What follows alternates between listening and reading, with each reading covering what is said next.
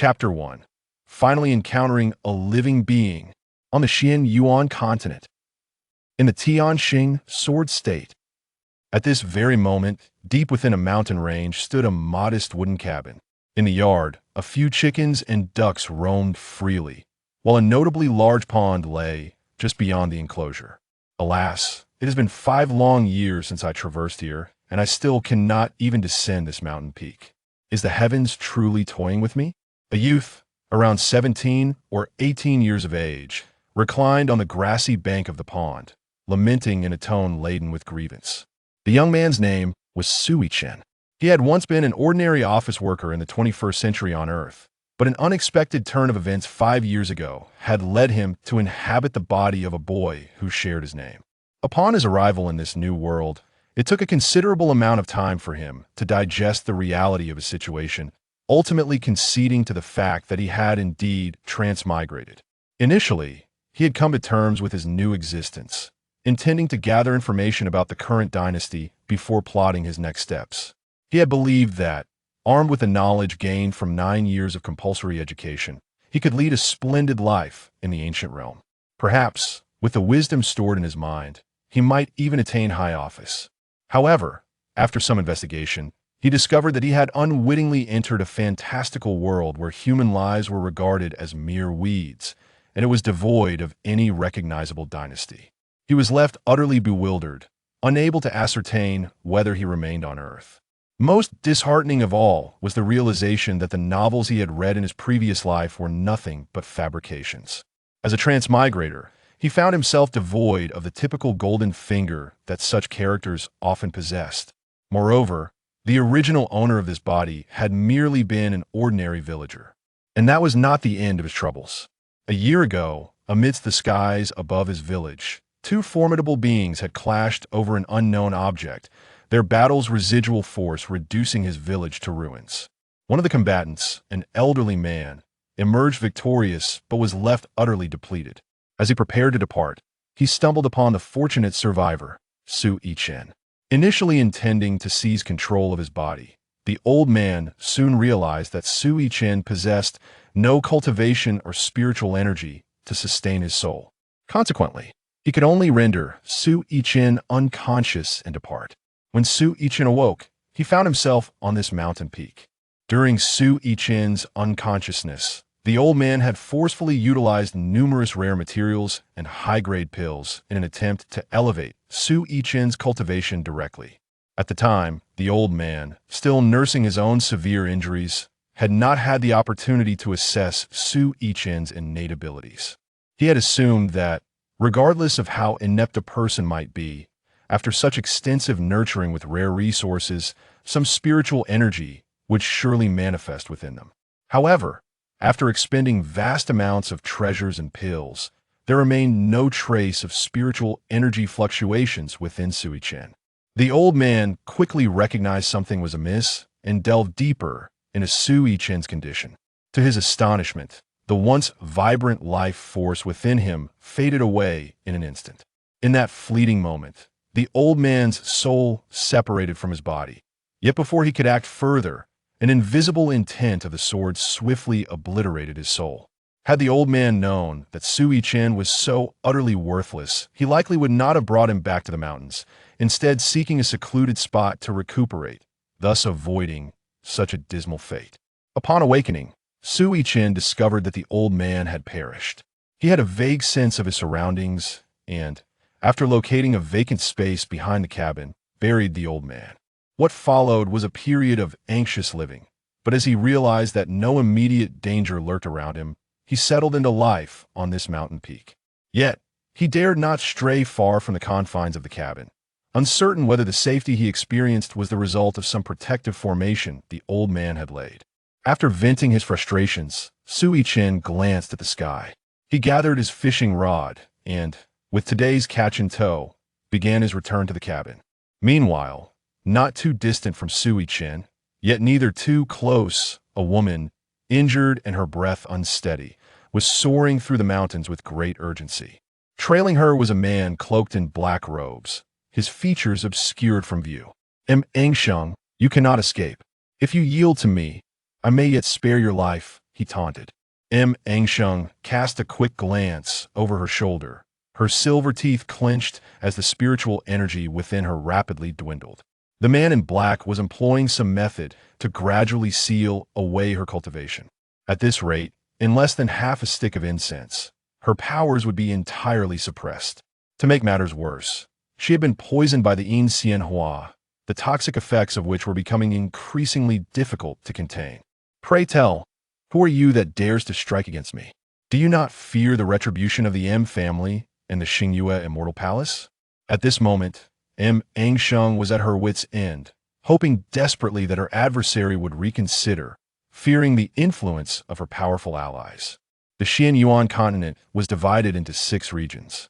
The Xingyue Immortal Palace and the M family, which Aingsheng had just mentioned, were the 2 foremost powers in the central region known as Zhongzhou. While there were innumerable sects and imperial dynasties across the continent, only a handful could be deemed as top-tier powers. Ha ha! Do you truly believe that I would chase you to this point if I feared the forces behind you? Aingsheng? The man in black laughed derisively, revealing no hint of trepidation. Aingsheng had hoped that invoking the names of her powerful allies would instill a sense of caution in him. Yet, the man was evidently aware of her identity and had the audacity to attack her regardless, indicating that he held no fear of her connections. Moreover, we are deep within the Tianxing Mountain Range. Do you truly think your allies can detect anything here? As Aingsheng's fears materialized, her despair deepened upon hearing the black-robed man's words. The Tianxing Mountain Range, where they currently found themselves, was a unique region of the Xianyuan continent, known as Tianxing Jianzhou, or simply Sword State. This mountain range was suffused with an ethereal sword energy that rendered all forms of perception ineffective. Should any cultivator attempt to sense with their divine soul, they would be met with the destructive force of the unseen sword energy, potentially injuring their very souls. Furthermore, by night, the mountains appeared to merge with the starry sky, with the celestial bodies shining exceptionally bright, thus earning the name Tianxing Mountain Range. This was also the reason Aingsheng had fled to this location, hoping to exploit its peculiarities to elude her pursuer. Humph! Do not rejoice too soon, even if I must self-destruct. I shall not grant you your wishes. Aingsheng had sensed that her cultivation was on the verge of complete suppression and could only utter fierce words to dissuade the man in black. Ha ha ha! Aingsheng, do you truly believe I am unaware of your current predicament? Do you still possess the ability to self-destruct? The man in black guffawed as he spoke, his hand concealed beneath the robe reaching forward.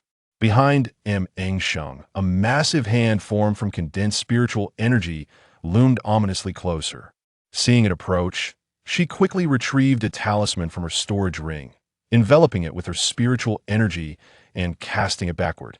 The talisman erupted in a dazzling display, instantly transforming the area behind her into a tempest of lightning.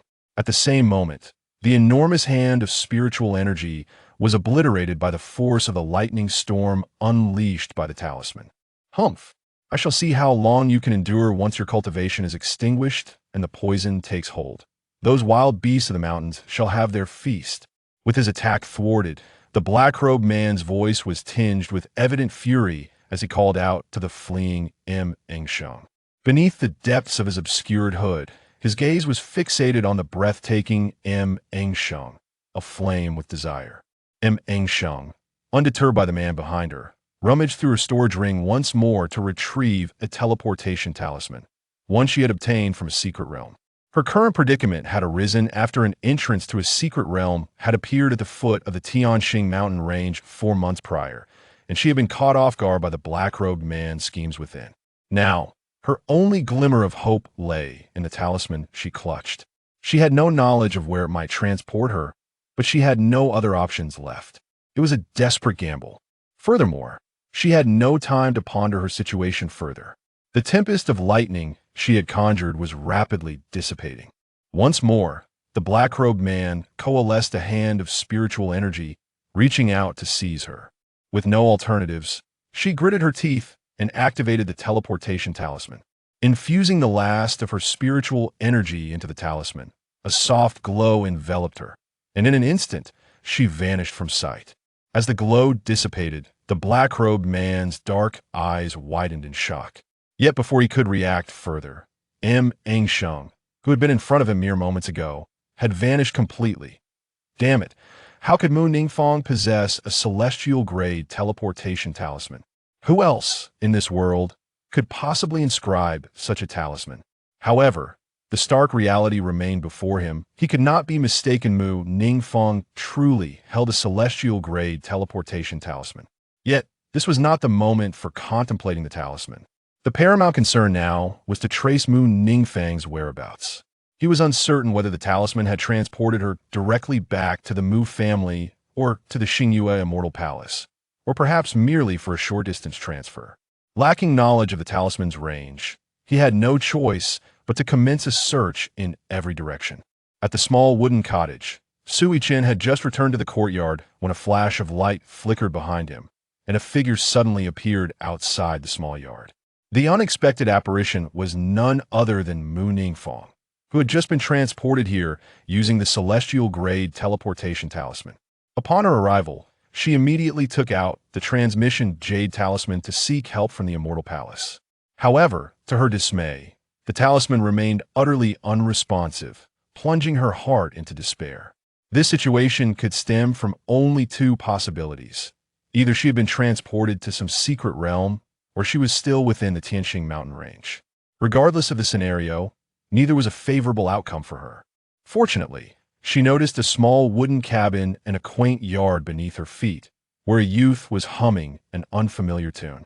Just as Mu Ningfang was about to approach him to inquire about her location, she suddenly felt the poison within her body surge violently, causing her to cough up a mouthful of blood. The commotion drew Su Yichen's attention, and as he turned around, he beheld a breathtakingly beautiful fairy standing before him, having appeared without warning. Stunned, he stood frozen in place. At last, he had finally laid eyes upon a living being. Yet, just as he was about to step forward in excitement, he witnessed the fairy abruptly descend from the air, blood trickling from the corner of her mouth. Alarmed by the sight, Su Yichen rushed forward and caught Mu Ningfang as she fell from the sky. Mu Ningfang, already weakened, was further burdened by the need to suppress the poison coursing through her veins. Now, enveloped in the warm embrace of the man before her, the toxins erupted within her, rendering her futile attempts at control ineffectual. Gradually, she succumbed to the loss of reason. At that moment, Su Yichen sensed something amiss. However, he was merely an ordinary mortal without any cultivation. Even though Mu Ningfang's powers were nearly depleted, he found himself utterly powerless to resist.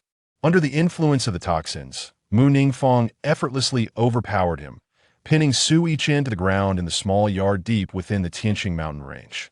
The sounds of tearing fabric echoed through the air, akin to the ripping of cloth. Occasionally, Su Yichen's cries could be heard initially. His voice expressed pleasure, but after an hour, it transformed into a lament. Chapter 2. Pretending to be an immortal recluse. 2 hours later, Su Yichen donned a fresh set of clothing and, clutching his waist, approached Mu Ningfang.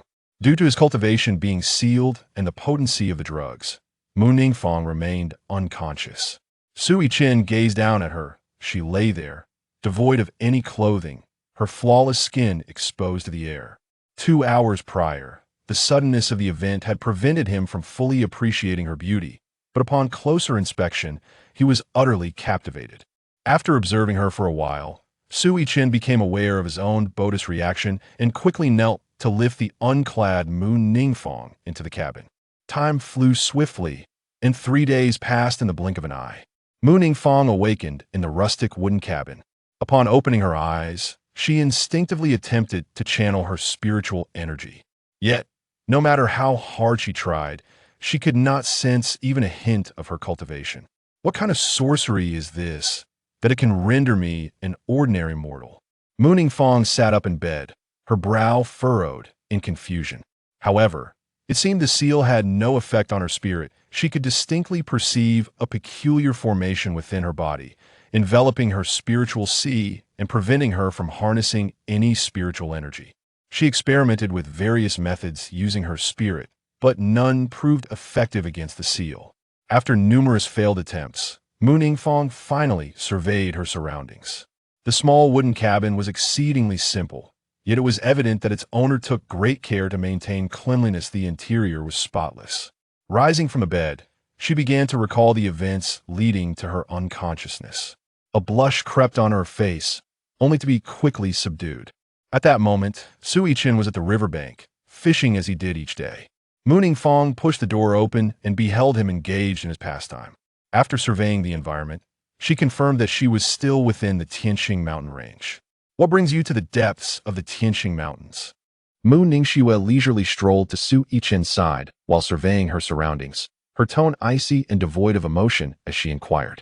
Su Yichen, engrossed in his fishing, was startled by the sudden sound that emerged from behind him. Turning around, he encountered Mu Ningxue standing silently behind him, her expression inscrutable. Her ethereal and striking visage scrutinized him, her piercing gaze seemingly capable of penetrating the very depths of his soul, unwaveringly fixed upon him. Su Yichen realized that the other party was a cultivator the moment Mu Ningxuang silently appeared outside his courtyard 3 days ago. Coupled with her astonishing abilities, he found himself utterly defenseless, and as she pinned him down, the truth became unmistakably clear to him. Su Yichen turned around, placed the fishing rod in his hand down, and then leisurely stood up. I have been in seclusion here for all these years. What brings you to my presence so unexpectedly? Upon rising, Su Yichen endeavored to adopt an air of an aloof sage, subsequently posing a counter-question to his interlocutor. From the words exchanged, he gleaned a valuable insight. He was ensconced deep within the Tianxing Mountain Range. The revelation caused his heart to skip a beat, for he was well aware of the unique nature of this locale. Nonetheless, this was not a moment to dwell on such matters, as an immediate source of trouble stood before him. Mu Ningxuang, hearing Su Yichen's words, slightly furrowed her brow. Simultaneously, a sense of caution blossomed within her mind, contemplating. His ability to reside in the Tianxing Mountain Range attests to his cultivation level. If it does not mirror my own, it certainly cannot be far off. The basis for her thoughts lay in the observation that Su Yichen's age was not dissimilar to hers. As one of the continent's most eminent prodigies, she harbored her own pride and confidence. At that moment, Su Yichen remained oblivious to Mu Ningxuang's musings. Despite his outwardly serene demeanor, a tempest of anxiety raged within him. He feared that Mu Ningxuang might perceive his facade and, in a sudden fit of rage, eliminate him. Just as he was on the verge of betraying his composure and uttering a word, Mu Ningxuang's voice, devoid of emotional fluctuation, cut through the air. The pretense of calm that Su Yichen had been maintaining shattered, sending a chill coursing through him, nearly causing him to falter. Stunned by her voice, Su Yichen quickly regained his composure.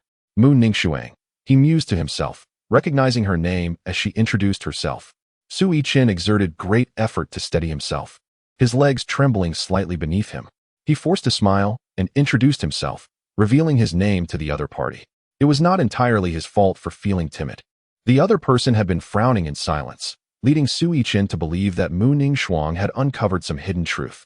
Just as he was engulfed by anxiety, the other person suddenly spoke, their voice imbued with a chilling coldness that nearly brought him to his knees.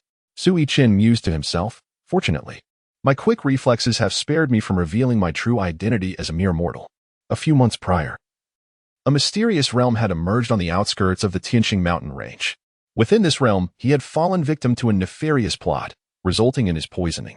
In a moment of desperation, he activated a random teleportation talisman, inadvertently transporting himself to this location. While Su Yichen was lost in his thoughts, Mu Ningxuang spoke again. This time, her tone was slightly more tranquil, yet still carried an air of chill. Oh, so you were ambushed? Is it true that you were poisoned 3 days ago? Upon hearing her words, Su Yichen feigned a demeanor of an aloof sage, responding with a retort. Simultaneously, he reflected inwardly. I never expected this person before me to be so accommodating. In the novels of my past life, cultivators would invariably resort to violence. In truth, he was mistaken. Mu Ningxuang had merely been in a coma for 3 days. Moreover, they had already engaged in an intimate union, leading her to believe that Su Yichen had thoroughly discerned her condition, which prompted her to casually explain the circumstances of her current state. Little did she realize that Su Yichen's understanding of her body was far from what she had imagined.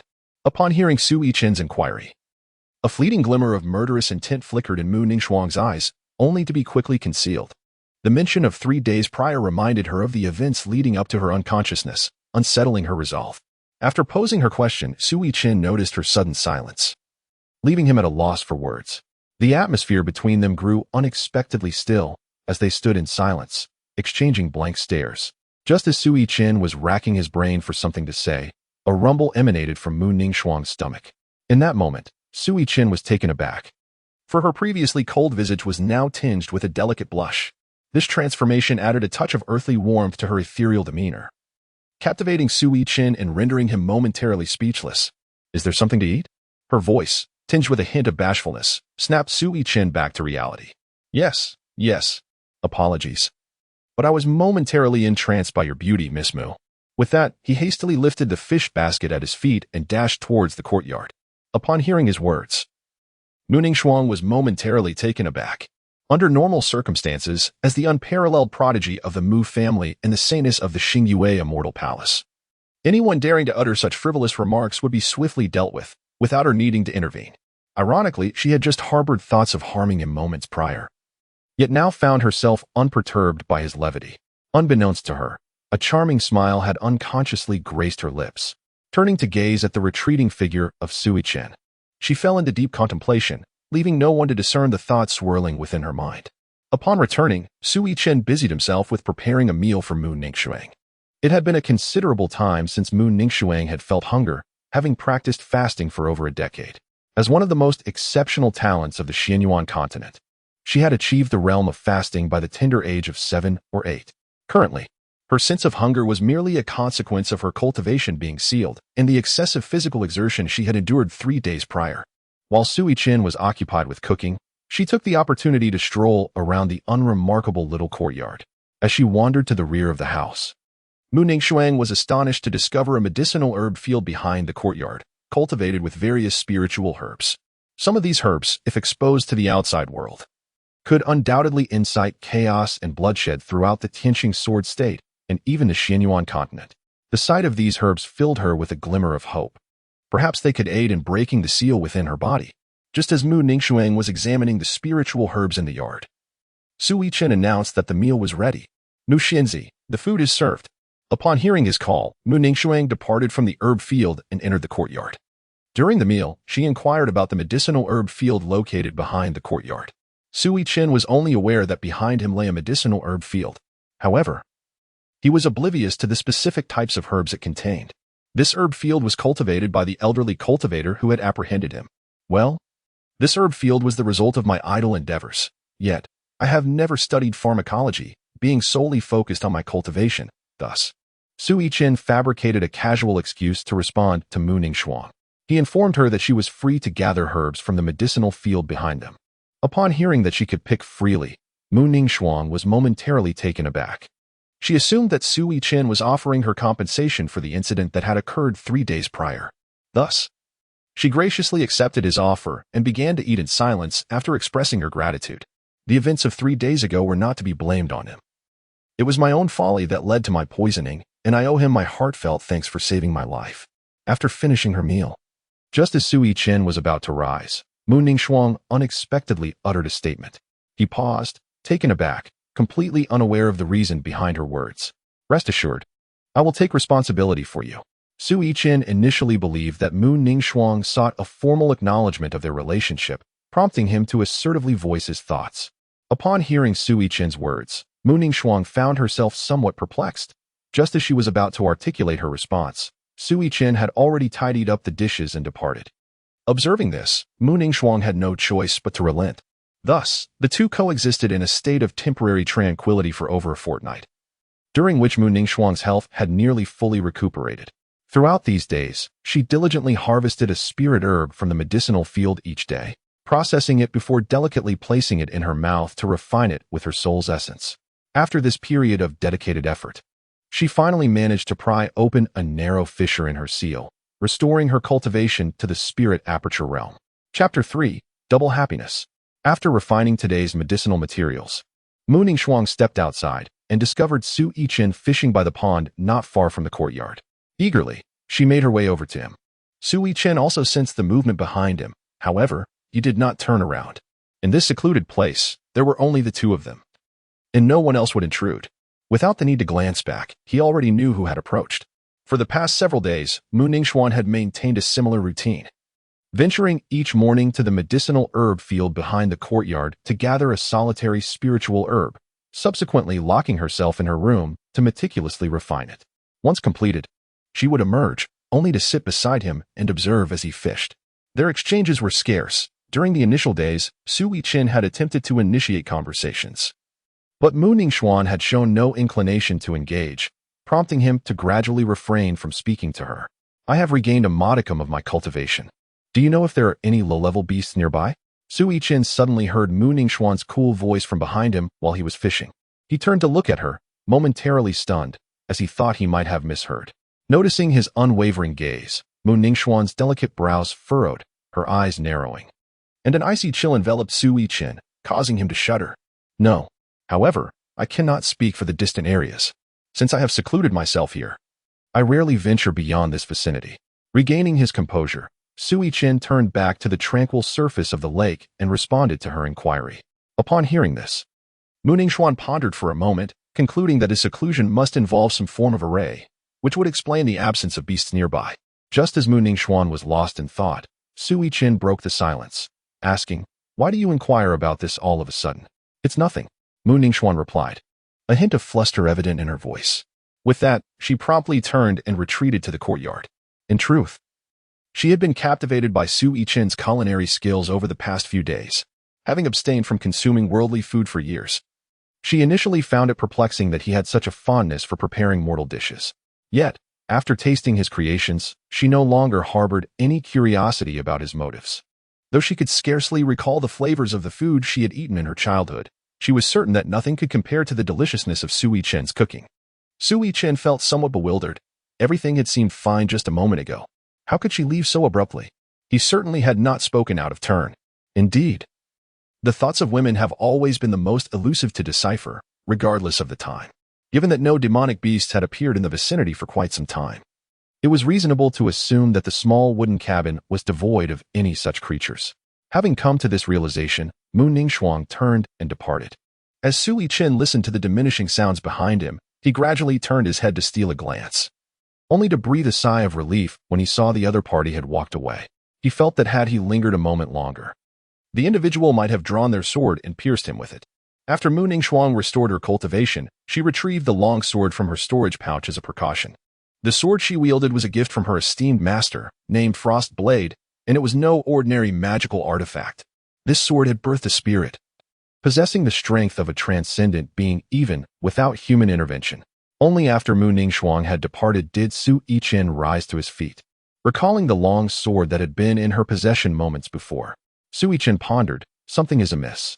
When I rescued her, she was unarmed. How is it that she now wields a sword? Could it be that her cultivation has been restored, and she retrieved it from her storage pouch? With this thought lingering in his mind, Su Yichen cast another glance in the direction where Mu Ningxuan had departed, before returning to his small courtyard. He approached a concealed compartment in the corner and retrieved a small box. Upon opening it, he discovered 3 storage pouches and a storage ring lying quietly within. After a moment's contemplation, he selected one of the storage pouches, closed the box, and returned it to its hidden place. He couldn't help but wonder what treasures lay within those storage pouches and the ring, remnants taken from the old man's corpse. After Su Yichen neatly arranged his belongings, he rose to examine the storage bag in his hand, murmuring softly before returning to the riverbank to resume his fishing. He contemplated that since Mu Ningxuan had regained her cultivation, perhaps this storage bag could be opened for inspection. Moreover, given their established marital bond, he thought he might broach the subject when her spirits lifted. If that proved unfeasible, they could simply wed. However, Su Yichen was resolute in his decision not to reveal all the contents of the storage bag to her, opting instead to keep some secrets for safety's sake. Thus, the two of them peacefully coexisted here for nearly a month. Over this time, Mu Ningxuan's cultivation had gradually improved, albeit at a slow pace. Nevertheless, the signs of recovery were encouraging. What could have prompted this? At that moment, Mu Ningxuan, having just awakened from her meditation, wore an expression of disbelief. The reason for her astonishment was simple. She discovered she was pregnant. After a brief moment of shock, she suddenly lifted her delicate hand to press against her abdomen. Just as her fingers were about to make contact, she halted abruptly. Mu Ningxuang's expression turned conflicted. For reasons unknown, an inexplicable emotion welled up within her. Simultaneously, memories of her time spent with Su Yichen over the past 2 months flooded her mind. After a moment of internal struggle, she resolved to keep the child. Unbeknownst to her, Su Yichen had nearly lost their first child in this world. Su Yichen now reclines on a large stone in the courtyard, gazing up at the sky. He is contemplating what to prepare for dinner, as he intends to share his intentions of marrying Mu Ningxuang and observe her reaction. Thus, Su Yichen, lost in thought, drifts into a light slumber upon the stone. He is unsure how much time has passed, but in a state between dreams and reality. He seems to hear someone calling his name. Upon opening his eyes, he is greeted by the enchanting and ethereal visage of none other than Mu Ningxuang. Are you hungry? I shall prepare a meal right away. Su Yichen abruptly sat up, glancing at the sky, which was already nearing dusk. He realized he had slept for nearly an entire day. Upon rising, he felt an unparalleled sense of comfort enveloping his body, though he could not discern the reason behind it. Hearing Su Yichen's words, Mu Ningxuang merely responded with a soft hum. Su Yichen glanced at Mu Ningxuang with a hint of surprise, but swiftly averted his gaze. Su Yichen felt that Mu Ningxuang seemed somewhat different today, though he could not pinpoint exactly what it was. Unable to fathom it, he decided to dismiss the thought altogether. The night was as tranquil as water, and the serene courtyard was bathed in the gentle glow of the moonlight. On the bluestone pavement, wisps of moonlight filtered through the gaps in the leaves, resembling a blanket of pristine white snow. Su Yichen and Mu Ningxuang sat facing each other, surrounded by a subtle fragrance of flowers. It was emanating from several unknown spiritual blooms that Mu Ningxuang had transplanted in the corner of the courtyard, quietly blossoming in the night. The stars above seemed to hover just within reach, casually draping themselves upon the branches of the small garden. Their cold, luminous glow bathed the entire courtyard in a dreamlike radiance. At that moment, Mu Ningxuang, in Su Yichen's eyes, resembled a celestial being meticulously sculpted by moonlight and starlight. Her waist-length hair flowed like silk, with a few stray strands cascading down her fair cheeks, enhancing her delicate beauty. She slightly bowed her head, admiring the spiritual flowers in the corner of the courtyard. The fragrance of the blooms enveloped her, melding with the ethereal night, granting her an aura of exquisite independence. Su Yichen gazed at this scene, momentarily entranced. In truth, Mu Ningxuang was far from the calm exterior she portrayed. She had long noticed that Su Yichen's gaze lingered upon her. However, in contrast to a month prior, this time she felt no trace of aversion. Instead, an unusual sensation blossomed within her. After a brief pause, as Su Yichen continued to gaze at her with an infatuated expression, a wave of unease washed over her heart. Reluctantly, she cleared her throat and inquired, "Do you have something to say to me?" Although Mu Ningxuang's words remained succinct, they lacked the usual chilliness. Upon hearing this, Su Yichen hastily averted his gaze, fearing that Mu Ningxuang might notice the flush creeping across his cheeks. Yet, this slight gesture could hardly escape Mu Ningxuang's keen observation. Upon noticing Su Yichen's embarrassment, a subtle smile tugged at the corners of her lips. Su Yichen took a deep breath, steadying his frantic heartbeat, then turned to face Mu Ningxuang. "Let us marry." He thought countless tentative phrases in his mind, yet for some inexplicable reason, those words escaped his lips. The moment he uttered them, anxiety surged within him. "It's over. I'm doomed. This girl is surely going to pierce my heart with her words." However, Mu Ningxuang seemed equally unprepared for his declaration. After a brief moment of astonishment, an unexpected turn of events unfolded. After a moment's contemplation, Mu Ningxuang lightly replied, "All right."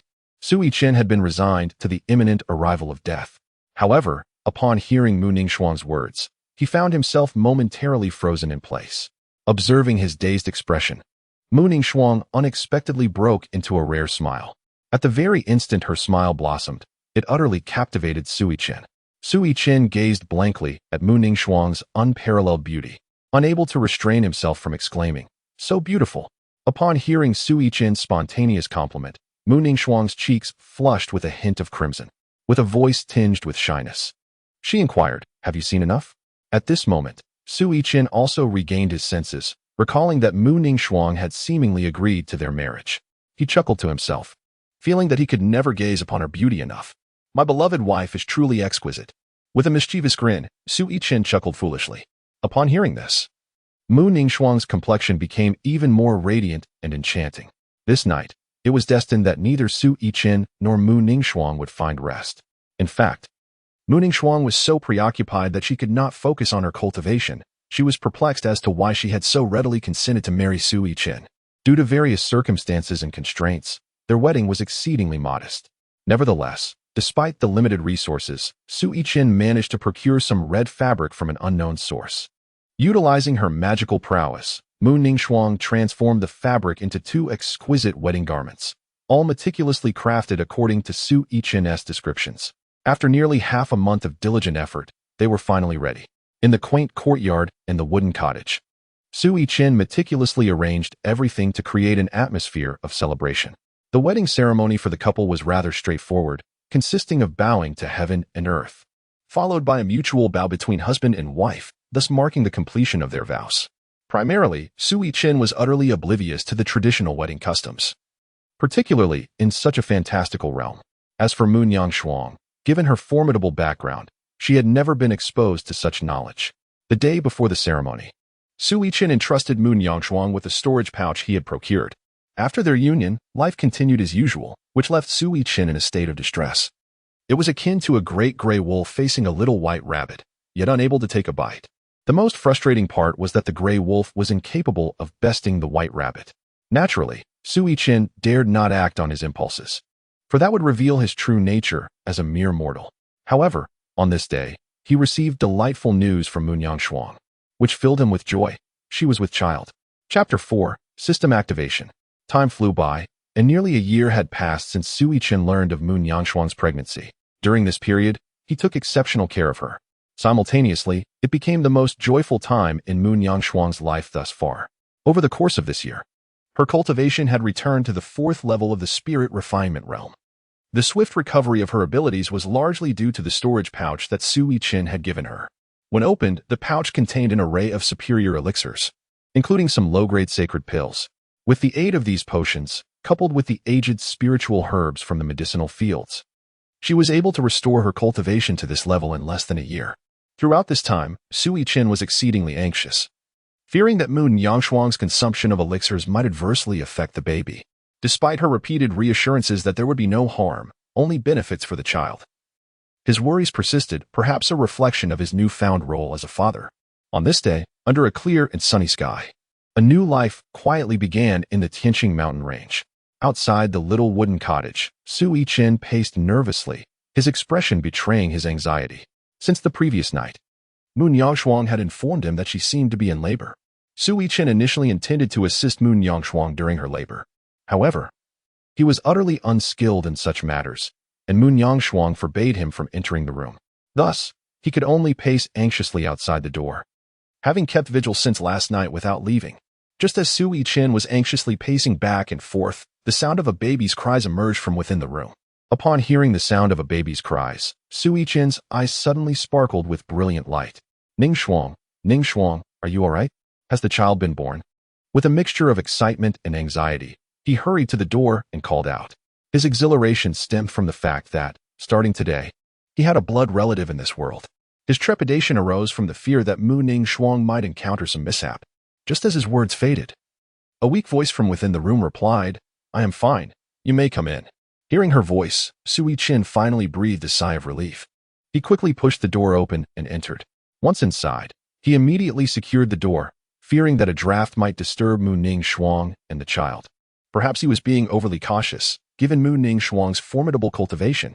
Although she was quite weak after childbirth, she would not be so fragile as to be troubled by a mere breeze. Moreover, the day was splendidly clear, devoid of any hint of wind or movement. After Su Yichen closed the door, he immediately approached the window.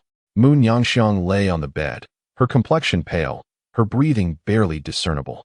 Beside her, a delicate infant, exquisitely beautiful, wailed loudly in distress. Su Yichen first inquired about Mu Ningxuang's well-being, then gently lifted the child into his arms. At the moment he cradled the infant, a miraculous laughter erupted from the baby, resonating joyfully. "Ha ha ha, Ningxuang, our child is truly remarkable, for he recognizes me as his father." Su Yichen cradled the child in his arms, and upon witnessing her smile directed at him, he joyfully remarked. Mu Ningxuang, hearing the child's laughter, allowed a smile to grace her own face. "Oh, what a little princess! Su Yichen exclaimed in astonishment upon realizing that the child was a girl. Suddenly, a series of system notifications echoed in his mind. Ding, activation conditions met. System activating. System activation successful. Distributing beginner's gift pack. As Su Yichen reveled in his delight, the unexpected sound of notifications stunned him into silence. Noticing his abrupt stillness, Mu Ningxuang, concerned, inquired, "What's wrong? Is there something the matter with the child?" Her worry prompted her to prepare to rise from her seat. Upon hearing Mu Ningxue's anxious words, Su Yichen turned to see her distressed expression as she struggled to rise. It's all right. I'm simply overwhelmed with joy," Su Yichen reassured her, quickly approaching the bedside and urging, "Please lie down and refrain from moving." When Mu Ningxue saw Su Yichen cradling the child and confirmed that the little one was indeed unharmed, she finally breathed a sigh of relief and settled back onto the bed. At this moment, Su Yichen was not inclined to ponder the system. Observing Mu Ningxuang reclining, he inquired, "Shall we bestow a name upon our little princess? As the child's father, it is only fitting that you choose the name." In response, Mu Ningxuang smiled and said to Su Yichen, "Allow me a moment to contemplate." Upon hearing Mu Ningxuang's words, Su Yichen fell into a contemplative silence. After pondering for quite some time, he finally spoke, "Let us name her Su Linger." Despite his prolonged deliberation, he could not conjure a more suitable name, so he recalled that in the novels from his past life, the name Lingo seemed to be quite popular among female characters. Mu Ningxuang nodded in agreement, for she too found the name quite melodious. Most importantly, she was not adept at naming either. Seeing Mu Ningxuang's approval, he felt a sense of relief. Su Yichen cradled the little Linger in his arms and smiled, saying, "My little princess, from now on, you shall be known as Su Linger. When you grow up, you will undoubtedly be a breathtaking beauty, just like your mother." Seemingly aware of her newfound identity, Lingo joyfully waved her chubby little hands in delight, giggling gleefully in Su Yichen's embrace. Upon hearing Su Yichen's words, a faint blush crept onto Mu Ningxuang's pale cheeks. Having lived a tranquil life in the Tianxing Mountain Range for several years, Su Yichen found that Mu Ningxuang's arrival infused his serene existence with a delightful newness. With the addition of little Linger, his anticipation for the future grew even stronger. In the room, however, before Su Yichen could spend much time playing with Linger, she suddenly burst into inconsolable tears, and despite his best efforts to soothe her, nothing seemed to work. Mu Ningxuang was at a loss for what to do. While her confusion was understandable, it was somewhat surprising that Su Yichen, a well-educated young man who had undergone 9 years of compulsory education in the 21st century, was also struggling with such basic knowledge. Su Yichen was also swept away by joy. The newborn infant, whenever it cried, was either hungry or in need of sleep. "Give me the child. Let me see what's the matter," Mu Ningxuang said, observing that Su Yichen had been trying to soothe the baby for a while without success. Upon hearing her words, Su Yichen hurriedly handed the child over. The moment little Lingo was cradled in her mother's embrace, she instantly ceased her cries. Simultaneously, she pouted her tiny lips, her chubby little hands exploring curiously at Mu Ningxuang's chest. Just as Mu Ningxuang pondered what little Linger was searching for, Su Yichen spoke, "I understand now." Upon witnessing Xiaolinger exploring Mu Ningxuang's chest, he finally reacted. "What do you understand?" Mu Ningxuang inquired with a puzzled expression as she looked up at Su Yichen. Taken aback by a sudden utterance, Su Yichen gazed at Mu Ningxuang's voluptuous figure, and suddenly, the scene of their first encounter flooded his mind. For a moment, he found himself at a loss for words, standing there in a daze. "I'll gouge your eyes out." Mu Ningxuang, following his gaze, looked down at her own chest. Realizing what Su Yichen was staring at, she was instantly filled with a mix of embarrassment and anger. "No, don't misunderstand. Linger must be hungry." Upon hearing Mu Ningxuang's slightly irritated words, Su Yichen turned his head away and replied, "What's the big deal? It's not like I've never seen it before. Besides, you're my wife. It's not illegal for me to look." Though he thought this in his mind, he dared not voice it aloud. "Well, you should hurry and get something to eat." Clearly, Mu Ningxuang's anger had not yet subsided, as her words still carried a tone of irritation. Hearing her insistence, Su Yichen began to stammer, evidently unsure of how to respond next. Noticing Su Yichen's hesitation, Mu Ningxuang furrowed her brows and said, "Aren't you going? What are you waiting for?" That is, oh dear, the child can't eat food yet." After much stuttering, Su Yichen finally managed to speak up in response to Mu Ningxuang's urging. "But you just said she was hungry and can't eat food, so what should she eat?" Mu Ningxuang was momentarily taken aback by his words, then asked in confusion. With a firm resolve, Su Yichen uttered 2 words, "Nurse." Upon hearing nurse, Mu Ningxue appeared momentarily taken aback. However, she quickly regained her composure. Indeed, such a small infant, when hungry, naturally requires nourishment. As this thought crossed her mind, Mu Ningxue's cheeks flushed, and she softly admonished Su Yichen, "You must not look." In response, Su Yichen acknowledged with an "oh," and slowly turned away. Under the slightly puzzled gaze of Mu Ningxue, observing his actions, Mu Ningxue was initially stunned, but soon her charming face visibly cooled. Subsequently, Su Yichen heard her voice. Icy and piercing, "Command, leave." Su Yichen did not even turn his head as he swiftly made his way to the door. Upon closing it behind him and stepping into the courtyard, he finally looked back. His lips moved incessantly, yet no sound escaped them. It was evident that he was silently protesting. After venting his frustrations in silence for a while, he recalled the activation of the system that had just occurred. He then seated himself in the small courtyard and called out in his mind, "Is that you, system?" "Indeed, host." The system's response echoed swiftly in his mind. Upon hearing the voice of the system, Su Yichen felt an overwhelming surge of emotion and nearly burst into tears. 6 years. 6 long years. Do you have any idea what I have endured during this time? In the recesses of his mind, Su Yichen roared furiously at the system. "Stabilize your emotions, host." The system urged. "Stabilize my emotions? What the hell? Where have you been all these years?" Upon receiving the system's response, Su Yichen immediately began to interrogate. "The system has always been present, host, but today it has merely met the activation conditions."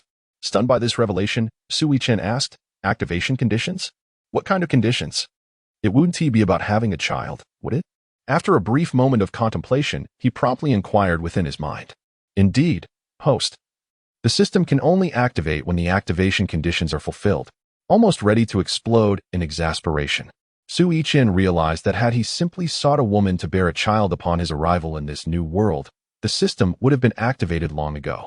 Nevertheless, he decided not to dwell on this matter any longer. After all, having a system in this new life was certainly better than having none at all. Chapter 5. System Rewards, Attaining Cultivation. At this moment, if there were outsiders present, they might very well think Su Yichen had lost his sanity. He sat in the small courtyard, gesticulating wildly, alternating between tears, fury, and laughter. "By the way, system, what exactly is this beginner's gift package you mentioned?" After questioning the system about various matters, he suddenly recalled the mention of the beginner's gift package. Thus, he hastily inquired within his mind.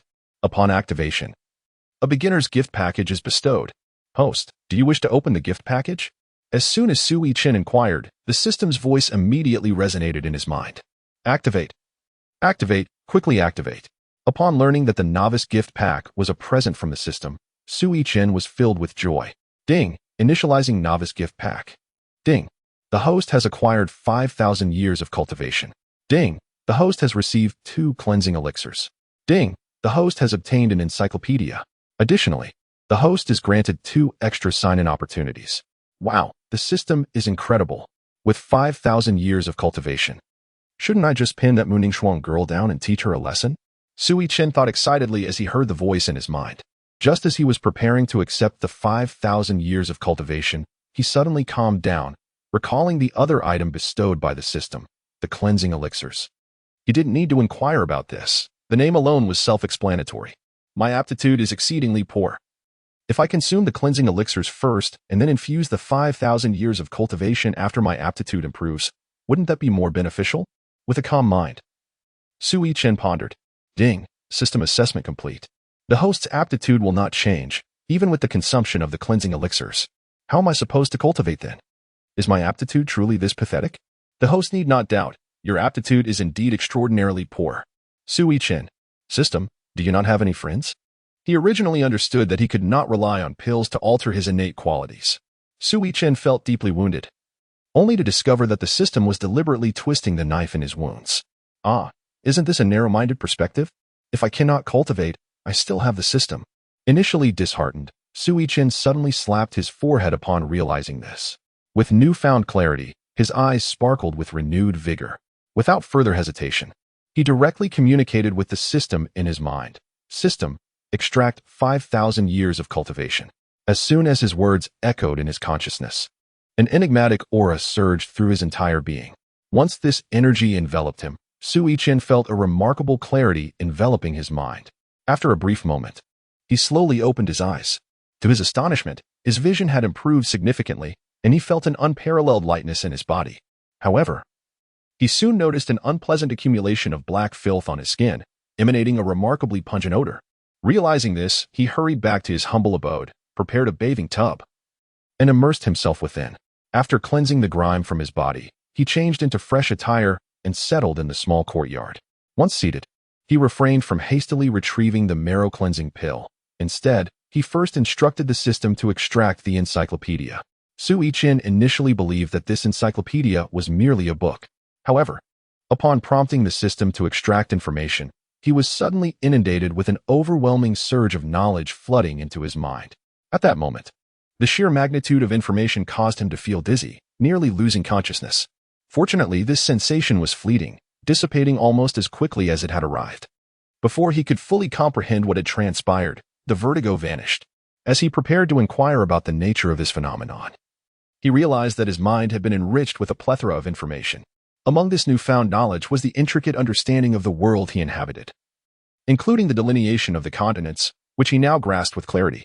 Additionally, he became aware of the hierarchical classifications of realms within this world. The realms on the continent were categorized into the 4 stages of transcendence: body refinement, spirit awakening, spirit aperture, and true spirit, each consisting of 9 levels. Only upon reaching the pinnacle of true spirit could one be deemed a true practitioner.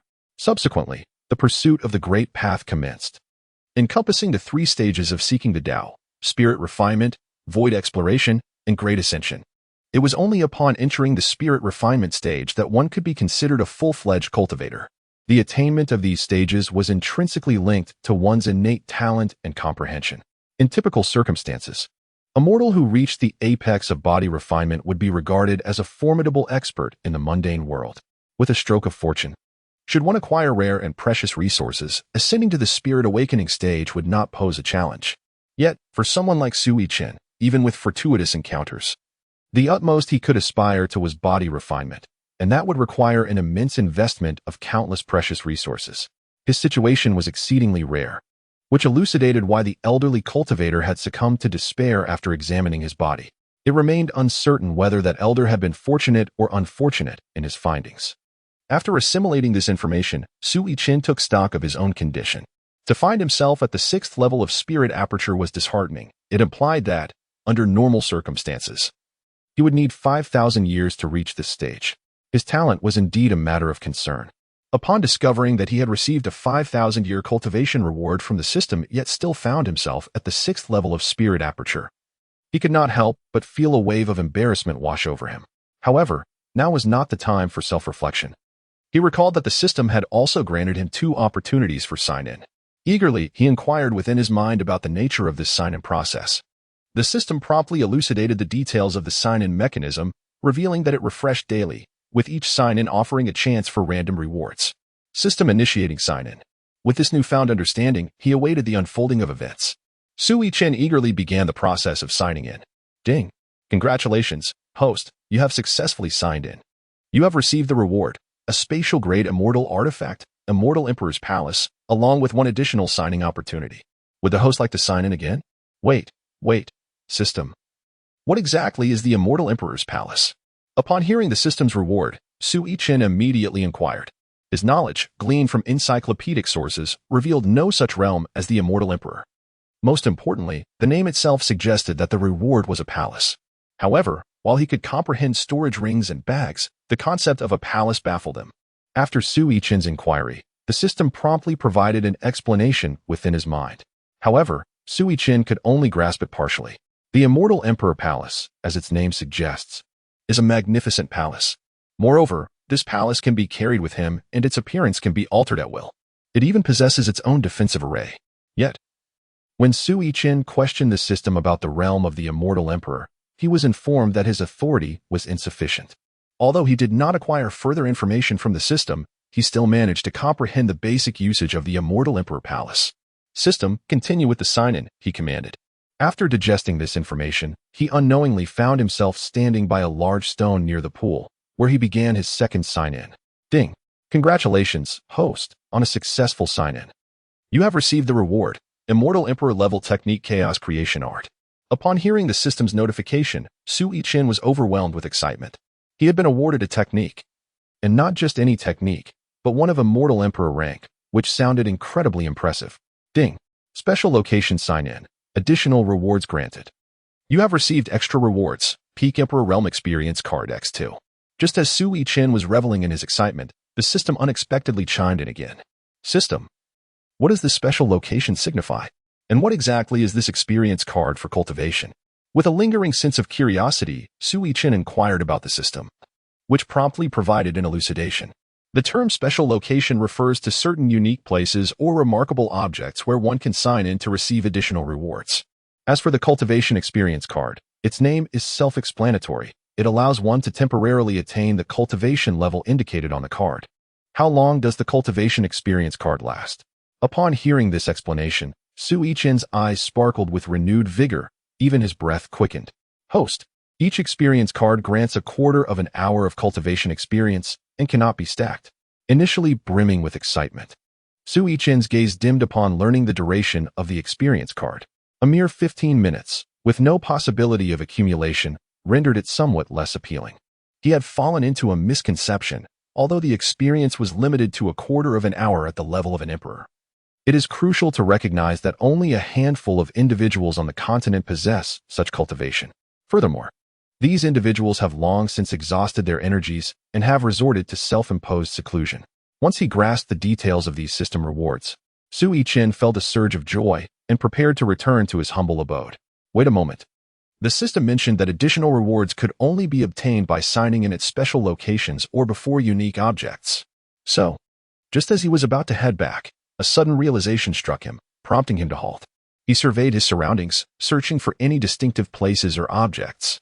After a thorough inspection, he found nothing of particular significance. With no other option, he resigned himself to return to his small courtyard. As he walked, he extracted the techniques awarded by the system. As a thought stirred in Su Yichen's mind, a jade slip of a verdant hue materialized before him. The moment he made contact with the slip, it transformed into a fleeting glimmer and penetrated his third eye. In that instant, he comprehended the essence of this cultivation technique. With the method of practice now clear, he settled into a cross-legged position and immediately commenced his training. He yearned to discover the effects of self-cultivation. After taking his seat and adhering to the prescribed method of operation, he devoted himself wholeheartedly to the practice. An hour passed before he gradually opened his eyes. The despondency etched on his face revealed that this session of cultivation had yielded unsatisfactory results. In truth, it was far more than merely unsatisfactory. The spiritual energy he had refined during that hour was almost negligible. This was in the presence of a celestial emperor-level technique. Had he employed any other method, even one of the continent's most esteemed techniques, it would have been impossible to cultivate even a trace of spiritual energy within that hour. He had finally grasped the reason behind his meager advancement to the spirit aperture realm despite possessing 5,000 years of cultivation. Su Yichen let out a soft sigh.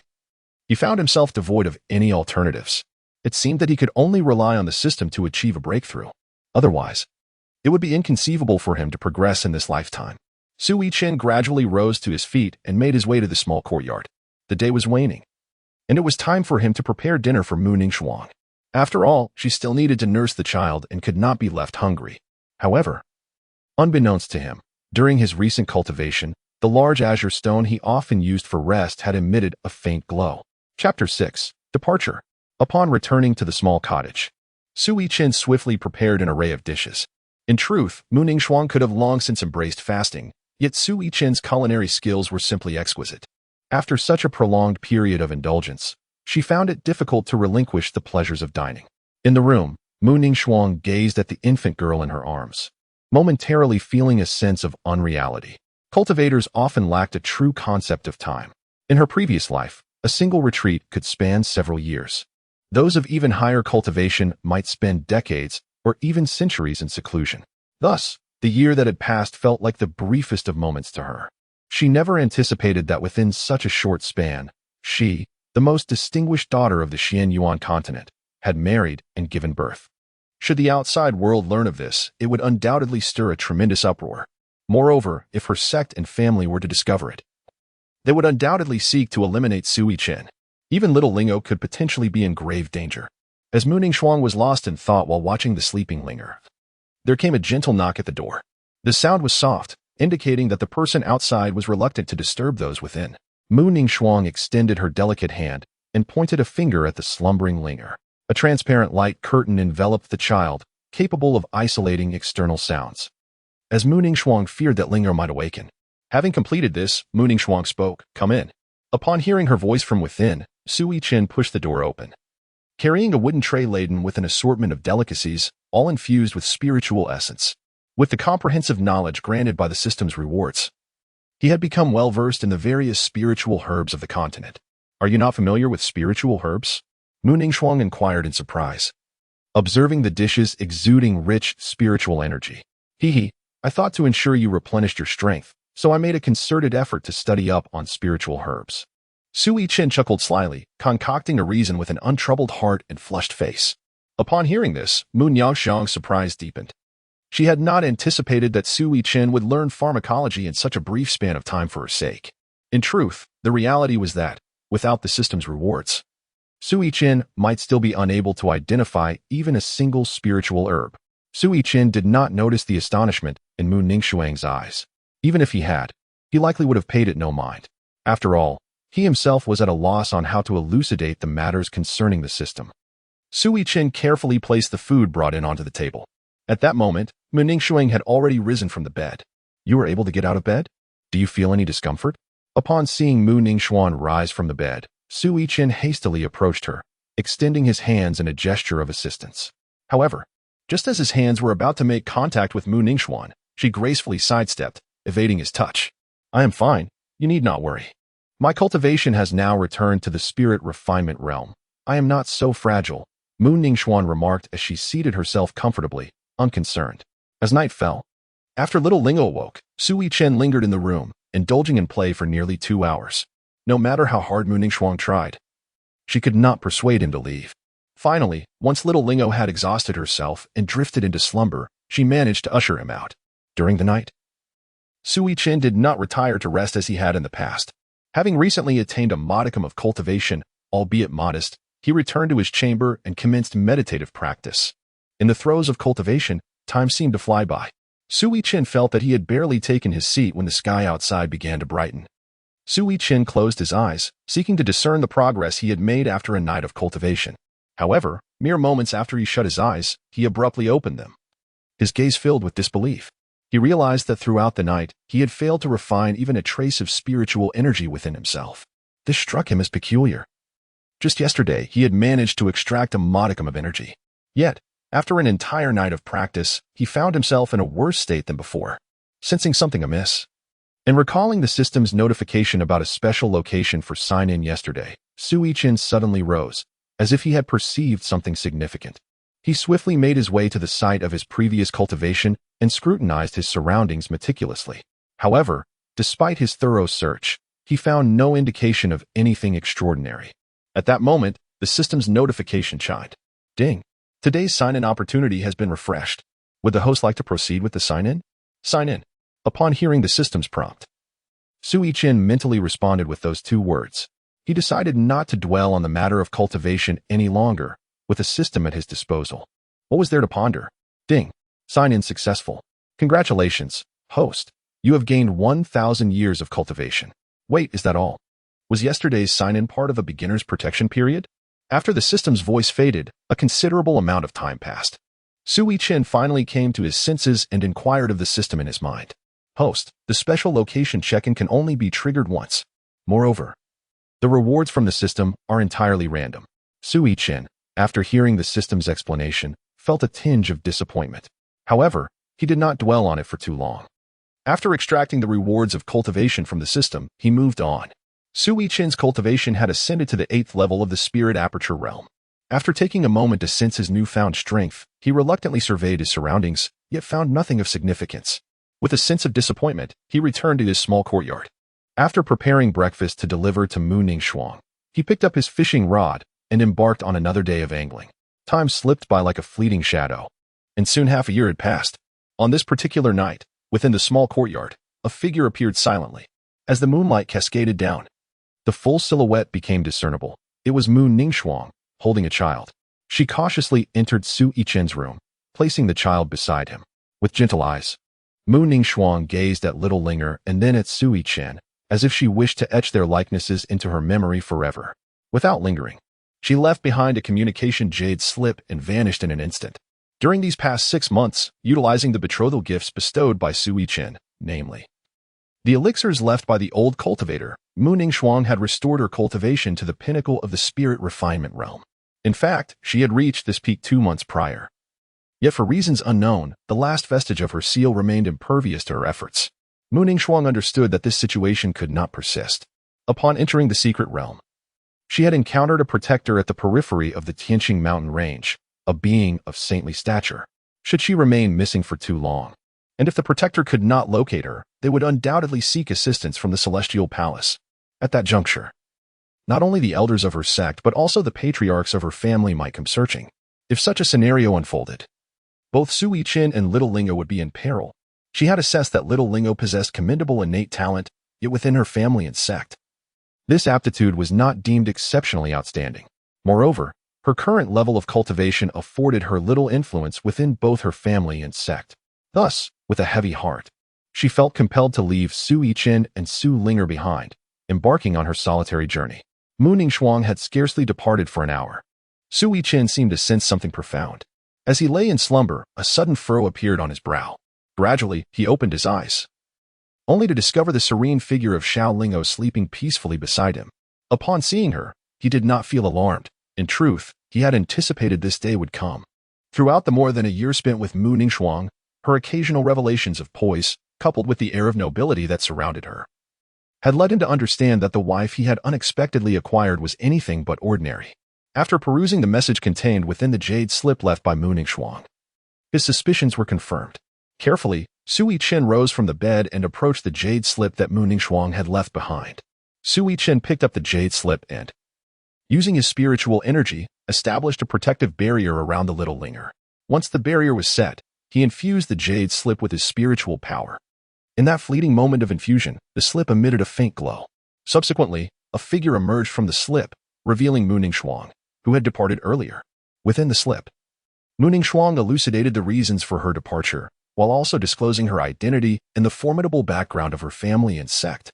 A quarter of an hour later, having absorbed the information contained within the jade slip, Su Yichen let out a soft sigh. He then settled in the small courtyard, lost in contemplation. Time slipped away unnoticed until the peaceful morning was abruptly interrupted by the wail of an infant.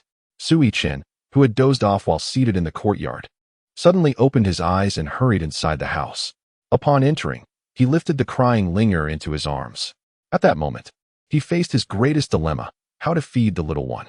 Just as he grappled with this challenge, his gaze fell upon a jade pendant lying beside the jade slip. Su Yichen picked up the jade pendant and examined it closely. The jade felt warm and smooth to the touch, exuding a gentle warmth. Its clarity was ethereal, with a soft hue of milky white subtly tinged with a hint of crimson. The pendant featured a dragon, its form robust and majestic, with each whisker distinctly defined, swaying gracefully in the breeze as if it were inhaling the essence of the universe. Opposite the dragon was a phoenix, its body light and ethereal, the tail unfurling like the resplendent clouds at the horizon. The phoenix's feathers were layered intricately, each one meticulously carved to life, and within the delicate patterns seemed to pulse with the rhythm of existence. Su Yichen was aware that this was also left behind by Mu Ningxuang, yet he was uncertain of its purpose. He initially believed that it was a protective talisman intended for Linger. He contemplated placing it on her, but then reconsidered and decided to first explore its functionalities. Thus, he infused his own spiritual energy into it. The moment his energy made contact with the jade pendant, an unexpected force emanated from it, drawing a wisp of his soul into its depths. As Su Yichen blinked, he found himself in a space shrouded in darkness. This realm was as black as ink, yet for some inexplicable reason, he could perceive his surroundings with clarity.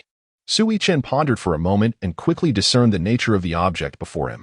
It appeared to be a spatial treasure approaching the imperial level, distinctly different from the ordinary storage bags and rings utilized by cultivators. Upon realizing what it was, he prepared to withdraw his consciousness from this realm. However, just as he was about to depart, an unexpected vision manifested in his mind. To his astonishment, the very space he occupied unveiled itself within his thoughts, revealing all its treasures at a glance. rendering any search within the space entirely unnecessary.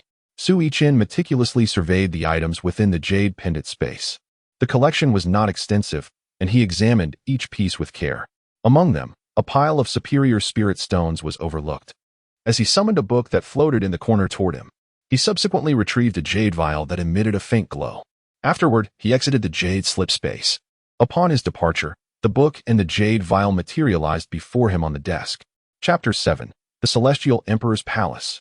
Su Yichen meticulously examined the two objects before him. He first picked up the jade bottle, which radiated a faint glow, preparing to scrutinize it closely. However, at that moment, the little girl Linger, who had been wailing incessantly, abruptly ceased her cries. Her delicate, rosy hands reached out eagerly towards the jade bottle in Su Yichen's grasp, clearly indicating her fervent desire to obtain whatever was contained within. Upon discovering Linger's peculiar behavior, Su Yichen became increasingly curious about the contents of the jade bottle that so captivated the little Linger in his arms. As he opened the bottle, a rich and enticing scent of maternal milk wafted through the air. In Su Yichen's embrace, Linger, upon catching a whiff of the enticing aroma, reached earnestly for the jade vial with both hands. Simultaneously, she babbled in infantile tones, as if expressing her discontent to her father. Upon detecting the fragrant aroma and recalling Linger's reaction, Su Yichen discerned the nature of the substance contained within the jade vial. This Munyan Shuang has left behind her breast milk, yet she failed to articulate it clearly, leaving me in distress for half a day. Upon discerning the contents of the jade vial, Su Yichen couldn't help but inwardly lament. It was not that Mu Ningxiong chose not to divulge the secret to him. Rather, she was utterly at a loss as to how to articulate such an embarrassing matter. Thus, she opted to remain silent, and simply kept the item to herself. Fortunately, Su Yichen had activated the system and acquired a modicum of cultivation. Otherwise, he would have been unable to unlock the storage treasure left by Mu Ningxiong. After his mental grumbling, Su Yichen enveloped Linger in spiritual energy, allowing her to float gracefully in midair. The little spirit, encased in the ethereal aura, flailed her limbs energetically. Meanwhile, he returned indoors and rummaged through his belongings until he discovered an unknown piece of wood. With determination, he set about crafting a feeding bottle for Linger. For without it, he would have no means to provide her with the milk contained in the jade vial. Once he had thoroughly cleaned the bottle, he poured a modest amount of milk into it from the vial. At last, Linger's nourishment was resolved. Subsequently, his gaze shifted to another item extracted from the jade pendant. There, inscribed on the cover of the book, were the words Chronicles of the Xian Yuan continent. Just by the title, it was evident that this tome chronicled the history of the continent. Su Yichen carefully tucked away his books, intending to delve into them further when time permitted. After securing the volumes, he cast a glance at the small courtyard surrounding him, subsequently sinking into contemplation. System, once the Immortal Emperor Palace is retrieved, will it take root here? After a moment, Su Yichen posed his inquiry within his mind. The Immortal Emperor Palace is a treasure of immortal rank, capable of being carried by its master once their cultivation reaches sufficient heights. Upon his query, the system promptly provided an answer. Upon learning that it could indeed be taken away, Su Yichen resolved to summon the Immortal Emperor Palace. With Mu Ningxiong having departed, there was no longer any need for him to offer explanations. By the way, system, will the Immortal Emperor Palace cover the courtyard upon its emergence? Just as he was about to extract the Immortal Emperor Palace from the system's space, a sudden thought struck him regarding the vast medicinal fields behind the house. Indeed, the Immortal Emperor Palace would envelop this area directly. The system responded straightforwardly. Is it possible to transplant the medicinal fields into the Immortal Emperor Palace? Certainly. Upon learning that the medicinal fields could be included, he felt a sense of relief. System, retrieve the Immortal Emperor Palace. Su Yichen exhaled in relief and promptly extracted the Immortal Emperor Palace from the confines of the system space. The moment the Immortal Emperor Palace was unveiled, before Su Yichen, a blinding radiance suddenly illuminated the surroundings. He hurriedly shielded the little Linger in his arms and then closed his eyes. After merely a few breaths, he felt the dazzling light dissipate and slowly opened his eyes. The scene that greeted him instantly left Su Yichen in a state of astonishment. Even the little Linger, who was nursing in his embrace, was captivated by the spectacle. The quaint wooden cottage had vanished, replaced by a magnificent palace. The grand entrance was crafted from a single piece of deep blue crystal, exuding an enigmatic glow, adorned with intricate and mysterious runes, each line pulsating with boundless celestial energy.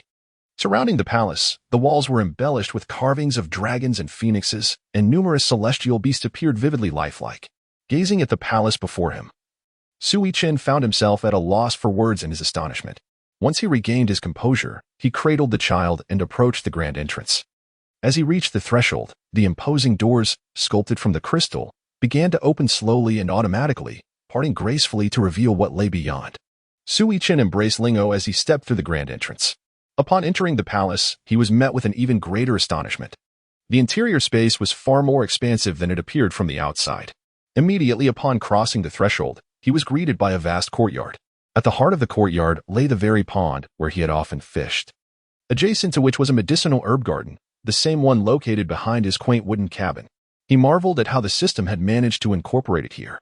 Surrounding this central area were countless palatial towers and pavilions. "Welcome back, master." Just as Su Yichen was taken aback by the spectacle before him, a voice abruptly resonated in his ears. Almost instantaneously, a figure began to materialize slowly before him. Upon hearing the sound, Su Yichen's body tensed instinctively. As the voice echoed, a sphere of light coalesced in front of him, and his eyes brimmed with caution. "System, what is happening?" As Su Yichen remained vigilant, he quickly inquired within his mind about the system. "Rest assured, host, this is the spirit of the immortal emperor's palace, akin to its steward." Upon hearing the system's explanation, Su Yichen finally relaxed his guard. Turning his gaze forward again, he beheld a figure emerge as the radiant light dissipated. Upon realizing that there was no danger, Su Yichen carefully scrutinized the figure before him. Emerging from the radiance was an elderly man, his hair a silvery white, exuding an ethereal presence.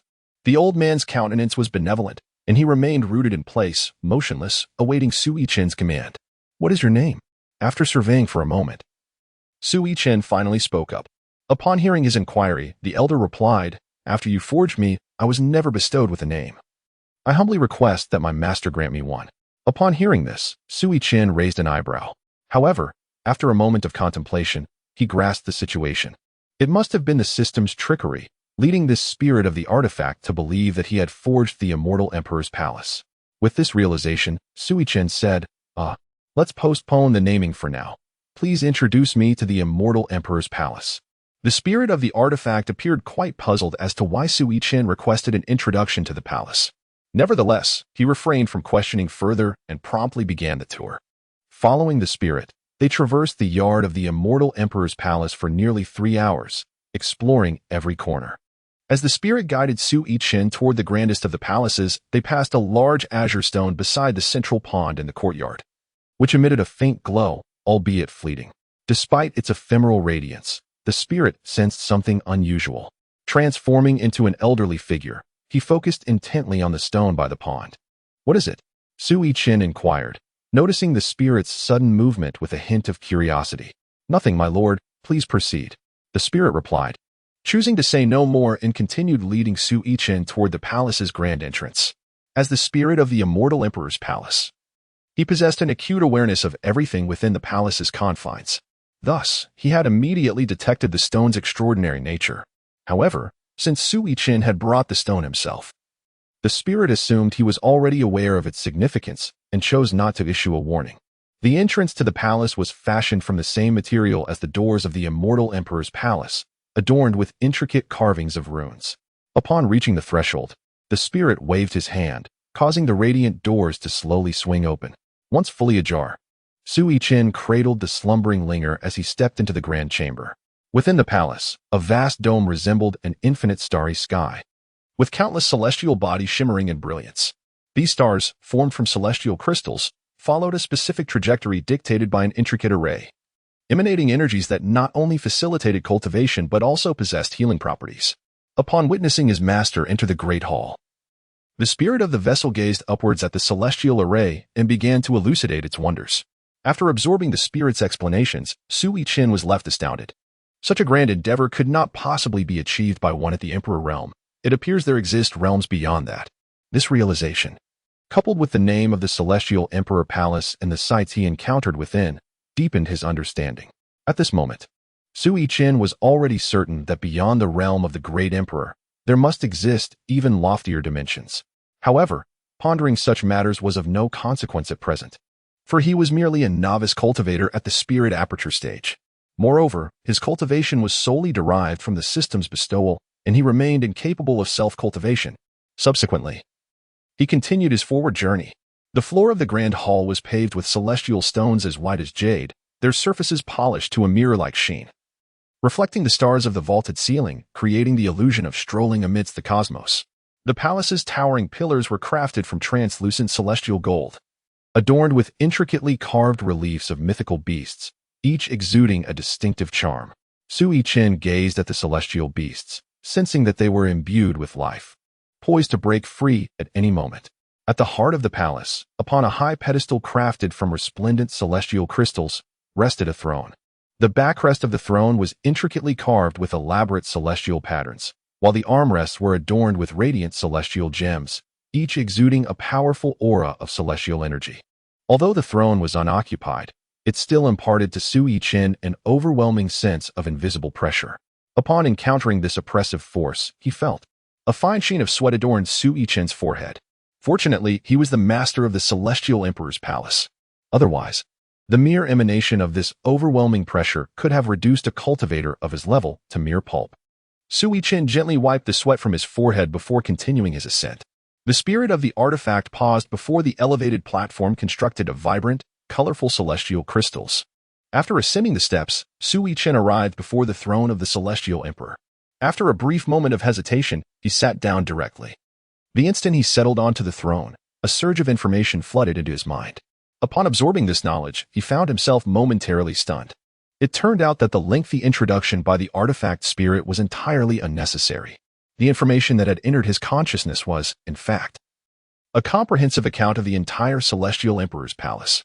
Had he known this would be the outcome, he would not have allowed the artifact spirit to lead him around aimlessly, appearing as a fool for relying on someone else to introduce his own crafted Celestial Emperor artifact. Now, Su Yichen possessed an intimate understanding of the entire palace. Initially, he was already in awe of the Celestial Emperor's palace, but upon gaining deeper insight, he realized he had previously underestimated its grandeur. The materials used for forging were not only extremely rare, but the formations within were also of the highest caliber. It could be said that even if someone sought to take his life, gathering the strength of the entire continent would prove futile in breaching the palace's defenses. Moreover, the celestial beasts he had seen atop the outer walls were merely extensions of the palace's offensive capabilities. The entire Celestial Emperor's palace was fortified not only within the Grand Hall but also throughout the courtyards and all celestial platforms and towers, each supported by intricate formations. Most terrifying of all, these formations coalesced to uphold an even grander array, enveloping the entire palace in a protective shroud. Within the Tianxing Mountain Range, the troublesome sword energies and intents were rendered ineffective in the confines of the Celestial Emperor's palace. Su Yichen could now reside there with complete peace of mind. As long as he remained within its walls, he had no fear of any formidable adversaries on the continent. He had intended to inquire about the realms beyond that of the Emperor, yet the system informed him that his authority was insufficient. Although the system did not disclose this information, he inferred from its response that there surely existed realms surpassing that of the Emperor. The classification of realms is as follows: Transcendence 4 realms, Body Forging, Spirit Awakening, Spiritual Aperture, True Spirit. Each realm is divided into 9 levels, signifying the practitioner's progression beyond the mortal coil. Path-seeking 3 realms, Spirit Refinement, Void Insight, Great Ascension. Each realm is divided into 9 levels. After transcending the mortal form, one begins to pursue their own path, or the Heavenly Tao. Heavenly Calamity 3 realms, Calamity Crossing. This involves 2 sub-realms, namely Spirit Body Calamity and Soul Calamity. From the moment one enters the Calamity Crossing phase, each breakthrough of a sub-realm necessitates undergoing the trials of heavenly tribulation. Both the Spirit Body and Soul Calamities are subdivided into 4 stages: Initial, Intermediate, Advanced, and Completion.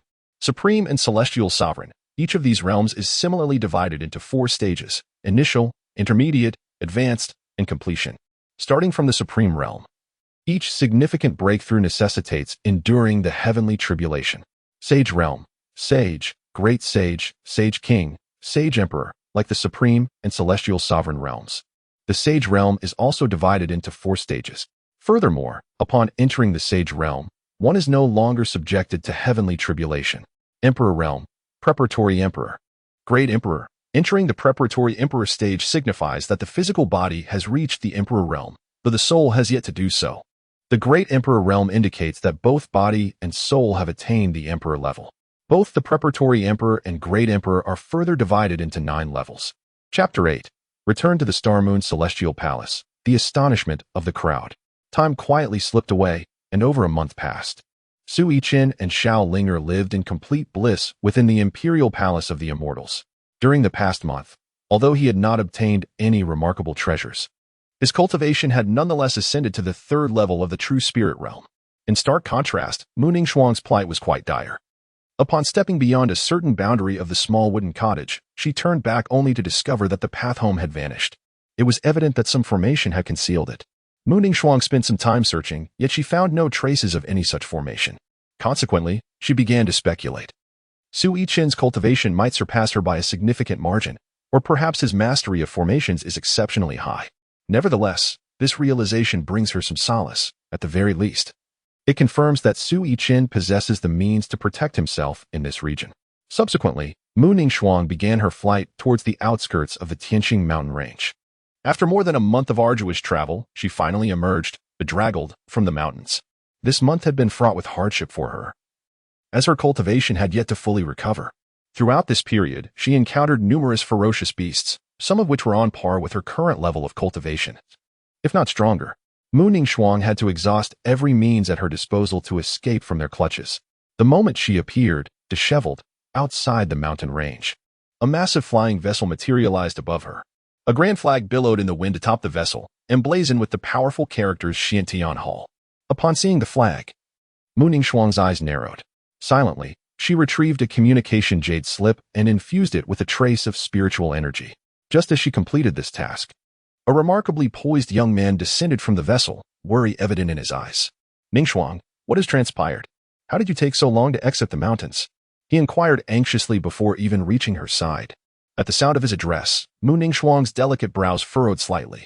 Thank you for your concern, young Master Yuan.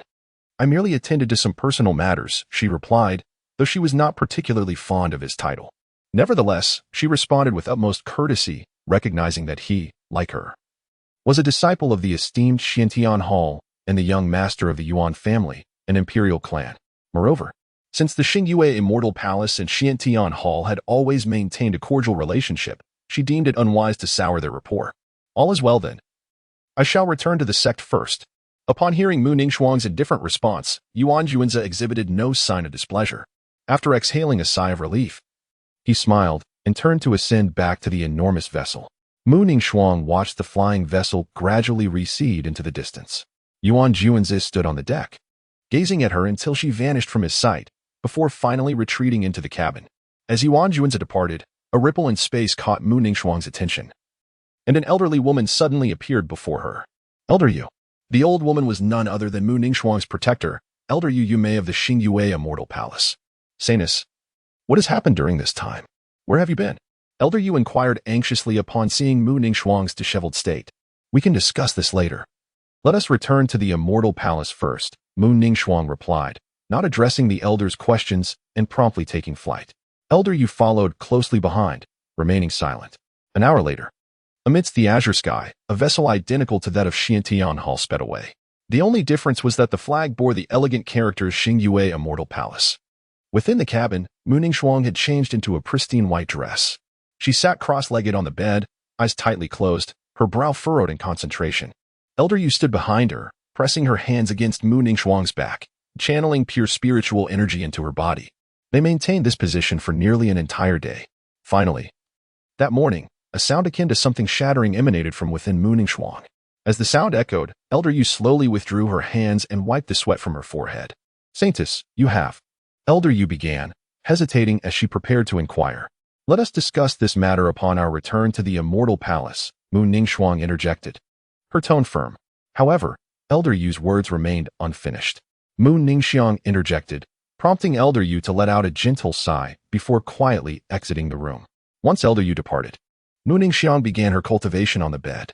With nearly a month remaining until her arrival at the Star Moon Immortal Palace, she aimed to fully restore her cultivation, and perhaps even elevate it further.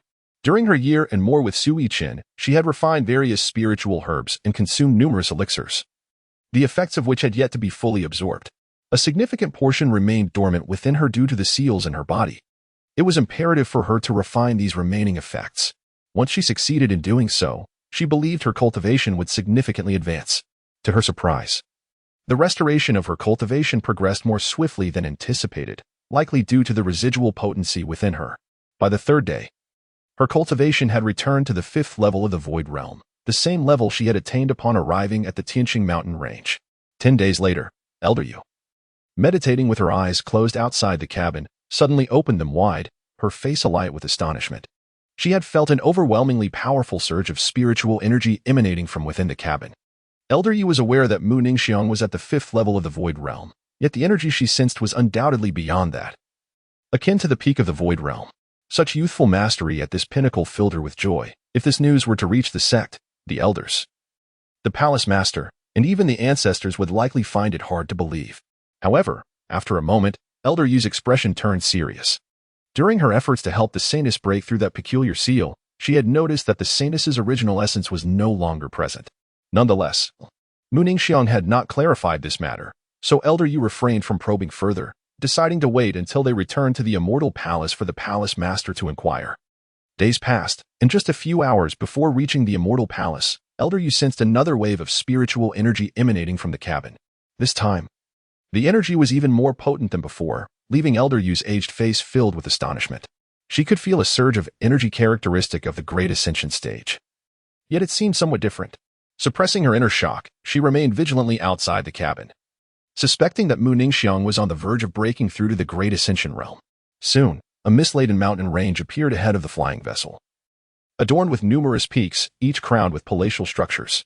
Upon the vessel's arrival, several beams of light swiftly approached, landing gracefully on the deck, revealing figures from the Star Moon Immortal Palace, including an elder accompanied by several disciples. "Elder Yu, how fruitful has this journey been?" inquired a middle-aged woman, still possessing a certain grace, stepping forward to address Elder Yu. It would be best for Elder Zhang to inquire personally once the Saintess emerges from her seclusion. Elder Yu replied with a sigh. The woman who spoke was Elder Zhang Saixia, also known as the matriarch of the Imperial Yuan family and the mother of Yuan Juanzi, possessing her own mastery at the peak of the Great Saint Realm. Additionally, she was a senior sister to the palace master of the Star Moon Immortal Palace.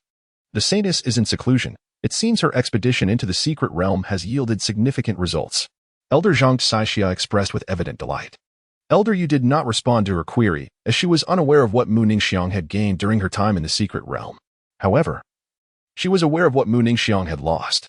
Almost an hour had passed, and still, Mu Ningxiang had not emerged from the cabin. The flying vessel had remained stationary above the Star Moon Immortal Palace for an hour. At that moment, an exquisitely beautiful woman appeared on the deck of the vessel. "Greetings, Palace Master." The gathered individuals quickly bowed in greeting upon recognizing the visitor as Yu Linglong, the Palace Master of the Star Moon Immortal Palace.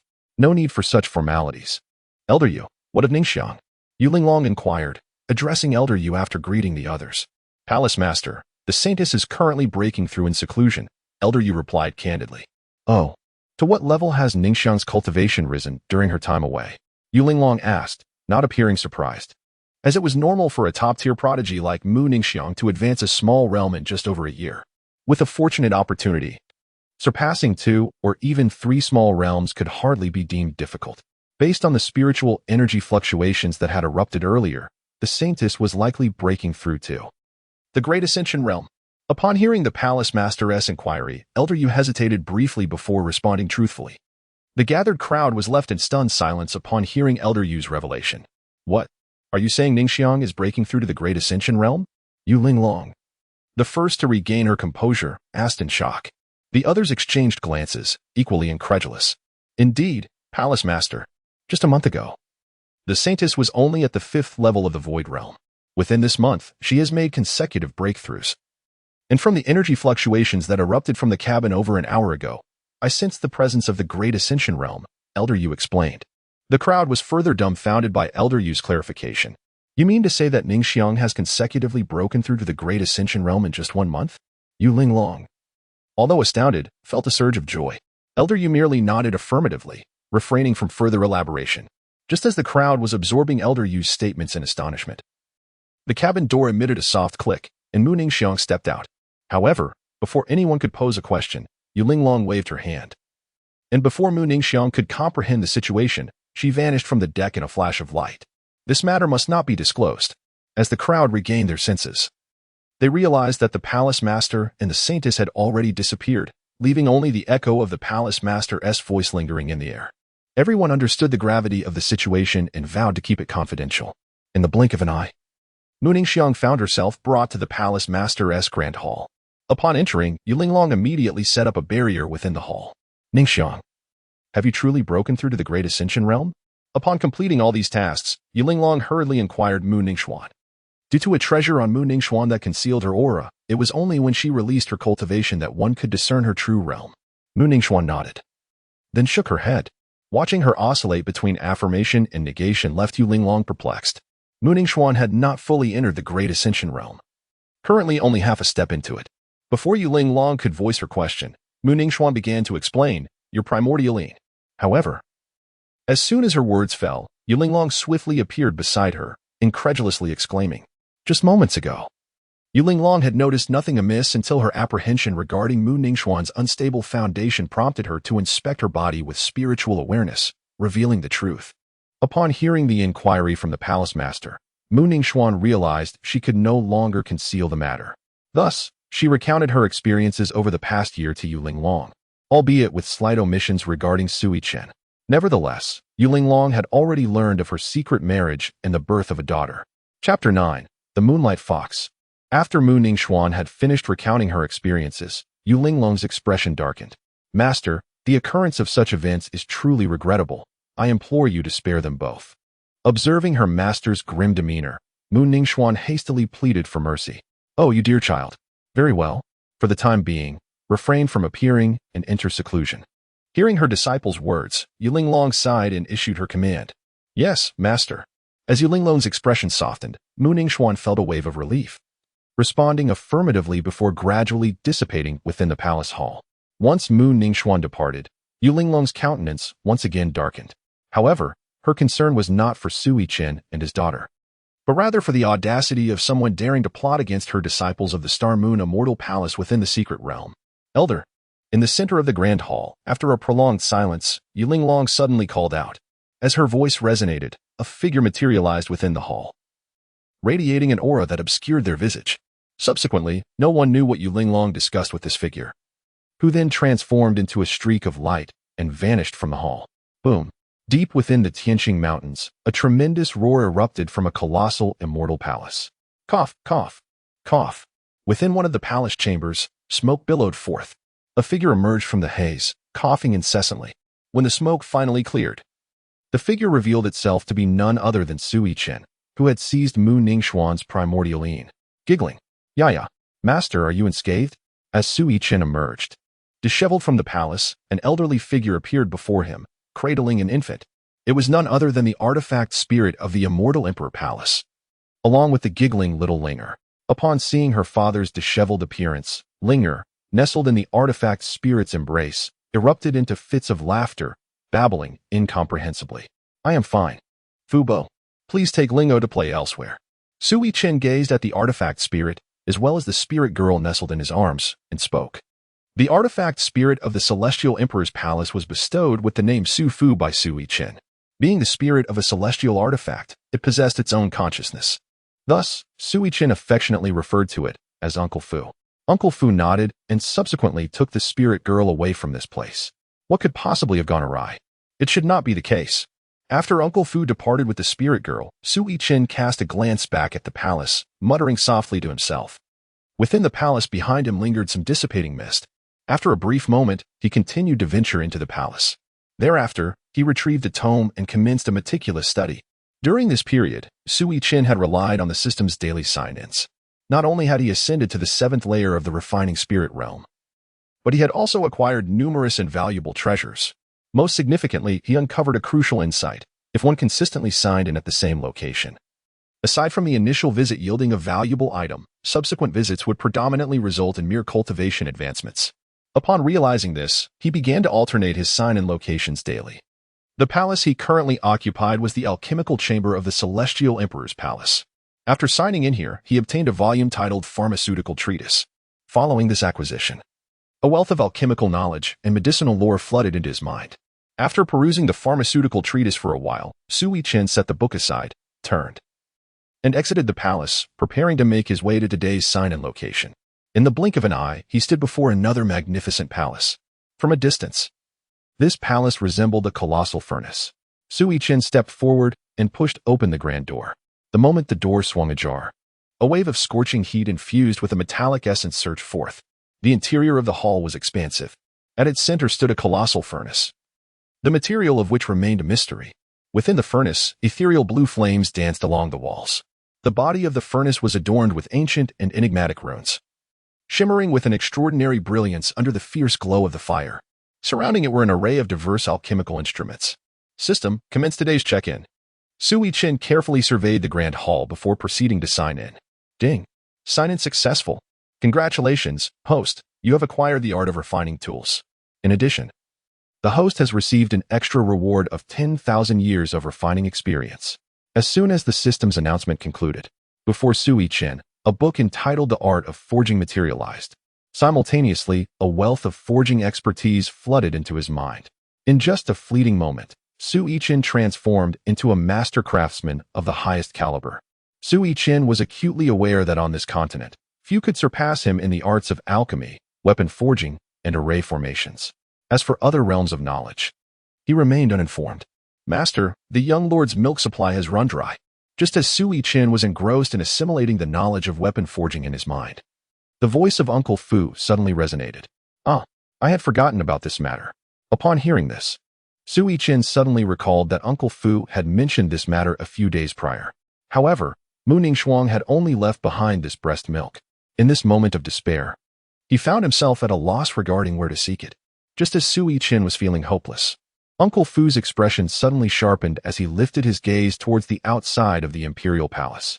Not far from the palace, a person and a beast were engaged in combat. From the intensity of their confrontation, it was evident that they were at least at the Saint King level. Simultaneously, Su Yichen also raised his head to look outside. As the artifact spirit of the immortal Emperor Palace, Uncle Fu possessed an unparalleled presence within the palace. Thus, he was able to sense the two formidable auras outside at the very first moment. Su Yichen's ability to perceive the external circumstances is primarily attributed to the formation array outside the immortal Emperor's palace, positioned at the core of the array within the palace. He acquired the legacy of the formation during his registration. Currently, the mountain where the immortal Emperor's palace is located has been entirely reconfigured by him. Initially, he lacked the materials necessary for setting up the formation. However, upon opening several additional storage bags and rings left by an elderly cultivator, he discovered an abundance of precious materials, including numerous rare components. One particular storage bag was even brimming with spirit stones. Thus, after obtaining the formation legacy, he was able to discern the mountain's array. Nonetheless, he found the existing formation unsatisfactory and chose to re-establish it. When Mu Ningxuang departed, her inability to locate the array stemmed from her insufficient cultivation level. Yet, had she returned with her protector shortly after her exit, her guardian would undoubtedly have detected the array's presence and potentially dismantled it. However, the array that Su Yichen has now reinstated is so meticulously crafted that even Yu Yunmei, let alone Yu Linglong, would fail to perceive any trace of its existence. Uncle Fu, can you observe the situation outside? Su Yichen sensed the fluctuations of spiritual energy outside, colliding with the formation barrier. However, he remained oblivious to the events unfolding beyond. Thus, he turned to Uncle Fu, inquiring if he could glimpse the situation outside. Please wait a moment, Master. Upon hearing this, Uncle Fu uttered a brief response before placing Linger into Su Yichen's hands. Subsequently, he swiftly formed hand seals and gestured forward. In the heart of the immortal Emperor's palace, a colossal light curtain materialized out of thin air. Upon this curtain, two figures, one human and one beast, were locked in fierce combat. The human figure engaged in battle was none other than the Grand Elder sent by Yu Linglong, although Su Yichen did not recognize her. The Moonlight Fox. Has it already begun to clash with others upon just entering the Beast King realm? Upon beholding the spectral figure of the beast within the luminous screen, Su Yichen murmured softly to himself, recognizing this particular manifestation. A month prior, Uncle Fu had informed him of the ascension of a Beast King in the outer world. Consequently, he had requested Uncle Fu to unveil the light screen for him. At that time, The skies above the Tianxing Mountain Range were shrouded in ominous clouds, with bolts of lightning coalescing amidst the heavens. Within the mountains, a colossal beast's apparition surged skyward, roaring defiantly at the gathering storm. This creature was known as the Moonlight Fox, its fur radiating a brilliance akin to moonlight, soft and luminous, with each strand seemingly emanating a gentle silver glow. After acquiring the comprehensive encyclopedia from the system, Su Yichen gained profound knowledge about the beasts inhabiting the continent. Furthermore, upon perusing the historical records of the Xian Yuan continent left by Mu Ningxuang, he became aware of the extreme rarity of the Moonlight Fox. This extraordinary creature possesses the innate ability to absorb the powers of the sun, moon, and stars. Once it has absorbed these celestial forces, it can refine and release them as exceptionally pure spiritual energy. For human cultivators, such refined energy is immensely beneficial, which elucidates the Moonlight Fox's scarcity. Tragically, the overwhelming majority of these foxes have suffered severe casualties due to relentless hunting by human cultivators over the years. Consequently, the Xian Yuan continent has not witnessed the presence of a Moonlight Fox for a considerable duration, as both the human and the beast had comparable levels of cultivation. By the third day of battle, they mutually retreated. Su Yichen gazed at the Moonlight Fox, lost in contemplation. Fu Bo, could you discern the destination of that Moonlight Fox? After the Grand Elder of the Starry Moon Immortal Palace had vanished, Su Yichen instructed Fu Bo to investigate the whereabouts of the Demon King. Yes, master. Upon hearing Su Yichen's command, Fu Bo responded and swiftly began to weave intricate hand seals. As Fu Bo chanted the incantation, the scene within the luminous barrier began to shift. Su Yichen focused his gaze and soon realized that this Demon King had unexpectedly become his neighbor. The Moonlight Fox had settled in the adjacent mountain peak. Perhaps Uncle Fu could discern the precise realm of this Moonlight Fox? Upon discovering the trail of the Moonlight Fox, Su Yichen inquired of Uncle Fu, speculating that it should be in its mid-stage. After Su Yichen posed his question, Uncle Fu promptly provided an answer. The mid-stage of the Demon King, you say? That implies the mid-stage of the Holy King. Su Yichen murmured softly, System, activate the Saint Emperor Peak Cultivation Experience card. Upon discerning the precise cultivation level of the Moonlight Fox, Su Yichen devised a plan. Ding, activation successful. The host has attained the cultivation level of the Saint Emperor. Duration, 15 minutes. Following the system's announcement, a surge of formidable power flooded into Su Yichen's body. Is this the cultivation level of the Saint Emperor? Indeed, it is powerful. After sensing his own power, Su Yichen was filled with emotion. Once he had reflected, his figure suddenly vanished from the palace of the Celestial Emperor. Fu Bo, take good care of Linger. Only the echo of Su Yichen's voice lingered within the palace. Chapter 10, Linger's Wet Nurse. Deep within the Tianxing Mountain Range, adjacent to the palace of the Celestial Emperor, there stood a mountain peak. At the summit, a fox radiating moonlight approached a cave.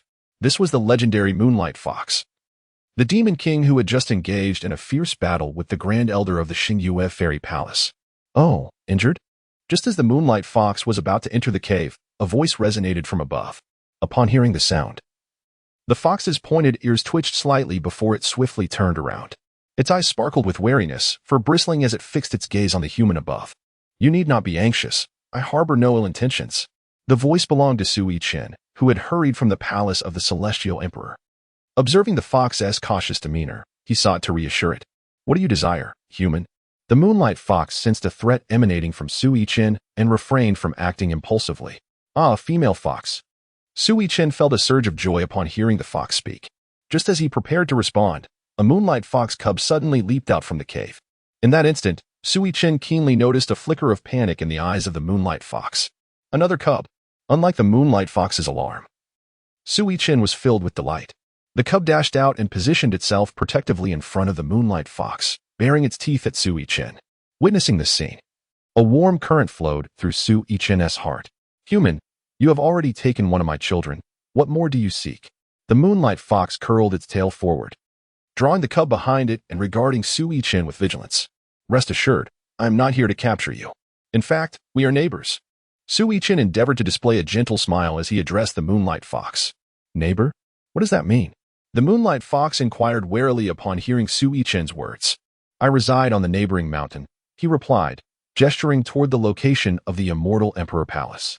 A flash of golden light flickered, and from the peak where the Immortal Emperor Palace stood, a peculiar wave of energy emanated. The Moonlight Fox's pupils constricted in shock as it gazed at the mountain housing the Immortal Emperor Palace.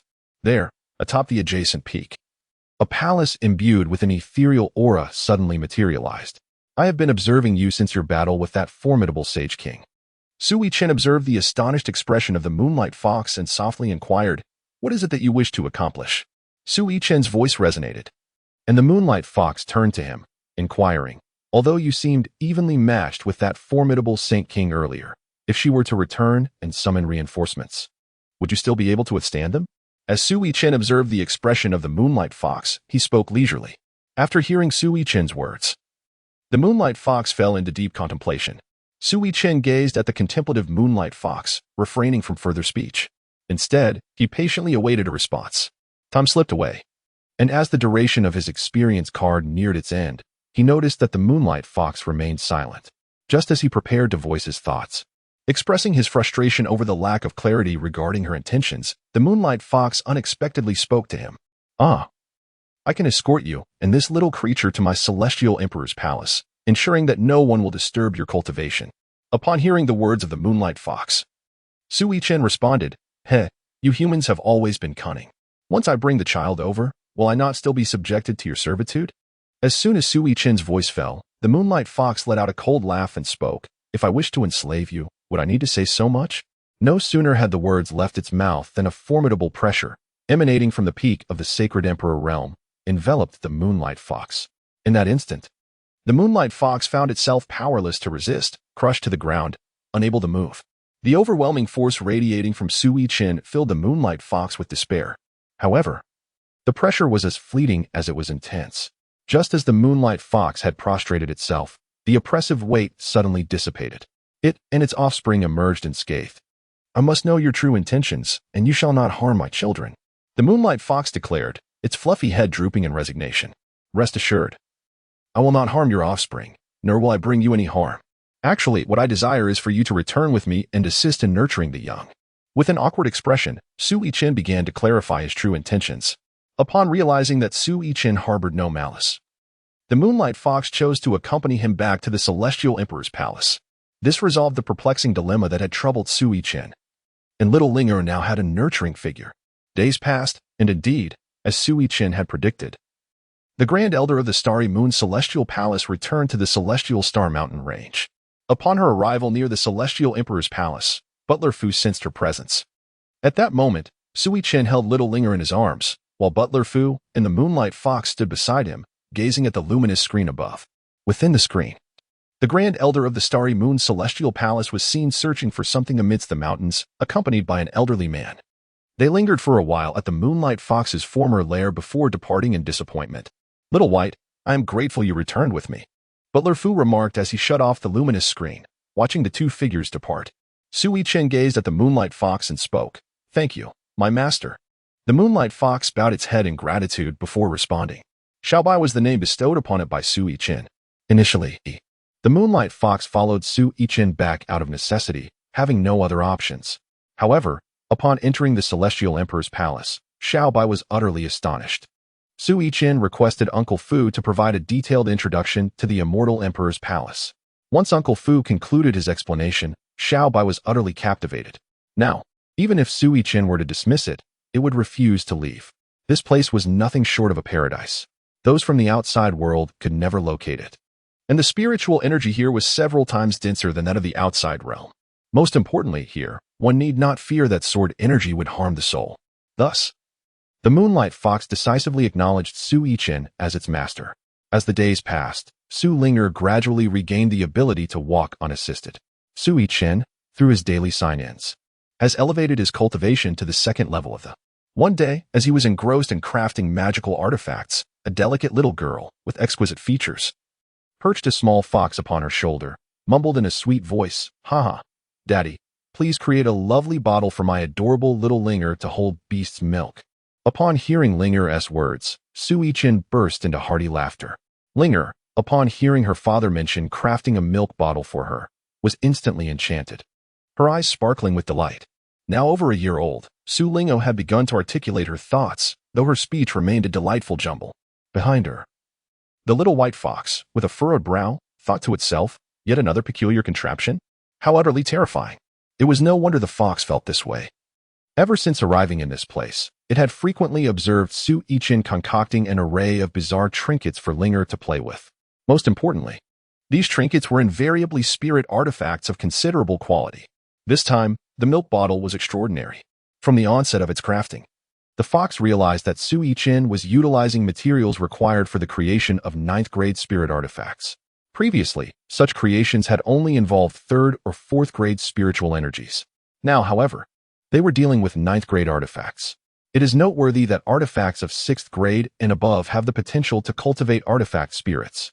This signified that the toy Su Yichen was forging for Linger was not merely a plaything. It was a 9th-grade spirit artifact imbued with an artifact spirit. With a little further refinement, it could even evolve into a sacred item.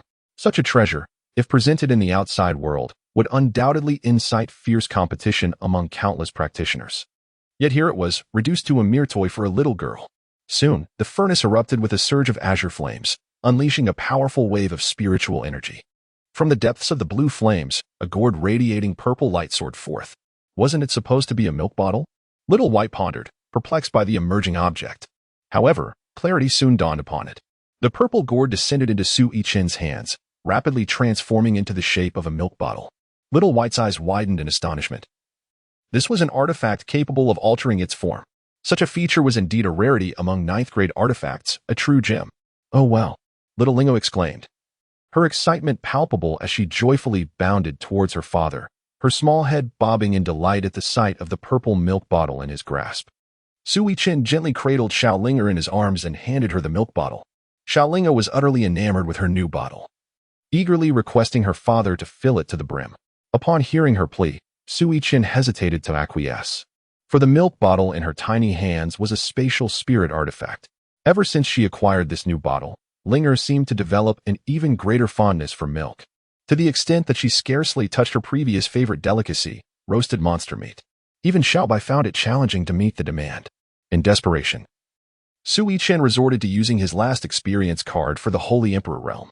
He managed to capture quite a number of monsters in the Tianxing Mountain Range, with Xiaobai assisting in persuading many of them. These monster kings and emperors arrived at the immortal Emperor Palace reluctantly, but soon chose to remain willingly, enchanted by the abundant spiritual energy within. Here, they could cultivate in peace, free from concerns of territorial disputes or resource competition. After signing in, Su Yichen received various materials, herbs, and elixirs as rewards from the system, which he would allocate to Fu Bo depending on the situation. The classification of spiritual artifacts is as follows: 1st tier, 5th tier, 6th tier, and 9th tier spiritual artifacts. After the 6th tier, spiritual artifacts can give birth to spirit entities. Additionally, there are sacred artifacts, sacred king artifacts, sacred emperor artifacts, quasi-emperor weapons, emperor weapons, and ultimate emperor weapons. Chapter 11. The 6th birthday. Time flies, and unbeknownst to Su Yichen, he and his daughter have already spent 6 years in the Tianxing Mountain Range. During these 6 years, the Celestial Emperor Palace has welcomed numerous new members, undeniably adding to its liveliness. This has also alleviated some of Su Yichen's burdens. In the medicinal fields, a spirit of nature has been tending to the plants, resulting in an abundance of spiritual herbs. In the pond where he often fished, a vibrant school of red koi thrived. Over the years, Su Yichen has not received any cultivation rewards from the system, leaving him at the 2nd level of the Void Realm. Despite his relentless efforts, his cultivation has not advanced in the slightest, which has left him quite despondent. Fortunately, he has acquired many rare treasures from the system, while his cultivation remains stagnant. His skills in alchemy, artifact forging, and formation techniques have become increasingly refined. Today marks the 6th birthday of Su Linger, a significant day for her as she awakens her spiritual roots and body in the Yuan continent. Every individual has the opportunity to awaken their spiritual roots or body at the age of 6. The expansive courtyard of the Celestial Emperor Palace has been transformed into a grand venue. Under Fu Bo's meticulous guidance, all the beasts have been assigned tasks, and the area was swiftly arranged. After the setup was complete, and with time still on their side, the Beast King and Beast Emperor went out to prepare gifts for Lingo's birthday. The demon clan within the Celestial Emperor Palace recognized Su Yichen as their master, and thus, they felt compelled to present gifts for their young mistress. Some even ventured into human cities to procure presents. This has been their practice for years, and as a result, it has stirred quite a commotion in the nearby towns. In the past, such occurrences were commonplace, as long as the beasts were not malevolent. They coexisted peacefully with the human cultivators. Trade between them was not an unusual sight. However, ever since the disappearance of several beast kings and emperors from the Tianxing Mountain Range a few years ago, human cultivators had seldom seen their presence. Strangely, on this particular day each year, they would collectively appear, engaging in the purchase or exchange of treasures and peculiar items, as if part of a well-organized operation. Many sects have attempted to investigate the Tianxing Mountain Range, but due to the inability to use divine senses for probing, numerous cultivators from various sects and dynasties have conducted exhaustive searches within the mountains, yet to no avail. It was as if these formidable beasts vanished into thin air upon entering the Tianxing Mountain Range, though some speculated the existence of formations. The formation masters they hired yielded no results. This phenomenon even drew the attention of imperial clans and sacred grounds, yet their dispatched experts found no clues either. As night fell, the Tianxing Mountain Range, as always, was adorned with a celestial tapestry of stars shimmering in the sky above. The beasts that had ventured out to gather gifts returned to the courtyard, quietly awaiting the arrival of Su Yichen and Su Linger. As they stood in tranquil anticipation, Su Yichen appeared, hand in hand with his now 6-year-old daughter, slowly making their way forward. "Happy birthday to our young mistress!" The great beasts exclaimed in unison upon their arrival. Su Yichen wore a gentle smile upon his face. Su Linger's eyes sparkled with joy, curving into a crescent shape. "Linger, express your gratitude to everyone." Su Yichen smiled and turned to Linger, saying, "I understand, father." Upon hearing her father's words, Su Linger responded and then expressed her gratitude to the numerous great demons. "Uncle Fu." After conveying her thanks to everyone, the great demons stepped forward to pay their respects. Su Yichen called out cheerfully to Uncle Fu, who immediately understood and gathered all the gifts. Subsequently, he bestowed upon all the great demons the advanced elixirs crafted by Su Yichen. These potions were beneficial for their cultivation, specifically formulated according to the unique physiques of the demon race. He was the sole alchemist capable of producing such elixirs in the world, and they were all of the sacred grade.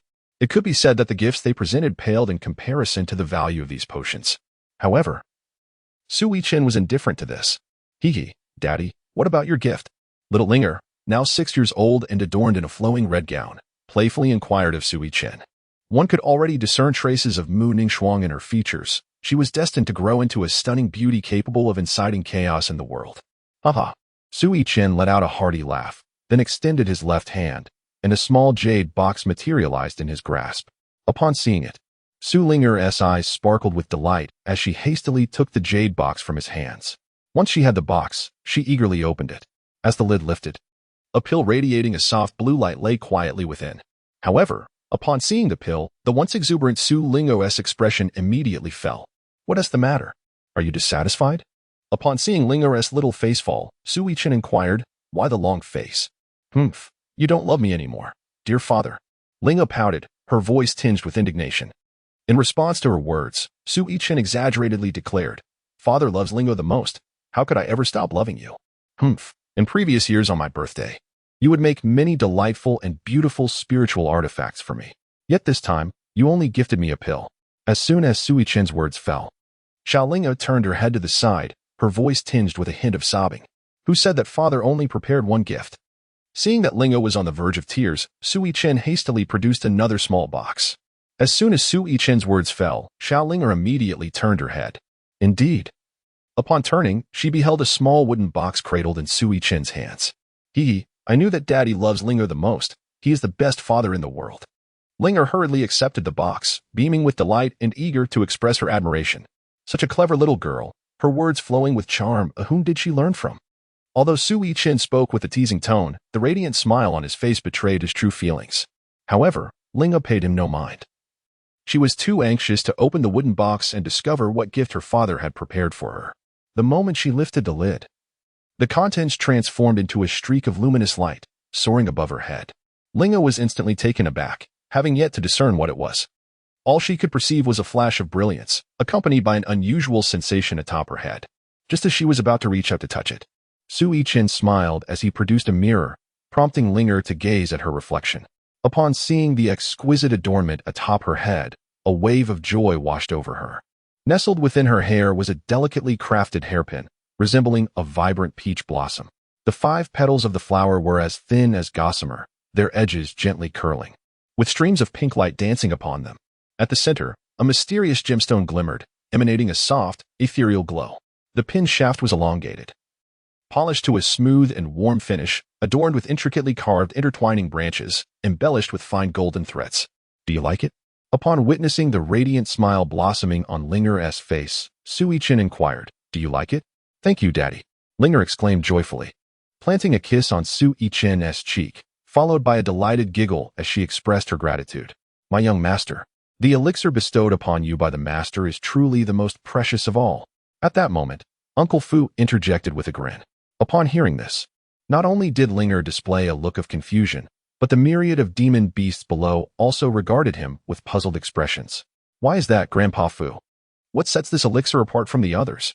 Linger asked, retrieving the elixir once more and gazing questioningly at Uncle Fu. The assembled greater demons fixated intently on the elixir in her hand, yet they could discern no apparent difference. My young master, this elixir is of immortal grade, Uncle Fu explained with a smile. What? Immortal grade? The astonishment was palpable. It has been nearly 10 millennia since the Xian Yuan continent last witnessed an immortal grade elixir. Indeed, who would have thought that the master could concoct an immortal grade elixir? As Uncle Fu's words reverberated, the array of greater demons erupted into a fervent discussion.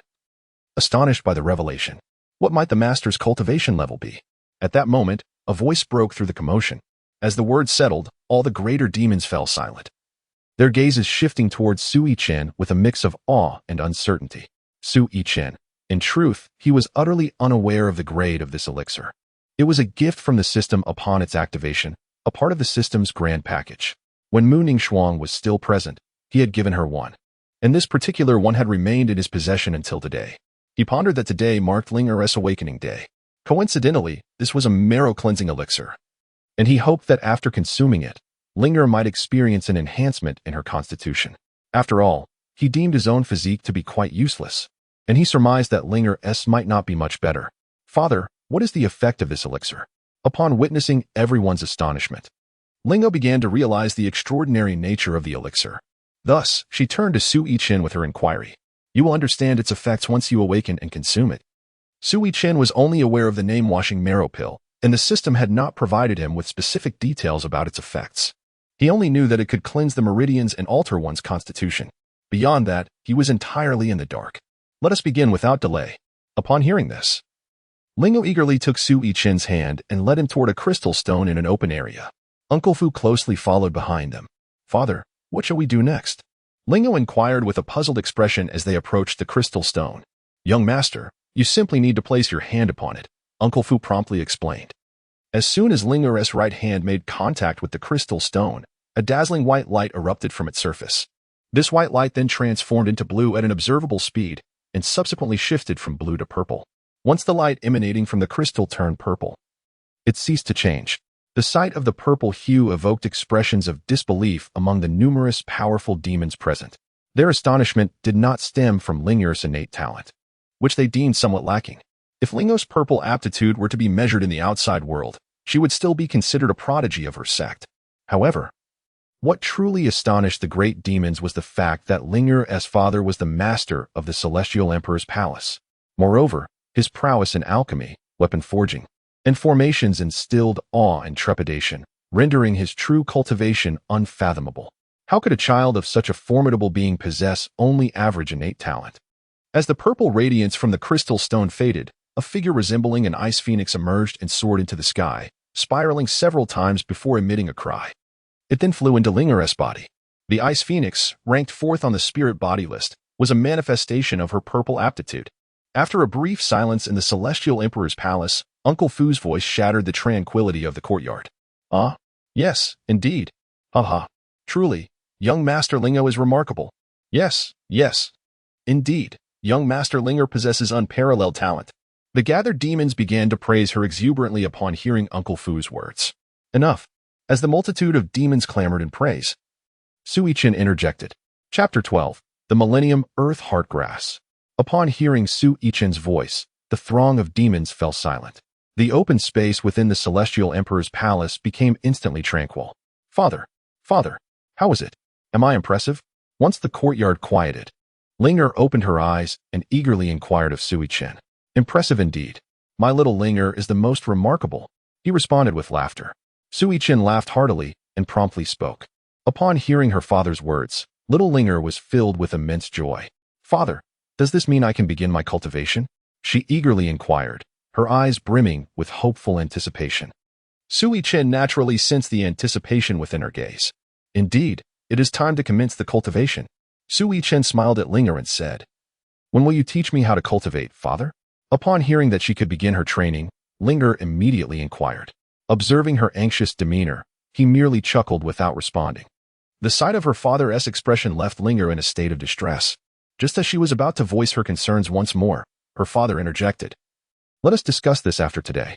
Accepting his words with reluctance, she uttered an unwilling "oh" and ceased further discussion on the matter. Then, Su Yichen turned to the gathering of great demons and cheerfully announced, "All right, everyone, do not hold back. Today is Lingo's birthday, so let loose and enjoy."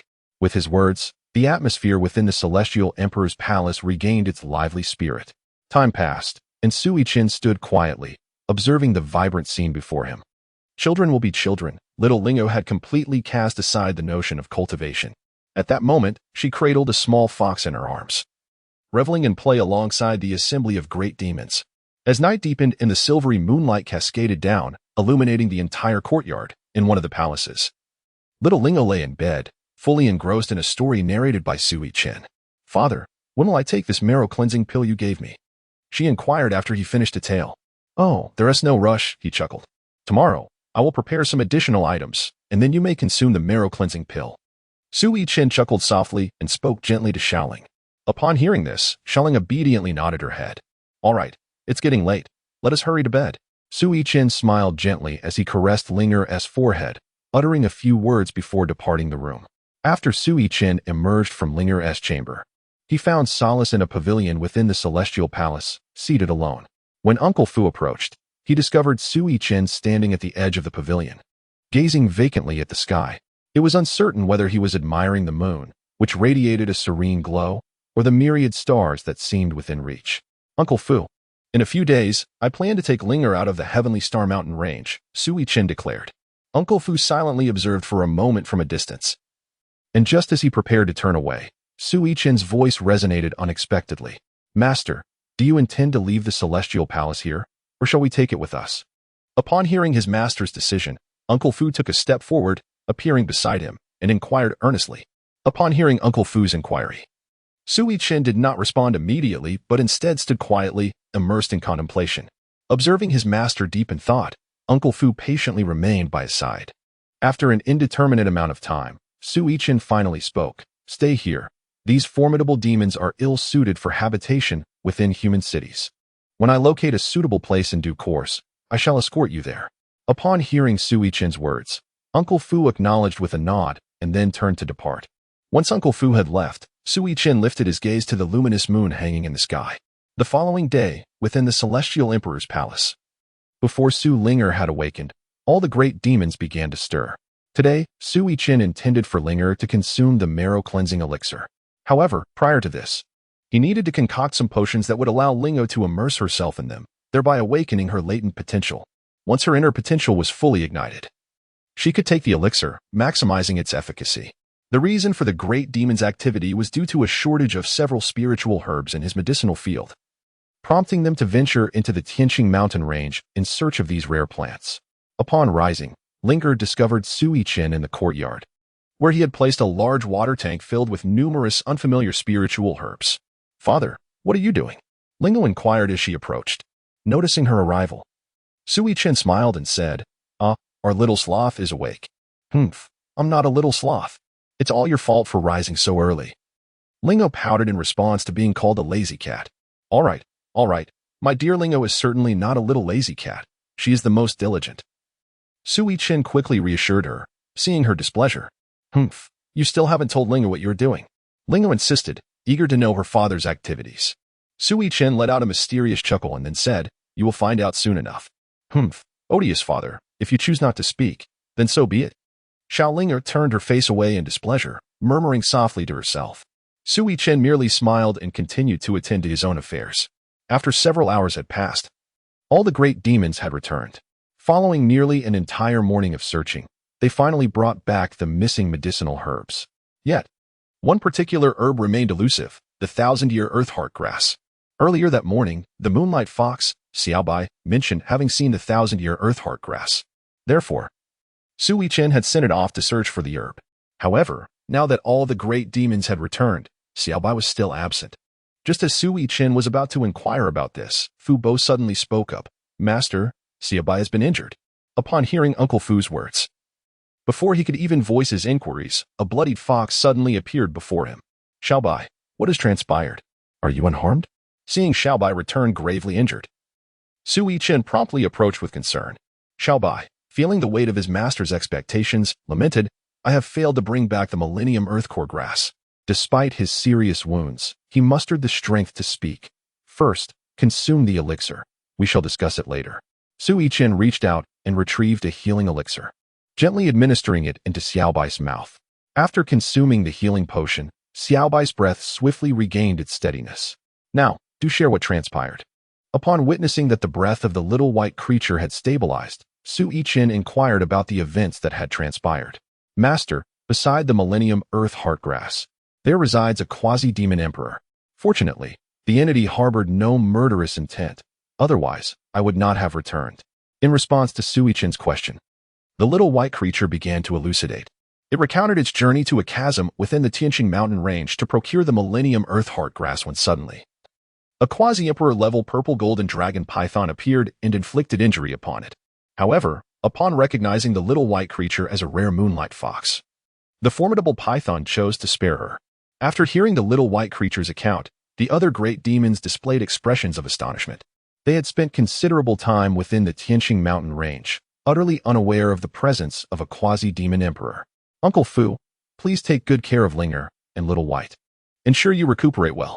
After Su Yichen completed his instructions, his figure transformed into a streak of light and vanished within the imperial palace. Before long, he arrived at the abyss that Xiaobai had mentioned.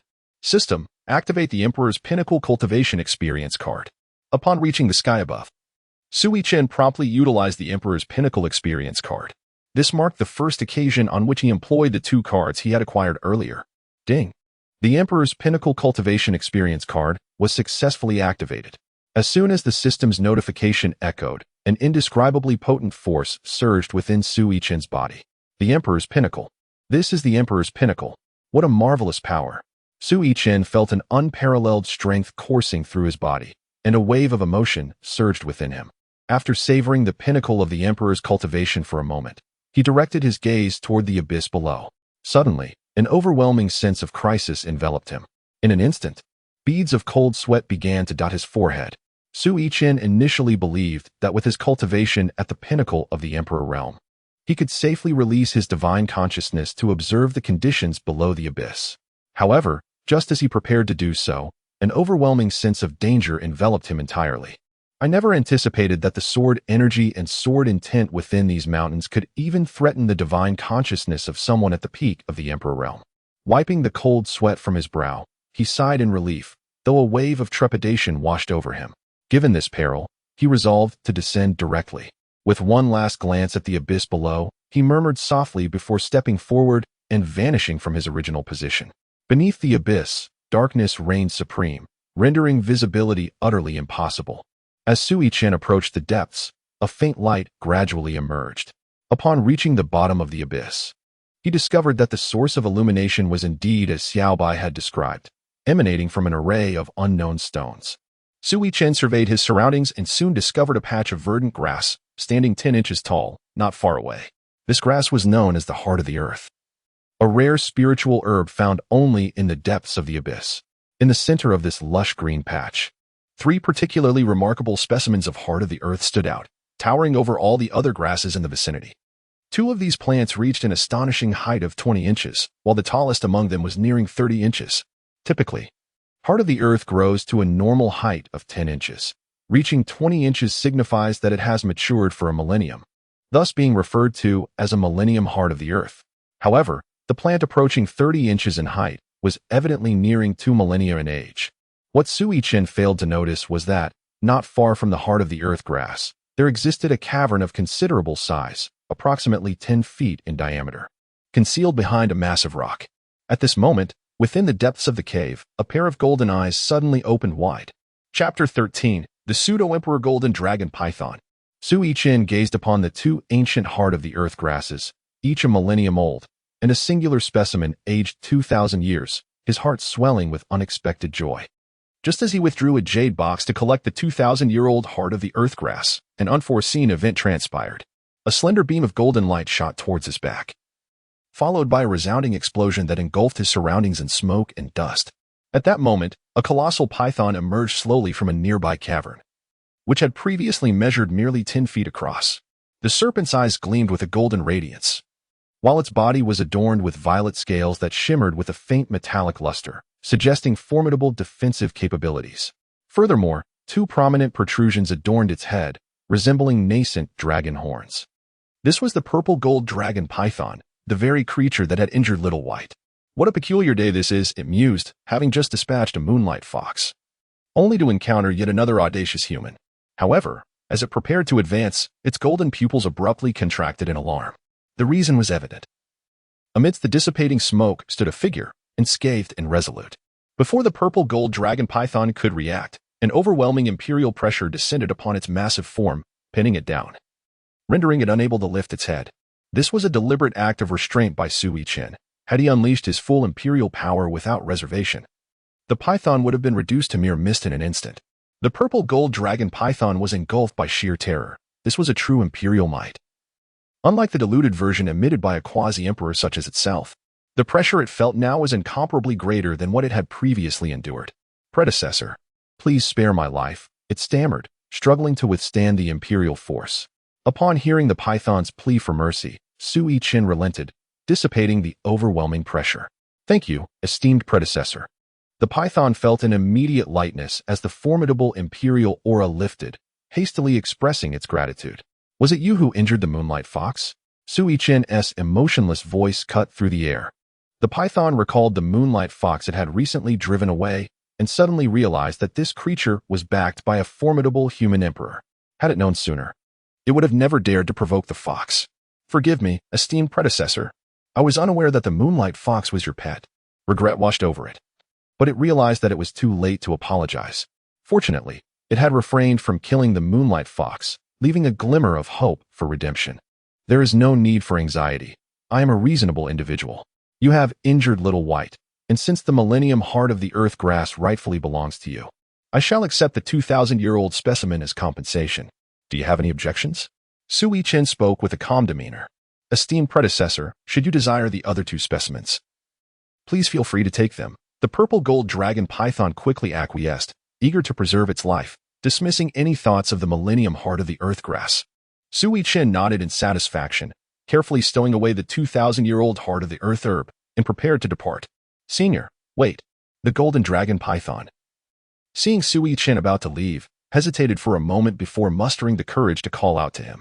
As Su Yichen turned back, puzzled, to regard the golden dragon python, it quickly began to explain, the reason I have remained here is not solely due to the millennium heart of the earth herb. Oh, might there be another reason?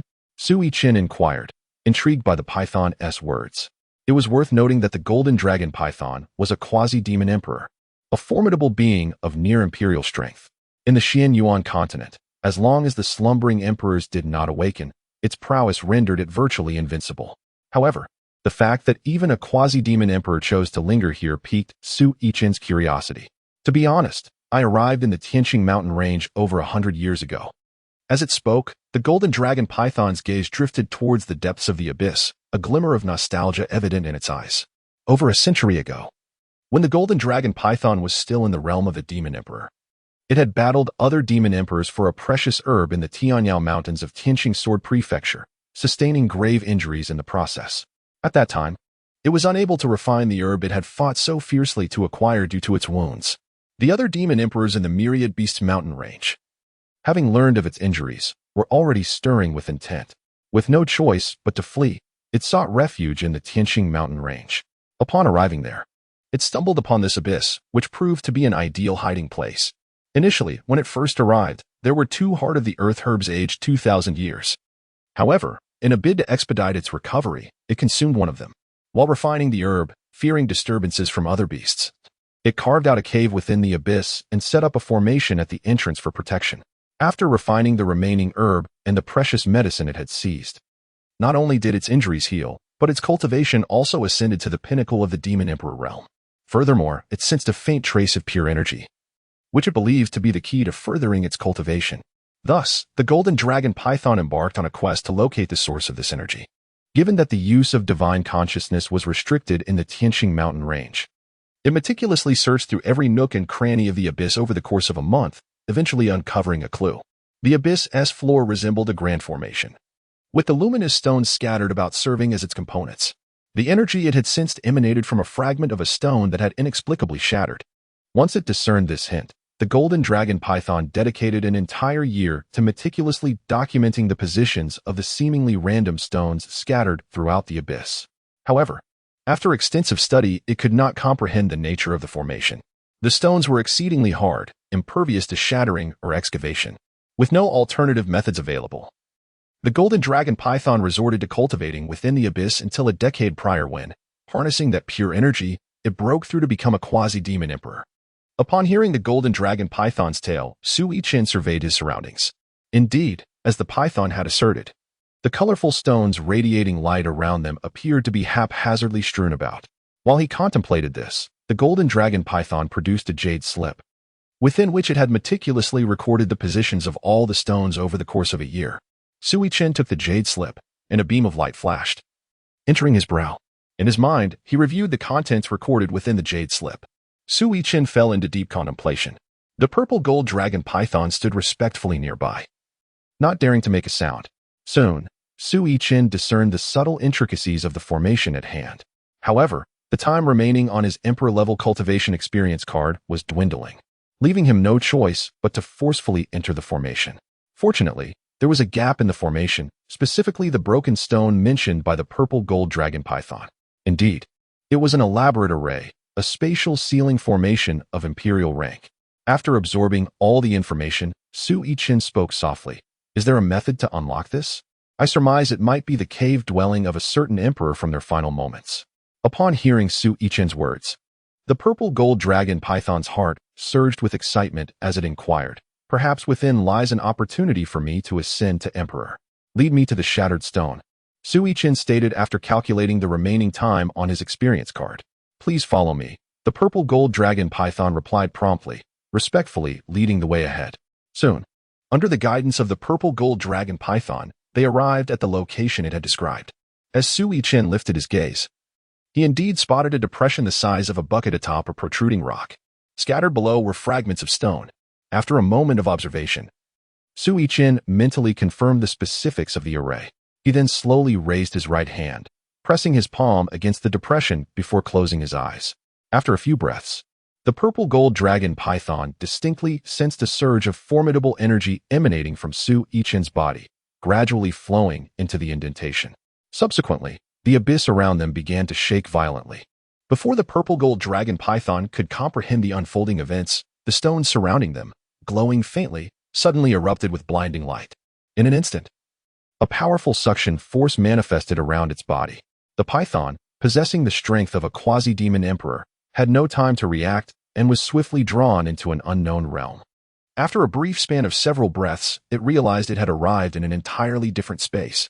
Upon opening its eyes, it confirmed its presence in a vast cavern. Within this cavern, numerous stones, akin to those in the outside world, emitted a soft glow. Utilizing this faint illumination, it hastily surveyed its surroundings. The cavern contained 3 stone chambers, each featuring a stone door adorned with an array. Meanwhile, Su Yichen had approached the leftmost stone door. After examining the array on the door, he casually waved his hand, causing the array to shatter. The array on the stone door was a 9th-tier formation, in stark contrast to the imperial-level array that sealed the outer space. With Su Yichen having opened one of the stone chamber doors, the purple gold dragon python remained anxiously rooted in place, utterly helpless, hoping that Su Yichen would leave something for it. It lamented its inability to inform Su Yichen about this place, as it could not unlock the array itself. Moreover, since Su Yichen had refrained from harming it earlier, this was the reason it chose to trust him. With a crack, the array was broken, and the stone chamber door swung open automatically. Su Yichen waved his hand, sweeping away the dust stirred up by the opening of the door. He then stepped into the stone chamber. Within, the chamber was desolate and devoid of any furnishings. Floating in the center were three objects: a jade slip, a manual of cultivation, and a wooden box. Su Yichen extended his hand, summoning three objects that soared before him.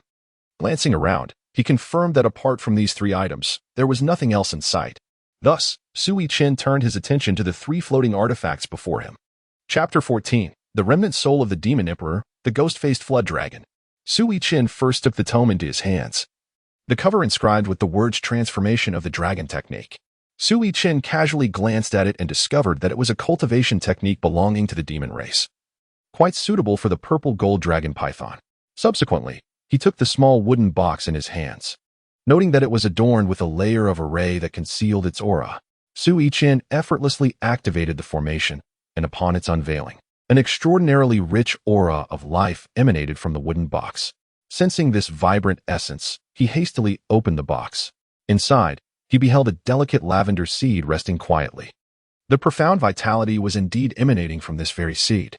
In that instant, Su Yichen recognized its significance, and a delightful surprise washed over him. This was the seed of the Zicheng fruit tree, documented in the comprehensive compendium he had acquired. According to the records, the Zicheng fruit tree bore 5 Zicheng fruits every decade, which were of little utility to cultivators above the divine refinement stage. However, for those at the 4th stage of the transcendence realm, its value was immense, particularly for those at the pinnacle of the true spirit realm. If a cultivator at this peak were to consume a Zicheng fruit while breaking through to the divine refinement stage, not only would the process be seamless, but they would also enter a state of enlightenment with absolute certainty. Furthermore, it would enhance the consumer's innate understanding. It is essential to recognize that beyond the 4th stage of transcendence lies the 3 stages of seeking the path. Those lacking in innate talent and comprehension risk failure during their breakthrough into the divine refinement stage if they cannot discover their own path. Yet, with the aid of the Zicheng fruit, such concerns would dissipate, as long as they could achieve a state of sudden insight. They would generally be able to discern the path they ought to cultivate. Those with superior talent and comprehension might even leap several minor realms upon breaking through. The discovery of the Zicheng fruit tree seed was indeed a treasure for sects and dynasties alike. After a moment of reflection, Su Yichen closed the box and reinforced its seal with another layer of formation before stowing it away. Now, only the final jade slip remained. He speculated that it might contain information about the owner of this abode. Upon taking the jade slip into his hand, a radiant beam of light surged into his brow. The instant this luminescent essence penetrated his forehead, Su Yichen immediately sensed something amiss. The information he had envisioned did not materialize. Instead, it was replaced by a lingering soul. A remnant of imperial stature. Ha ha ha, how many years have passed? This emperor has long lost count. At last, someone has arrived. Within the depths of Su Yichen's consciousness, the specter of the departed soul erupted in maniacal laughter. Are you perhaps seeking to seize my body?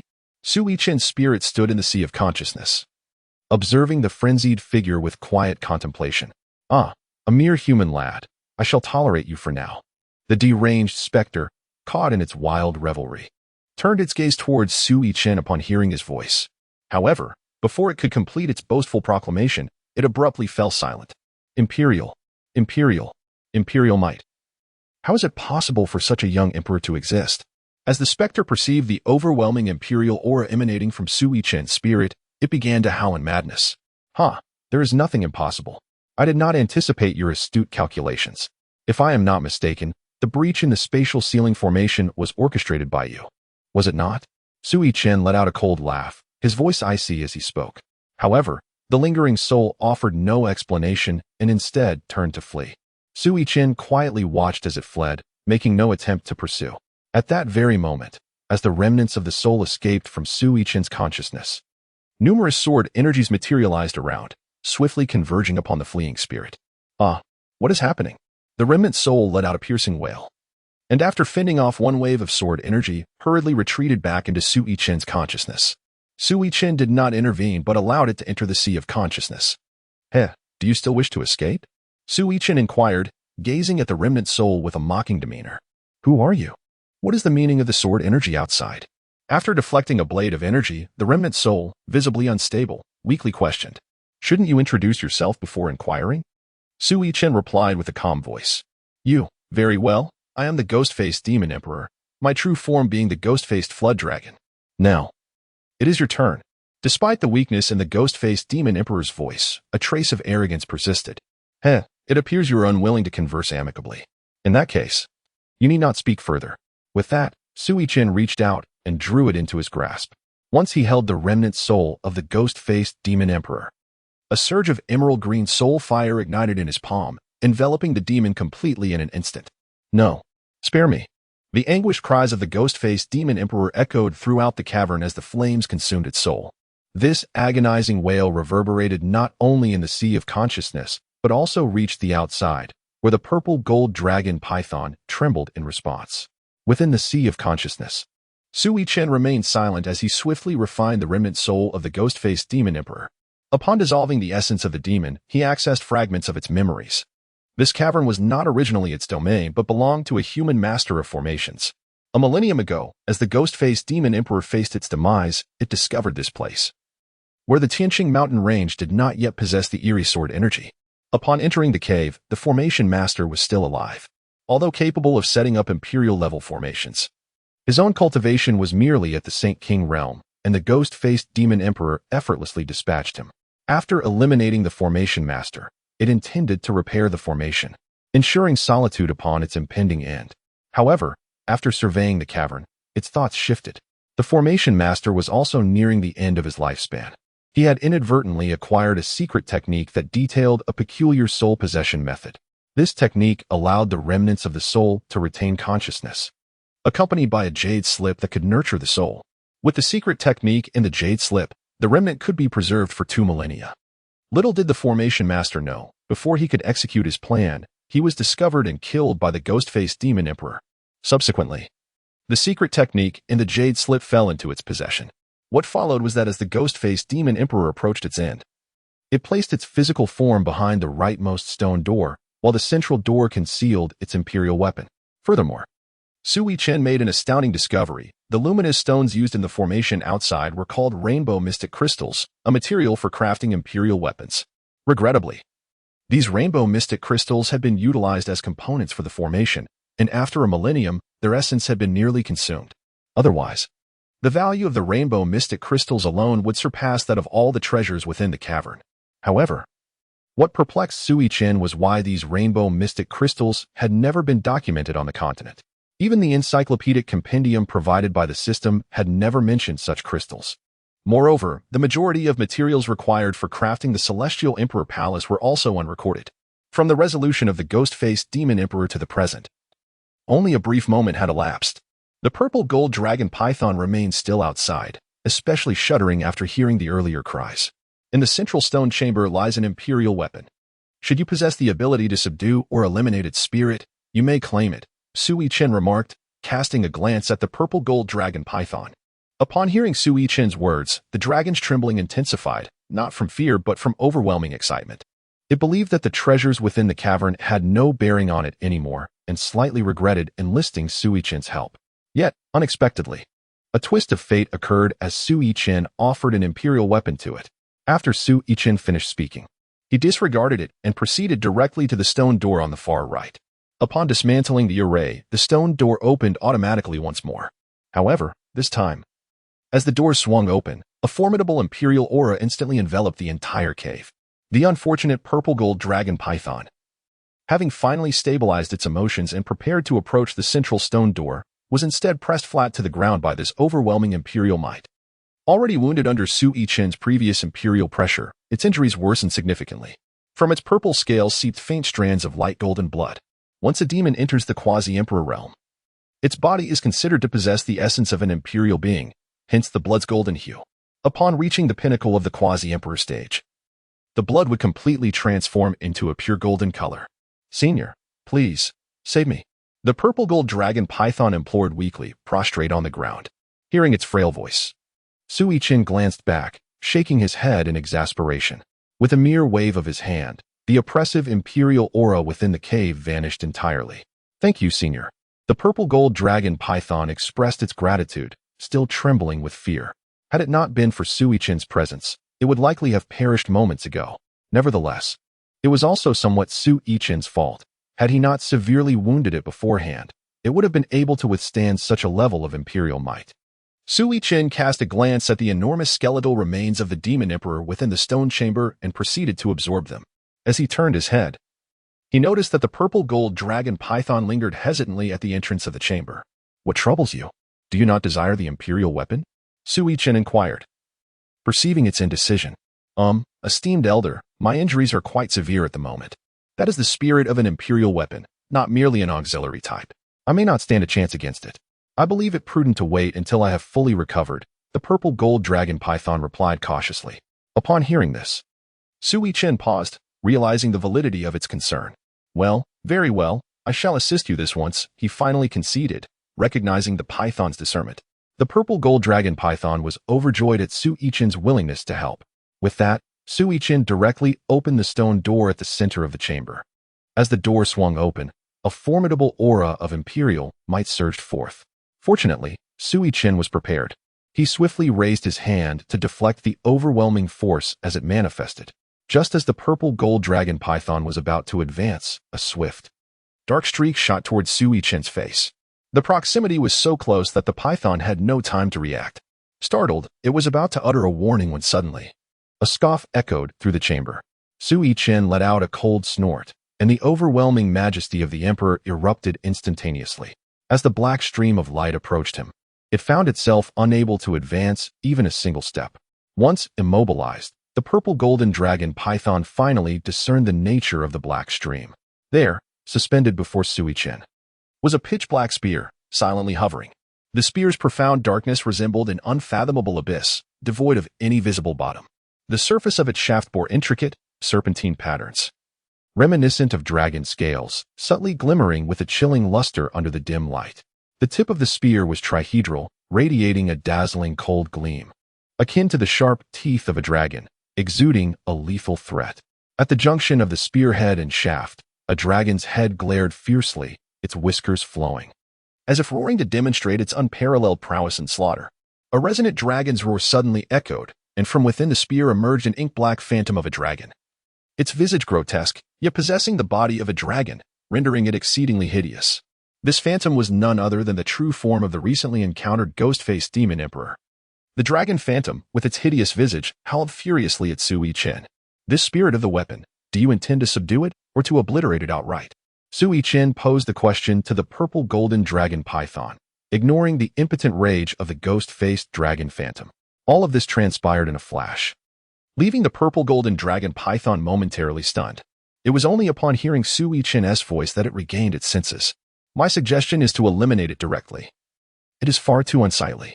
However, before it could voice its opinion, Su Yichen's disdainful tone resounded once more. "Heh, then let it be as the elder suggests." The purple-golden dragon python stammered in response. Though it spoke such words, its inner thoughts diverged significantly. The rebirth of a weapon spirit was no trivial matter. At the very least, it was beyond its current capabilities. Yet, with Su Yichen having expressed his will, it found itself without recourse. Chapter 15. The Terrifying Power of the Heavenly Tao. After Su Yichen assisted the purple-gold dragon python in eliminating the imperial weapon spirit and collected all the multicolored profound crystals from beneath the abyss, he prepared to depart. His experience card for the peak of the Emperor realm was about to expire, and he could no longer linger in this place. "Senior, may I accompany you?" Just as Su Yichen soared out of the abyss, the voice of the purple-gold dragon python followed closely behind. "I happen to be preparing to exit the Tianxing Mountain Range. Having a quasi-demon emperor accompanying me is quite agreeable." After a moment of contemplation, Su Yichen grasped the situation and, without any hesitation, nodded before soaring towards the immortal emperor's palace. Upon witnessing Su Yichen's agreement, the purple-gold dragon python felt an overwhelming joy and promptly followed closely behind.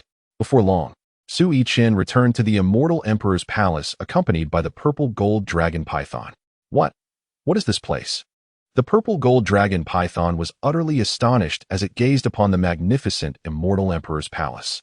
Inside, with the assistance of Uncle Fu and the healing elixirs provided by Su Yichen, Little White's injuries had nearly healed completely.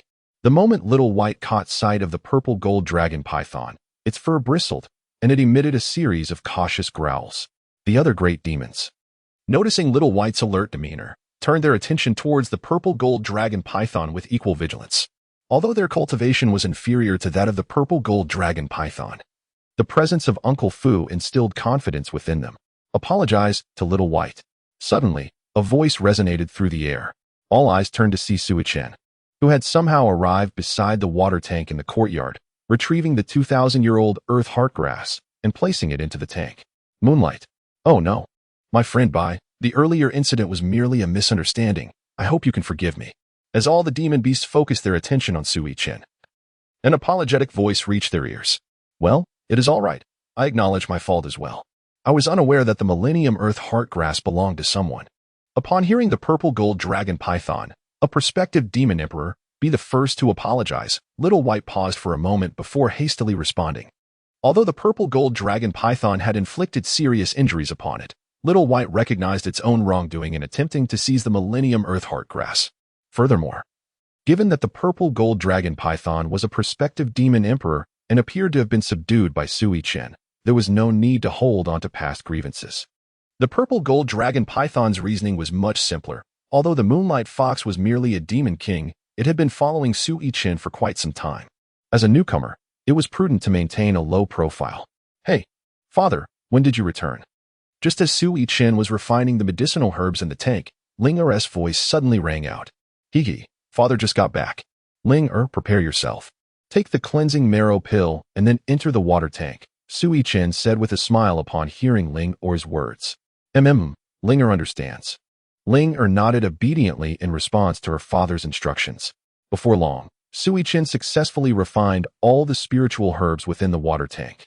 At this moment, the water in the tank radiated an aura of pure spiritual essence. Ling Er, take the cleansing marrow pill. Sensing that the time was ripe, Su Yichen promptly instructed Ling Er. Upon hearing this, Ling Er immediately swallowed the cleansing marrow pill. Su Yichen observed as Ling Er consumed the cleansing elixir. With a subtle wave of his hand, a gentle stream of spiritual energy enveloped her, gradually lifting her into the water tank infused with the essence of spiritual herbs. Once Ling Er was submerged, he pointed a finger, and a golden light seamlessly merged into her brow. Upon its entrance, her mind was immediately flooded with knowledge of how to refine the elixir and the herbs within the tank.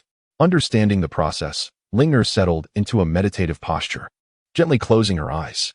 Subsequently, the essence of the herbs surged into her limbs and bones at a pace visible to the naked eye. The onlooking great demons were profoundly shaken by the sight of their young mistress. In their eyes, Ling Er's physique and innate talent were ascending at an alarming rate. The impurities within her body were expelled through her pores, visibly leaving her form. Days passed, and the entire Tianxing Sword State trembled in response. Above the Tianxing Mountain Range, dark clouds gathered, compressing the sky to a near suffocating state.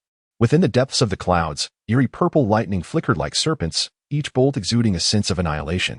The thunder rolled, resonating painfully against eardrums, as if an invisible giant hand were shaking the very heavens, making all of creation tremble beneath the overwhelming force of celestial law. Centered around the Tianxing Mountain Range, a tempest raged for nearly 10,000 miles. Winds howled, and dust was swept into the air. The vast rivers and seas erupted in towering waves, as if all existence was destined to be reduced to dust in this cataclysmic thunderstorm, regardless of their cultivation level. The practitioners of Tianxing Sword State found it increasingly difficult to breathe under the relentless pressure of the heavenly might, each heartbeat seeming to echo the wrath of the cosmos. In the human cities ensconced within the storm's reach, terror spread like a tidal wave, as many believed that an ancient demon had awakened. Yet, none could have anticipated that this grand and terrifying thunder calamity was aimed solely at a mere 6-year-old girl. Within the immortal Emperor Palace, the great demons gazed up at the purple lightning in the heavens, along with the oppressive force of celestial law, and all prostrated themselves on the ground.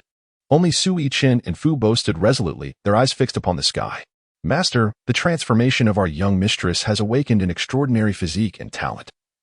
This calamity is unprecedented, Fu Bo remarked, contemplating the impending purple lightning. However, after his statement, Su Yichen offered no reply. He remained standing, lost in thought as he regarded the storm clouds above. System, given the terrifying nature of this thunder calamity, will my daughter be able to withstand it? Logically, the answer seemed to be no. Is there any solution? None. None? What then? Ding. Today's sign-in has been refreshed. Would the host like to sign in? Upon witnessing the impending tribulation, Su Yichen was engulfed by a profound sense of helplessness. In a flurry of urgency, he sought counsel from the system within his mind. What time is it? Who has the leisure to check in now? Just as he was spiraling into a state of distress, The system unexpectedly prompted him to check in. Wait, why is the system reminding me to check in now? There is still over an hour until the last reminder. As his thoughts raced chaotically, a sudden epiphany struck him. System, can the rewards from this check-in help me confront the impending tribulation? He hastily inquired of the system. However, after a moment of silence, there was no response. System, check-in. With no other recourse, Su Yichen gritted his teeth and proceeded with the check-in. Ding. The host has successfully checked in. Congratulations to the host for acquiring the Purple Sky Divine Thunderstone. The Purple Sky Divine Thunderstone. A unique item, level unknown. Ding. Special reward triggered. Congratulations to the host for obtaining the 10,000 June Thunder Prison True Resolve. The 10,000 June Thunder Prison True Resolve. A unique technique, level unknown. As Su Yichen had just spoken to the system regarding his sign-in, the system's voice immediately resonated within his mind. Subsequently, a white crystal, roughly the size of a fist, materialized in his hand. Before he could examine the newfound object, a torrent of information surged into his consciousness. This was the Zishu Divine Thunderstone, whose purpose remained unknown for the time being. However, the Wanjunlei Yuzhenjia, a formidable cultivation technique, accompanied by an overwhelming influx of training knowledge, instilled a sense of dread within Su Yichen, causing his scalp to tingle. The reason was simple. This technique required the harnessing of heavenly tribulation for cultivation. With the method of cultivation now revealed, Su Yichen felt a renewed confidence in facing the impending heavenly tribulations above.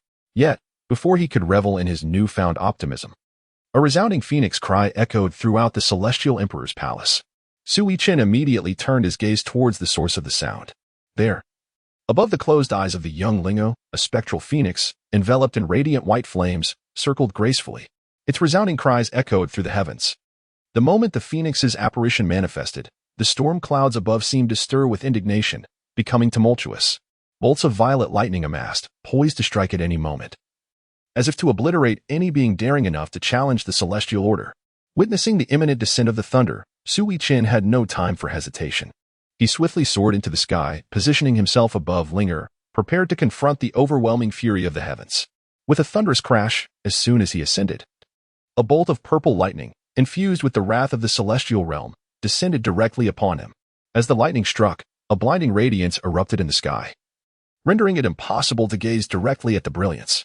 Su Yichen hastily activated the true understanding of the 10,000 Thunder Prison, and just as the technique commenced, a bolt of purple lightning, infused with boundless celestial wrath, struck him with unrelenting force. Once the radiant flashes above the firmament faded, Uncle Fu and the great demon within the Celestial Emperor's palace immediately lifted their gazes skyward.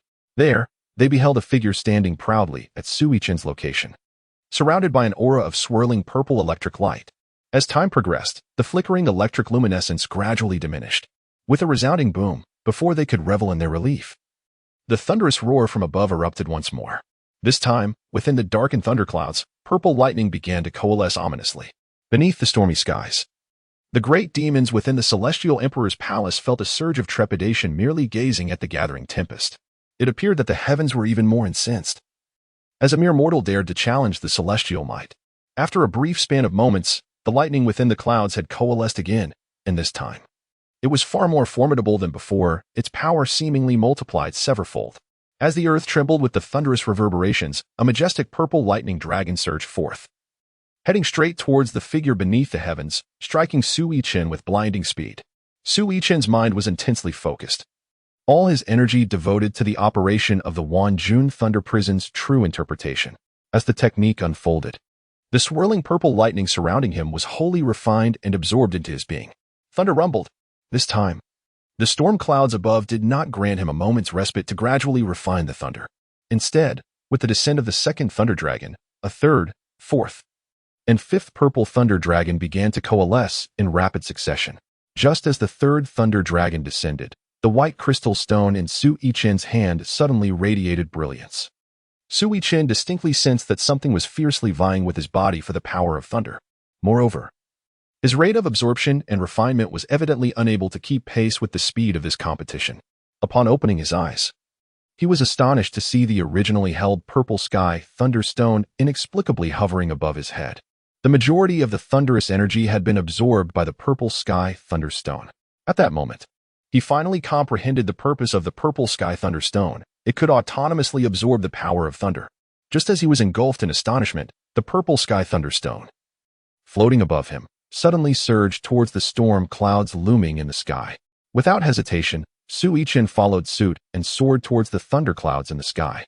Below, Fu Bo displayed no signs of astonishment, yet the surrounding great demons were left utterly flabbergasted.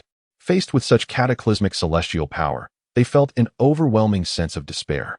Nonetheless, Su Yichen boldly plunged into the heart of the thunderclouds. As his figure vanished within, the thunderclouds grew increasingly agitated, swirling violently. A torrent of purple lightning amassed relentlessly, converging towards his form engulfed in the storm. Yet, despite the sheer magnitude of this lightning force, it proved ineffective against him. As the intensity of the lightning surged, Su Yichen distinctly sensed a gradual transformation occurring within his body. Even the marrow-cleansing elixir bestowed by the system failed to alter his physical aptitude in the slightest. However, at that moment, as he activated the 10,000 June Thunder Prison True Solution, the refined lightning energy began to slowly reshape his innate qualities. Su Yichen distinctly felt the meridians within his body disintegrating and reorganizing.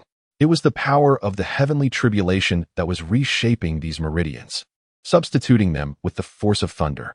Throughout the illustrious history of the Xianyuan continent, no one had ever heard of such an extraordinary occurrence. Yet, at this very moment, Su Yichen was undergoing this astonishing transformation. Before Su Yichen, the Zixiao Divine Thunderstone was undergoing an enigmatic transformation. The originally white crystal was slowly shifting to a shade of blue. As time progressed, flecks of purple began to emerge within the blue hue. However, the power of thunder within the storm clouds had diminished significantly, rendering it incapable of fully converting the blue into purple. Furthermore, Su Yichen was also vying for the remaining thunderous energy. Several hours passed, and the beings of the Tianxing Sword Prefecture gradually noticed that the black thunderclouds, which had enveloped nearly 10,000 miles, were dissipating. With the clouds fading, the overwhelming might of heaven and earth began to wane, allowing the creatures on the ground to finally breathe a sigh of relief. Chapter 16. The Unknown Talent and the Frost Divine Phoenix Body. As the thunderclouds in the sky completely vanished, Su Yichen's figure slowly descended. The array of formidable demons within the immortal emperor's palace gazed at Su Yichen as if he were a curious anomaly upon his return to the courtyard. Su Yichen offered no explanations, merely smiling and nodding at them before directing his gaze towards Linger, above her head. The once swirling phantom of the phoenix became more corporeal after the tribulation had passed. It circled around Lingo several times before emitting a resounding cry and soaring into her body. What kind of divine body is this? Unknown. There has never been a phoenix exuding white flames. Could it be a mutated divine body? Indeed, that seems highly probable. Otherwise, the power of the tribulation would not be so formidable. Truly, she is exceptional, just like the daughter of the master. In the courtyard, the great demons began to discuss animatedly among themselves. Following him back was undoubtedly the right choice. Meanwhile, the eyes of the golden dragon python remained fixed on Su Yichen's retreating figure, silently reflecting. At that moment, Lingo slowly opened her eyes. Lingo, how do you feel? Su Yichen inquired with concern upon seeing her eyes flutter open. Higi, Daddy, I'm fine. Little Lingo exclaimed with a bright smile upon hearing her father's voice. Just as her words fell, her brow furrowed, and she scrunched her little nose to catch a whiff of herself, quickly covering her nose. Daddy, Lingo smells so bad. Haha. No worries. A bath will make my little Lingo fragrant again. Seeing her adorable expression, Su Yichen couldn't help but burst into laughter. Lingo must hurry and take a bath. Upon hearing her father's words, Lingo promptly hopped out of the water vat and dashed off to bathe. After Lingo went to wash, Su Yichen took a moment to carefully sense the newly reshaped meridians within himself. He could perceive the terrifying power concealed within them, and occasionally, flashes of lightning coursed through his veins. Most importantly, Su Yichen realized that his cultivation had significantly advanced, breaking through 3 minor realms consecutively. He was now at the 5th level of the Void Realm. After feeling the changes within him, Su Yichen turned his attention to the purple sky divine thunderstone in his hand. The stone's color had transformed from white to blue, with streaks of purple beginning to emerge within the blue hue. Su Yichen speculated that after absorbing the powers of the heavenly tribulations a few more times, he would likely be able to transform completely into a shade of purple. However, he pondered how many more colors the purple sky divine thunderstone could assume. Father. Lingo has returned. Just as Su Yichen was observing the purple sky divine thunderstone, Lingo's melodious voice reached his ears, and soon after, her figure appeared before everyone. Ah, my little Lingo has become even more fragrant. Upon seeing Linger, Su Yichen smiled and said, "Hee hee, Daddy, come quickly and smell. Lingo is so fragrant." Little Linger chuckled and leaned into Su Yichen's embrace. Truly delightful," he remarked, lifting Linger in his arms and deliberately inhaling deeply a couple of times before exclaiming, "Ah, Kiki, Daddy feels so ticklish." Su Yichen's actions made Su Lingo feel a tickling sensation on her neck. Consequently, nestled in Su Yichen's embrace, she wriggled her body and emitted a laughter reminiscent of silver bells. Su Yichen embraced Su Linger and frolicked for a while thereafter. Su Yichen spoke again, "Ling, please conduct another assessment of your aptitude in spiritual physique." Upon hearing her father's words, Su Lingo made her way towards the crystal stone where she had awakened her spiritual body on her birthday. Fu Bo closely followed, accompanied by a multitude of great demons, all filled with curiosity regarding the heights Linger could reach after being nourished by celestial-grade elixirs and rare treasures of heaven and earth. Before long, Lingo arrived at the spirit-testing stone, took a deep breath, and slowly raised her right hand to place it upon the stone. As soon as her hand made contact, the stone reacted immediately. A brilliant white light flickered to life, only to transform into a vibrant blue within a heartbeat, and then seamlessly shifted to a majestic purple. However, this was merely the beginning. As the purple light surged, a dazzling golden beam shot skyward.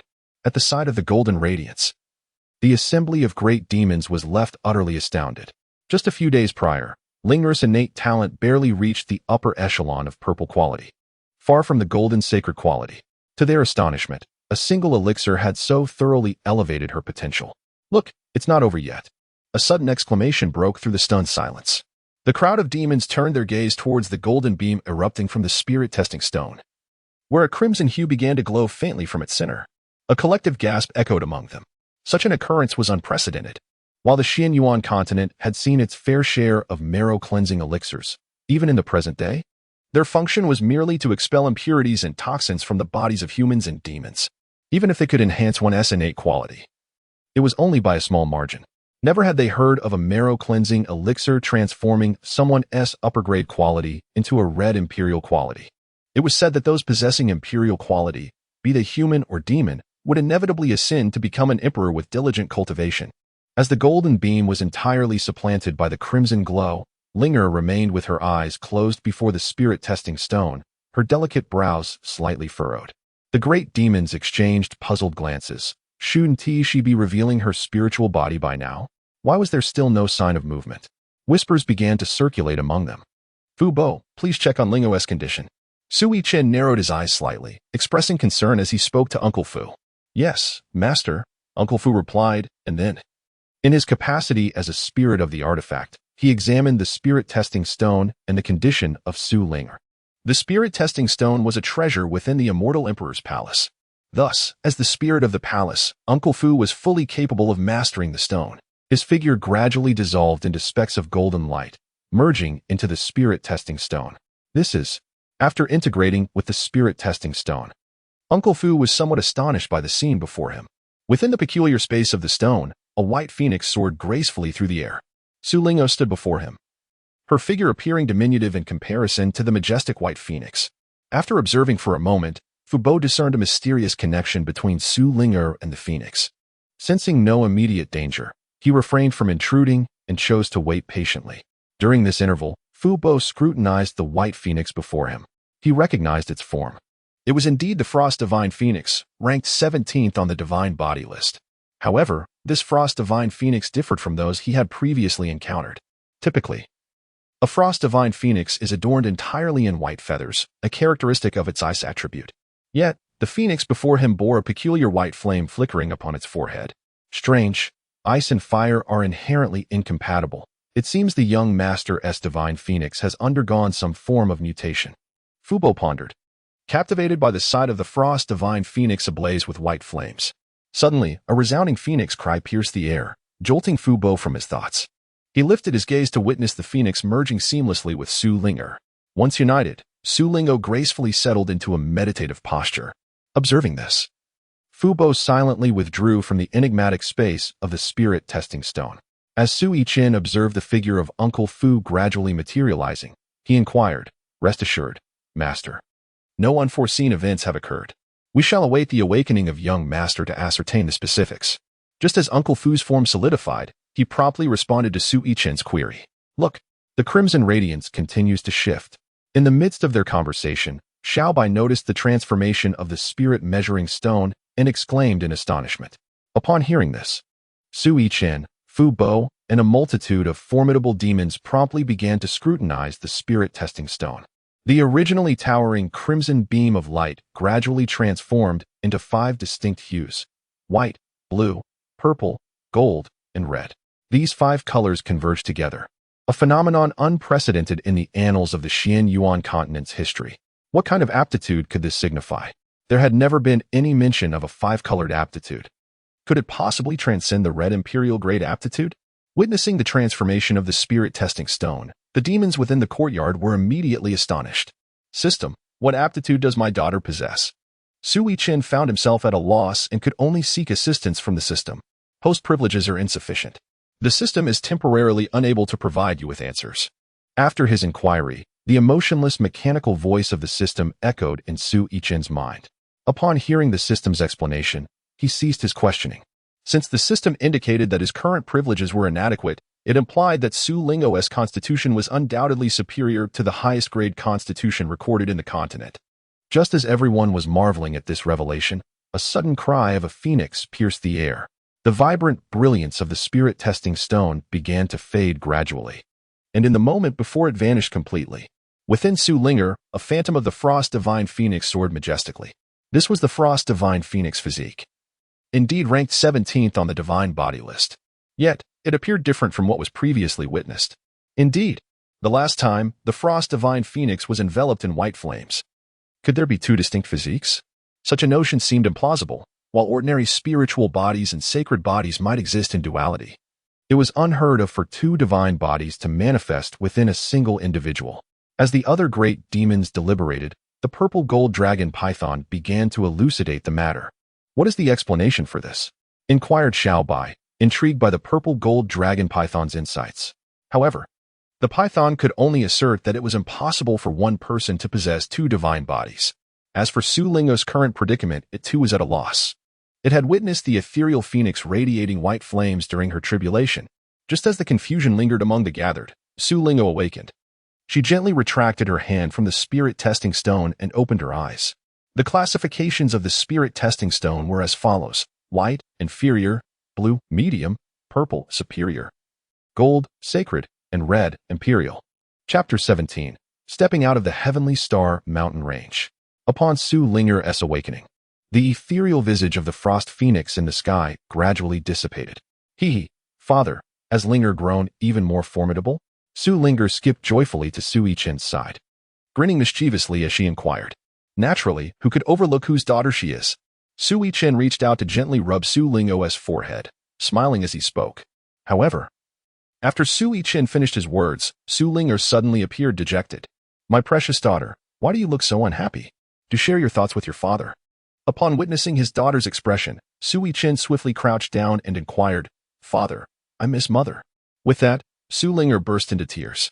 The assembly of great demons, initially poised to approach and offer compliments to Su Linger, promptly recognized the gravity of the situation and discreetly turned away. Upon hearing his daughter's words, Su Yichen was momentarily struck by the image of an ethereal figure. Subsequently, upon hearing his daughter's cries, he hurriedly enveloped her in a tender embrace, his heart aching with compassion. From the moment Su Linger became aware of her surroundings, she had never laid eyes on her mother. All she knew about her mother's appearance came from her father's descriptions. Whenever she inquired about her mother's whereabouts, her father would respond with vague and dismissive answers. Today, upon hearing her father's remark, you should consider whose daughter you are, she was once again reminded of her mother. At that moment, Su Lingo thought to herself, if only my mother knew how remarkable I have become, she would surely praise me, rather than merely boasting about me like father does. Listening to his daughter's cries, Su Yichen felt a pang of concern in his heart. Let us tidy up and head down the mountain shortly, he said, observing how her sobs grew more sorrowful. With a gentle sigh, he spoke with resignation. Father, you want to deceive Lingo again, will you? Su Lingo asked, her tear-streaked face turned towards Su Yichen. Indeed, I promise. Once I make the necessary preparations, we shall descend, he assured her, tenderly wiping away the traces of tears from her small face. After soothing Lingo, Su Yichen instructed her to get ready. I intend to take Lingo down the mountain. Those who do not wish to join us may leave at their discretion, he announced, gathering all the great demons together. After Su Yichen's words fell, all the great demons exchanged glances, then fell into deep contemplation. Master, for those of us who have not chosen to transform during the tribulation, wandering within the territory of humanity, a cautious ironclad blazing tiger, at the emperor level of demons, spoke up hesitantly. During the tribulation, when the demon race undergoes the spirit-body tribulation, they have the option to choose between transformation or remaining in their beast form. This choice is entirely theirs. Those demons who opt for transformation during the tribulation tend to be weaker in combat strength and cultivation speed than those who do not transform. Consequently, a significant number of demons with exceptional talent and pure bloodlines have refrained from taking on human forms. Presently, within the immortal emperor's palace, there are no demons below the tribulation stage, yet none have chosen to transform. Thus far, only the purple gold dragon python is capable of assuming human form. It is only upon entering the quasi-emperor realm that demons can freely choose between taking on human shapes or retaining their beastly forms. After a moment of contemplation, Su Yichen swiftly devised a solution in his mind. A high-quality transformation pill could enable the demon clans that had not opted for transformation during the tribulation period to achieve their metamorphosis before reaching the quasi-emperor realm. However, it was imperative that the transformation pill be at least of the 7th grade to ensure there were no adverse effects. I can first concoct a batch of transformation pills. Once we reach the foot of the mountain, we can procure the necessary materials and then refine the remaining pills. The selection process will be up to you all.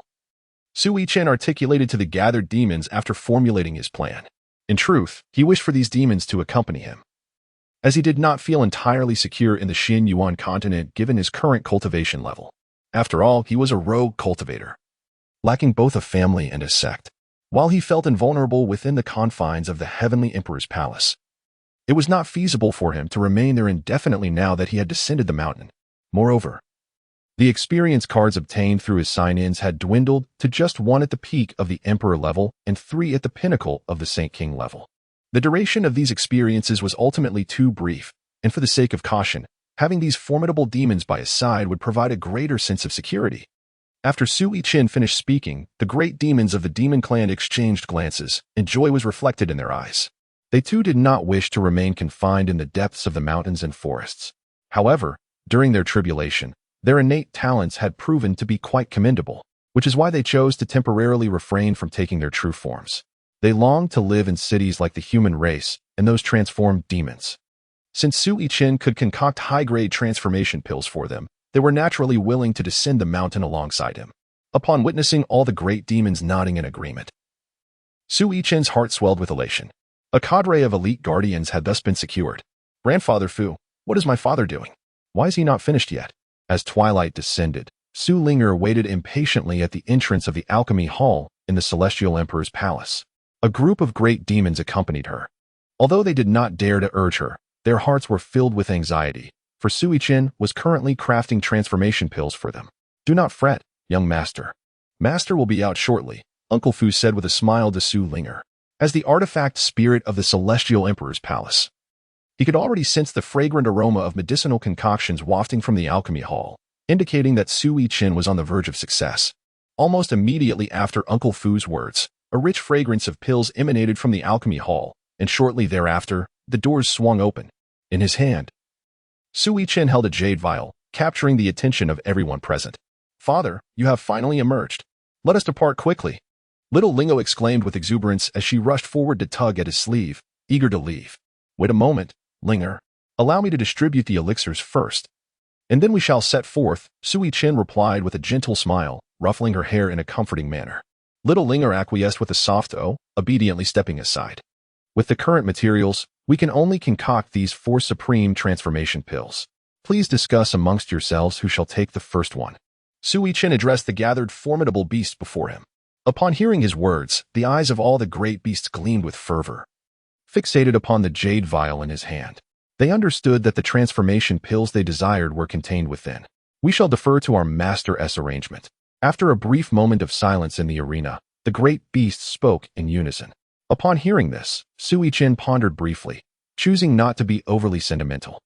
Since he had already acknowledged him as his master and decided to follow him down the mountain, he would not hold back any longer.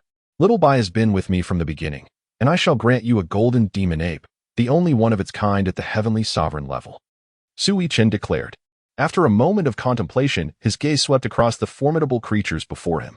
His attention then settled on a demon tiger clad in dark iron armor. With its tail and limbs ablaze with crimson flames, as well as a spectral wolf radiating a violet glow, marked by a star emblem upon its forehead. After observing these two beasts for a while, he spoke. The iron-clad blazing tiger is at the late stage of the demon emperor realm, while the purple spectral star wolf is at the mid-stage. You shall divide the remaining two amongst yourselves. Once he concluded, Su Yichen retrieved the elixirs from the jade vial and distributed them to the four demons. Thank you, master. They chorused in unison, expressing their gratitude upon receiving the elixirs. For those who did not receive an elixir, there was no need for concern. When we descend the mountain, I shall bring you all to the Celestial Emperor Palace. For now, stay within the palace while I gather the necessary materials, and I shall refine elixirs for you later, Su Yichen assured the demons, gesturing towards them before addressing the others who had not received the transformation elixirs. Seeing that there were no objections, Su Yichen declared, All right, let us prepare to set off. Yes, yes. Father, let us hurry and depart. Little Lingo exclaimed excitedly upon hearing her father announce their imminent departure. Soon, Su Yichen, accompanied by Linger and followed by a host of mighty demons, arrived outside the Celestial Emperor Palace. Once outside, a flicker of his thoughts transformed the Grand Palace into a streak of light that entered Su Yichen's brow. The other demons, though astonished, were not overly surprised, having accompanied him for some time. However, the newly joined Golden Python was left speechless, staring blankly at the empty space before it. What grade of spiritual artifact is this? It is certainly more than just an imperial artifact. The Golden Python mused in awe. The formation covering the mountain summit remained intact. As Su Yichen held a sentimental attachment to this mountain, having resided here for over a decade. Let us depart. With the Celestial Emperor Palace secured, Su Yichen prepared to leave with the assembled demons. Master, you and the young mistress may simply stand upon me. The Golden Python offered as Su Yichen prepared to carry Su Linger for their journey. Initially reluctant, he ultimately acquiesced to the Golden Python's insistence. On the road, Su Yichen inquired, Who among you is well acquainted with the area beyond the mountains? Upon his arrival in this new realm, Su Yichen found himself in a humble village inhabited by mere mortals. Subsequently, he ventured into the Tianxing Mountain Range. As he prepared to depart, it was only natural for him to seek an understanding of the surrounding circumstances. Master, I have frequently visited human cities. I possess knowledge. To Su Yichen's astonishment, the one speaking was the Diamond Demon Ape, a being of the celestial sovereign realm. Oh, then enlighten me. What is the nearest location to us? Su Yichen inquired, slightly taken aback. Certainly, our current position is. Upon hearing Su Yichen's question, the Diamond Demon Ape eagerly began to elucidate. The Tianxing Mountain Range lies at the northernmost reaches of the Xianyuan continent, within the domain of Tianxing Sword Prefecture. Notably, the Tianxing Mountain Range occupies nearly one-third of the area of this prefecture.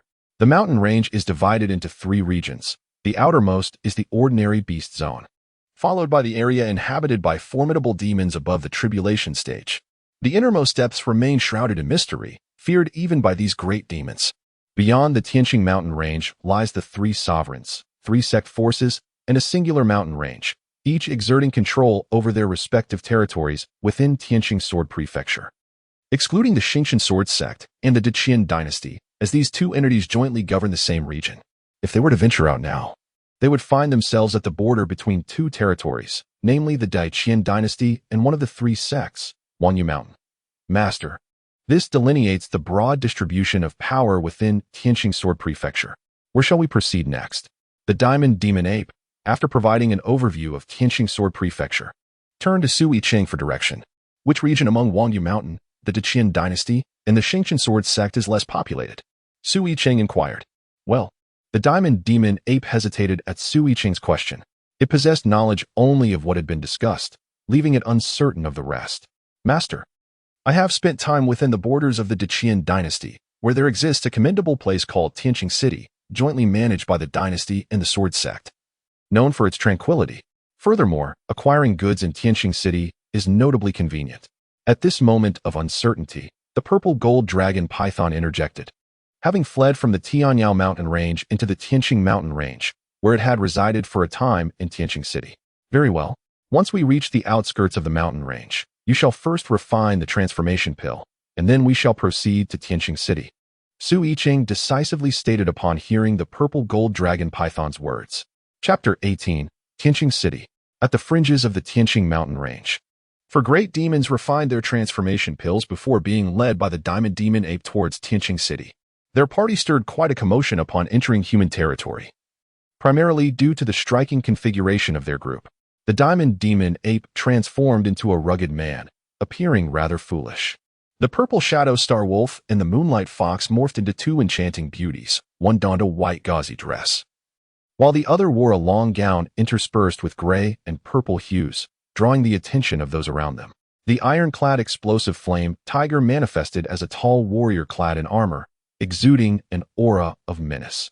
Meanwhile, the purple gold dragon python transformed into an elder dressed in a purple robe, his head adorned with white hair and his captivating golden eyes radiating an ethereal charm. Su Yichen is beyond comparison. Having inherited Mu Ningxuang's exquisite beauty, she appears exceedingly charming. However, her temperament is entirely distinct from that of Mu Ningxuang, vibrant and spirited. She gazes around with curiosity, captivated by everything she encounters along the way. After undergoing the baptism of celestial tribulation, Su Yichen exuded an enigmatic aura, resembling a celestial being who had descended into the mortal realm. Notably, a multitude of diminutive mystical beasts trailed behind him. At the very moment they stepped beyond the Tianxing Mountain Range, a vast plaza floated among the clouds in the distant sky. In the center of this plaza, an elderly man with hair as white as snow suddenly opened his eyes. Upon doing so, he swiftly manipulated his hands, forming intricate ancient seals. Beside him lounged a disheveled old man, reclining against a grand tree, leisurely sipping from a gourd of wine. You, sword madman of the north. Your chance to ascend to the throne has arrived. The elderly man, who had halted his intricate gestures, addressed the slovenly figure indulging in his drink. The latter, after taking a sip, lifted his gaze towards the horizon, remaining silent. The north, Tianxing sword state? After a prolonged silence, sword madman retracted his gaze, murmuring softly before vanishing in an instant, transforming into a brilliant flash of sword light that disappeared into the sky. Once a figure of such grandeur, sword madman now lamented the weight of a single emotion. After the dazzling sword light dissipated, the elderly man rose, walking to the edge of the plaza, gazing into the distance, his voice dwindling until it faded into a sigh. Having not exited the Tianxing Mountain Range for several years, Su Yichen initially intended to leisurely stroll to Tianxing City. Ultimately, he relinquished this notion and chose to travel by air alongside his companions. After 2 days of flight, they finally approached the vicinity of Tianxing City. Not far from the city, Su Yichen sought a secluded spot for the untransformed mystical beasts to wait temporarily. He planned to allow them to join him after settling into the city. Daddy, I want to eat that. On the bustling streets of Tianxing City, Su Yichen spotted an elderly vendor selling candied hawthorns and immediately tugged at Su Yichen's sleeve. All right, my dear, Daddy will buy you some. Su Yichen replied with a smile. However, as soon as he finished speaking, the King Kong demon ape stepped forward. Old man, candied hawthorn, it said, producing a piece of silver from its pocket and handing it to the vendor. Oh no, that's too much. I only charge a copper for a skewer, the vendor protested, realizing that the silver would be more than sufficient to buy out his entire stock. Not a problem, no need for change, the King Kong demon ape declared, sweeping the vendor's entire stock onto its shoulder. The vendor felt a sudden lightness on his shoulder, only to see his candied hawthorns now in the hands of the towering figure before him. In exchange, he found a piece of silver in his own hand. While the giant had already turned to leave, glancing at the silver coin, the vendor quickly tucked it away in his sleeve, casting a wary glance around before departing with a beaming smile. Hee, little master, these candied hawthorns are sweet and sour. The King Kong demon ape grinned as it presented a large bunch of candied hawthorns to Su Yichen. Su Yichen, brimming with joy, meandered through the bustling streets with a string of treats in hand. Bai and the purple phantom star wolf closely trailed behind her. How do you have silver? Su Yichen inquired, astonished as he gazed at the diamond ape. The reason I frequently visit Tianxing City is for the delectable fare of mortals. To make it convenient, I've exchanged much gold and silver, the diamond ape replied, scratching his head with a silly grin. Haha, you truly are a glutton. Su Yichen chuckled in response. After Su Yichen finished speaking, The diamond demon ape chuckled softly and fell silent.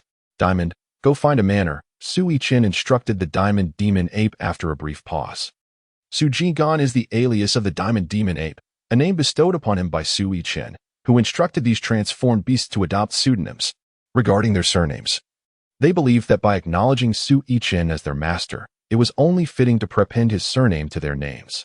The purple shadow star wolf chose the name Su Senyang, while the purple gold dragon python retained its original name Zixiao, merely adding the surname Su. The iron-armored blazing tiger opted for the name Su Hu. After responding affirmatively to Su Yichen, the diamond demon ape promptly turned and departed. One must commend the efficiency of the diamond demon ape. It was barely half an hour since Su Yichen and Su Lingo had arrived in Tianxing City when the diamond demon ape communicated through a sound transmission jade slip, informing them that a residence had been located. Following the directions provided by the diamond demon ape, Su Yichen and his companions swiftly made their way to the designated location. Su Yichen glanced around. It was quite an imposing estate, situated a considerable distance from the bustling streets, with few residences nearby, creating a remarkably tranquil environment. Well, this will do. Su Yichen nodded and spoke. Since this young master is satisfied, shall we proceed as previously discussed? After Su Yichen finished speaking, a middle-aged man in his 40s responded with a cheerful smile. Su Yichen turned his gaze towards him, inquiring with a hint of confusion, "Who are you?" "Master. This is a steward from the Xiantian Chamber of Commerce." The diamond ape immediately interjected, providing an explanation. "Ah, young sir, you honor me with your politeness. You may simply refer to me as Steward's son." The steward introduced himself after the diamond ape finished speaking. "Oh, Steward's son, my surname is Su. May I inquire as to the price of this estate?" Following Steward's son's introduction, Su Yichen briefly presented himself before posing his question. "Young Master Su, if you are certain about acquiring this estate, it will cost you 3,000 low-grade spirit stones," Steward's son replied succinctly, without further ado. After hearing the price, Su Yichen promptly retrieved 3,000 low-grade spirit stones from the storage ring upon his hand and handed them over. Upon receiving the spirit stones, Steward's son presented the property deed to Su Yichen and took his leave. "Father, is this going to be our new home?" Su Lingo asked, gazing at the estate before her. "Indeed, we shall reside here from now on," Su Yichen responded with a smile. Su Linger was about to enter when she was halted by Su Yichen. What is it, father?" she inquired with a hint of confusion, having been stopped by her father. With a smile, Su Yichen said, "Please wait a moment, it will be ready shortly." After speaking, he closed his eyes, reaching out to the consciousness of Fu Bo in his mind. Fu Bo, place the entrance to the immortal emperor's palace within this estate. Let it conceal itself within the void. "Yes, master." At that moment, the golden dragon python accompanying Su Yichen suddenly furrowed its brow, extending its divine sense around, but discovering nothing. It had distinctly sensed a faint spatial fluctuation nearby, yet its origin remained elusive. After a few moments, Su Yichen slowly opened his eyes and announced, "All right, let us proceed. Jinggang, you shall go outside the city and bring everyone here." After Su Yichen finished speaking, he was the first to enter the estate, while the diamond demon ape swiftly turned to hurry outside the city. Upon entering the estate, before anyone could discern its layout, they were momentarily dazzled. When they reopened their eyes, they found themselves back within the immortal emperor's palace. The group of formidable beings following Su Yichen stood there, utterly astounded. The purple gold dragon python finally comprehended the nature of the spatial fluctuation they had just experienced. Soon after, the diamond demon ape returned with the other formidable beings that had been waiting outside the city, who too were taken aback upon entering the estate. Thus, Su Yichen and his companions settled into Tianxing City. After several days of exploration, Su Yichen gained a rough understanding of Tianxing City. The city was vast, being the largest within the Great Qin dynasty, exceeding even the imperial city in size by more than double. Officially, Tianxing City was jointly managed by the Great Qin dynasty and the Star Sword sect. In reality, many factions within the city were quite powerless. The power dynamics in Tianxing City were intricate, featuring branches of major forces such as the Heavenly Treasure Pavilion, the Xiantian Commerce Association, the Holy Pill Hall, and the Divine Weapon Pavilion. Additionally, the three prominent families within the Great Qin dynasty, the Qing, Liu, and Wang families, held significant influence. The City Lord and Deputy City Lord were appointed from the elders of the Great Qin and the Sword sect. After familiarizing himself with these factions, The only ones that piqued Su Yichen's interest were the Holy Pill Hall, the Divine Weapon Pavilion, the Xiantian Commerce Association, and the Heavenly Treasure Pavilion. The Holy Pill Hall was comprised of alchemists from the Xian Yuan continent, with all alchemists being assessed by the hall.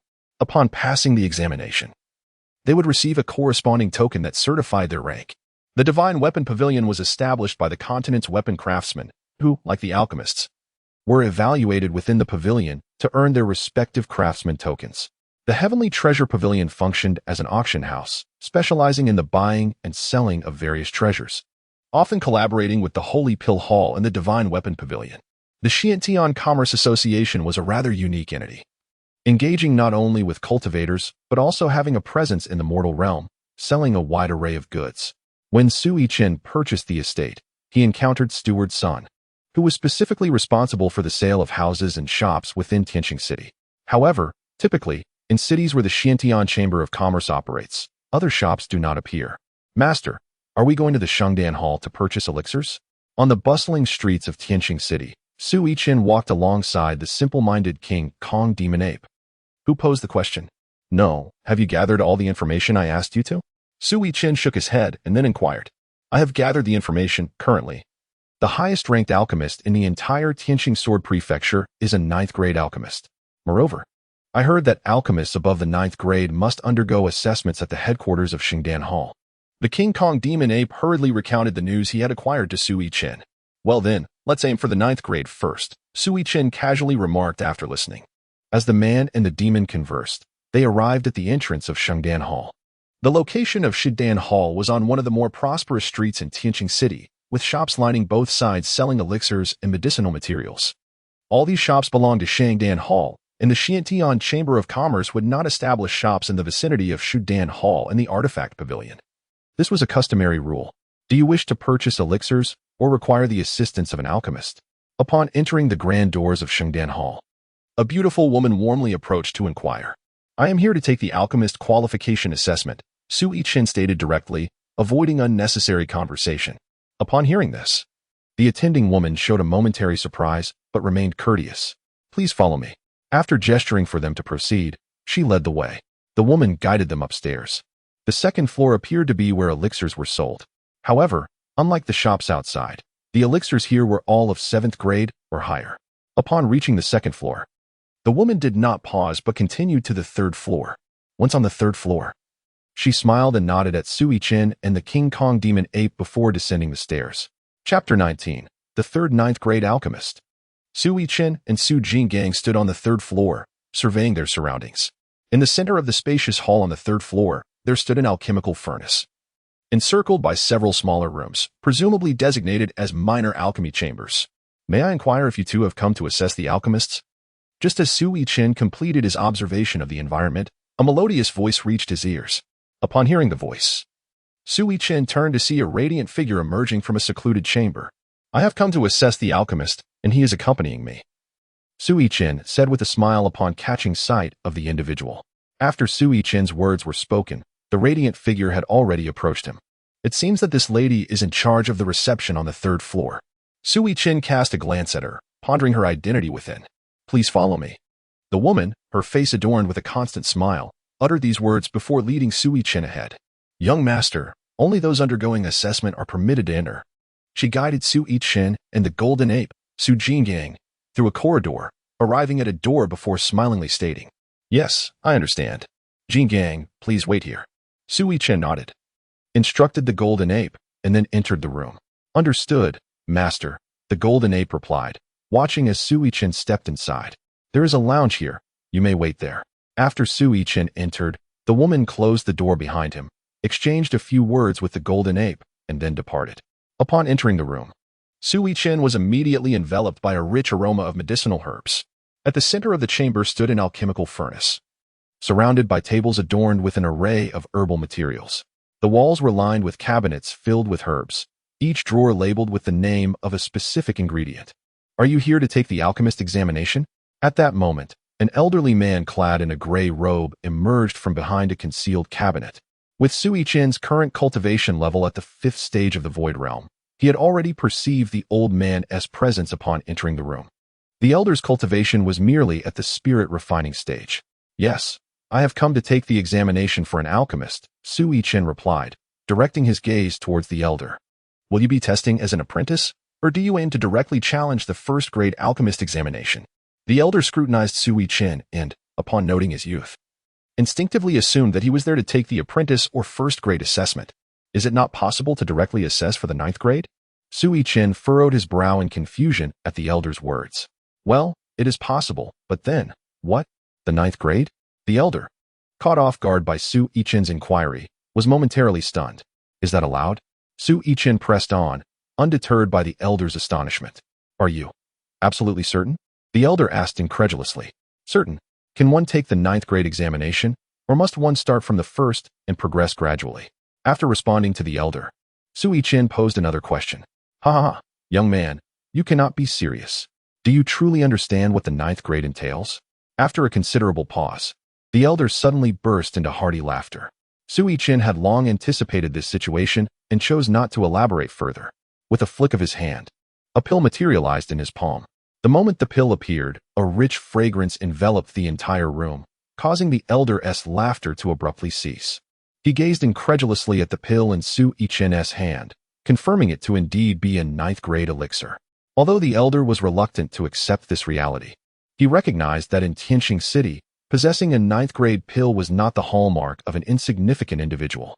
Please wait a moment. The elder, uncertain, uttered these words to Su Yichen before hurriedly departing. Shortly after the elder left, Su Yichen sensed a formidable aura manifesting within the room. Before long, another figure emerged before him. This newcomer was also an elder, clad in a gray robe similar to the previous one, yet adorned with delicate golden threads that suggested a higher status. 5th level of the Void Realm. Quite impressive. You seek to assess your skills as a 9th grade alchemist? The elder, upon his arrival, immediately discerned Su Yichen's current level of cultivation. System, what is the elder's level? Su Yichen inquired as soon as the elder appeared. Host. The opponent is at the mid-stage of the celestial venerable realm. The system promptly responded within Su Yichen's mind. Indeed, I wish to assess my skills as a 9th grade alchemist. Su Yichen replied nonchalantly, now aware of the elder's level. How could a mere void realm cultivator concoct a 9th grade elixir? Which esteemed family do you hail from? Daring to seek amusement in my sacred alchemy hall, the elder reprimanded without reservation, presuming that Su Yichen was a talented scion from a prominent family or sect. How can you be so certain that I cannot refine a 9th grade pill, being merely at the mid-stage of the celestial venerable realm? Su Yichen retorted fearlessly. The elder's eyelids twitched slightly, his expression growing serious as he began to scrutinize Su Yichen anew. He had encountered the elite of all factions within the entire Daqian Empire and was now certain that Su Yichen was not a disciple of any known power. Could this young man be from the divine continent? Or perhaps he is concealing his true prowess? The elder's thoughts were in turmoil, and uncertainty began to creep in. Whether I can refine it or not, you shall ascertain after the assessment, Su Yichen continued, sensing that he had managed to impress the elder. Are you certain you wish to undertake the 9th grade assessment? The elder asked, still somewhat incredulous. Absolutely, let's proceed with the 9th grade assessment, Su Yichen replied casually. Upon hearing Su Yichen's nonchalant tone, the elder felt as if attempting a 9th grade assessment was a trivial endeavor for him. Very well. Here is the formula for the 9th grade breakthrough pill, which is of moderate difficulty. If you can successfully concoct it, you shall pass the assessment, the elder said, retrieving a recipe from his storage ring and handing it to Su Yichen. However, should you fail to produce it, you will be required to reimburse the full price of the materials used. After handing over the recipe, the elder spoke again, his tone now grave. He observed Su Yichen's expression closely, hoping to glean some insight. Yet, to his disappointment, Su Yichen exhibited no discernible reaction upon receiving the recipe and hearing his words. The breakthrough pill, when consumed by those in the celestial venerable realm, allows them to surpass a minor level of cultivation. However, it holds no efficacy for those in the supreme realm. Su Yichen merely glanced at the alchemical formula without scrutinizing it closely. With a casual wave of his hand, the lid of the alchemical furnace in the room immediately opened, floating in midair. Subsequently, precious spiritual herbs began to emerge from his storage ring, one after another. It seems this young man intends to use his own materials. The elder observed this scene, feeling a wave of relief wash over him. He believed that Su Yichen refrained from using their materials out of fear that he would have to compensate for any failures in the alchemical process. From this perspective, It appeared that Su Yichen was merely here to amuse himself. He truly did not know which affluent family he hailed from. After all, a ninth-grade alchemist would possess at least peak celestial sovereign cultivation, with most being at the saint level. He had never heard of a ninth-grade alchemist at the Void Realm.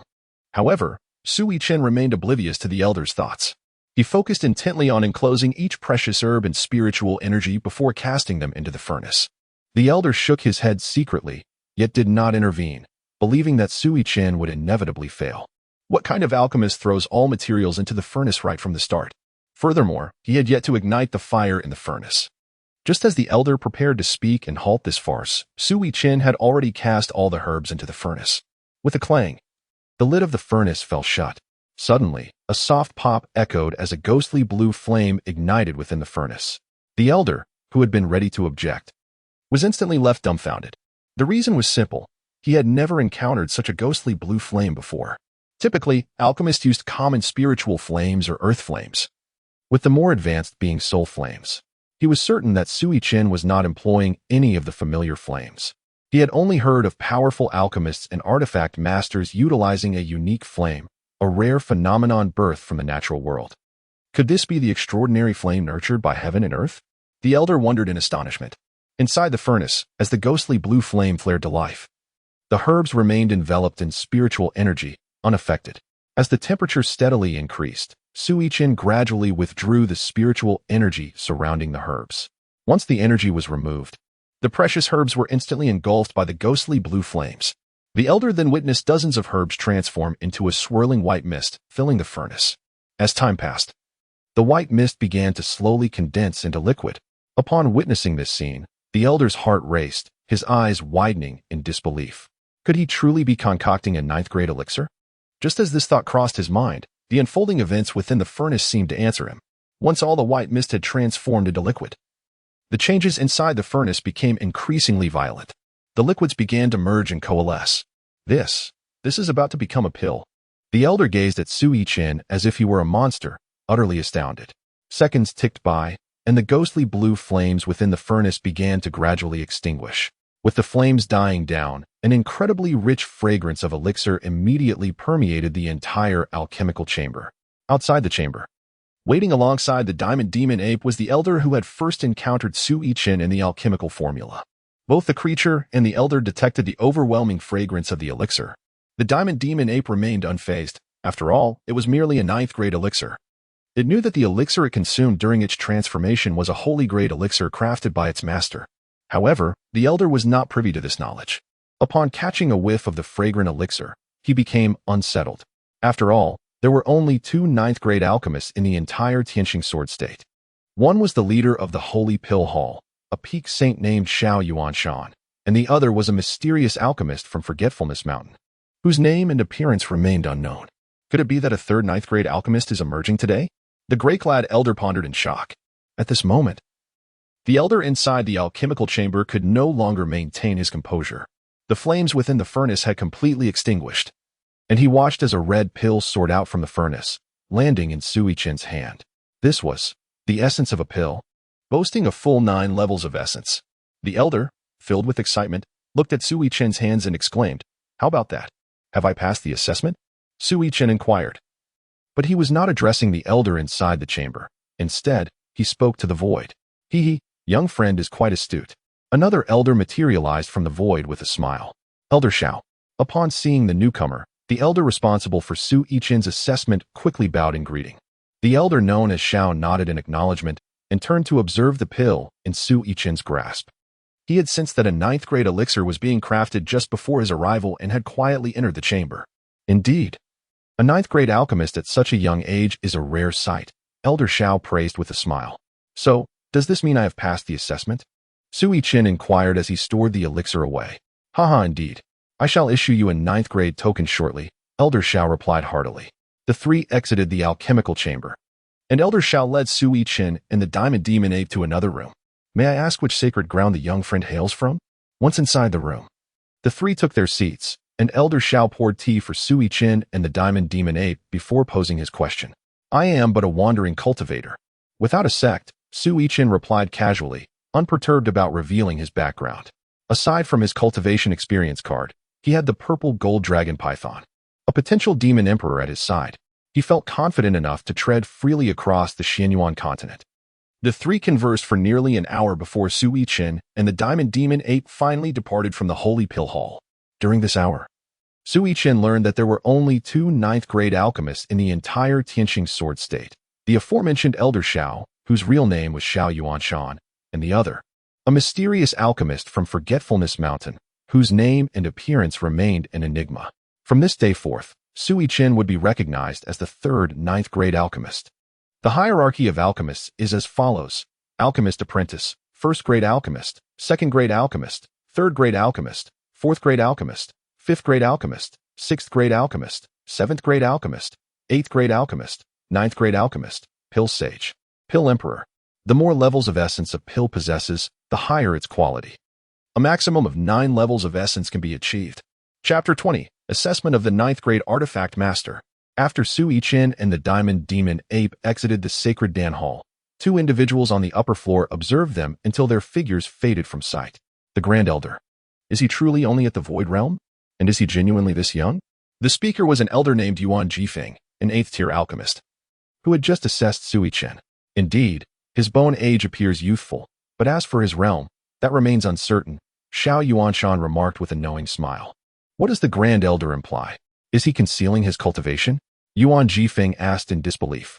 It is well known that, at Su Yichen's age, those possessing the Void Realm in the sacred lands of Shenzhou, among the imperial clans, are often regarded as holy sons or imperial offspring.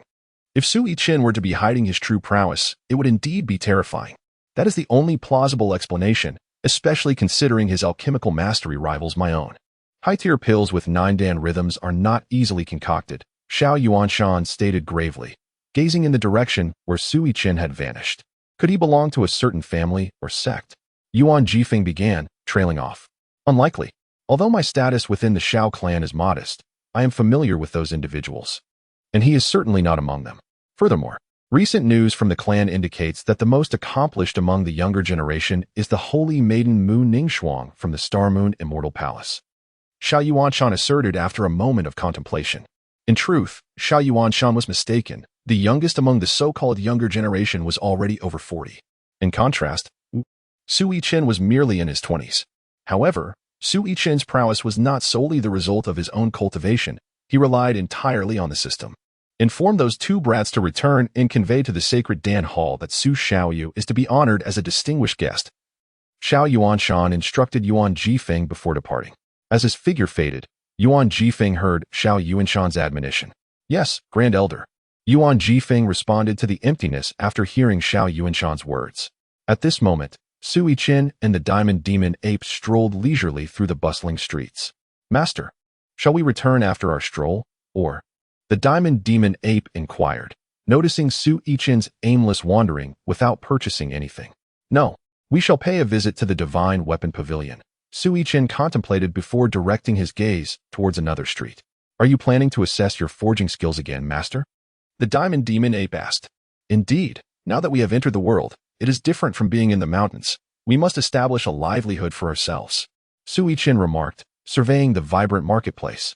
Thus, the pair made their way to the Divine Weapon Pavilion, situated on the street of Tianxing City's branch. Upon reaching the street where the Divine Weapon Pavilion was located, while it may not have been identical to the Sacred Dan Hall, the ambience was quite similar. The vendors lining the street sold an array of spiritual tools and weapons, nearly indistinguishable from those found near the Sacred Dan Hall. TSK. These people truly lack any spirit of innovation. Upon entering the Divine Weapon Pavilion, Su Yichen couldn't help but feel a sense of dismay at the decor. Noting that the reception process mirrored that of the Sacred Dan Hall perfectly. Upon entering the Divine Armament Pavilion, Su Yichen was warmly approached by a young woman who inquired enthusiastically about his purpose. Upon learning that he sought to undertake the assessment for a weapons craftsman, she graciously guided him to the upper levels. The only distinction was that the Divine Armament Pavilion boasted 7 stories, whereas the Sacred Pill Hall comprised only 4. Upon reaching the 5th level of the Divine Armament Pavilion, Su Yichen was greeted by a different female attendant who escorted him inside. Please wait a moment, she said before turning to leave, presumably to summon someone. After a brief interval, the door swung open. Ah, splendid. It appears we have a promising candidate. Upon entering, Su Yichen observed a robust elder examining the diamond demon ape with evident satisfaction. Elder Zhang, it is this young gentleman who seeks to become a weapon craftsman, not him. The attending maid promptly interjected, realizing the misunderstanding. You? Elder Zhang furrowed his brows and directed his gaze towards Su Yichen, inquiring further. Indeed, it is I. Su Yichen replied with a smile, showing no sign of displeasure at Elder Zhang's demeanor. Do you possess the skills of a craftsman, or do you aspire to learn? Elder Zhang scrutinized the diamond demon ape once more before shifting his focus back to Su Yichen. His tone suggested a lack of approval regarding Su Yichen's candidacy, lamenting the fact that the candidate was not the diamond demon ape. 9 heavens! Elder Zhang's words hung in the air as Su Yichen remained silent, merely whispering those 2 words softly. As soon as Su Yichen's voice faded, a resounding sound of a sword echoed through the room. Almost immediately, Elder Zhang and the maid behind him beheld a fiery red long sword materialize within the chamber. This is a 9th-grade spirit weapon. Upon seeing the sword, Elder Zhang's eyes instantly lit up with astonishment. The maid, taken aback by Elder Zhang's exclamation, covered her mouth in shock, nearly gasping audibly. A 9th-grade spirit weapon can only be forged by the master of the Divine Weapon Pavilion in Tianxing City, and even then, success is not guaranteed. After all, forging spirit weapons is not the same as crafting spirit artifacts. Not every attempt yields success. Did you forge this? Elder Zhang inquired, his excitement palpable. What's there to be so excited about? The master has forged countless 9th-grade spirit weapons. This is merely one among many, Su Yichen thought, merely nodding in acknowledgement without uttering a word. The diamond demon ape, however, cast a disdainful glance at Elder Zhang and remarked, Indeed, it was you who forged it? Elder Zhang, undeterred by the ape's condescending demeanor, turned to Su Yichen with a hint of disbelief. Indeed, it is my creation, Su Yichen affirmed, sensing Elder Zhang's lingering doubt. This young man possesses merely the cultivation of the void realm. Does he truly possess the capability to forge a 9th-grade spirit weapon? Moreover, judging by the sword's condition, it is evidently of superior quality, capable of advancing to a holy weapon, Elder Zhang pondered, squinting as he considered Su Yichen's confident admission. I hadn't noticed before. This fellow is of the demon race, and he must at least be of the celestial sovereign level. Given how he refers to this lad merely as a servant, what does that imply? At that moment, Elder Zhang scrutinized the diamond demon ape once more, and an overwhelming shock surged within him. He realized he needed to reevaluate Su Yichen. The room fell into an eerie silence for a brief moment.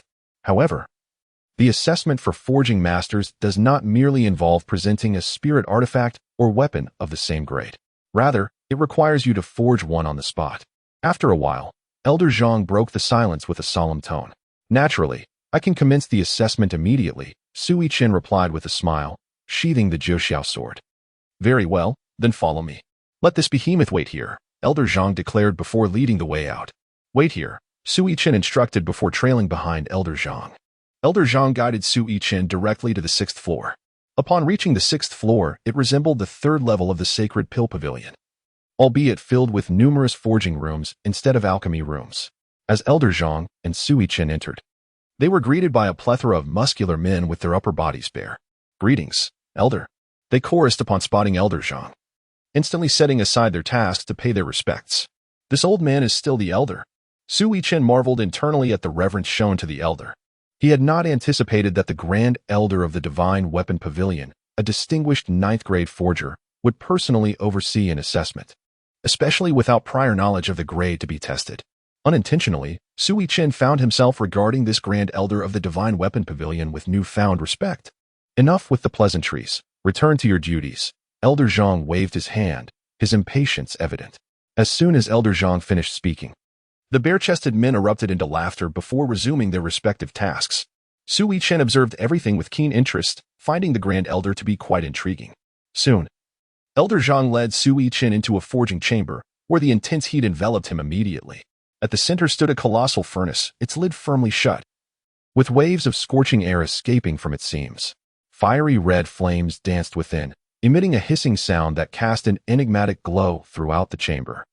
The walls were adorned with an array of bizarre forging tools, including slender spirit-patterned chisels that glimmered with the cold light. Shelves were filled with various ores and precious materials, their surfaces shimmering with a kaleidoscope of colors, exuding a mysterious aura. Scattered across the floor were numerous semi-finished spirit artifacts and weapons, radiating an extraordinary presence. The air was thick with diverse metallic scents, intertwined with an abundance of spiritual energy from the heavens and earth. This is my exclusive forging chamber, designated for your assessment today. I trust you will not disappoint me, Elder Zhang remarked. As Su Yichen surveyed the layout of the chamber, Elder Zhang continued, "So, is this assessment based on a specific spirit artifact you have in mind? Or?" Upon hearing this, Su Yichen smiled and responded, "I have no strict requirements. If you are using my materials, I will need to specify. However, if you have your own materials, you may arrange them as you see fit. I will only consider the final outcome." Elder Zhang waved his hand dismissively, speaking with casual ease. Upon hearing this, Su Yichen nodded and then retrieved a piece of multicolored crystal and a block of crimson mysterious iron from his storage ring. Observing Su Yichen's actions, Elder Zhang immediately understood that Su Yichen was preparing to utilize his own materials. This is crimson gold mysterious iron. At the sight of the multicolored crystal, Elder Zhang remained relatively unfazed. However, upon catching sight of the red mysterious iron, he gasped in astonishment. The crimson piece of mysterious iron that Su Yichen presented was none other than the red gold mysterious iron, a premier material for the highest tier of artifact refinement. In fact, many revered sacred artifacts are crafted from this very substance. Upon hearing Elder Zhang's exclamation, Su Yichen exhibited no response. If he were to reveal that the multicolored crystal was, in fact, a material for forging imperial artifacts, it would surely leave him utterly astounded. Indeed, the seven-colored crystal that Su Yichen extracted was sourced from the depths of the abyss, where he encountered the golden dragon python, and was known as the seven-colored mysterious crystal. These crystals had served as array materials for many years and could no longer be classified as imperial grade. They were now only suitable for crafting certain ninth-grade spiritual artifacts or sacred artifacts. Nonetheless, even in this diminished capacity, they remained among the finest ninth-grade materials, ranking highly even among sacred-grade materials. Is this intended for crafting a ninth-grade spiritual artifact? Surely, it cannot be a sacred artifact, Elder Zhang observed as Su Yichen, after producing those two crystals, continuously retrieved an array of rare ores and materials, leaving him profoundly astonished. Once everything was prepared, Su Yichen commenced the refinement process without hesitation. Elder Zhang initially assumed that Su Yichen's first step would involve placing the red gold mysterious iron into the furnace.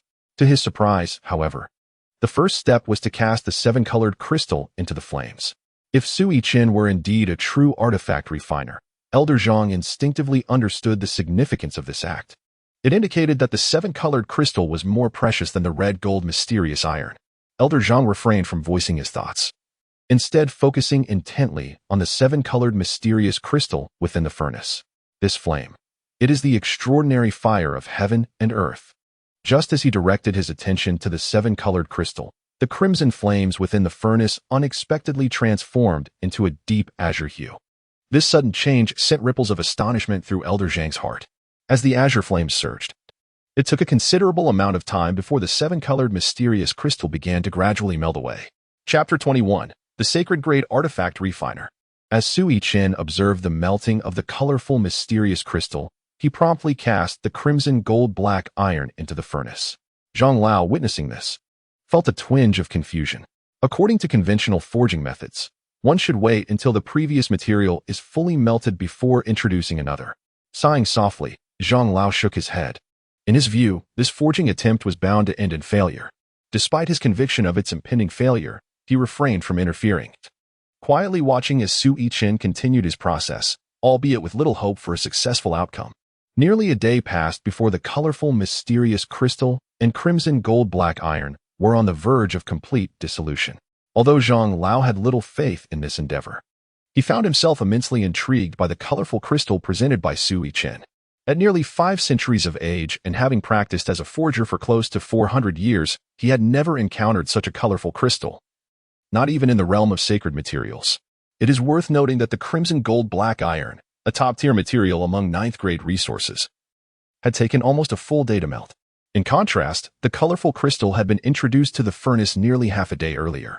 Yet its melting proved to be a far more arduous task. Just as Zhang Lao's curiosity piqued, both materials finally melted completely. In that instant, Su Yichen's hand seals suddenly transformed, and the two pools of molten liquid began to merge rapidly. What? It can be done this way, Zhang Lao exclaimed, his eyes widening in astonishment as he gasped internally. This method of forging was entirely unprecedented to him. Overcome with shock, he quickly retrieved a communication jade slip to send a message. After completing this task, he turned his attention back to the furnace. Regardless of whether a ninth-grade spiritual weapon could be successfully forged, the uniqueness of this method alone was enough to astonish the forging community. It is essential to understand that alchemists, if sufficiently powerful, can simultaneously refine multiple herbs, as they first transform the materials into vapor within the alchemy furnace, where the vapors do not repel each other. Once the alchemist merges the medicinal properties, they can condense them into a pill. However, forgers cannot employ this technique. Their materials must first be liquefied, making it impossible to amalgamate them quickly without the use of a spiritual pattern carving tool. Yet today, Zhang Lao witnessed someone capable of concurrently refining two materials and rapidly merging them without such tools. Furthermore, there was no indication of the two materials repelling each other. What was this? It was a groundbreaking forging technique. How could he not be astonished? Moments later, a figure suddenly appeared in the forging chamber. "Elder brother, look!" Zhang Lao exclaimed excitedly in a hushed tone as the figure materialized. It was none other than his elder brother, the branch leader of the Divine Weapon Pavilion in Tianxing City, and Zhang Lao's own kin. The branch leader waved his hand dismissively and focused intently on Su Yichen's forging technique. At that moment, they reached the final stage of the merging process. Under the watchful eyes of Zhang Lao and his brother, the two pools of liquid completely fused without any sign of rejection. They exchanged a glance filled with profound astonishment. However, Su Yichen had no time to regard their presence. With the two liquids now fully merged, he exhaled in relief. The most challenging step had been accomplished, and the remaining tasks appeared far simpler. To the astonishment of Zhang Lao and his brother, Su Yichen proceeded to add all the remaining materials into the furnace in one go. As he did so, the already merged liquid became the nucleus, while the additional materials formed a rotating circle around it. For nearly an entire night, the materials melted and, through Su Yichen's extraordinary technique, were completely integrated. Once the fusion was achieved, Su Yichen retrieved a spiritual pattern carving knife from a nearby shelf and began etching ancient runes onto the liquefied essence of the crimson gold black iron and colorful mysterious crystal. Upon completing the runes, he skillfully directed the remaining liquid from the other materials to merge slowly with the two fused liquids. Zhang Lao and his brother recognized this step. It resembled the techniques they employed during their own forging endeavors. However, the runes that Su Yichen inscribed were unlike any they had seen before, evoking a sense of ancient mystique. As Zhang Lao's elder brother gazed at the runes, a flicker of realization crossed his mind, and he narrowed his eyes in contemplation. Once all the liquids were fully blended, Su Yichen began to alter his hand seals once more. The amalgamated liquid within the furnace gradually transformed in shape, ultimately taking the form of a long halberd. The halberd within the furnace radiated an exquisite brilliance, its light so intense that it left onlookers momentarily blinded. When the luminosity faded, a silvery gray halberd stood solemnly, exuding a chilling aura. The halberd's shaft was long and straight, reminiscent of an ancient battle spirit awakening, emanating an intimidating presence. Its silvery gray sheen, akin to winter frost, conveyed an aura of bone-chilling cold. Intricate tiger stripes adorned its surface, each line vividly lifelike, as if the slumbering silver tiger would roar to life at any moment. The halberd's tip was sharply triangular, glimmering with a cold, lethal light, akin to the fangs of a fierce tiger, capable of effortlessly tearing through any obstruction. On either side of the halberd's shaft were two imposing tiger heads, their open jaws morphing into crescent blades, with edges as thin and sharp as a cicada's wing, ready to rend the very fabric of space with a mere flick. The tiger eyes were embedded with two crimson gemstones, exuding an enigmatic glow. At the junction of the halberd's shaft and the blade, a vividly carved tiger claw gripped the shaft with its 5 sharp talons. From the tiger patterns and heads to the claws, the entire halberd embodied the majesty and might of a fierce tiger, as if it housed the spirit of the beast, poised to awaken and unleash devastation. As the temperature in the furnace gradually cooled, the halberd began to solidify. At that moment, thick, dark clouds began to gather over Tianxing City, and the ominous rumble of thunder echoed throughout the region. Countless figures materialized in the skies above Tianxing City, each radiating an aura of immense power, unmistakably transcending the realm of celestial beings. Not far from Tianxing City, in the Dacian imperial city and a towering mountain nearby, several other potent auras erupted suddenly. What is happening recently? Why are there successive tribulations appearing? Indeed, there have already been 2 tribulations in recent days. This one is not as formidable as the last. That may be so, but we, with our lower cultivation, cannot withstand it. In the celestial city, both cultivators and mortals gazed upwards, their faces etched with concern as they beheld the ominous black thunderclouds coalescing in the sky. What is this? A sacred artifact, exclaimed Elder Zhang and the pavilion master in unison from within the divine weaponry chamber. At this moment, Su Yichen also became aware of the ominous thunderclouds gradually gathering above Tianxing City. He had entirely forgotten about this matter, much like the sacred pills. Sacred artifacts would summon tribulations during their formation. Previously, while at the immortal emperor's palace, he had no need to concern himself with such matters. However, now outside the palace, he inadvertently overlooked this crucial detail. Furthermore, he initially intended to forge a 9th-grade spirit weapon. Yet, he had not anticipated the significant enhancement that the colorful mysterious crystal would bring to the materials. It seems that during his next attempt at crafting a 9th-grade spirit weapon, he ought to reduce the quantity of colorful mysterious crystals used. As the long spear neared completion, Su Yichen's hands swiftly formed seals, inscribing a series of profound runes onto the spear. Su Yichen was preparing to seal the spear as a 9th-grade spiritual weapon before its completion. The moment the spear was forged, the heavenly tribulation would descend, leaving no time for sealing thereafter. What was he doing? Observing Su Yichen's actions, Elder Zhang curiously inquired of the sect leader beside him. It appears he is sealing the spear, the sect leader replied, his gaze fixed intently on the ever-changing seals in Su Yichen's hands, his eyes gleaming with fascination. Is sealing even possible? Elder Zhang exclaimed in astonishment, watching as Su Yichen cast one intricate seal after another. As the number of seals increased, the ominous clouds above began to gradually dissipate. What is happening? Why are the heavenly tribulations fading? Could it be that the divine weapon's forging has failed? He pondered. That is implausible. The arrival of the tribulation signifies that the divine weapon has taken form. It merely requires overcoming the tribulation to be deemed complete. But how can this be explained now? Who knows? We shall inquire with sect leader Zhang later, he concluded. Above Tianxing City, those powerful beings, witnessing the dissipating thunderclouds, engaged in spirited discussions. With their knowledge, they understood the nature of this heavenly tribulation. As Su Yichen executed the final seal, the thunderclouds vanished completely. Following this, the powerful figures dispersed, and Tianxing City returned to its usual state. However, whispers regarding the recent tribulation circulated among them. Ha ha ha, truly, talents emerge from every generation. Who would have thought that such a young friend has already attained the status of a saint-level weapon refiner? A booming laugh resonated as Su Yichen completed the sealing and withdrew the spear from his grasp. Hee, you flatter me, esteemed leader, it is merely luck. Su Yichen turned to face him, clasping his hands in a gesture of humility, a smile gracing his lips. Su Yichen's assertion seems to hold merit. He initially intended to forge a 9th-grade spirit weapon. However, due to the influence of the colorful mysterious crystal, he inadvertently crafted the long spear into a sacred weapon. Haha, my young friend, there is no need for modesty.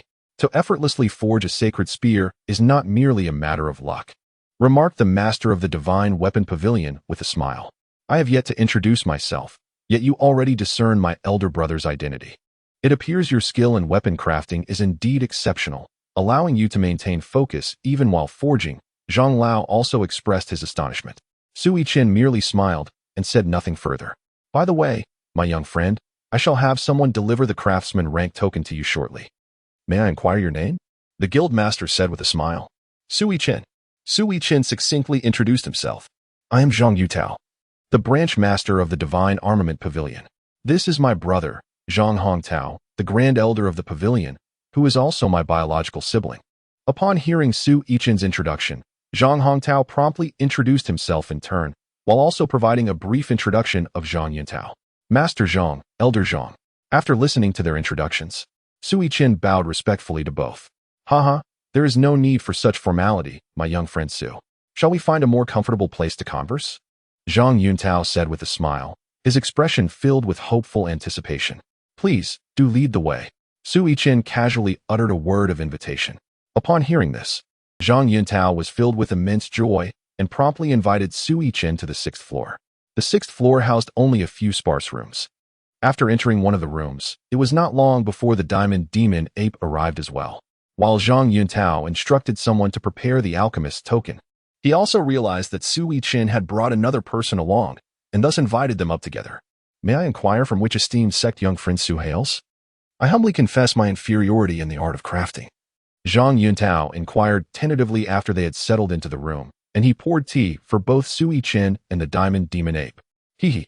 There is no need for such formalities, esteemed Master Zhang. I am merely a solitary cultivator, Su Yichen replied with a light chuckle.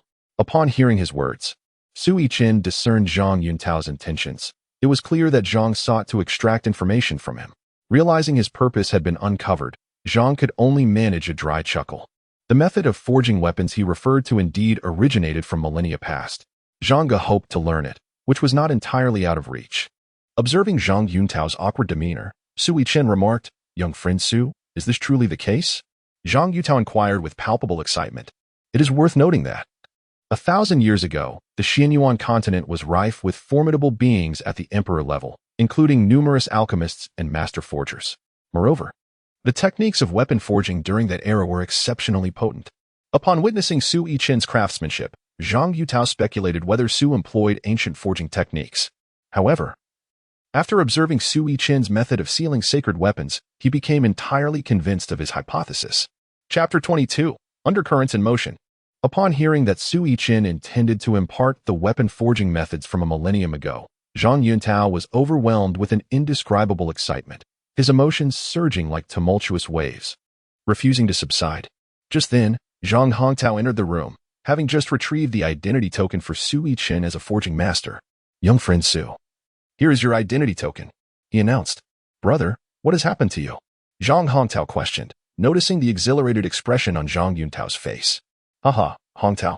From this day forth, young friend Su shall be our esteemed guest at the Divine Armament Pavilion. When you return to the Central Continent, be sure to relay this matter without the slightest delay." Zhang Yuntao declared joyfully, promptly instructing Zhang Hongtao. "Understood, brother." Zhang Hongtao did not press for further details, recognizing that his brother's words carried significant weight. The group exchanged pleasantries for a while before Zhang Yuntao led Su Yichen into a secluded chamber.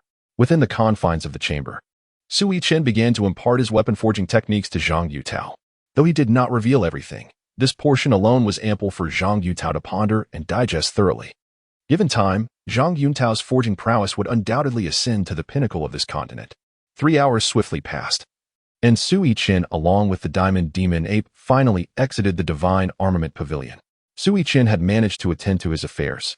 However, the commotion he caused during his weapon forging today rippled through the myriad of factions like a stone cast into a tranquil lake, stirring them into a flurry of activity. Within the grand palace of the Deqian imperial city, a magnificent hall stood. On the elevated dragon throne, a middle-aged man clad in a resplendent golden dragon robe sat, exuding an air of authority.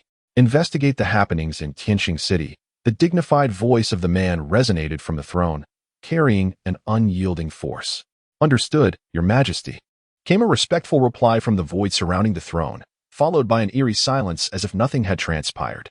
Meanwhile, not far from the imperial city, a towering mountain rose majestically. A colossal stone sword stood in the center of the square. Beneath its hilt, a group of disciples clad in azure robes practiced their swordsmanship with unwavering focus. Above the hilt, a middle-aged man with sharp brows and piercing eyes slowly opened his eyes, an overwhelming sword intent radiating from him, as if capable of slicing through the very air around him. "Qi Fengzhu, go to Tianxing City and gather intelligence," he commanded, before gently closing his eyes once more, as if his earlier words were but a fleeting interlude. "Yes, Sect Master," another middle-aged man responded promptly, rising as a dazzling beam of sword light and speeding away towards the horizon. This mountain was none other than the renowned Stellar Sword Sect, with the gigantic stone sword steadfastly positioned in the center of the Saintess square. Aside from the earlier speaker and the departing Qi Fengzhu, several figures were seated in meditation, cultivating their skills. Not just them, but across the entire Tianxing Sword region, all noble families and sects, upon hearing the news, promptly dispatched individuals to Tianxing City, as an invisible storm seemed to be brewing ominously above. The various factions within Tianxing City were equally engrossed in uncovering the events of the day. However, to their dismay, they found themselves at a complete loss. Many speculated whether the divine weapon pavilion had successfully forged a holy weapon, yet this remained mere conjecture, devoid of verification. After all, it was customary for the people of the divine weapon pavilion not to allow holy weapons to materialize within Tianxing City. Most perplexing was the inexplicable dissipating of the heavenly tribulation, leaving many bewildered. A significant number believed that perhaps a rare treasure had emerged within Tianxing City. Fortunately, Su Yichen had timely dispelled the thunderous tribulation. Otherwise, if it had descended directly upon the divine weapon pavilion, there would have been no need for speculation. They could have simply inquired directly. It seemed that Tianxing City was on the brink of becoming a lively hub. Within the city lord's mansion in Tianxing City, atop a tower nearly 100 feet high, a middle-aged man clad in armor sighed. This man was Lei Hong, the appointed city lord of Tianxing City by the Qin dynasty, possessing the cultivation of an early-stage holy king. What exactly is the divine weapon pavilion up to? Not far from him, another middle-aged man, dressed in azure robes and bearing a long sword on his back, also expressed his confusion. This man was He Hanwen, the deputy city lord of Tianxing City and an elder of the Stellar Sword sect, equally in the early stages of the Holy King realm. The city lord's mansion was situated in the heart of Tianxing City, and from the top of the tower where they stood, their cultivation allowed them to survey the entire cityscape. In the following days, Su Yichen enjoyed a leisurely existence, either accompanying Ling on excursions, purchasing trinkets for her, or diligently practicing his techniques. Some time ago, upon returning to the Immortal Emperor Palace, he had entrusted the long spear he forged to the ironclad explosive flame tiger. The Immortal Emperor Palace was an independent realm, as long as the tribulation was not as terrifying as the one Linger had previously faced. Other tribulations would directly manifest within the confines of this space, unnoticed by the outside world. Today, in a square within the Immortal Emperor Palace, the ironclad explosive flame tiger assumed human form, seated cross-legged at the center of the square. Before him, the silver-gray long spear that Su Yichen had forged floated serenely, gradually being refined by him.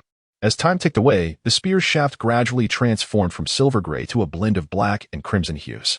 Beside the spear, a silver-gray tiger silhouette mirrored the same transformation.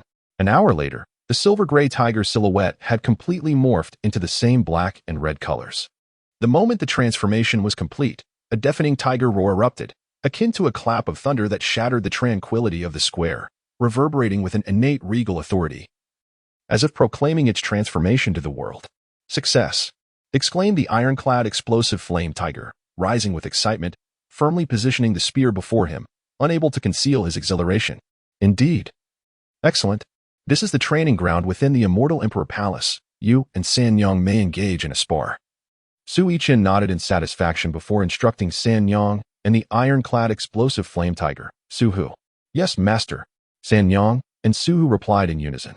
Sanyong, who typically preferred maintaining her demon form, predominantly appeared as a wolf demon while in the Immortal Emperor Palace. Upon hearing Su Yichen's command, she acknowledged and promptly transformed her massive wolf demon form into that of a graceful and alluring woman. Su Huzi took great delight in his current human form, adorned in a suit of armor, which, when complemented by his long spear, filled him with immense joy. In Sanyong's hand, 2 claw hooks gradually materialized. Although these claw hooks were indeed sacred artifacts, they were merely of the lowest rank among such divine instruments. Su Yichen gazed at the 2 wolf claws in Sanyong's hands, lost in contemplation. At that moment, 2 figures stood opposite each other in the training arena, and one of them initiated the attack first. In the blink of an eye, Sanyong darted forward like lightning, reaching Suhu's side with such swiftness that it was nearly imperceptible. Suhu remained unperturbed, skillfully positioning his spear to deflect Sanyong's strike. The spear met her claws with a resounding clash, igniting a dazzling shower of sparks, as a formidable force radiated outward from the point of impact. Without hesitation, Suhu swung his spear, enveloping its shaft in a dark crimson glow, akin to flames fiercely licking at its surface. Observing this, Sanyong nimbly leaped backward, deftly evading the lethal brilliance. Subsequently, she released a torrent of icy blue breath, surging forth like a relentless tide towards Suhu. Suhu, unhurried and composed, plunged his long spear into the ground, causing a surge of warmth to emanate from the earth, effortlessly dissipating the encroaching chill. Observing that this maneuver had not borne fruit, Sanyong brandished her sharp claws, conjuring 6 ethereal projections that radiated formidable energy. These spectral talons intertwined like a flurry of blades, relentlessly advancing towards Su Hu's vital points. As Su Hu sensed the impending danger, he tightly gripped his long spear and began to spin rapidly. In the blink of an eye, a black and red shield coalesced before him. At the very moment the shield formed, San Yang's assault had already arrived. A thunderous sound echoed across the training ground as the phantom claws struck fiercely against the shield, raising a cloud of thick dust. As the dust gradually settled, Su Hu's figure emerged unscathed. Not only was he unharmed, but the shield he had conjured had merely dimmed slightly. San Yang, be careful. Su Hu withdrew the shield and stepped calmly out of the dust, shouting loudly. No sooner had his voice faded than he thrust the long spear forward with great force, unleashing a surge of formidable energy that instantly materialized into a black and red tiger shadow. The tiger shadow emitted a deep roar, darting towards San Yang like an arrow released from a bow. Seeing this, San Yang dared not exhibit any carelessness. She immediately raised her claws above her head as a surge of violet light erupted. Subsequently, the phantom of a purple phantom star wolf materialized, letting out a long howl before charging violently towards the oncoming tiger shadow. As the wolf shadow prepared to attack, San Yang's figure suddenly vanished without a trace. When she reappeared, it was already behind Su Hu, her claws poised to strike with lethal intent at his back. In the critical moment just before her attack would land, it seemed as though Su Hu had eyes on the back of his head. He swung his spear back with pinpoint precision, effectively blocking her strike. Alas, I concede. After being thwarted by Su Hu's spear, San Yang was propelled backward by the overwhelming force that erupted from it. By the time she steadied herself, Su Hu had already positioned the crescent blade of his spear against her fair neck. With no other option, San Yang sighed, reluctantly conceding defeat, her heart filled with reluctance. Aha, there is no need for you to feel disheartened, San Yang. My cultivation level is already a minor realm above yours. And with the sacred weapon bestowed upon me by my master, which I have refined over the past few days, it has now advanced to the status of a holy king weapon, allowing me to win so effortlessly. Su Hu laughed heartily, eager to console her. Indeed, quite commendable. Given some time, this long spear shall advance to a holy emperor weapon. Su Yichen remarked with a smile. Rest assured, master.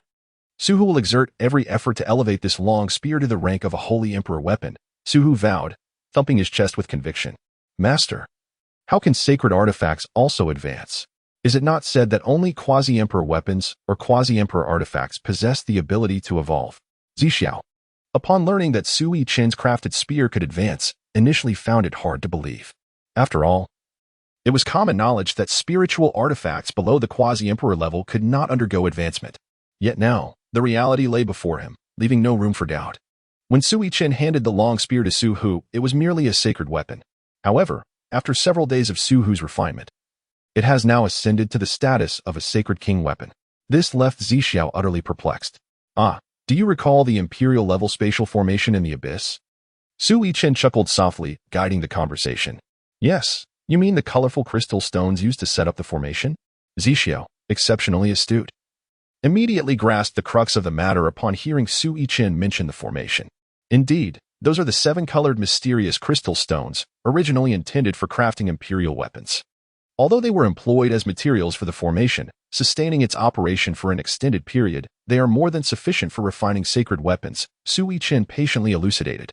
In truth, what Su Yichen did not disclose was that his original intention was to forge a 9th-grade spiritual weapon. He never anticipated that the 7-colored mysterious crystal stones were so formidable that they would elevate all materials to the standards of sacred weapons while retaining the advancement capabilities inherent to imperial-grade materials. Upon hearing this, Zixiao finally understood, realizing why this sacred long spear possessed attributes characteristic of imperial weapons. A few days later, someone from the sacred pill hall came bearing an invitation. It turned out that in 2 days, Xiao Yuanshan was to hold a birthday banquet, specifically inviting Su Yichen to attend. In reality, Xiao Yuanshan had indeed reached an age suitable for celebration, yet he had no intention of hosting a banquet. However, the city lord of Tianxing City personally visited the sacred pill hall, insisting that Xiao Yuanshan hold a birthday celebration, leaving him with no choice but to acquiesce. Recently, Tianxing City had been rather unsettled. First, a 9th-grade alchemist emerged from their sacred pill hall, and shortly thereafter, the divine weapon pavilion seemingly crafted a sacred weapon. However, The Divine Weapon Pavilion claimed that it was not their own creation, but rather the result of a sacred-level craftsman visiting Tianxing City. These two pieces of news sent ripples through Tianxing City. Most importantly, it was confirmed by both the Sacred Pill Hall and the Divine Weapon Pavilion that the sacred-level craftsman and the ninth-grade alchemist were both wandering cultivators. In private, Xiao Yuanshan and Zhang Yuntao had already met.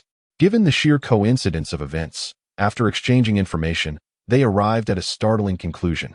These two individuals were, in fact, the same person, Su Yichen.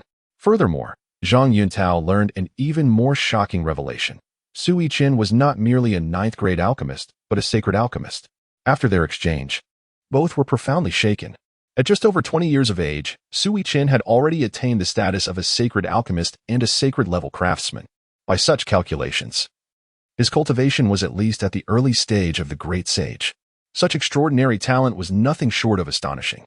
They understood the gravity of the situation and dared not disclose a single piece of information. After all, they were not foolish. They could not yet fathom Su Yichen's disposition. If anyone carelessly leaked this information and incited Su Yichen's displeasure, it would be a grave misstep. Chapter 23. Attending the Birthday Banquet. Su Yichen held the invitation to Xiao Yuanshan's birthday banquet, lost in contemplation. In truth, he had sensed the implications of his actions after completing the assessments of both alchemist and artifact master. It seemed he had acted rather ostentatiously. He had already ascertained that Xiao Yuanshan had held the position of branch master of the Sacred Dan Hall in Tianxing City for nearly a century. Yet he had never heard of any birthday celebrations being hosted by him. This occasion was merely an opportunity for the various factions in Tianxing City to probe his background and see if they could win him over. However, Su Yichen paid little mind to this matter. With the presence of the purple gold dragon python, who could he fear? Moreover, he possessed a system that housed 3 experience cards of peak Sacred Emperor level and 1 of peak Great Emperor level. On the eve of Xiao Yuanshan's birthday banquet, Su Yichen received messages from both the Sacred Dan Hall and the Divine Armament Pavilion. As anticipated, the banquet was not as simple as it appeared. Major factions, as he had surmised, sought to take advantage of the situation to court him and bring him under their banner. On the day of the banquet, the Sacred Dan Hall conducted affairs with remarkable discretion, inviting only those influential entities within Tianxing City, excluding nearly everyone else. Yet, despite this, news spread like wildfire, and numerous formidable rogue cultivators, as well as powerful figures from outside the territories of the Great Qian dynasty, flocked to Tianxing City in droves. After all, there are no secrets that remain hidden forever. Daddy, are you going out again? Just as Su Yichen prepared to leave the Immortal Emperor Palace, he heard Su Linger's soft voice calling from behind him. He turned to see her, with her short legs, hurriedly running towards him, her delicate face etched with discontent. All right, my dear Linger, father has some matters to attend to. How about I take you out for a proper stroll tomorrow? Su Yichen quickly soothed her upon seeing her displeased expression. Since arriving in Tianxing City, he had taken her out a few times, but nonetheless, the moments spent with his daughter had grown increasingly scarce. Once, when he could not cultivate, he had spent his days by Linger's side, but now, after enduring the baptism of thunder from the tribulation to reconstruct his meridians, he could finally train independently. Thus, apart from the rare occasions spent with Linger, he had devoted all his time to cultivation. After all, Muning Shuang's status left no room for complacency. He could not allow himself to wait until she became powerful before seeking her and their daughter. As a man, Su Yichen would not permit such a scenario. If Daddy won't accompany Linger, then Linger will go out by herself. Su Lingo pouted her little lips, huffed in defiance, and before Su Yichen could respond, her tiny figure dashed out. As Su Yichen gazed at Linger's retreating figure, he shook his head in resignation. It seemed imperative to swiftly find an opportunity to procure an ice attribute cultivation technique suitable for her. Go, ensure Linger's safety. Su Yichen instructed the Diamond Magic Ape. Within the confines of Tianxing City, the Diamond Magic Ape, at the pinnacle of the heavenly sovereign realm, was considered a formidable force, and with him around, Su Yichen felt reassured. Rest assured, Master, I shall protect the young mistress. The Diamond Magic Ape responded with a deep, resonant voice, thumping its chest. In a blink, it darted off in pursuit of Su Linger. Once arrangements were made, Su Yichen strolled leisurely with Su Hu towards the Holy Dan Hall. Along the way, Su Hu noticed a marked increase in the presence of sovereign and heavenly sovereign realm experts, making Tianxing City notably livelier than usual. However, observing his master's calm demeanor, As if he were oblivious to it all, Su chose to remain silent. In his eyes, these so-called strong individuals were akin to mere insects. Even those in the Holy King realm would be effortlessly dealt with by his spear in a single strike. In truth, Su Yichen was not dismissive of those around him. Rather, he simply failed to recognize their existence. Ha ha ha, Su Xiaoyu, what a coincidence it is that we meet. Just as Su Yichen was nearing the entrance of the Holy Dan Hall, a hearty laugh echoed from the side of the street. Turning to investigate, he saw Zhang Yuntao approaching, accompanied by a middle-aged man who bore a slight resemblance to him. Master Zhang, it truly is a remarkable coincidence, Su Yichen replied, a gentle smile gracing his features. Haha, allow me to introduce you. This is my inept son, Zhang Pengyang, who just returned from his travels yesterday. Zhang Yutao gestured towards the middle-aged man as he introduced him to Su Yichen. Greetings, Master Su. As Zhang Yutao finished speaking, Zhang Pengyang respectfully bowed to Su Yichen, his eyes brimming with admiration. Clearly, Zhang Yutao had already informed him of Su Yichen's status as a master-level artifact refiner. You flatter me, young Master Zhang, by age. You are my elder, and I cannot accept such courtesy, Su Yichen humbly replied, slightly inclining his body. Haha, such courtesy is entirely acceptable to you, Su Xiaoyu. In the realm of cultivation, the accomplished take precedence. We do not adhere to the trifles of the mundane. Zhang Yutao laughed heartily, waving his hand dismissively. Upon hearing Zhang Yuntao's words, Su Yichen merely smiled and did not decline further. After all, he had imparted the art of weapon forging to Zhang Yutao. Establishing a bond akin to an age-crossing friendship, continued refusals would only create a sense of estrangement. Who is this? Zhang Yutao had long noticed that the companion by Su Yichen's side was not the formidable demon of the Celestial Lord realm from their previous encounter, prompting him to inquire. I am the master's attendant, Su Hu. Stepped forward Su Hu, standing tall and proud to introduce himself. Upon hearing Su Hu refer to himself as Su Yichen's attendant, Zhang Yutao felt a jolt within. He had secretly observed Su Hu for quite some time but could not decipher his cultivation level. Moreover, from Su Hu, he sensed a formidable aura on par with that of the city lord, Zheng Liqing. This indicated that Su Hu was at least a mid-stage sovereign king-level powerhouse. Clearly, he had underestimated Su Yichen's strength. Haha, Master Zhang, Master Su, please, do come in. At that moment, Yuan Jifeng, with keen eyes, spotted Su Yichen and Zhang Yuntao in the distance and hurriedly approached, warmly inviting them. Elder Yuan. Su Yichen greeted Yuan Jifeng with a smile. Master Su. Zhang Yutao sensed numerous eyes scrutinizing them from the surroundings and feigned puzzlement, looking towards Yuan Jifeng. Haha, Master Zhang is still unaware. This esteemed individual is none other than the renowned 9th-grade alchemist, Master Su. Yuan Jifeng beamed, proudly introducing him. His pride was genuine. For only Xiao Yuanshan and Zhang Yuntao were privy to Su Yichen's status as both a 9th-grade alchemist and a sacred tier weapon master. The rest were entirely in the dark. What? Both Zhang Yutao and his son, Zhang Pengyang, stared at Su Yichen in disbelief, with Zhang Pengyang genuinely astonished. While Zhang Yutao was merely putting on an act before others. How so? Are you two unacquainted with Master Su? Yuan Jifeng observed the expressions on Zhang Yutao and his son's faces, feeling perplexed. He thought Su Yichen was already familiar with them due to their jovial conversation. To be candid, I am also a sacred tier weapon master. As Zhang Yuntao pondered how to navigate the situation, Su Yichen boldly declared it without reservation. At these words, Yuan Jifeng's eyes widened in disbelief. He turned to look at Zhang Yuntao and his son, and upon seeing their slight nod, he realized Su Yichen spoke the truth. However, it was not only them who were astonished. As Yuan Jifeng welcomed Su Yichen and Zhang Yuntao, the hidden observers from various factions, as well as the wandering cultivators, had already turned their attention towards them. Upon hearing Yuan Jifeng proclaim Su Yichen as the alchemist, even more gazes fixated on this side. When it became known that Su Yichen was also a sacred tier weapon master, every face mirrored Yuan Jifeng's expression, initial disbelief, followed by shock upon receiving confirmation from Master Zhang, leaving them all rooted in place. The entire street plunged into a brief silence, as if time itself had come to a standstill. With the first person hastily producing a communication jade slip, the atmosphere ignited like a powder keg, thrumming with renewed excitement as people snapped back to reality, urgently reaching for their own jade slips to relay this astonishing news to their respective factions. A 9th-grade alchemist and a sacred tier weapon master. Such a prodigious talent, if recruited into 1S ranks, would undoubtedly bolster their strength, becoming a formidable asset. "Let us proceed inside," Su Yichen said with a calm demeanor. While he was indifferent to the surrounding reactions, he preferred not to be paraded like a rare treasure before a crowd. "Oh, yes, right this way, gentlemen," Yuan Jifeng, coming to his senses, quickly stepped aside and gestured for Su Yichen and the others to enter the Sacred Alchemy Hall.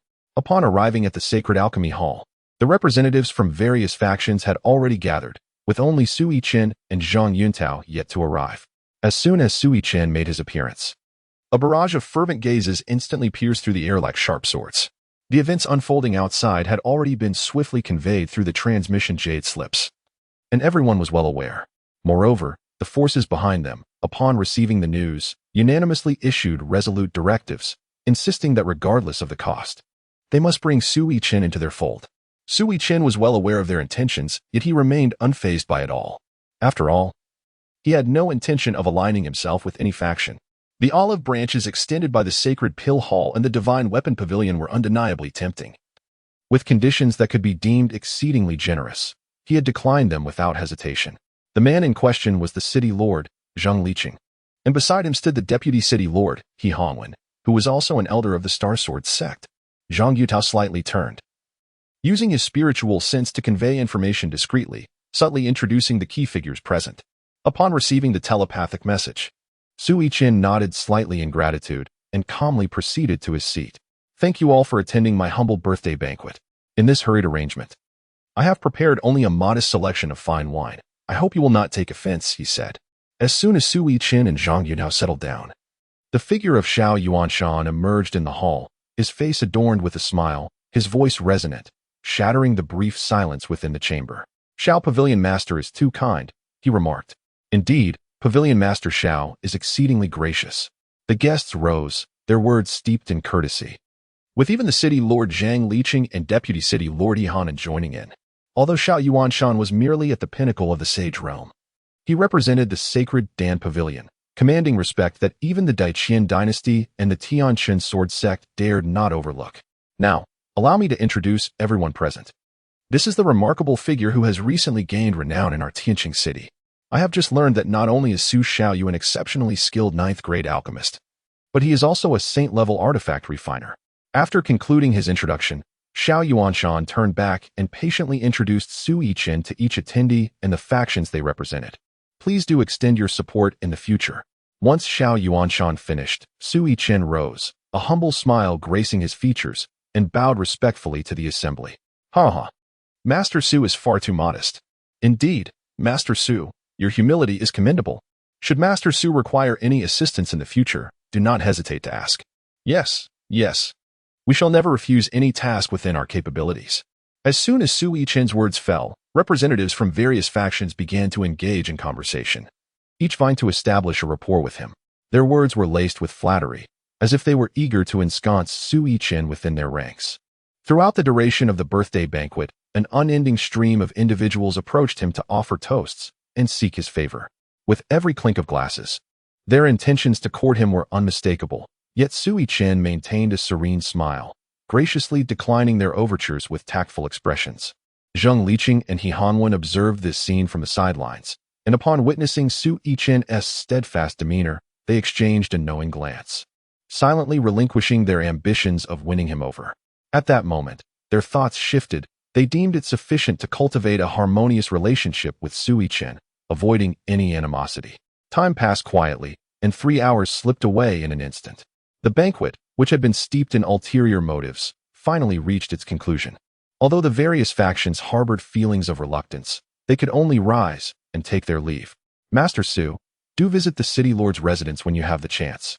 Should you require any assistance, do not hesitate to inform us," Zhang Liqing remarked as he prepared to depart. Before Su Yichen could respond, he and He Hanwen vanished like fleeting shadows. Chapter 24, The Old Beggar. Days swiftly passed, and during this interval, various factions continued to send invitations to Su Yichen. "Master, the city lord's residence has sent an invitation, accompanied by one from the Starry Sword sect." Fu Bo's voice echoed as Su Yichen tended to the sprouting Zicheng fruit trees in the medicinal field. Su Yichen had underestimated the determination of these forces. Even after so many days since the banquet, outsiders continued to flood into Tianxing City. Alas, he truly underestimated their perseverance. Su Yichen sighed lightly, shaking his head in resignation. If the master were to reveal his true identity, it would not only be these factions that tremble, but the entire continent would be shaken to its core. The purple gold dragon python suddenly appeared beside Su Yichen, speaking with a smile. How is your cultivation of the transformation dragon technique progressing? When shall you restore your peak strength? Upon seeing the purple gold dragon python, Su Yichen took the invitation from Fu Bo's hand and inquired about the dragon's progress. I have already achieved a small success. It won't be long before I regain my peak.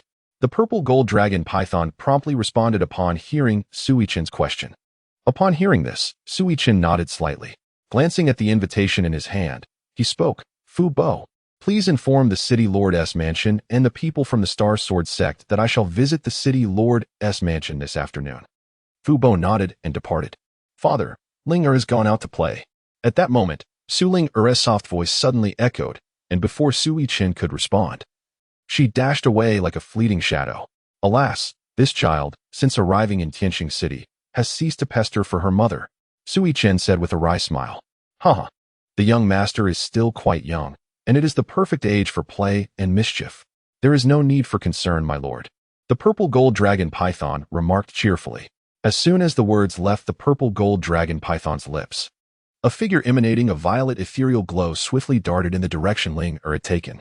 Third Miss has made considerable progress in her cultivation.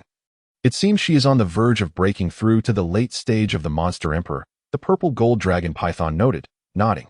Indeed, Third Miss has been quite diligent in her training. Were it not for King Kong entering seclusion to strive for the Monster Sage realm, I dare say Third Miss would not have paused in her cultivation, Su Yichen concurred, fully agreeing with the words of the purple gold dragon python. Su Yichen, possessing the pinnacle cultivation of the celestial sovereign realm, has received numerous elixirs from Su Yichen during this period. Coupled with the extraordinarily pure spiritual energy within the immortal Emperor Palace, he has recently sensed a hint of impending breakthrough. Thus, he has been in seclusion, striving for advancement. The recent safety concerns surrounding Su Linger have entirely fallen upon the shoulders of San Yang. Let us venture outside as well, Su Yichen declared, setting aside his belongings and addressing the purple gold dragon python.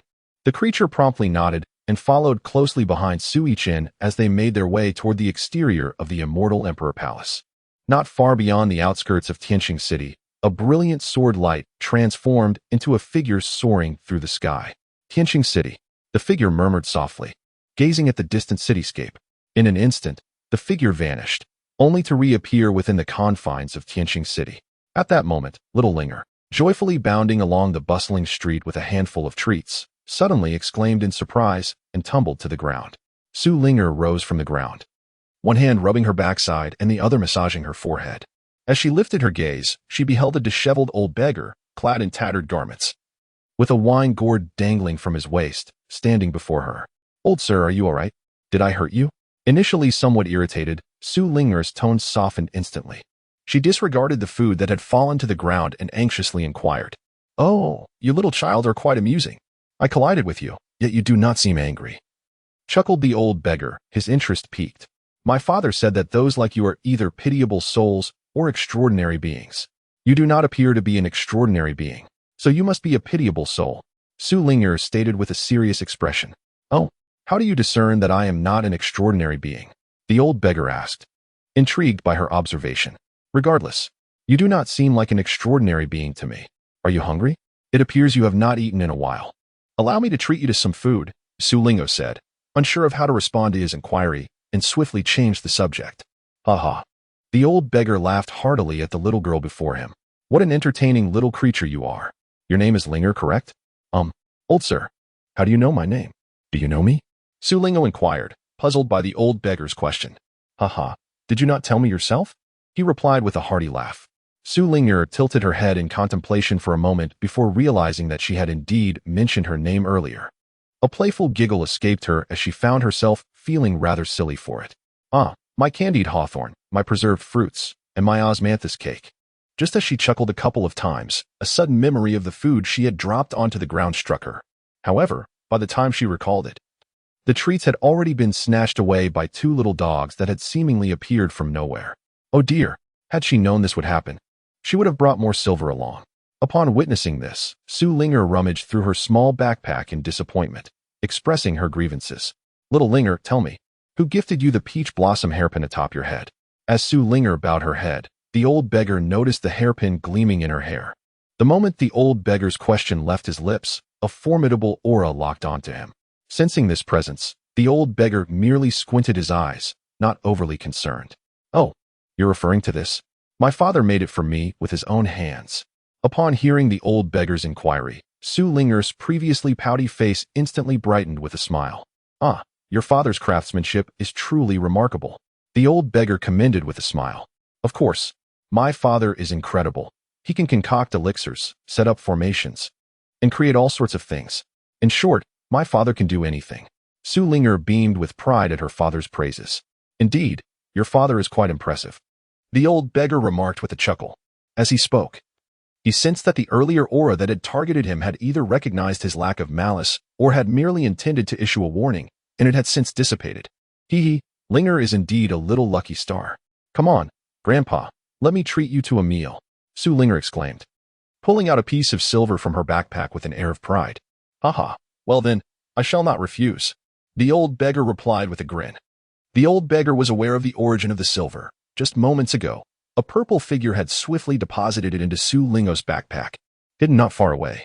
San Yang watched as the old beggar followed Su Linger toward the tavern, curling her lip in disdain while muttering, "This old man is truly shameless."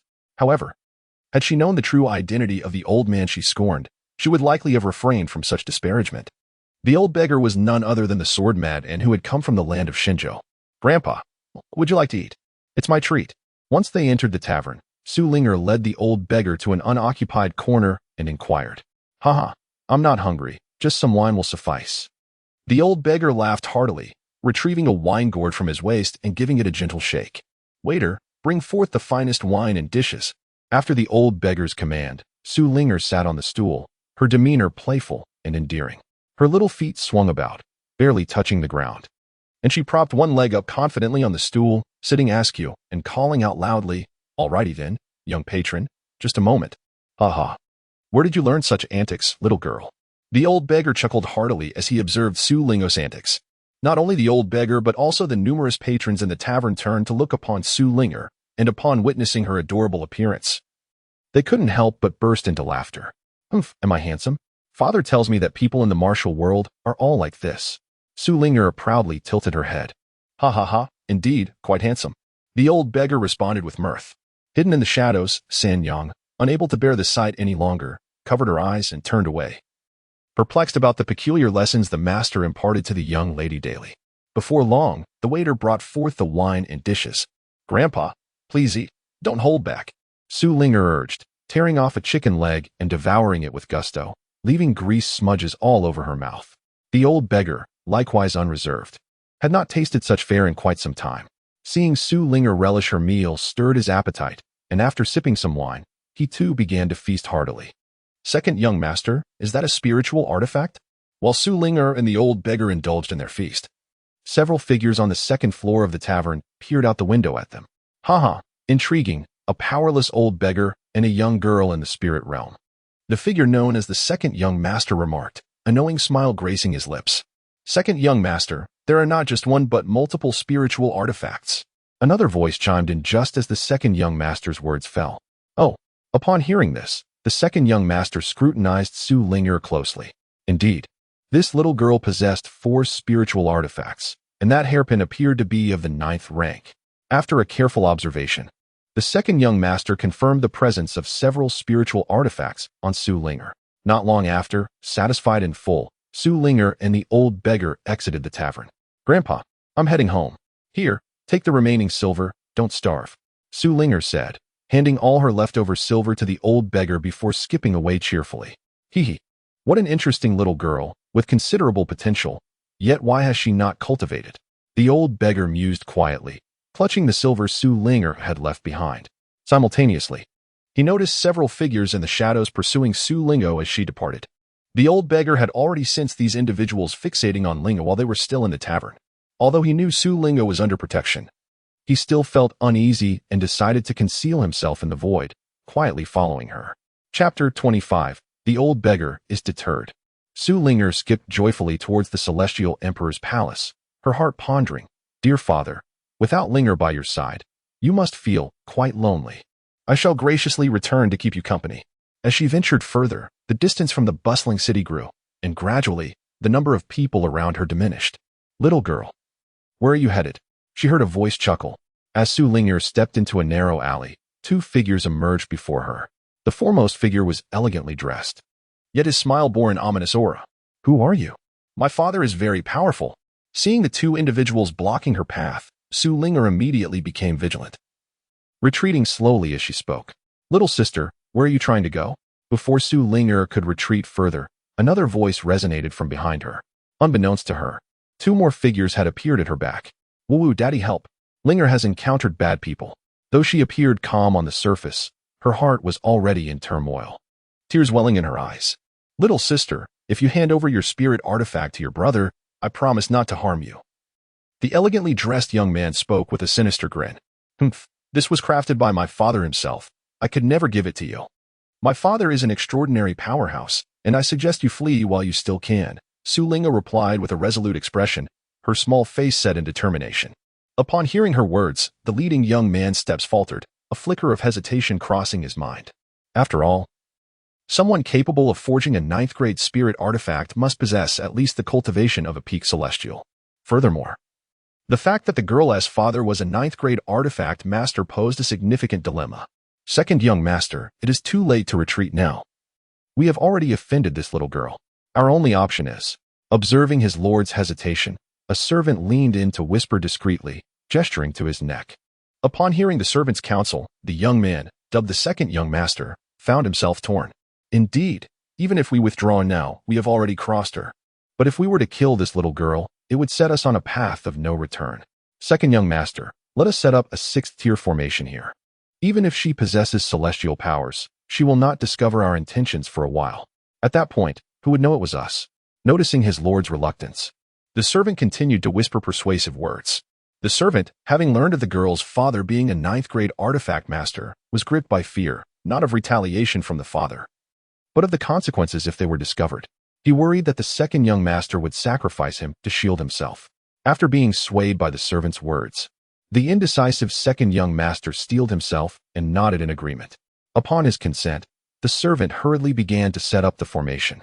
Just then, a violet light suddenly appeared behind Su Linger, revealing the presence of San Yang, who had been secretly safeguarding her. The moment San Yang revealed herself, the second young master and his entourage were taken aback, turning to flee. However, as they attempted to escape, they found their bodies rendered immobile. At this moment, Su Linger remained unaware of the unfolding events, only noticing that the previously aggressive figures had suddenly turned pale and were attempting to escape. Humph, do you think you can flee? As Su Linger pondered in confusion, a familiar voice echoed from behind her. Turning around, she saw San Yang standing protectively behind her. Well, San Yang, they are bad people, and they want to take my things. Su Linger exclaimed, momentarily stunned before embracing San Yang and beginning to cry. Senior, I am Cheng Yinghua, the second young master of the Cheng family. We realize our mistake. Please spare us. As San Yang comforted Su Linger, the trembling voice of Cheng Yinghua could be heard pleading for mercy. Please spare us. We were merely following orders. Echoed the others, hastily shifting the blame onto Cheng Yinghua. Humph, to plot against the young mistress is a death wish. Upon hearing their pleas, San Yang scoffed, and in an instant, an overwhelming pressure emanated from her. Please. No. The Cheng family will not let you go. However, San Yang remained unmoved. As she released her formidable aura, she covered Lingo's ears and eyes. Within moments, Cheng Yinghua and his entourage were obliterated, reduced to mere blood mist, their remains non-existent. Afterward, San Yang waved her hand, channeling energy to restore the alley to its former state. Had it not been for the faint scent of blood lingering in the air, one would scarcely believe that a few lives had been lost there moments ago. Hee, interesting, Demon Emperor. A hidden beggar, concealed in the void, chuckled softly, taking a sip from his gourd of wine. Meanwhile, San Yang remained oblivious to any anomalies. She crouched down and gently reassured, Little mistress, do not be afraid. The bad people have been driven away. Hearing San Yang's words, Su Linger peeked out from her embrace, casting a cautious glance around. Once she confirmed no one remained, she finally dared to release her hold on San Yang. She understood from the earlier conversations that San Yang had vanquished those individuals, but out of concern for her. She framed it as having driven them away. San Yang, did I bring trouble to Daddy? Su Linger asked anxiously after stepping out from San Yang's embrace. Of course not. Little mistress, rest assured, Master will not be upset with you. San Yang responded quickly. Really? Daddy won't be angry, will he? Su Lingo inquired, still somewhat skeptical. Do not worry, little mistress, Master will certainly not be angry. It is not your fault. It is entirely the fault of those bad people, San Yang explained. Noticing Su Linger's lingering unease. Phew, that's a relief.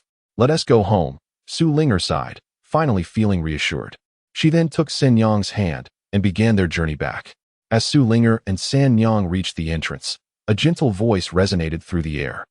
Did you have a delightful day? Turning around, they discovered that Su Yichen and the golden python had just returned from their outing. Hee, Daddy, Lingo had so much fun, exclaimed Su Linger, dashing into Su Yichen's embrace, a grin lighting up her face. At that moment, a notification echoed in Su Yichen's mind, alerting him to the presence of a concealed peak quasi-emperor in the void. Yet, he maintained an unperturbed demeanor, as the unseen presence indicated no immediate malevolence. With Su Lingo by his side, he refrained from any rash actions, merely preparing the final peak emperor-level experience card at hand. As Su Lingo animatedly recounted her delectable meals and amusing encounters of the day, the golden python cast a discerning glance at San Yang, slightly furrowing his brow. Approaching her, he softly inquired, Did you take a life? Noticing the subtle aura of killing intent surrounding her, he deduced that she had recently been involved in a lethal encounter. Yes, San Yang affirmed with a slight nod, leaving the matter unelaborated. Daddy, let us head back, Su Linger said after finishing her tale. Indeed, go on ahead. I shall follow shortly, Su Yichen replied with a light chuckle, permitting her to depart. Although uncertain of his father's intentions, Linger obediently nodded before making her way inside. As the doors closed automatically behind her, Su Yichen's previously cheerful expression shifted abruptly. Ah, a quasi-demon emperor, the old beggar muttered softly upon spotting the golden python, a hint of surprise in his voice. This estate harbors mysteries, he mused, observing as Su Linger entered the manor. Master. Just as Su Yichen was about to summon the old beggar concealed in the void, San Yang suddenly called out to him. Yes? What is it? He inquired. Puzzled by her interruption, San Yang proceeded to recount her recent experiences to Su Yichen. Upon absorbing her narrative, Su Yichen's countenance darkened ominously. Very well. The Chung family shall pay, he declared, his voice thick with an uncontainable murderous intent at the mere mention of their name. At this juncture, the golden python was poised for action, awaiting Su Yichen's command to descend upon the Chung family and eradicate them completely from Tianxing Sword State. After a brief silence, Su Yichen exhaled deeply, suppressing his fury. He then gazed towards the location of the old beggar in the void, articulating, to my knowledge. Among the noble clans and sects of Tianxing Sword State, even the peak saints are scarce. Your quasi-emperor prowess, I presume, does not belong to the Chung family? As soon as Su Yichen's voice fell, both the purple gold dragon python and San Yang were taken aback, followed by an immediate surge of tension. The purple gold dragon python even drew its imperial weapon, ready for battle at any moment. How is it that a mere 5th-level void realm cultivator like you has discovered my presence and can discern my realm? After a brief silence, a voice resonated from the void. Subsequently, the figure of the old beggar emerged from the emptiness. It's you? Upon seeing the old beggar, San Yang furrowed her brow and exclaimed in surprise. San Yang, do you know him? Su Yichen inquired, having heard her voice.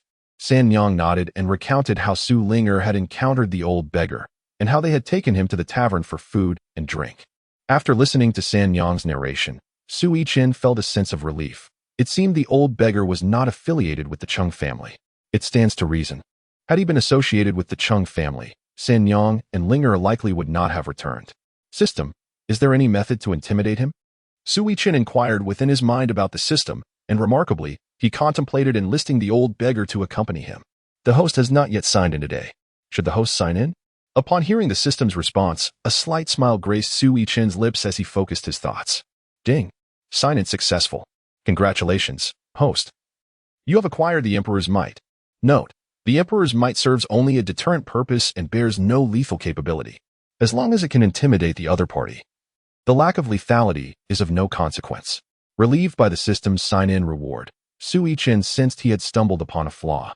Whenever he faced a dilemma requiring the system's resolution, The mere availability of a sign-in opportunity seemed to provide a solution. System, how is the Emperor's Might utilized? The Emperor's Might has already merged with the host's essence. The host need only focus their thoughts to wield it. After inquiring about the system and learning how to utilize the Emperor's Might, Su Yichen concentrated, and an overwhelming aura erupted from him instantaneously. The old beggar, upon sensing this terrifying presence, experienced a tumultuous upheaval within. You are an emperor? The old beggar asked incredulously. However, Su Yichen retracted his aura and chose not to respond. Could this be the imperial opportunity that Tianxing spoke of? After his initial astonishment, the old beggar recalled Tianxing's words. Chapter 26, Sword Madman Yi Qingfeng. After a brief period of shock, the old beggar accepted Su Yichen's invitation into the immortal emperor's palace. He did not falter, but instead followed Su Yichen into the grand abode. Upon entering the immortal emperor's palace, the old beggar finally understood why he had sensed something peculiar about the estate from outside. The old beggar gazed in awe at the breathtaking scenery before him, his mind swirling, unable to articulate even a complete sentence. Furthermore, within this palace, he felt a vague sense of potential breakthrough. Oh, Grandpa, why are you at my home? Just as the old beggar was absorbed in his astonishment, the voice of Su Lingo broke through the silence. The old beggar was still taken aback, his thoughts racing, utterly at a loss for words. Daddy, what is wrong with Grandpa? Why isn't he speaking? Su Linger looked at the old beggar, whose mouth was agape, and turned to Su Yichen for answers. Dear Lingo, Grandpa is fine. He is simply a bit surprised. Su Yichen chuckled as he picked up Linger and explained. Surprised? What is Grandpa surprised about? Su Lingo inquired. Still bewildered, I am astonished by how beautiful Linger's home is, and equally amazed by how formidable Linger's father is. At this moment, the old beggar regained his composure and adjusted his emotions to speak. See, Linger didn't deceive you, did she? Isn't my father super impressive? Su Linger beamed with pride upon hearing the old beggar's words. Yes, Linger did not deceive me. Linger's father is indeed remarkable. The old beggar nodded in agreement. Though internally he mused, remarkable is an understatement. It is beyond words. All right, Linger, you should go rest now. Father has some matters to discuss with Grandpa. After setting Linger down and gently ruffling her hair, Su Yichen said, Okay, then, Daddy, Grandpa, I'll go rest. Understanding that her father wished to speak with the old beggar, Su Linger nodded obediently, bid them farewell, and left. Please. After Linger departed, Su Yichen gestured for the old beggar to follow him as they walked toward the pavilion in the middle of the lake. The old beggar followed closely behind, both astonished and curious, glancing around at the surroundings. Particularly, he was overwhelmed as they passed through the medicinal herb garden. Fubo, brew a pot of tea. Once they reached the pavilion, Su Yichen and the old beggar sat across from each other, and he instructed the empty space. Yes, master. Just as the old beggar pondered who Su Yichen was addressing, a voice resonated from all directions. The old beggar expanded his consciousness, searching for the source, but found nothing. Su Yichen merely observed the old beggar's actions with a smile, not intervening. My apologies. I couldn't suppress my curiosity. After searching in vain for a while, the old beggar opened his eyes to see Su Yichen smiling at him. At that moment, he realized he had been somewhat rude and hastily offered his apology. No need to worry. It is normal that you couldn't find him, for Fubo is omnipresent, Su Yichen explained with a smile. Upon hearing this, the old beggar paused, and a look of realization dawned upon him, his eyes filled with astonishment. Fubo is the spirit of this imperial palace. Su Yichen recognized the old beggar's expression and understood he had deduced the truth. Thus, he elaborated, at this point. The old beggar was utterly convinced that the imperial opportunity Tianxing had foretold was undoubtedly this young man before him. My name is Su Yichen. May I ask for your name? Su Yichen introduced himself, and then turned to the old beggar inquiringly. I am called Yu Qifeng. After a moment's hesitation, the old beggar revealed his name. What? You are Yu Qifeng? Just as the old beggar announced his name, Xiaobai arrived with a tea tray, exclaiming in surprise, nearly dropping the tray. Fortunately, Su Yichen reacted swiftly and caught the falling tray. Xiaobai had been nearby when Su Yichen summoned Fubo. Thus she took it upon herself to serve tea, only to overhear the old beggar's introduction. You are the sword madman Yi Qingfeng? However, before Su Yichen could ask, Xiaobai voiced her disbelief. Sword madman. Haha. Indeed, people often refer to me in such a manner. The old beggar sighed, his tone tinged with resignation. Su Yichen could sense that Yiching Feng harbored a story worth uncovering. Do you know him? Su Yichen inquired, his curiosity piqued regarding the tale behind the old beggar. Master may not be aware, but 1,000 years ago. Upon hearing Su Yichen's question, Xiao Bai began her narration. It turned out that 1,000 years ago, when the Moonlight Fox clan was still thriving, their ancestor had taken her, then a weakling, to participate in an auction in Shenzhou. It was during that event that she first learned of the title Sword Madman. At that auction, an extraordinary celestial sword was presented, its rank unknown. But it exuded a fierce sword intent at all times. The auction attracted numerous powerful participants, including Yi Waya, the master of the then superior Force Divine Sword Mountain. After intense competition, the sword ultimately fell into Yi Waya's possession. However, on his way back with the sword, he was besieged by many experts who sought to kill him for the treasure. These bygone tales must eventually be confronted. I shall narrate them myself. The old beggar was stirred by memories and decided to recount his tale. Once an orphan, he encountered Yi Wuyo by chance, who took him as an apprentice. After being brought to the Sword Mountain, he swiftly demonstrated an extraordinary talent for swordsmanship, earning high hopes from Yi Wuyo. Through diligent effort, he soon ascended to the pinnacle of his peers, ranking first among the continent's elite. However, he became infatuated with a woman and neglected his training. While his contemporaries progressed to the Saint Realm, he remained stagnant at the late stages of the Celestial Sovereign Realm, hindered by his emotions, unable to break through. Upon learning that his master was under siege, he was consumed by anxiety and rushed to the rescue, only to find himself too weak to assist. When he arrived, not only could he not help, but he was also captured by the enemy.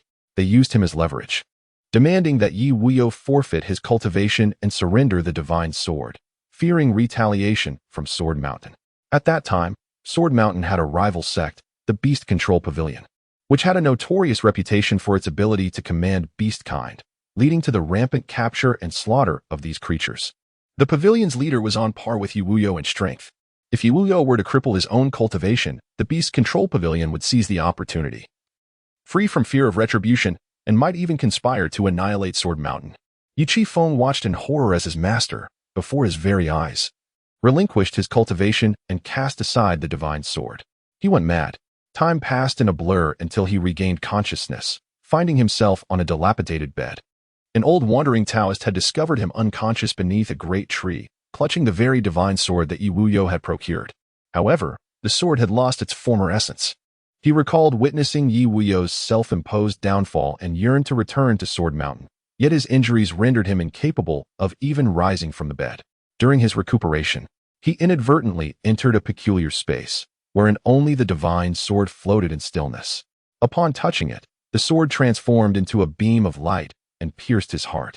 Instantly, a swordsmanship technique manifested in his mind, and before he could comprehend the situation, he lost control of his body. For nearly a century, he involuntarily practiced within that enigmatic realm until he had perfected the technique and regained his consciousness. Upon awakening, he discovered he had been buried for many years, with only the divine sword for company in the coffin. Emerging from the grave, he found himself at the terrifying pinnacle of the quasi-emperor realm, his sword intent formidable. He sensed a tremendous sword energy still residing within the divine sword, capable of easily vanquishing his current self at the quasi-emperor peak. After changing his attire and gathering information, he learned he had been missing for a century. Sword Mountain had been annihilated decades prior by a coalition led by the Beast Control Pavilion. The revelation struck him like thunder, leaving only one thought in his mind: vengeance. Thus began the legend of the Sword Madman, which spread across the continent. On that fateful day, he wielded his sword, enveloped in fury and sword intent, ensuring no one could approach within 100 paces. He systematically hunted down each faction, slaughtering 3 forces consecutively. In response, the Beast Control Pavilion, alongside allied powers, amassed an army of nearly 1 million cultivators. The skies wept blood as the battle raged. Within the territory of the Beast Control Pavilion, not a single creature survived, the land stained crimson. It is said that even an ancient emperor, long dormant and nearing the end of his lifespan, was obliterated by a single strike of his sword energy. The conflict lasted for a month, during which Yiching Feng wielded his sword mercilessly, leaving no survivors among the million-strong army or the enslaved beasts. Afterward, he vanished without a trace. Some claimed he had perished.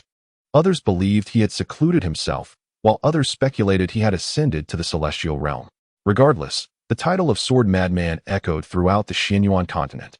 Yet to this day, no one knows the identity of the woman he once loved, or perhaps those who do are too afraid to speak. Apologies for stirring these painful memories, Su Yichen remarked after listening to Yi Qingfeng's tale. He thought that Yi Qingfeng's experiences resembled those of a fated protagonist from ancient cultivation novels. A millennium had passed, and these matters must eventually be confronted. At this moment, the sword madman was weeping. Though he had avenged his grievances, he had long been unable to face the memories, living in self-reproach, reluctant to confront the present. Had he not learned that Sword Mountain had not been completely exterminated, but rather some had been saved by a mysterious force, he would have succumbed to despair long ago. For years, he had refrained from seeking out the survivors of Sword Mountain, fearing that others might pursue vengeance like him. Although tales spoke of the slaughter of 1 million cultivators, it was certain that some had survived. Thus, he had lived on, ensuring that as long as he remained, no one would dare seek out those who remained from Sword Mountain. With that said, what brings you here now? This was the question that most concerned Su Yichen. He found it hard to believe that the elusive sword madman had appeared in Tianxing City, especially given the turmoil he had caused, attracting the attention of a quasi-emperor-level powerhouse. Subsequently, the sword madman revealed to him the predictions made by Tianxing, the head of the Tianji Pavilion, regarding his path to becoming an emperor. Initially, he intended to head directly to the Tianxing Mountain Range, but upon passing through Tianxing City and witnessing a gathering of formidable cultivators, he decided to stop and observe. Unexpectedly encountering Su Yichen. Upon hearing this, Su Yichen recalled the time calculated by Tianxing, which coincided precisely with his departure from the Tianxing Mountain Range. This realization ignited a curiosity within him regarding the Tianji Pavilion. Chapter 27. The Sword Madman takes on a disciple, Su Linger. After listening to the Sword Madman's past, Su Yichen became immensely intrigued by that legendary celestial sword from yesteryears. By the way, where's that sword? Why haven't I seen you carry it with you? Once Yi Qingfeng's emotions calmed, Su Yichen inquired. After avenging my great grievance, I sealed that celestial sword within Tianji Mountain. Upon hearing Su Yichen's question, Yi Qingfeng sighed softly and replied. In truth, Yi Qingfeng harbored extremely complex feelings towards that celestial sword from the past. The events that transpired back then were instigated by that very sword, yet it was also because of that sword that he was able to exact his revenge. Thus, in the subsequent years, he refrained from unsheathing that sword. It was not until 3 centuries ago, when he encountered Tianxing, that he resolved to seal the sword within the Tianji Pavilion, guided by Tianxing's insights. Consequently, Yi Qingfeng and Tianxing became close friends. Since then, he has chosen to live in seclusion within the Tianji Pavilion. It was only a few days ago that he departed from the Tianji Pavilion and traveled to Tianxing City, where he met Su Linger. What a pity! Upon hearing this, Su Yichen expressed his regret with a hint of sorrow. Su Yichen felt a sense of regret, not for any particular reason, but simply because he yearned to discern the material of that celestial sword. When he first acquired information about this world, he believed that reaching the pinnacle of the Emperor realm was the ultimate achievement. As for the legendary immortals, he considered them merely a beautiful fantasy conjured by the minds of men, beyond the realm of emperors. However, upon entering the immortal emperor's palace for the first time, his convictions wavered. He became certain that there were indeed higher realms beyond the emperor stage. Whether those realms were inhabited by immortals would only be revealed when he grew stronger. What's this? You wish to examine that celestial sword? Yi Qingfeng, instead of sipping tea, removed a gourd of wine from his waist, took a sip, and spoke. A celestial sword, you say? Do you truly believe in the notion of immortals? Su Yichen, upon hearing this, remained noncommittal. He did harbor a desire to investigate, yet he chose not to answer Yi Qingfeng's inquiry, instead chuckling softly and posing another question. I do believe. When Yi Qingfeng uttered those 3 words, a rare conviction shone in his eyes. This reaction momentarily stunned Su Yichen. He had not anticipated such unwavering certainty from Yi Qingfeng. Oh, is it solely because of that celestial sword? Su Yichen inquired, perplexed. Indeed, it is precisely because of that celestial sword. Yi Qingfeng set down his gourd, speaking with palpable excitement. Noticing Yi Qingfeng's sudden fervor, Su Yichen felt a twinge of curiosity and asked, why? Could it truly be an immortal sword? Yi Qingfeng took a moment to compose himself and began to explain. After avenging a great grievance in the past, I found myself with time on my hands and became puzzled by the origins of this sword. So, after returning to the Heavenly Machine Pavilion with Tianxing, I too developed questions regarding the sword's provenance. Fortunately, the Heavenly Machine Pavilion houses a wealth of historical records concerning the continent, and many of the secrets of the Xianyuan continent are documented there. Thus, after sealing that celestial sword, Yichi Feng began scouring the archives of the Heavenly Machine Pavilion for relevant clues.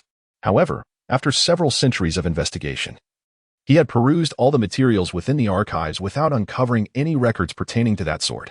Nevertheless, he did not emerge empty-handed, for he stumbled upon an even more extraordinary secret. At this point in his narrative, Yichi Feng took another leisurely sip from his gourd. What secret? Su Yichen, evidently intrigued, urged him to continue.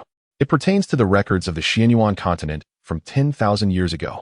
There were indeed immortals present in the Xianyuan continent millennia past, Yichi Feng said, narrowing his eyes as he uttered this revelation. What? Is it true that immortals exist in this world?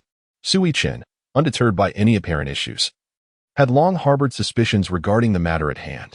However, the sudden arrival of the golden dragon python, Xiaobai, Shenyang, and Suhu behind him elicited gasps of astonishment. What transpired on the Xianyuan continent eons ago? Why is there no record of it? This is indeed rather peculiar. Could it truly be the work of immortals? After absorbing Yi Qingfeng's words, Su Yichen fell into deep contemplation. This matter must not be disclosed. Otherwise, the world would once again be engulfed in a tempest of bloodshed. After Yichi Feng finished speaking, he cautioned the astonished demon beings around him. Why are there so many great demons here? Yichi Feng suddenly realized, gazing at the assembly behind Su Yichen. They all emerged from the Tianxing Mountain Range with me, Su Yichen briefly explained. Upon hearing this, Yichi Feng was immediately convinced that Su Yichen was the individual foretold by Tianjizi regarding the opportunity to ascend to emperorhood. Daddy, have you finished your conversation? At that moment, Su Linger's voice floated over from a distance. Su Yichen and Yichi Feng turned to look in her direction. Yes, we have. What is it, my daughter? Su Yichen waved at Su Linger, who rushed over and inquired eagerly. When will you teach me how to cultivate, Daddy? I realized that if I had cultivation, I wouldn't have to fear those villains. After I find a suitable technique for you, how about I teach you then? Su Yichen pondered for a moment before responding. This little girl has good aptitude. She is well suited for swordsmanship, Yichi Feng remarked with a smile, clearly fond of the child. However, upon hearing this, a spark of inspiration ignited in Su Yichen's mind, and he turned to Yichi Feng with a slight smile. Why are you looking at me like that? I'm merely stating the truth.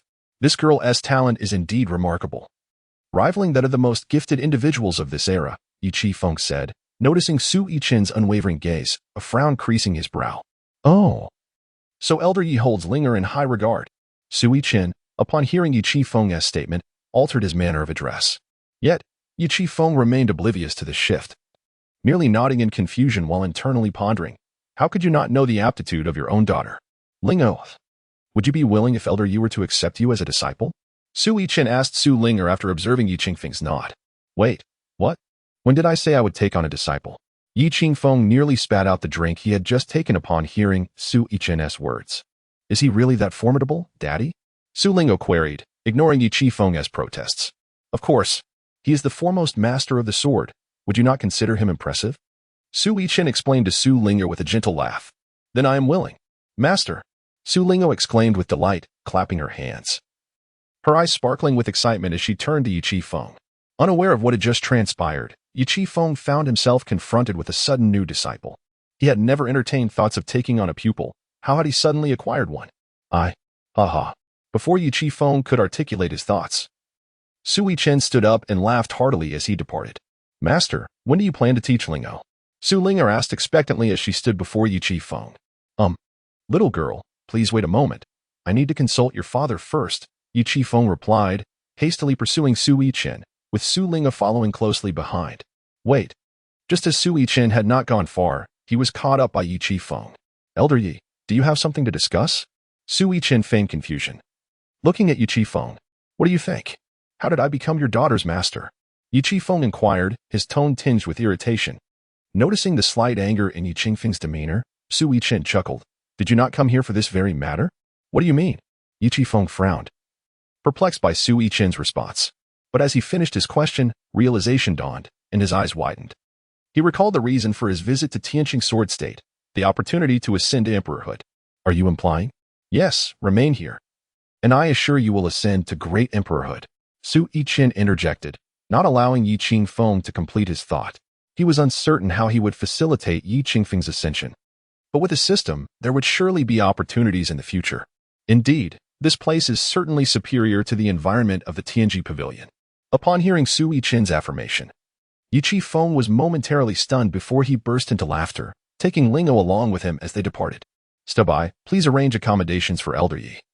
Su Yichen instructed Xiaobai upon observing Yi Qingfeng's demeanor, realizing the arrangement had been successful. Now, another sword enthusiast had joined the ranks of the immortal emperor's palace, and Su Yichen felt emboldened to traverse the Xian Yuan continent with confidence. The following day, all the great demons gathered in the open space of the immortal emperor's palace. As today marked the occasion for Su Linger to formally apprentice under the sword madman, a chair was set in the center, with the sword madman, Yi Qingfeng, seated regally upon it. Under the auspices of Fu Bo, Su Linger earnestly bowed before Yi Qingfeng and presented the tea of apprenticeship. From this moment forth, she is my disciple. You must not interfere with my teaching. After consuming the apprenticeship tea, Yi Qingfeng turned to Su Yichen and stated, of course, from today onward, Lingo shall be entrusted to your care, Elder. Su Yichen replied with a light chuckle. Upon hearing this, Yi Qingfeng nodded in satisfaction. Elder, do you have any intentions of seeking out your own masteress sect? After the ceremony, San Yang suddenly inquired. Hearing her question, Yi Qingfeng fell into silence. I have an inkling of their whereabouts, San Yang continued, observing Yi Qingfeng's quietude. Really? You know? Yi Qingfeng asked, trembling with anticipation at her words. It was evident that Yi Qingfeng held profound sentiments for his former sect. After all, as an orphan raised within the sect, it had become his home. Chapter 28. The Tianbao Pavilion Auction. Time flitted by like a fleeting shadow. It had been several days since Su Linger became a disciple. The sword madman truly lived up to his title as the foremost master of the sword in just a few short days. He had guided Su Linger to attain the spiritual aperture realm. Of course, this was also due to Su Linger's natural talent and the resources invested by Su Yichen. During this period, aside from teaching Yi Linger, the sword madman spent his remaining time in solitary reflection, occasionally gazing at the night sky, lost in thought. Su Yichen found himself at an impasse. If the sword madman could so easily come to terms with his predicament, he would not have been evading it for centuries. Master, an invitation from Tianbao Pavilion has arrived. On this day, while Su Yichen was diligently tending to his medicinal field, he heard Xiao Bai's voice echoing from the entrance. Oh, Tianbao Pavilion? The auction? Upon hearing Xiao Bai's announcement, Su Yichen paused his work and turned to inquire. Indeed, master. By the time Su Yichen posed his question, Xiao Bai had already approached him, holding the invitation. What does it say? Su Yichen asked, directing his gaze at Xiao Bai. The messenger conveyed that there will be an auction at Tianbao Pavilion the day after tomorrow, and you are invited to attend, Xiao Bai replied, placing the invitation into Su Yichen's hands. As he examined the invitation, Su Yichen fell into contemplation. He had never regarded the auctions at Tianbao Pavilion with much seriousness. What could they possibly auction that would surpass the rewards he received from the system's daily sign-ins? Daddy, what is this? At that moment, having concluded her training, Su Linger rushed to Su Yichen's side, her eyes fixated on the invitation in his hand. Has Linger finished her practice? This is an invitation to an auction. Su Yichen smiled warmly at the approaching Su Linger. Daddy, what is an auction? After nodding in acknowledgement of Su Yichen's statement, she inquired further. An auction is a place where treasures are sold. Whoever offers the most spirit stones can acquire them. Su Yichen explained to Su Linger what an auction entails. Upon hearing this, Su Linger's little eyes twinkled mischievously. Observing her whimsical demeanor, it was evident to Su Yichen what thoughts occupied her mind. What is it? My dear daughter is intrigued by the auction? Noticing Su Linger's interest, Su Yichen inquired. Yes, father. Shall we go? Acknowledging that her father had discerned her secret desire, Su Linger readily confessed. Initially, Su Yichen had no intention of attending, but upon realizing her enthusiasm, he decided to take her along. Although Su Linger felt a twinge of disappointment at her father's initial reluctance, her spirits soared upon hearing his subsequent words. On the day of the auction, Su Yichen had planned to accompany Su Linger, along with San Yang and Su Hu. However, unexpectedly, the eccentric swordsman insisted on joining them. While uncertain of the swordsman's intentions, Su Yichen welcomed the presence of such a formidable ally.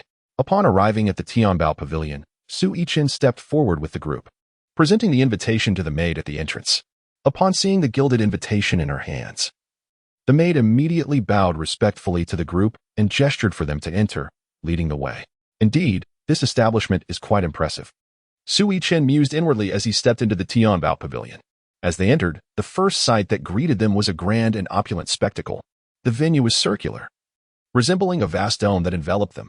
The walls were constructed from a jade stone that emitted a soft, radiant glow, illuminating the entire hall with a brightness akin to daylight, yet without being harsh on the eyes. The floor was laid with black marble, each slab intricately carved with exquisite runes that shimmered with a faint light, suggesting the presence of some arcane formation. At the center of the hall stood a colossal auction platform, crafted from two contrasting materials. One half radiated a gentle white light from the jade, while the other half glimmered with a mysterious dark metal.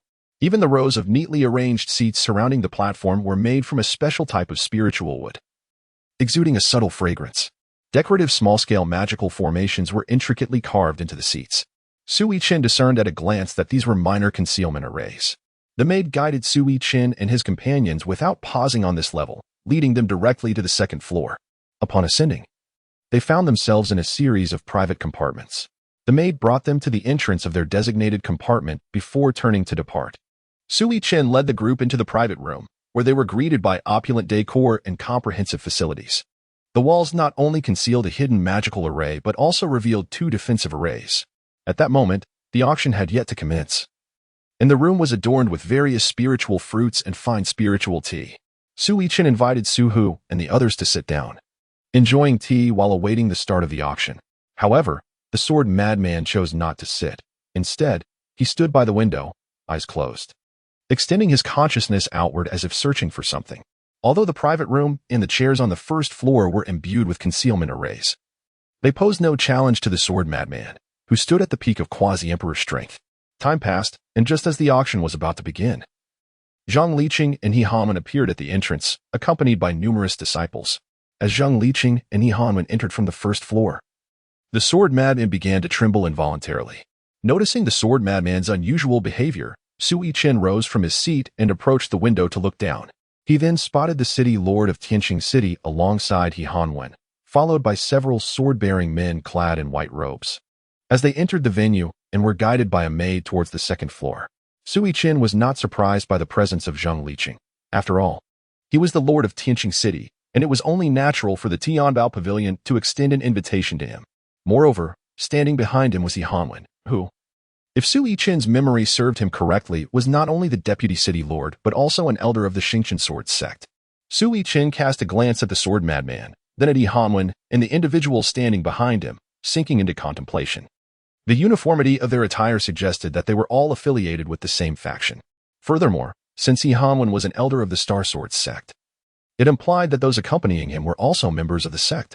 Moreover, upon instructing the system to conduct a scan, Su Yichen discerned that these individuals possessed formidable strength, with each of them at least at the realm of the saint. Logically, this seemed implausible, as the Star Sword sect was merely a first-rate force and could not possibly boast such a number of saint-level warriors.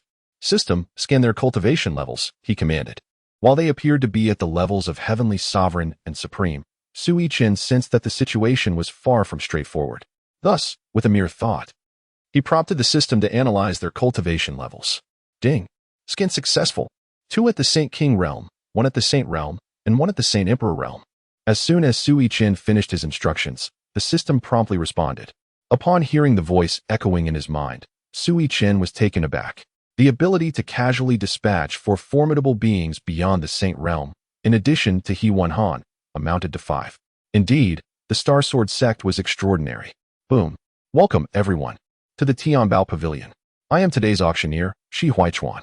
Just as Su Yichen's thoughts drifted, a resounding gong sounded at the auction stage in the center of the hall, followed by a voice that resonated throughout the Tianbao Pavilion.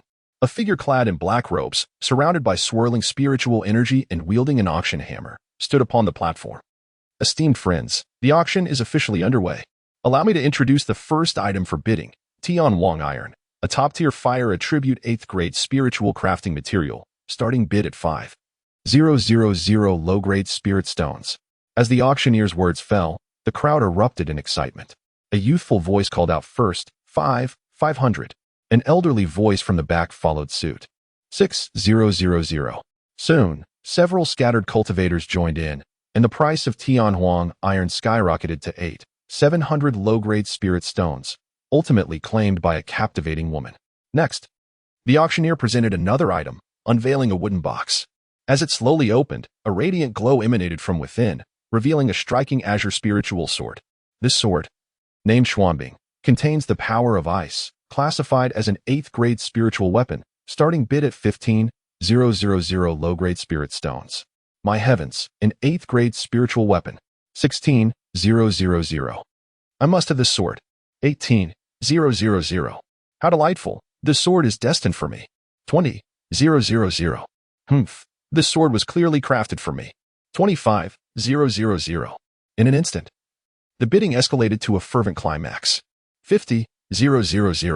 At that moment, amidst the growing tension in the hall, a voice from a private box across from Su Yichen rang out, silencing the crowd. Congratulations to our esteemed guest on the second floor. The auctioneer declared after 3 inquiries with no higher bids, promptly announcing the result. A murmur of regret swept through the audience. Subsequently, several more items were auctioned off, including pills, spiritual weapons, spiritual artifacts, and rare herbs, each one claimed in succession. This item was brought back by a peak Saint King from a remote ancient secret realm, the purpose of which remains unknown. The auctioneer then presented a rusted black iron piece. Isn't this merely scrap metal? Indeed, there is not a trace of spiritual energy. You cannot be deceiving us. Has Tianbao Pavilion sunk so low as to auction off such rubbish? Yet, before the auctioneer could elaborate, the guests below erupted in a clamor. Third uncle, can you discern anything? Amidst the uproar, a young man in a private box on the second floor inquired of a middle-aged man behind him. The man shook his head, indicating he could not perceive anything remarkable.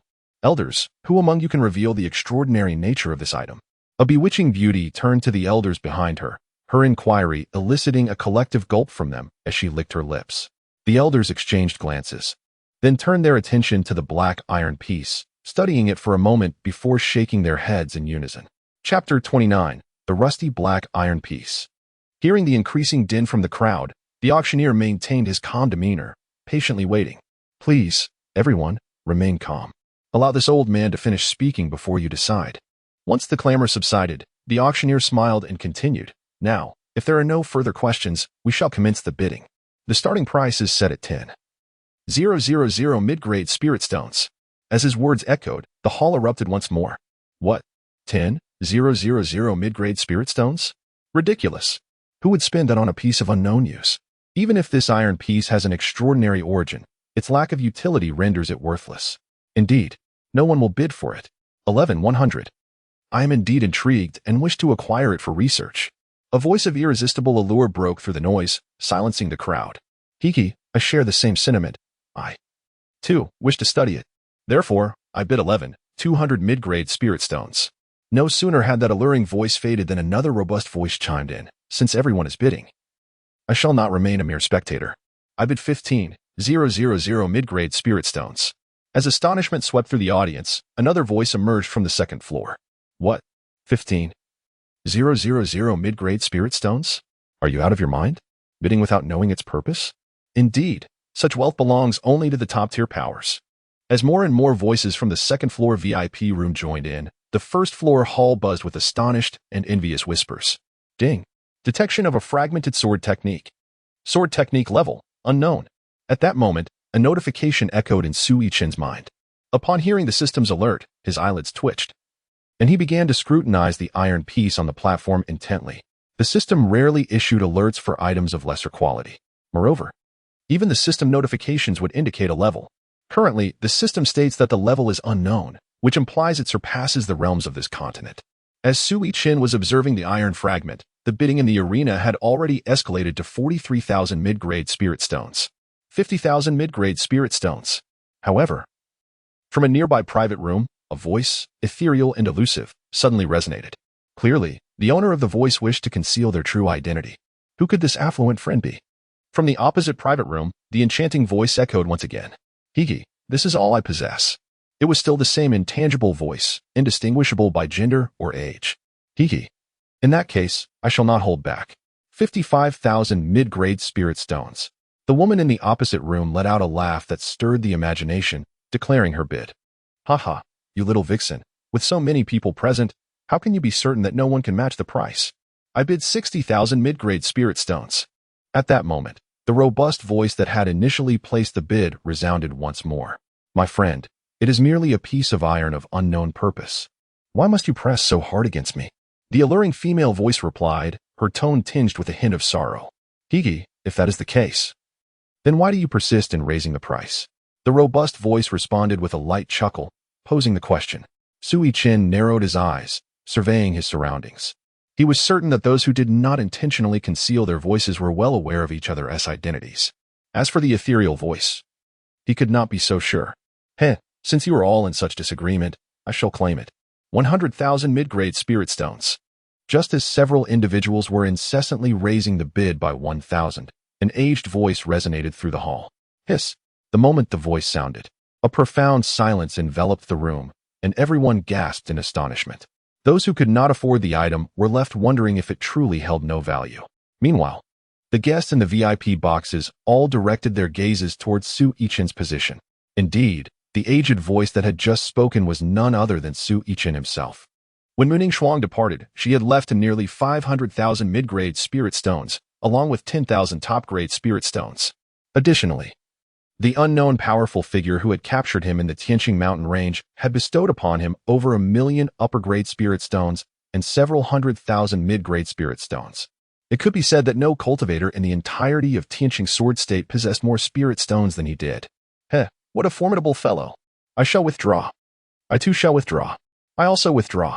Following Su Yichen's declaration, the auction hall fell momentarily silent before everyone began to announce their withdrawal. After repeated inquiries from the auctioneer, the final verdict was rendered. Su Yichen had successfully acquired the rusted black token for 100,000 mid-grade spirit stones. With the transaction complete, the auction resumed, and the auctioneer swiftly presented the next item, initiating another round of bidding. However, the guests in the numerous VIP rooms on the second floor were all covertly observing Su Yichen's box, each harboring their own intentions. Before long, an elder from Tianbao Pavilion arrived at the door of Su Yichen's box and completed the transaction with him. Are you familiar with this item? Sword Madman glanced at the token Su Yichen was toying with and inquired. I suppose you could say that. Su Yichen replied with a light chuckle, offering an ambiguous response. Upon hearing Su Yichen's answer, Sword Madman merely curled his lip, choosing not to pry further. If he was unwilling to speak, so be it. In stark contrast to the lively atmosphere outside the box, the interior was shrouded in silence.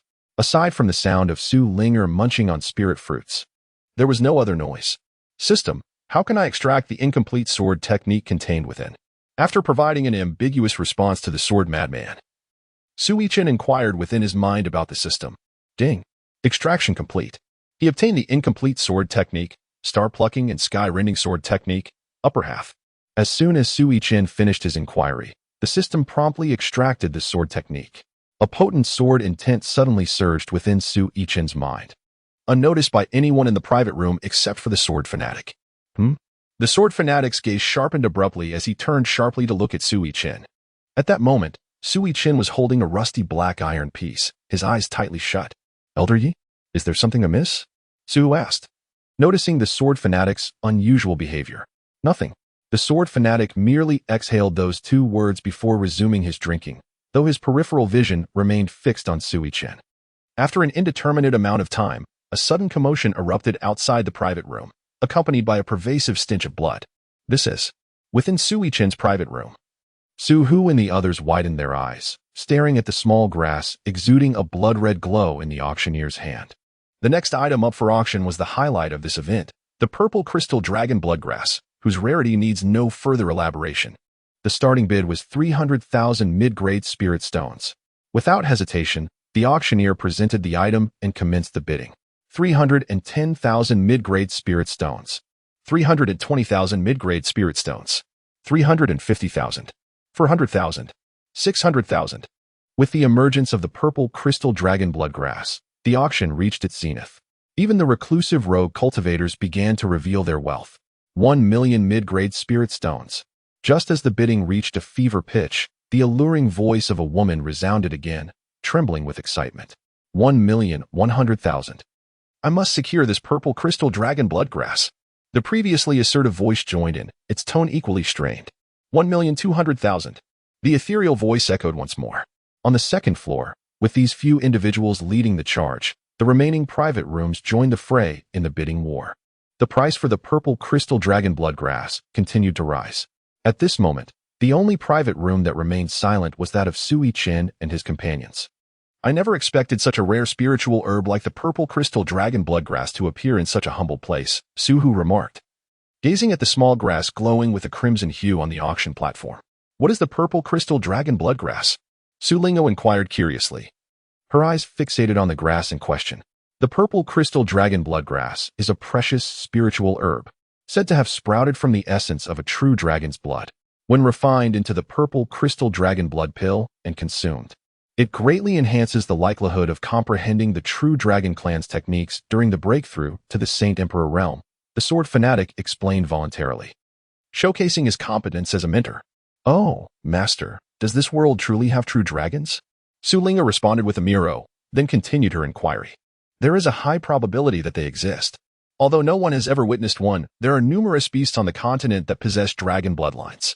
Moreover, many records indicate that true dragons once roamed the earth, the sword fanatic replied. Beasts with dragon bloodlines? Su Linger asked, intrigued, unaware that beast classifications were based on lineage. Little master, Elder Zixiao possesses a trace of dragon bloodline. Su Hu informed Su Linger. Then isn't the purple crystal dragon blood grass incredibly beneficial for Uncle Zixiao? Su Lingo exclaimed, her eyes lighting up at Su Hu's words. Su Hu nodded in affirmation. Child, not only would it benefit that dragon python, but it would also greatly aid other spiritual beasts.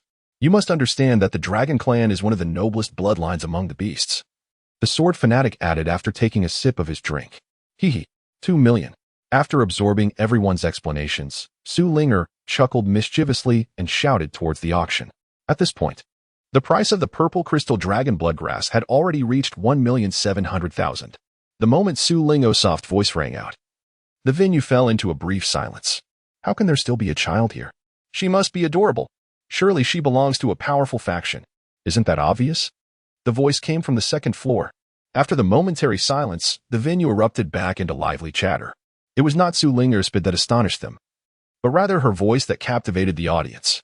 Haha, interesting. 2,100,000. Little girl, regardless of your background, I shall secure the purple crystal dragon blood grass. Little sister, I also have great need for it. Therefore, I shall not hold back. 230,000. You old hag with that appearance. Do you think I don't know who you are?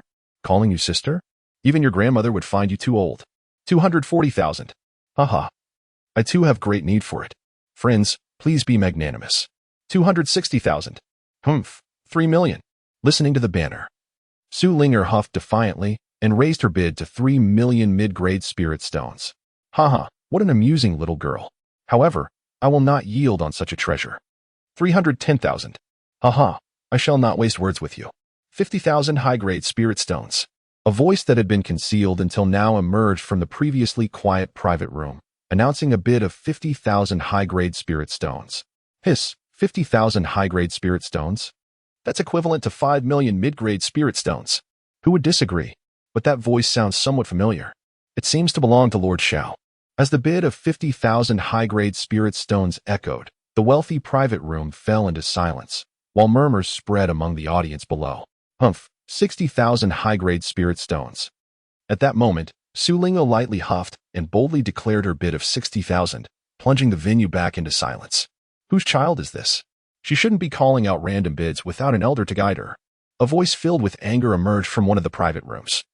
As they were not a faction within the Deqian Empire and could only offer so many spirit stones, frustrated by this unexpected child's bidding, they reprimanded her without restraint.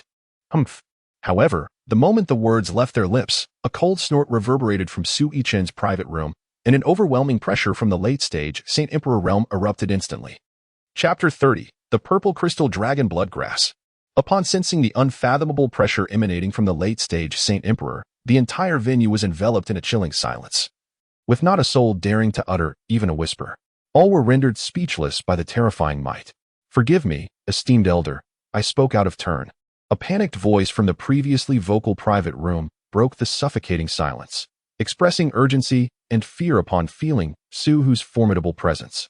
Nevertheless, Su Hu remained unmoved. After all, Su Linger was the apple of Su Yichen's eye, who seldom chastised her even in jest.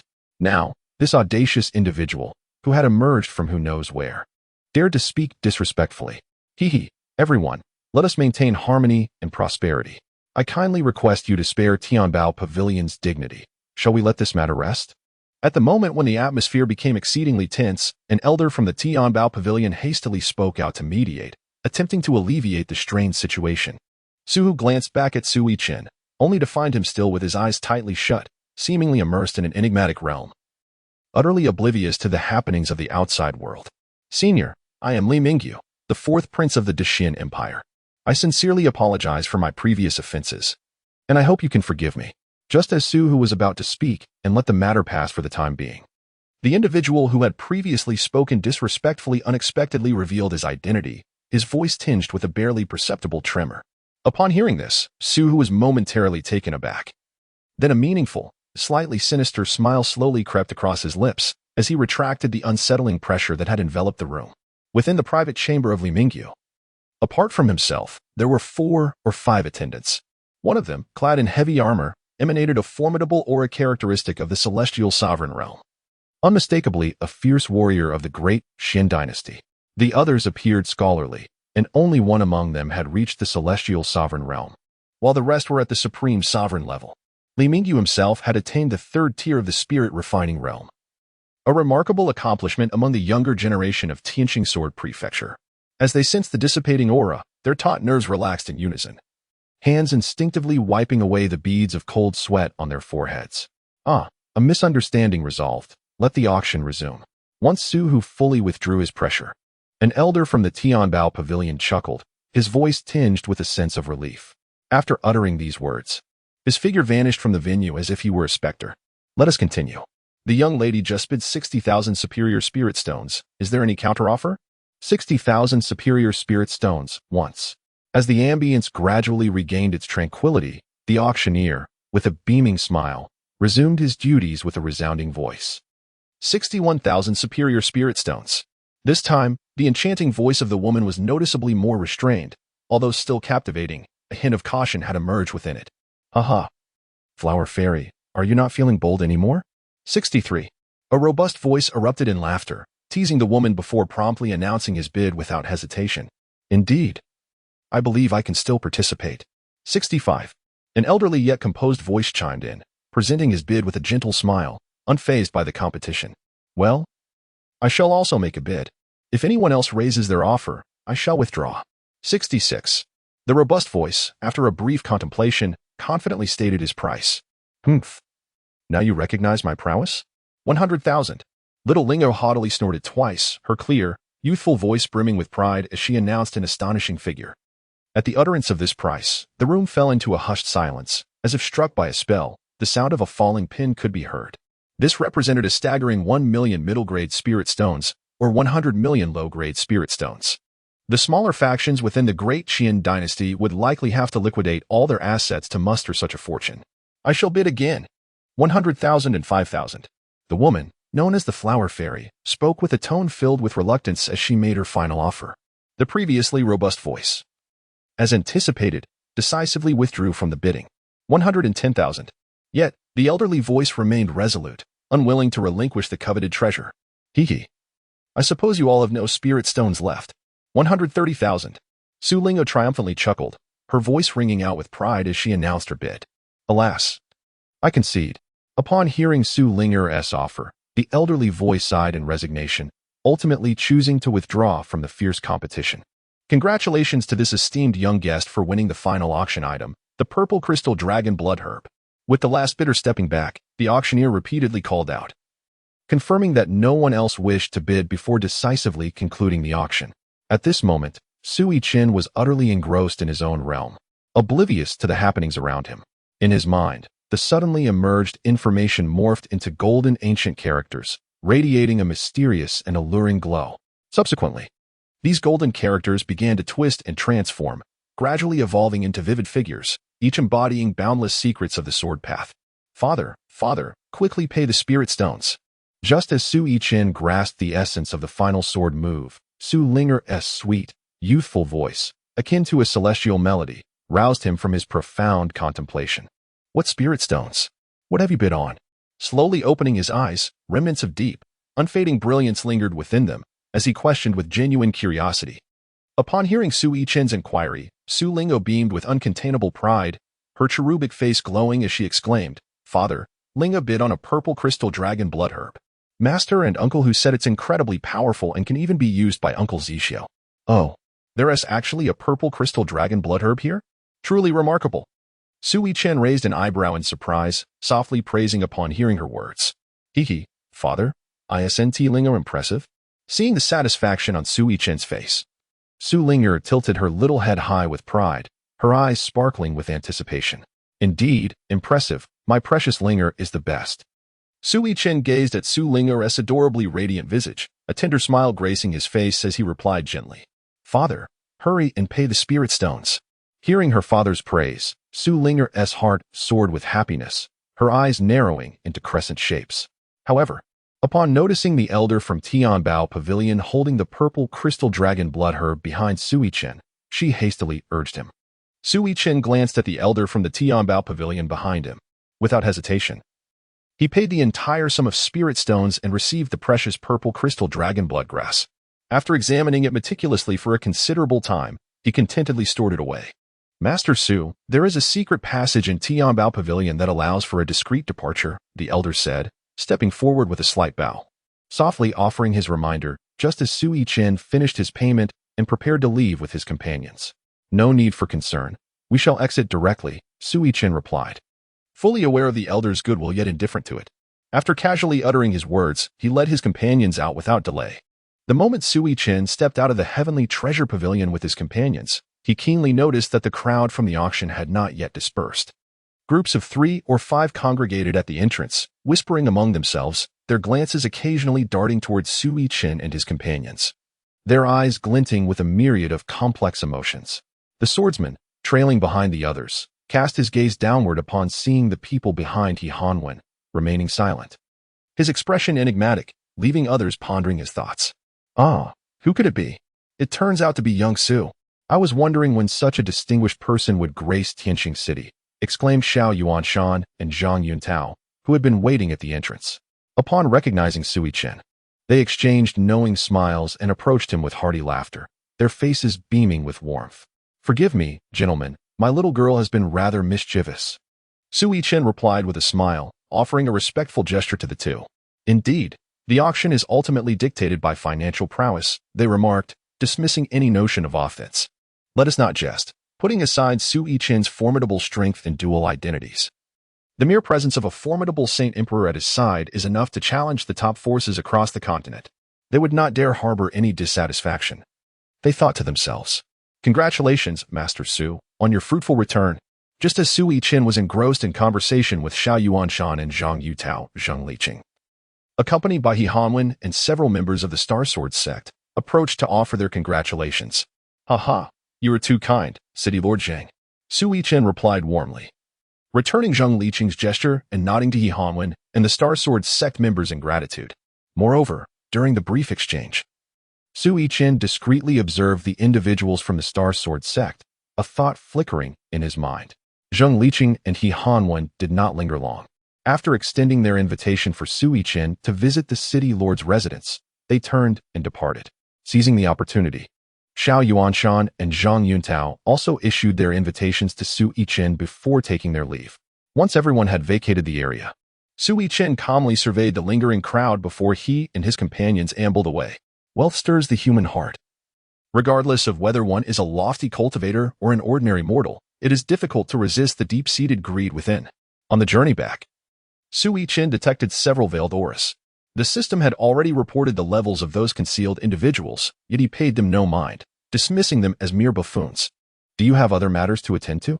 As they approached the Heavenly Emperor Palace, Su Yichen noticed Su, who appeared somewhat distracted, prompting him to inquire. Upon his question, the eyes of San Yang and the others turned to Su Hu. "Hehe, Master, I wish to step out for a while," Su Hu said with a grin as all eyes fell upon him. "Su Yichen, if you wish to go out, just say so directly. Why the hesitation? Go ahead. Upon hearing this, Su Yichen felt somewhat speechless. If you desire to leave, simply express it. Why make such a fuss? Upon witnessing Su Yichen's agreement, Su Hu's face instantly illuminated with an excited smile, his figure akin to a streak of black lightning, vanishing from the sight of the crowd in an instant. Sanyang observed the direction in which Su Hu had departed, a slight frown creasing her brow. After a moment of contemplation, she swiftly approached Su Yichen's side and, leaning in close, whispered the details regarding the fourth prince of the Daxin dynasty. Upon hearing this, Su Yichen instantly comprehended the purpose of Su Hu's departure. He lifted his gaze towards the direction in which Su Hu had vanished, gently shook his head, and displayed no discernible expression on his face. Without uttering another word, he turned and continued his journey towards the immortal emperor's palace. Young master, do not be in such a hurry to leave. Just as Su Yichen and his companions rounded a corner, a voice imbued with deadly allure drifted towards them. Following closely, the owner of that voice manifested like a resplendent flower, appearing not far from the crowd. Her graceful figure and enchanting visage captivated the eye. Yet within her gaze flickered an unsettling light. Chapter 31. The Bone-Devouring Old Demon, Song Jiuyo. Upon the appearance of the alluring woman, her gaze fixed squarely upon Su Yichen. The strange glimmer in her eyes intensifying. The sheer veil she wore danced with the wind, exuding an extraordinary fragrance. As if imbued with an enchanting power that could ensnare the soul, Su Lingo wrinkled her delicate nose and, in a sweet, childlike voice, inquired, "Father, why does this smell seem so peculiar?" However, before Su Yichen could respond, the sword madman casually waved his hand, unleashing an extraordinary essence of sword intent from the sleeve of his garment. Instantly, an invisible barrier formed between him and Su Linger, effectively isolating the strange fragrance while simultaneously safeguarding her within its confines. Having accomplished this, he resumed his indulgence in wine, seemingly indifferent to the situation. Meanwhile, Sanyang promptly channeled her spiritual energy to further ward off the scent, ensuring their safety from any unforeseen consequences. Su Yichen mused inwardly, what the hell? Is no one going to manage me? I am merely a trifling figure at the pinnacle of the void realm. Do they truly regard me as a formidable contender? Despite his turbulent thoughts, he maintained a facade of composure. After a period of diligent cultivation, coupled with his identity as an alchemist and the ceaseless flow of Taoist essence within the immortal emperor's palace, Su Yichen had indeed reached the apex of the void realm. Yet, this level of cultivation was evidently insufficient, as he had become acutely aware of an unsettling surge of internal turmoil that was increasingly manifesting itself. Alas, system. Activate the experience card for the peak of the sacred emperor realm. With a resigned sigh, he glanced at the system interface, where only 2 experience cards for the Sacred Emperor Realm and 1 for the Emperor Realm remained. Reluctantly, he utilized one of the former. A notification chimed. Activation successful. The host has attained the peak cultivation of the Sacred Emperor Realm. In that instant, Su Yichen felt an overwhelming surge of power akin to an ocean within him. As this force emerged, the toxins within his body were expelled with immediate effect. Who do you think you were to flaunt your trifling tricks before me? With newfound confidence, Su Yichen smirked and posed the challenge. The alluring woman across from him was momentarily taken aback, sensing a distinct change in Su Yichen that she could not quite pinpoint. Mayor, something feels amiss. I cannot discern this youth's cultivation, nor that of the person behind him. As her thoughts swirled in confusion, a sudden mental transmission echoed in her mind. How is this possible? Wasn't this brat merely at the pinnacle of the void realm moments ago? Hua Mei felt a surge of uncertainty upon receiving the hidden message. She suppressed her doubts, donning a charming smile as she attempted to stabilize the situation. My young lord jest, I merely heard of a remarkable master arriving in Tianxing City and wished to make his acquaintance. How could I harbor any ill intentions? As she spoke, she subtly channeled her spiritual energy, amplifying the seductive allure of her voice. Oh no, this foolish vixen. The individual who had transmitted the message to Hua Mei, observing her actions, thought to himself that things were taking a turn for the worse, and swiftly turned to make his escape. Su Yichen let out a cold snort and took a step forward. An overwhelming pressure of the Holy Emperor realm surged forth like a tidal wave towards Hua Mei. Simultaneously, he flicked his fingers, sending a stream of spiritual energy hurtling towards the figure concealed in the shadows. The moment the shadowy figure turned, an overwhelming sense of dread enveloped him, compelling him to channel his spiritual power for defense. Yet, he underestimated the ferocity of the sword chi. In an instant, the terrifying sword chi struck the shadowy figure, producing a muffled poof as he was sent flying like a kite severed from its string. After rolling several times on the ground, he barely managed to stabilize himself. At this moment, all traces of his concealed presence dissipated, revealing his true form, a figure clad in black robes and wearing a mask. Blood trickled from the corner of his mouth, and his eyes, hidden beneath the mask, were filled with terror and disbelief. How could you possess such formidable strength? The black-robed man's voice trembled, laden with fear. He could not fathom how someone who had just been a peak void realm cultivator had transformed into a powerhouse at the pinnacle of the Holy Emperor realm in the blink of an eye. Seeing the black-robed man being sent flying, Wallmeyer's charming smile vanished in an instant, replaced by sheer panic. Instinctively, she attempted to flee. But Su Yichen's pressure acted as an invisible shackle, binding her firmly in place as if her feet were nailed to the ground, rendering her immobile. Wow. Father is so powerful. Su Linger, hiding behind the sword madman, watched in awe as Su Yichen effortlessly subdued the two, her eyes sparkling with admiration. Hearing his daughter's voice, Su Yichen turned to her, his face breaking into a gentle smile. He then turned back, his gaze turning icy as he addressed the two before him. Now speak. Who are you? His voice was chilling, as though it emanated from the depths of the underworld, carrying a bone-chilling coldness. Wallmeyer's face turned pale as paper, her body trembling uncontrollably. Su Xiaoyu, what has transpired? At that moment, a voice rang out from the distance. Su Yichen turned to see Zheng Liqing approaching rapidly, accompanied by He Hanwen, followed by the city guards and disciples of the Star Sword sect. Just a couple of reckless little thieves, yet they have alarmed city lord Zhang. Su Yichen replied calmly to Zheng Liqing. It appears there are indeed those who fear not death, for a mere purple crystal dragon blood herb. They dare to run rampant in my Tianxing city. Zheng Liqing's eyes gleamed sharply as he gazed at the two. You are Wallmeyer? Zheng Liqing exclaimed in astonishment upon recognizing the disheveled beauty before Su Yichen. He could hardly believe his eyes. Wallmeyer was the empress of a small dynasty within the Tianhe Valley, neighboring the Great Qin dynasty, and simultaneously an elder of the Tianhe Valley, albeit one who had attained her position through her physical allure. Her cultivation was merely at the early stage of the Saint realm, achieved through a forbidden art, making her audacity to rob Su Yichen incomprehensible. Zheng Liqing then turned his gaze toward the black-robed man, a sense of familiarity washing over him as he beheld the mask, though he could not place it immediately. Does City Lord Zheng recognize these two? Su Yichen inquired upon hearing Zheng Liqing utter the beautiful woman's name. Yes, this woman is Wallmeyer. Zheng Liqing explained her background to Su Yichen. He then looked again at the black-robed figure, his brow furrowing. As for him, I can't shake the feeling that this mask is somewhat familiar, but I can't quite recall where I've seen it. Are you the bone-devouring old demon, Song Jiuyo? Zheng Liqing's words had barely left his mouth when He Hanwen gasped in shock. What? The bone-devouring old demon has been dead for 500 years. I remember now. That mask indeed belongs to the bone-devouring old demon. Let me see. Indeed, it truly is. After He Hanwen revealed the black-robed man's identity, those who had been lurking in the shadows could no longer contain themselves and emerged, gazing in astonishment at the black-robed man. Witnessing Su Yichen's overwhelming power as he subdued Wallmeyer and the black-robed figure, none dared to harbor any ulterior motives. Previously, when Su Hu departed, they sensed that the Holy Emperor realm cultivator at the auction was indeed Su Hu. Now, with Su Yichen revealing his terrifying prowess at the Holy Emperor realm, who would dare to entertain any treacherous thoughts? Those who remained were merely spectators. The bone-devouring old demon? Su Yichen looked at He Hanwen in confusion, his mind swirling with questions. It seemed this individual was quite renowned, as so many recognized him. Ha ha ha, the black-robed man, the bone-devouring old demon Song Jiuyo, laughed maniacally, his laughter laced with a sinister undertone, echoing through the silent street and sending chills down spines. Indeed, I am Song Jiuyo. 500 years ago, I was gravely injured and thought I would perish, but fate guided me to an ancient relic. There, not only did I heal, but I also broke through to the mid-stage of the Holy Emperor realm.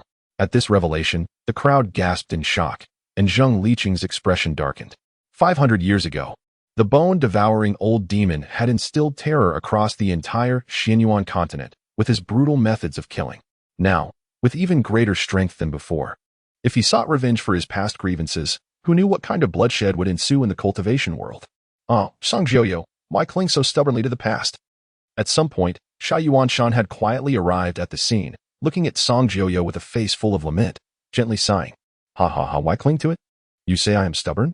Song Joyo's emotions flared at this remark, his voice growing even more deranged. Back then, because of A9 Calamity Divine Thunder Bamboo, those people annihilated my entire clan of 13,000 souls. Not even infants were spared. Tell me, why should I not be relentless? As he spoke, Song Joyo's emotions spiraled out of control, plunging him into a state of profound rage and sorrow. Not everyone was aware of the events that transpired back then, but upon hearing Song Joyo's frenzied words, they all fell silent. From that day forth, I vow to make them pay in blood for their debts. I want them to witness, helplessly, as there can perish one by one, to endure the suffering I once experienced. Coughing violently, Song Joyo's agitation caused blood to seep through the seams of his mask. Song Joyo, I lament the events of that time as well, but your methods for revenge are far too cruel. Do you not fear the wrath of the heavens? Zhang Yutao, having appeared at the scene, looked at Song Joyo with a sense of helplessness, sighing deeply. Ha ha ha, the heavens. Song Joyo erupted with laughter, his voice filled with mockery and despair. When my entire clan was slain, where were the heavens? Did those people consider the heavens' judgment as they acted with impunity? Ha ha ha, as Song Joyo's roar echoed, a surge of dark, demonic energy erupted from him, swelling like a tidal wave, growing ever denser. Not good. He is about to break through. Someone in the crowd shouted in alarm, and only then did the onlookers realize that Song Joyo, recalling the blood-soaked vendetta of the past, had ignited the demonic energy within him and was attempting to forcefully break through at that moment. Well said. A true man should be like this in the world. Amidst the chaos and panic of the crowd, the sword madman suddenly erupted with a roar, clapping his hands, a sound that felt particularly jarring in that moment. Su Yichen, Song Joyo, Zhang Yuntao, Zhang Liqing, He Hanwen. Surrounding crowd. What is happening? A wave of confusion washed over everyone as they pondered the circumstances surrounding the old beggar. Perhaps only Su Yichen and San Yang held the answer. For both the sword madman and Song Joyo harbored deep-seated animosities within their hearts. The tale of the sword madman's massacre of 1,000,000 cultivators is well known. Yet few are aware that some of the puppeteers behind that tragedy still thrive to this day. Su Yichen had only recently discovered the truth while spending evenings drinking and daydreaming with the sword madman. The forces behind those who operated in the shadows were overwhelmingly powerful. The sword madman dared not act rashly. Perhaps the surviving disciples of the divine sword mountain had been under constant surveillance, all to locate him and eliminate potential threats. Chapter 32. The Devil's Tribulation. As the onlookers were left perplexed by the sword madman's sudden reaction, the dark demonic aura surrounding Song Joyo intensified, surging like a ravenous tide, threatening to engulf him entirely. The once clear sky now resembled a heavy curtain drawn by an unseen hand, turning ominously dark. Thick storm clouds swiftly converged from all directions, and distant rumbles of thunder echoed ominously from within their depths. Stop him. He must not break through. Tianxing City cannot withstand the power of the heavenly tribulation. Zhang Liqing's face changed drastically upon witnessing the terrifying storm clouds gathering above. He quickly shouted to the crowd. Not long after Zhang Liqing's warning, panic seized the hearts of all, mortal and cultivator alike, in Tianxing City, as if a great terror were about to descend. Everyone looked up at the sky. Those with slightly stronger cultivation could withstand the tide of anxiety, but they fled the city with fearful expressions. At that moment, the long-hidden ancient figures of the Saint Emperor realm from Tianxing Sword Province directed their senses towards Tianxing City, eager to uncover the truth. The crowd that had gathered outside the immortal Emperor Palace to watch the spectacle, aside from the cultivators within Tianxing City, had also fled the scene. Is it not said that those above the Saint Realm would not attract heavenly tribulations? Zhang Yutao asked gravely, gazing at the ominous storm clouds above. This was a question shared by all present. Indeed, heavenly tribulations were not supposed to descend upon those above the Saint Realm. However, the current situation was that Song Joyo had not only attracted a heavenly tribulation, but its ferocity far surpassed that of ordinary tribulations. This marked the third appearance of a thunder tribulation in Tianxing Sword Province in recent days. It is true that those above the Saint Realm do not attract heavenly tribulations, and his tribulation is not caused by a breakthrough, Su Yichen remarked thoughtfully, squinting at the storm clouds overhead. City Guard, heed the command. Activate the city defense formation. Disciples of the Star Sword sect, form ranks. As the storm clouds above neared completion, Zhang Liqing and He Hanwen issued orders to the City Guard and the disciples of the Star Sword sect. Yes, the City Guard and the disciples of the Star Sword sect responded in unison before immediately dispersing, swiftly forming hand seals as their spiritual energy surged within them. Following their actions, Zhang Liqing joined in, and as he did so, hundreds of beams of light shot up from within Tianxing City, coalescing into a massive protective barrier that enveloped the entire city. The disciples of the Star Sword sect dispersed around Hehanwen, their hand seals changing as the long swords strapped to their backs emitted a harmonious resonance, hovering above their heads. Once Hehanwen's sword was drawn, the other swords formed a unique formation around it. As the formation of the Star Sword sect took shape, the sword madman behind Su Yichen displayed a glimmer of excitement in his eyes, his hands unconsciously tightening within his sleeves.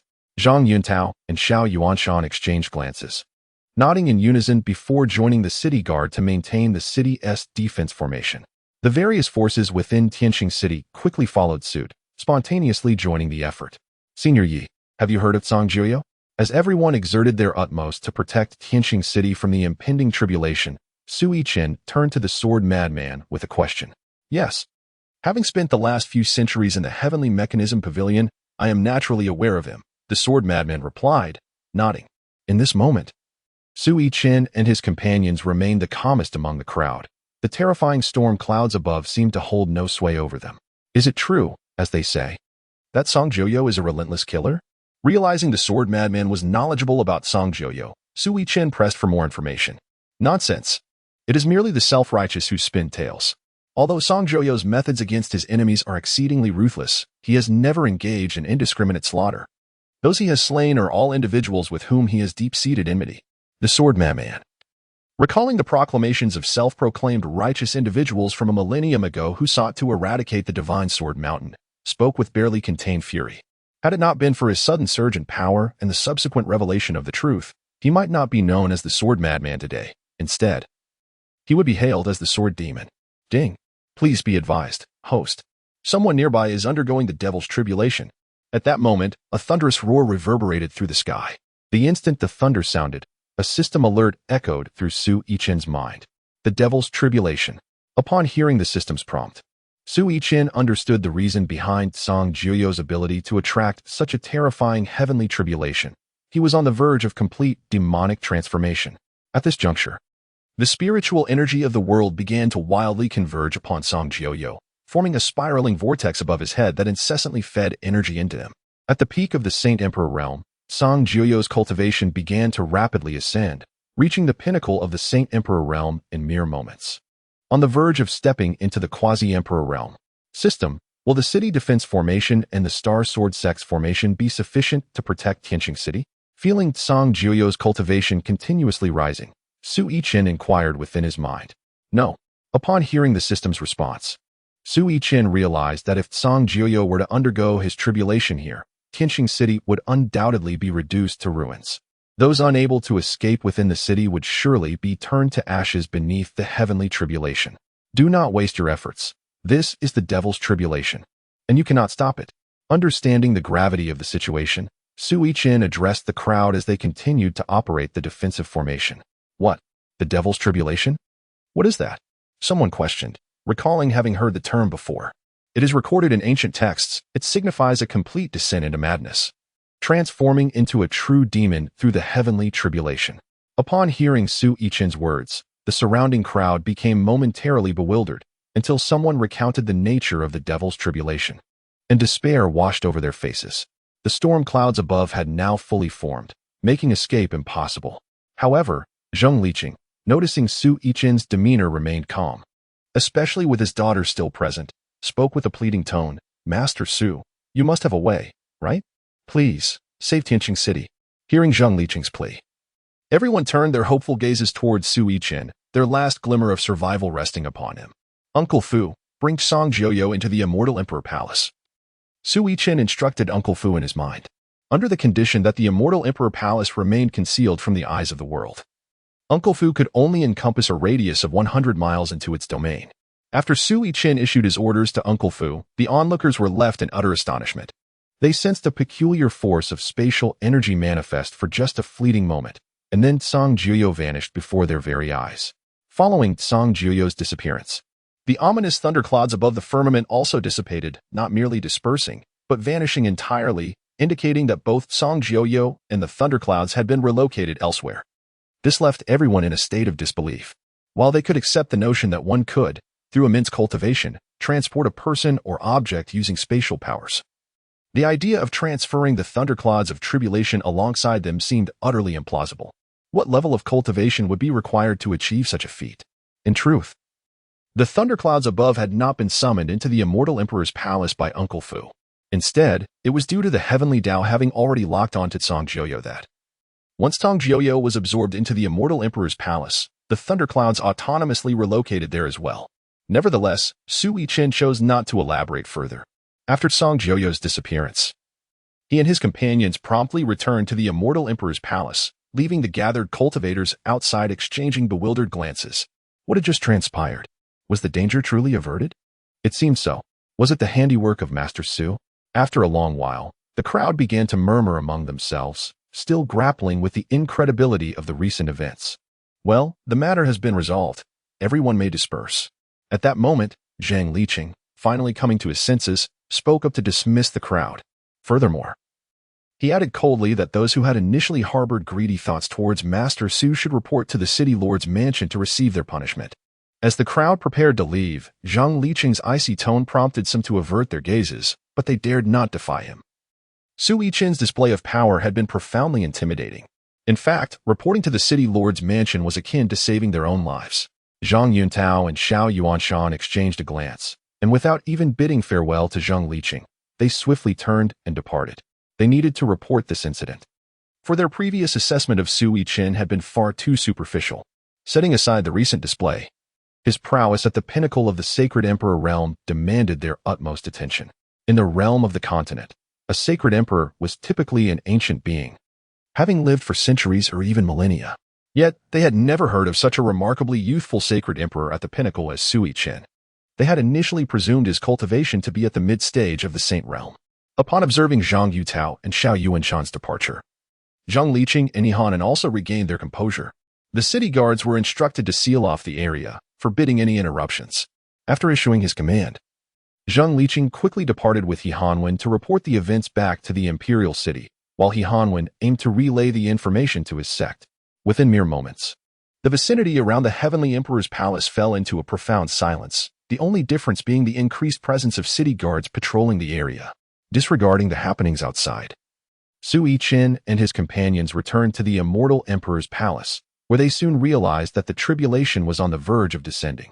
Meanwhile, Cangjiuyo, who had unknowingly been transported into the immortal emperor's palace, gazed at the unfolding scene in a state of bewilderment.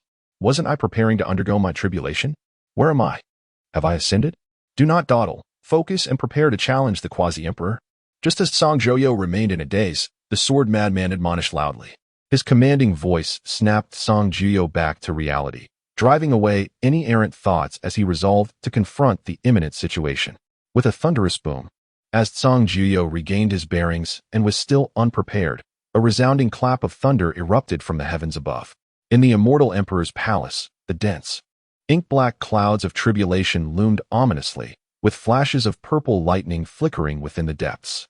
Cangjiuyo took a deep breath, casting aside distractions as his demonic aura intertwined wildly with the spiritual energy of the immortal emperor's palace. At that moment, a cerulean orb laced with violet hues suddenly emerged from Su Yichen's storage ring, soaring directly toward the ominous thunderclouds. Witnessing this, Su Yichen himself was momentarily taken aback, not to mention the others within the immortal emperor's palace. Subsequently, all eyes turned towards Su Yichen. The purple cloud divine thunderstone seeks to absorb the lightning power of the tribulation. Of course, realizing the intention, Su Yichen wasted no time explaining to the others as he followed closely behind the purple cloud divine thunderstone into the tempest above. What is he doing? The sword madman, astonished by Su Yichen's actions, hurriedly inquired of San Yang beside him. I do not know. Last time, the master also directly entered the tribulation. San Yang replied calmly, shaking her head. Although she was uncertain of Su Yichen's motives, she trusted in his safety, recalling that during Su Linger's tribulation, he had entered the storm and emerged unscathed. Is he really all right? The sword madman still found it hard to believe.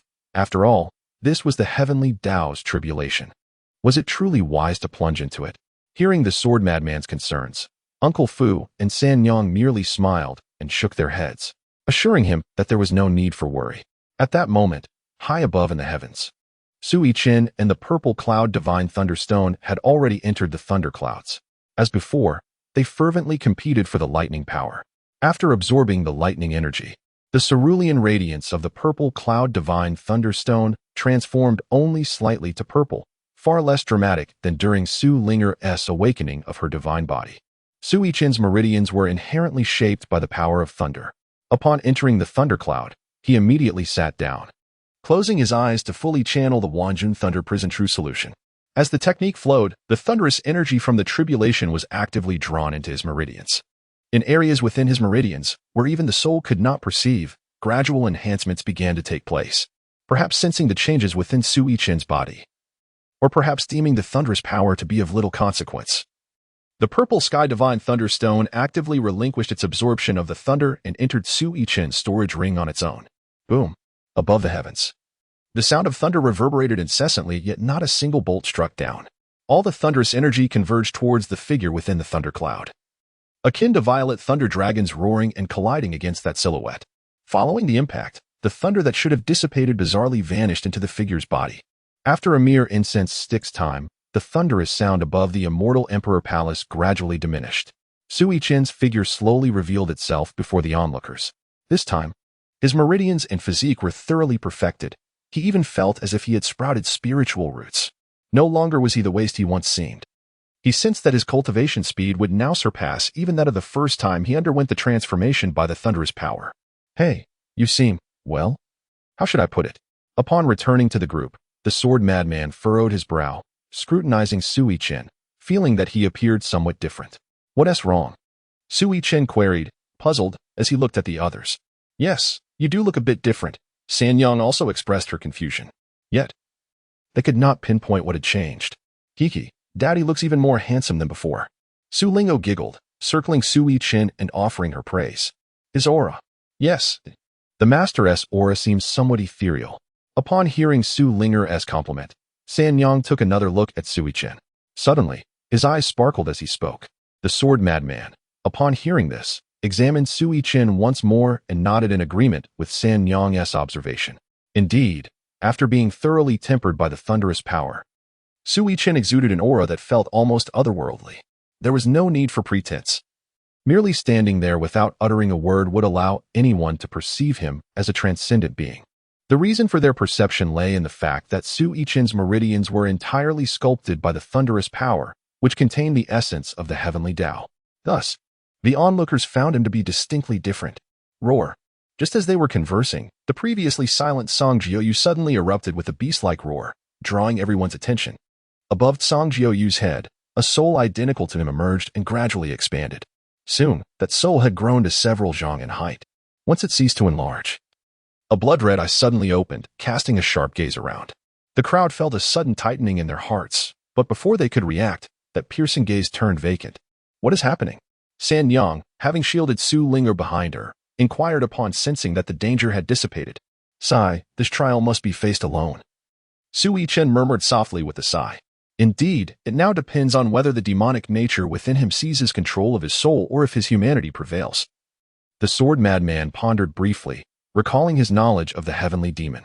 For a human cultivator to fully succumb to demonic influence, they must endure the heavenly demon tribulation orchestrated by the heavenly Tao. Once they surpass this tribulation, the demonic essence within their soul attains autonomy, leading to a struggle for control over the soul. If the demonic influence prevails, the individual becomes a ruthless fiend, focused solely on slaughter. Seeing that Sanyang still bore a look of confusion, Fubo proceeded to clarify. What if Song Jiaoyu cannot suppress his demonic nature? After observing Song Jiaoyu's soul for a while, the sword madman turned to Su Yichen with a question. Eliminate him. Su Yichen stated these words with an expression devoid of any change, as if discussing a trivial matter. Eliminate him? That is no simple task. Whether humanity or demonic nature wins, Song Jiaoyu will ascend to the quasi-emperor realm, at least at the 3rd level. It won't be easy to kill him. The sword madman remarked, his gaze fixed on Su Yichen. Thus far, Su Yichen had only demonstrated his peak at the Saint Emperor realm before him. The sword madman was uncertain if Su Yichen held any hidden cards. If Song Jiaoyu was resolved to escape, it was not guaranteed that he could be slain. However, the only response was a light chuckle from Su Yichen. As time passed, 3 days slipped by unnoticed. Within the immortal Emperor Palace, no one paid heed to Song Jiuyu's soul anymore. Except for the sword madman, no one believed that Song Jiuyu could stir any tumult within the palace. During these 2 days, the city lord's mansion, divine weapon pavilion, and holy pill hall, along with several other factions, had all submitted invitations to Su Yichen's residence. Yet, without exception, all fell into silence, receiving no reply. On the 4th day, a quasi-emperor's oppressive aura suddenly erupted within the immortal Emperor Palace. The sword madman was the first to appear before Song Jiuyu, unleashing his sword intent without reservation, enveloping Song Jiuyu and preparing to strike. Song Jiuyu's soul had now returned to his corporeal form. Upon opening his eyes, the mask on his face had fallen away, revealing a visage unrecognizable.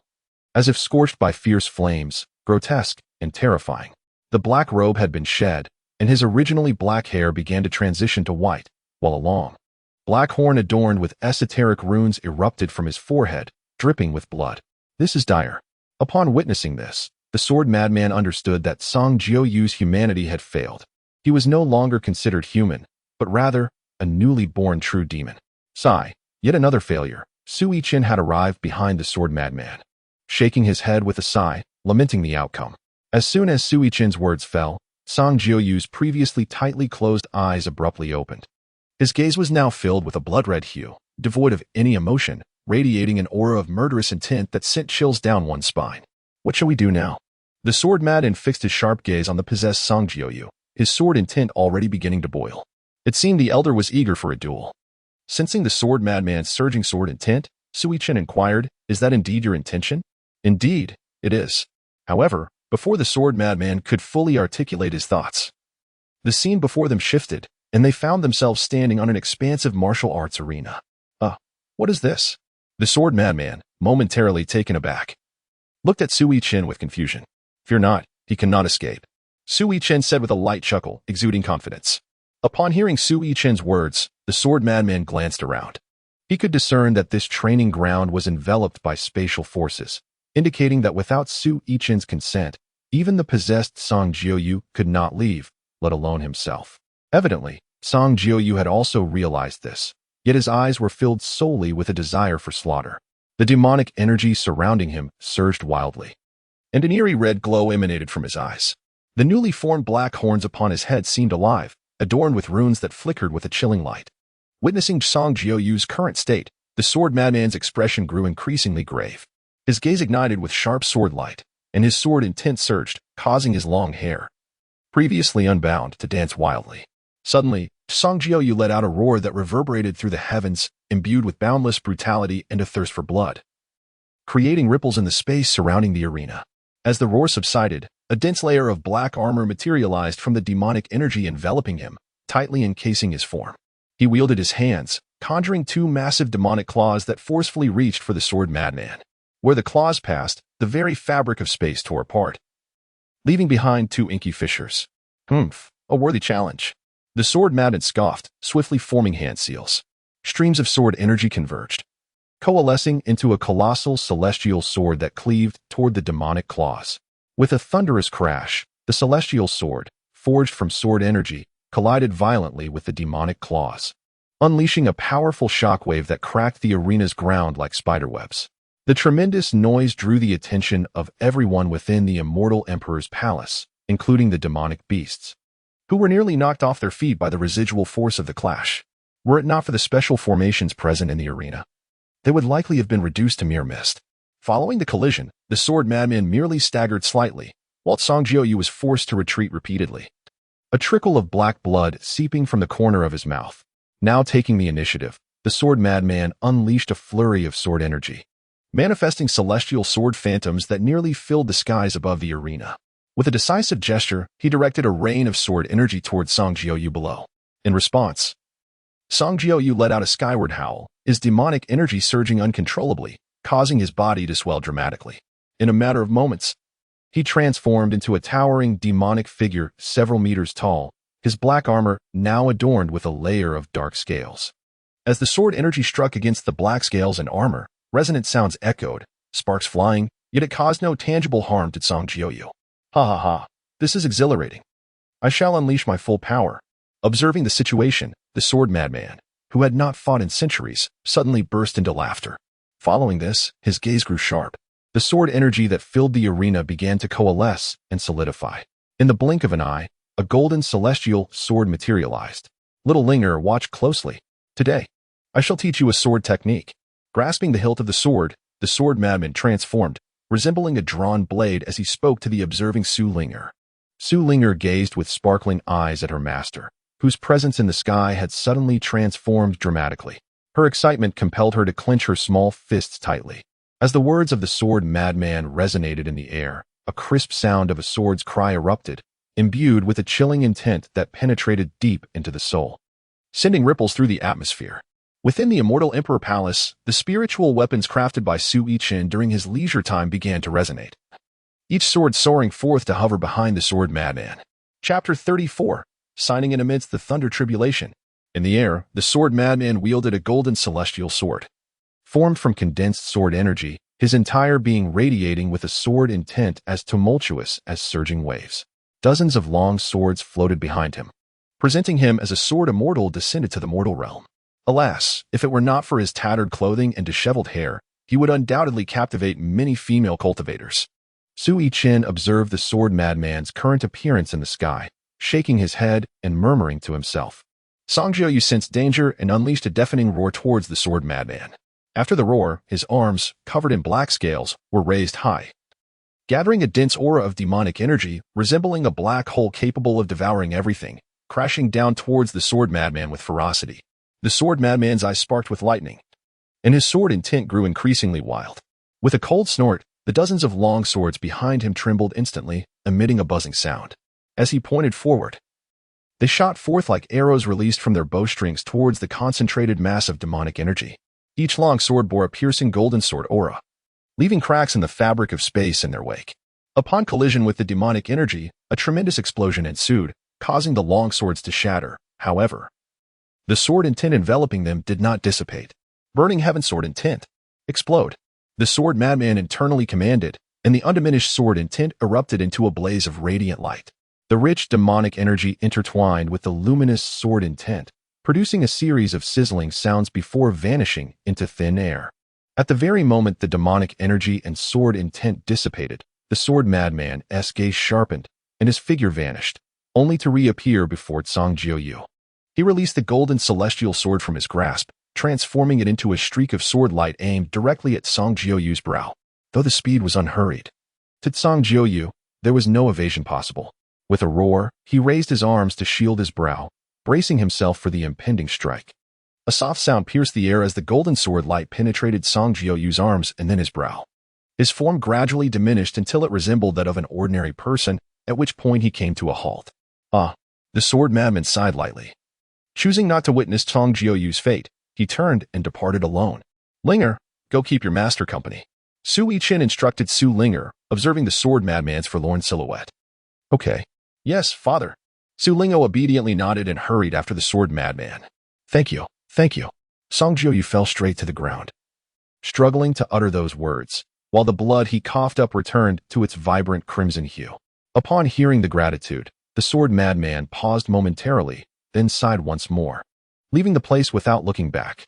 Su Yichen and the sword madman both understood the implication behind the gratitude expressed. It stemmed from the fact that once Song Jiuyu succumbed to madness, his eyes were clouded only with the desire for slaughter. In that moment, he was no longer himself, but rather a demon driven solely by bloodlust. In light of this, it was preferable to be killed than to continue in such a state. Before long, Song Jiuyu lost the last vestiges of his life force. With his demise, a strange red flame erupted from within him, consuming his body until only the runic long horn remained unscathed. This was the flame of retribution. The moment Su Yichen beheld the flames, his eyes lit up, and he exclaimed in astonishment. The flame of retribution is a punishment bestowed by the heavenly path upon those whose sins of slaughter are too grave, resulting in the obliteration of their souls and the cessation of any possibility for reincarnation. Simultaneously, this flame is an exceedingly rare fire for refining artifacts.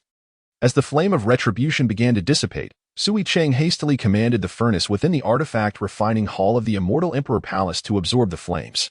He then cast the flickering runic horn into the furnace, allowing the flames within to incinerate the demonic aura clinging to it. Wait a minute, you two are fighting. And you've destroyed my spiritual weapons?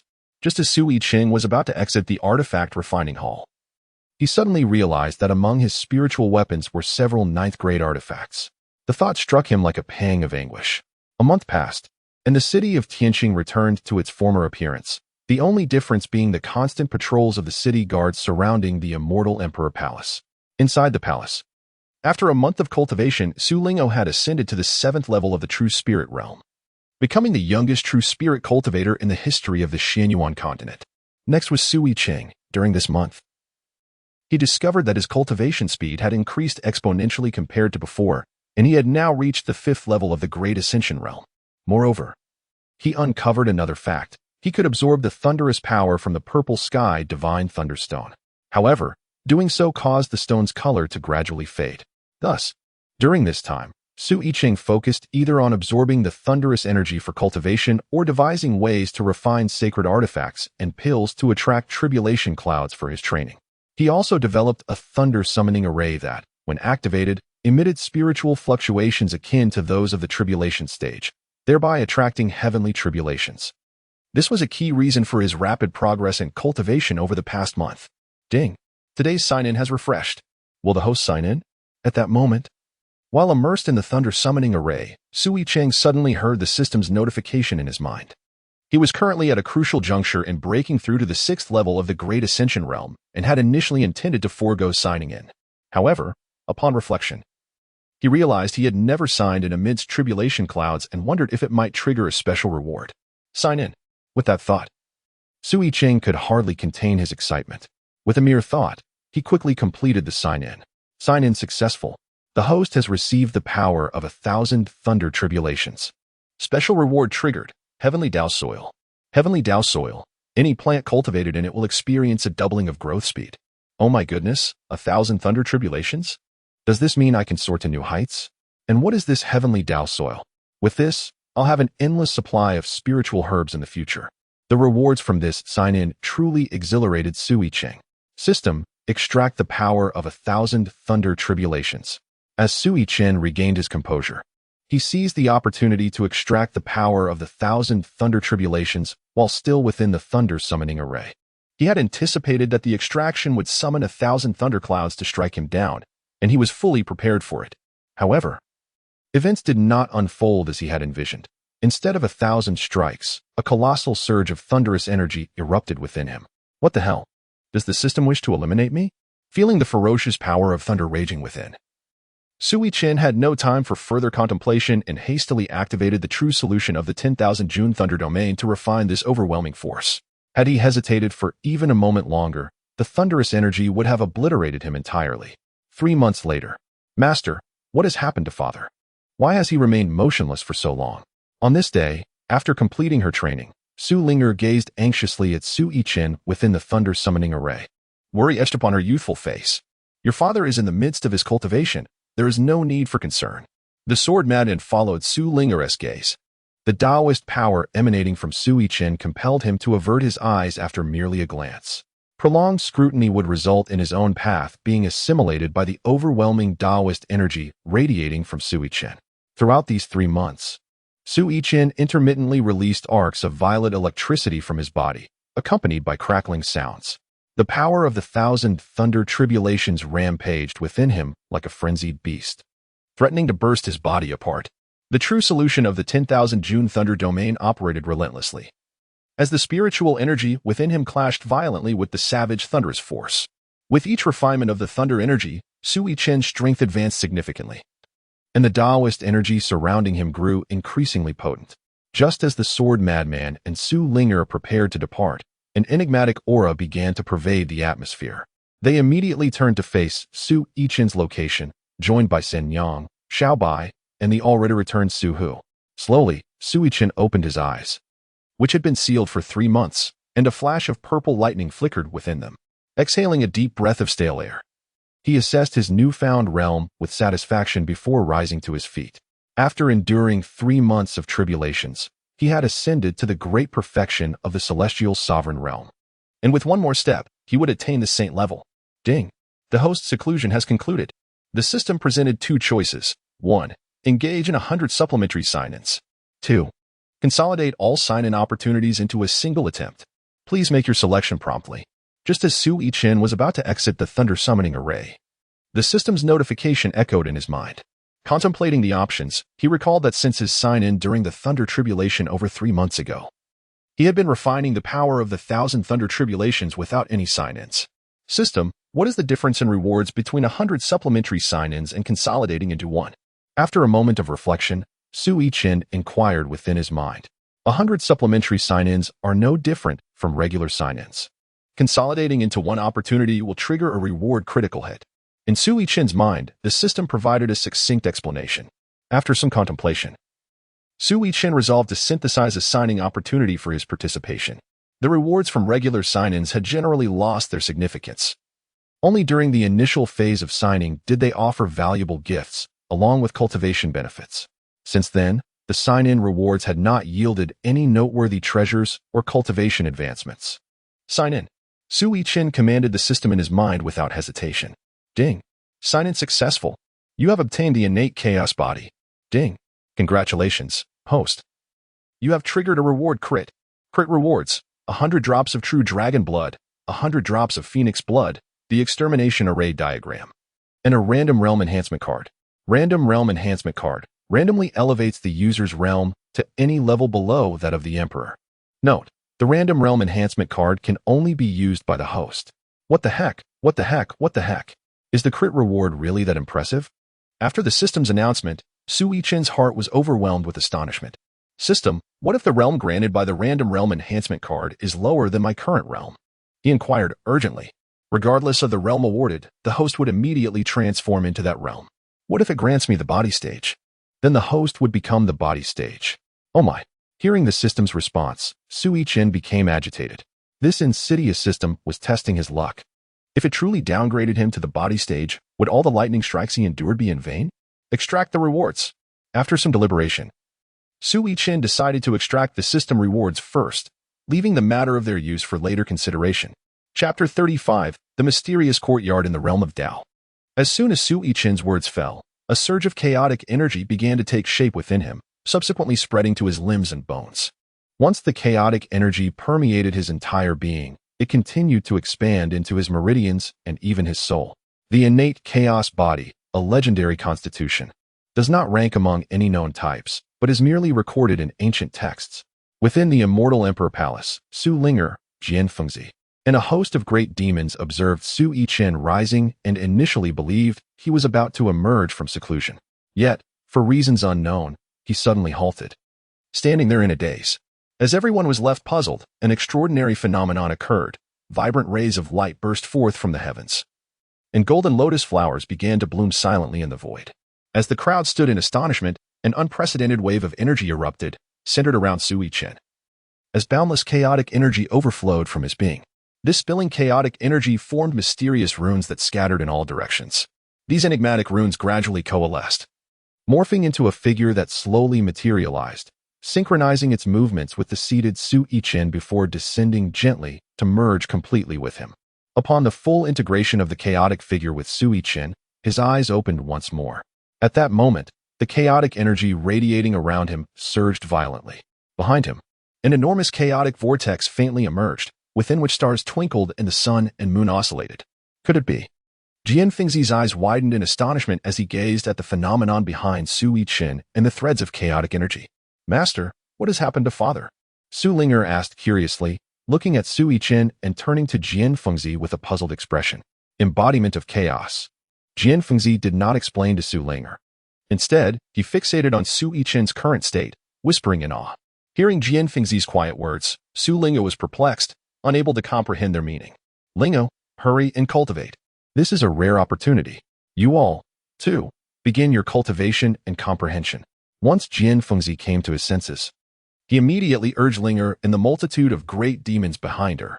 Upon hearing his words, the great demons promptly sat down in meditation, some revealing their demonic forms to absorb and comprehend the chaotic energy emanating from Su Yichen. Upon hearing her master's words, Su Linger was momentarily taken aback.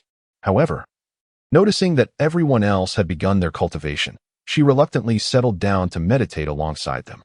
Even the sword fanatic had crossed his legs and begun to comprehend the essence of the practice. At this moment, none of them noticed that Su Yichen's gaze seemed to gradually grow distant. In that instant, he felt as though he had transcended the confines of the immortal emperor's palace, finding himself amidst the vast expanse of the cosmos. Before him flowed a majestic river of golden stars. Where am I? Su Yichen pondered, casting his eyes about in confusion. Yet he was destined to receive no answers. Surrounding him, apart from the shimmering golden river, were twinkling stars scattered across the celestial canvas.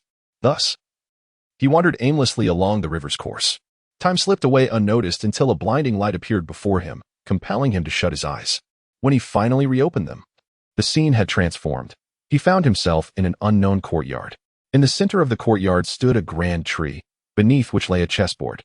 For reasons unknown, he felt an inexplicable pull to sit beside the board, his gaze slowly drifting into a state of bewilderment. You have arrived too early. You should not be here at this time. Is failure imminent? Just as Su Yichen succumbed to his confusion, a faint voice echoed within the courtyard. Warning! The host's spirit is on the verge of disorientation.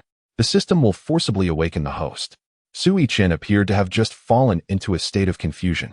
Yet he seemed to have experienced countless cycles of reincarnation. Were it not for the system forcibly awakening him, his soul would have gradually faded away through endless iterations. Originally seated before the chessboard under the great tree, Su Yichen's figure vanished instantaneously upon the system's call. I have awakened. Perhaps success is truly within reach. After his disappearance, a faint voice resonated once more within the courtyard. System, what has happened to me? Upon regaining consciousness, Su Yichen found himself once again beside the golden river. Although he existed merely as a soul, he could still feel cold sweat forming on his forehead. Host permissions insufficient. Then what can you tell me? Hearing the familiar response of insufficient permissions, Su Yichen helplessly inquired further. The system remained silent for an extended period, leading Su Yichen to believe it had once again disregarded him. Suddenly, the system's voice broke the silence. The place where the host resides is known as the Tao Realm. Tao Realm? What does that mean? The world of the great Tao? Confused by the system's sudden revelation, Su Yichen pondered. This realm is formed by the heavenly Tao, a convergence of myriad paths of the great Tao. As soon as Su Yichen posed his question, the system promptly provided a response. Upon hearing the system's explanation, Su Yichen was immediately astounded. A world formed by the heavenly Tao? A convergence of myriad paths? This meant that the golden river before him, composed entirely of glimmering golden points, was indeed the embodiment of those paths. Indeed, the golden river was not a river in the conventional sense, but rather a flowing entity forged from countless golden luminescent orbs. To refer to them merely as points of light would be misleading, for in isolation, they could be described as radiant golden spheres. Gazing at the extraordinary scene before him, Su Yichen hesitated, uncertain as to why he had arrived at this enigmatic place. Could it be a consequence of the system's bestowed innate chaotic body? At that moment, the scene where Su Yichen stood unfolded above the chessboard in the courtyard he had just occupied. How would one choose? Is there truly anyone capable of discerning the correct answer? The ethereal voice from within the courtyard resonated once more, sounding both inquisitive and contemplative. Su Yichen stood still, contemplating for an extended period. Finally, with a determined resolve, he slowly extended his right hand, reaching forward, harboring a conjecture. He suspected that these golden orbs likely represented a manifestation of myriad paths. Upon his right hand making contact with one of the golden orbs, he was greeted by a wave of searing warmth. The sensation resembled the intense heat of flames, yet it was distinctly different. After a moment of apprehension, realizing there was no imminent danger, he grew bolder, retracting his hand to gaze at another golden orb. After a brief reflection, he again extended his right hand towards the next orb. This time, instead of a burning sensation, he experienced a gentle breeze enveloping him, imparting a soothing touch throughout his being. In truth, this feeling was not a direct sensation, but rather an impression transmitted to his spirit from his hand, creating an illusion of tranquility. Over the next half hour, he persistently reached out to explore various golden orbs. It was only after this duration that he paused, and combining the information previously provided by the system, he became certain that his initial hypothesis was indeed correct. These orbs represented the insights into the paths that cultivators comprehend during their training, with each orb embodying a distinct path. What perplexed him now was how he had arrived at this place. Was it merely his presence here? Or did all cultivators journey to this realm of paths upon their ascension to the true spirit realm, seeking their own Tao? He had reached the third stage of path seeking without comprehending a path himself. His advancement had been directly facilitated by the system. The subsequent cultivation did not require him to grasp a Tao to break through as it did for others. Am I to choose a path? Su Yichen murmured softly, gazing at the seemingly endless expanse of golden rivers before him. System, do you have any suggestions? In his uncertainty, he turned to the system for guidance. The host must make a choice independently. With a helpless sigh, Su Yichen knew that the system would offer no valuable advice. He merely wished to experiment. What should he choose? Standing by the banks of the Golden River, Su Yichen hesitated, aware that his decision would determine the course of his future cultivation, leaving no room for carelessness. The primal chaos body. Chaos, indeed. The power of chaos encompasses all. Does that mean I can select everything? System. What do you think? As Su Yichen murmured to himself, his brow suddenly relaxed, and he inquired of the system. Please make your own choice. The system responded as it always did. However, at that moment, Su Yichen was no longer concerned with the system's reply. He slowly closed his eyes and fully engaged the chaotic transformation technique. At the instant the technique commenced, his spirit began to gradually dissolve into an ethereal form, ultimately transforming into a dense mass of chaotic energy. Then, the chaotic energy began to spread slowly, enveloping the entire Golden River. The moment the chaotic force touched the golden stream, the river surged violently, akin to a stone cast into tranquil waters. Time passed, and the Golden River gradually calmed. The chaotic energy, emanating from Su Yichen's spirit, slowly covered the entire river. As time progressed, the chaotic energy spread further, becoming increasingly thin. If it continued, it might dissipate entirely. Once the chaotic energy vanished, it would signify the dissolution of Su Yichen's spirit. At this juncture, Su Yichen's heart was filled with anxious desperation. Having lost all control, he could only sense his spirit's chaotic energy thinning gradually. Such a greedy fellow. However, this seems to be the most correct choice. In the mysterious courtyard, as Su Yichen made his choice and the chaotic energy began to spread, that voice reappeared, echoing with laughter, seemingly quite pleased with Su Yichen's decision. An interesting fellow. I wonder if the remaining fraction of my power can assist you. I hope you succeed and do not follow the path we once tread. Observing Su Yichen's condition, the voice resonated once more, and after its utterance, the courtyard fell into silence. Just as Su Yichen was sinking into despair, a surge of power suddenly descended, enveloping the chaotic energy he had manifested, causing the increasingly sparse energy to gradually solidify. Slowly, Su Yichen realized he had regained control and quickly halted the spread of the chaotic energy. Although the chaotic energy had ceased its expansion, the chaotic transformation technique continued to operate autonomously. As the technique progressed, a powerful suction emanated from beneath, drawing golden orbs toward the chaotic energy he had created. Witnessing this scene, Su Yichen immediately felt a surge of anxiety, fearing yet another uncontrollable event might occur. Amidst his tension, time flowed slowly onward.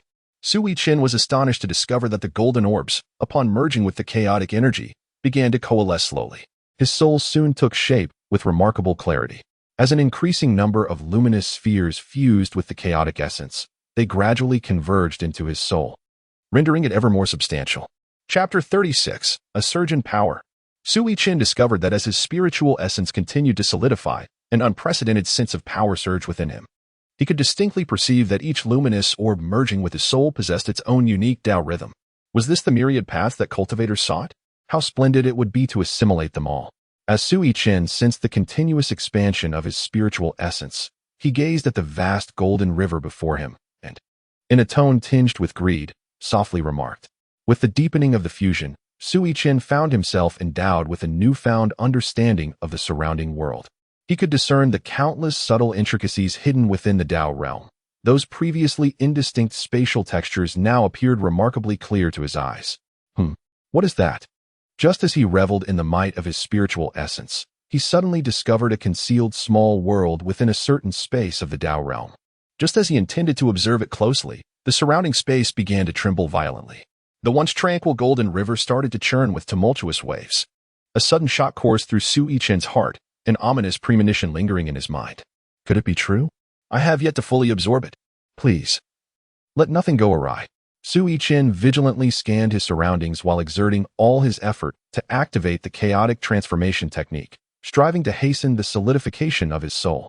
Unfortunately, fate was not in his favor. As his soul accelerated the absorption and integration of the great light orbs, the surrounding space trembled even more violently. Simultaneously, An overwhelming sense of repulsion abruptly emerged, threatening to expel Su Yichen's soul from the Tao realm. Uncertain of the source of this repulsion, Su Yichen had no choice but to marshal his soul power to resist with all his might. However, the results were disheartening. His soul power appeared pitifully feeble when measured against the force of repulsion. I refuse to yield. Today, I shall integrate every essence of the Tao that has melded with my chaotic energy into my soul. No one can stop me. Gritting his teeth, Su Yichen summoned the great powers of the Tao that had already fused into his soul, unleashing a surge of energy imbued with various Tao rhythms from his very essence. With this newfound power, he barely managed to stabilize his form. Yet, before he could revel in his achievement, the repulsive force intensified. Moreover, a chaotic vortex manifested behind him, reminiscent of the phenomenon that appeared when he first merged with the innate chaotic body. Su Yichen understood that this must be the exit of the Tao realm. He had a premonition that if he left now, it would be uncertain when he could return. He glanced around, noting that at least a quarter of the golden light orbs had yet to merge with his soul. This was unacceptable. He had endured immense risks to retrieve the essence of the Tao and could not abandon it so easily. However, he found himself at a loss for a solution, as the system would undoubtedly not assist him. What should I do? Is there any other way? Su Yichen felt an overwhelming sense of urgency. He was fully engaged in resisting the repulsive force and had no strength left to carry those Tao light orbs away. Just as his soul was on the verge of being drawn into the chaotic vortex, an inexplicable force suddenly emerged, gathering the remaining Tao light orbs and sending them into the vortex alongside Su Yichen. Upon the return of his soul to his body, the confusion in Su Yichen's eyes gradually cleared. Once his consciousness was fully restored, he found himself facing Su Linger, flanked by the sword madman and a host of formidable demons, with even the reclusive golden dragon python making an appearance. As Su Yichen was about to speak, he discovered that everyone around him was engrossed in their path of enlightenment, with only Su Linger engaged in cultivation, yet to embark on her own understanding. However, Su Yichen noticed that Su Lingo could absorb the chaotic energy that had dissipated when he initially merged with the innate chaotic body. Realizing this, he waved his hand and separated the chaotic energy that was on the verge of vanishing into the cosmos, gathering it around Su Lingo without disturbing the other's meditative state. After completing this, Su Yichen observed the radiant orbs of Tao floating around him. He then settled into a lotus position, his spirit body elevated, and swiftly began to circulate the chaotic creation technique, continuing to merge with the orbs of Tao. The individuals within the immortal emperor's palace had been cultivating for 3 days. After absorbing the Tao's essence, Su Yichen's spirit returned to his corporeal form, allowing him to reflect upon his current realm. To his astonishment, he realized he had reached the late stage of the Great Sage realm. Moreover, by employing the chaotic creation technique and enveloping his eyes with a layer of chaotic energy, he could clearly perceive the myriad trajectories of the Tao's operation in the world. This meant that he could enter a state of enlightenment at will, and with a deeper exploration of a particular Tao, he could break through his realm without encountering any bottlenecks. Father, you have finally awakened. What did you just say? Just as Su Yichen made this realization, Su Lingo's soft voice reached his ears. Ahem. Nothing. You must have misheard. Your father didn't say anything. Su Yichen quickly cleared his throat, brushing it off. He certainly did not want his daughter to learn any inappropriate language from the 21st century. Oh, by the way, father, Lingo has already reached the peak of the true spirit realm. Isn't Lingo impressive? Su Lingo exclaimed in wonder, her face instantly lighting up with joy as she proudly declared this to Su Yichen. Oh really? Our Linger is indeed remarkable. Su Yichen bent down to lift Su Ling, smiling as he praised her. Now that you are awake, what exactly did you do? Why does such a rich chaotic energy emanate from within you? And what was the cause of that extraordinary phenomenon generating such abundant Tao energy? Just as Su Yichen was lauding Su Linger, the sword madman-esque questions followed in quick succession. In fact, during this period, the sword madman had awakened twice. His current state of enlightenment offered little benefit. He was already at the pinnacle of the quasi-emperor realm, merely a sliver of perception away from breaking through to the emperor realm. However, this elusive feeling had stubbornly eluded him for centuries. While this time he felt closer to that sensation than before, he ultimately failed to grasp the moment of clarity. Upon hearing the words of the sword madman, Su Yichen gently set Su Lingo down. It is nothing. When you reach this realm, you will comprehend, he remarked with a cryptic smile, indulging in a moment of grandiosity.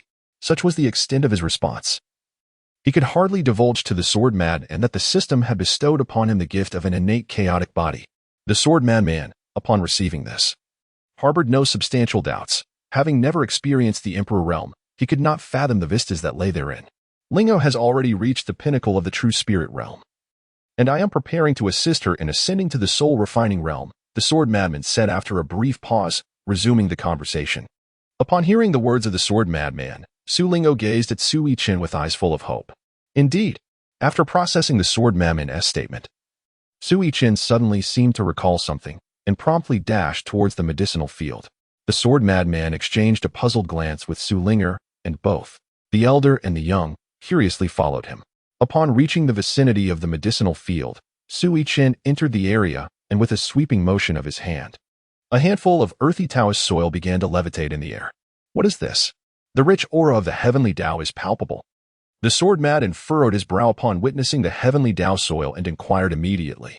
It is crucial to note that this substance emanates the essence of the heavenly Tao, which is distinctly different from the essence of the great Tao. His concern stemmed from the fear that Su Yichen intended to utilize this material to concoct pills for Su Linger. Although transcending to the divine refinement realm necessitates the pursuit of one's own great Tao, it is imperative to avoid any contamination with the power of the heavenly Tao. Should one become tainted by the heavenly Tao's force, they risk losing themselves entirely, with their spirit gradually dissipating. At that point, even the cycle of reincarnation would become unattainable. Just as the sword madman was about to inquire further, he witnessed Su Yichen making a grand gesture, causing all the spiritual herbs in the medicinal field to rise into the air. Subsequently, the soil from the medicinal field was enveloped in spiritual energy and excavated. He then combined the heavenly Tao soil with the excavated earth and replanted the spiritual herbs within. After completing these actions, the sword madman was astonished to observe that numerous spiritual herbs began to grow at a visible rate, with a half-human tall purple zenith fruit tree gradually stretching upwards, its branches and trunk steadily thickening. What is this extraordinary phenomenon? The sword madman was utterly astounded. No wonder Su Yichen had refrained from mentioning anything about Su Linger's breakthrough. With this miraculous object, it would not be long before the purple zenith fruit tree bore fruit. At that time, allowing Su Lingo to consume the purple zenith fruit prior to her breakthrough would undoubtedly maximize her benefits. This is the heavenly Tao soil. Still in a state of shock, the sword madman heard Su Yichen's voice. What? Heavenly Tao soil? Upon hearing Su Yichen's words, the sword madman was even more taken aback. He had only encountered references to heavenly Tao soil in the ancient texts of the Heavenly Secrets Pavilion, which merely acknowledged its existence without detailing its applications.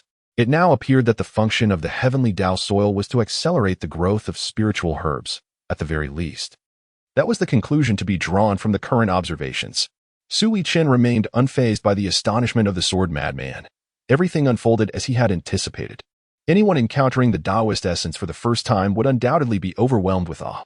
The sword madman's reaction at this moment was already quite commendable, considering he had witnessed numerous incredible phenomena within the Heavenly Emperor's palace. A few more would hardly make a difference.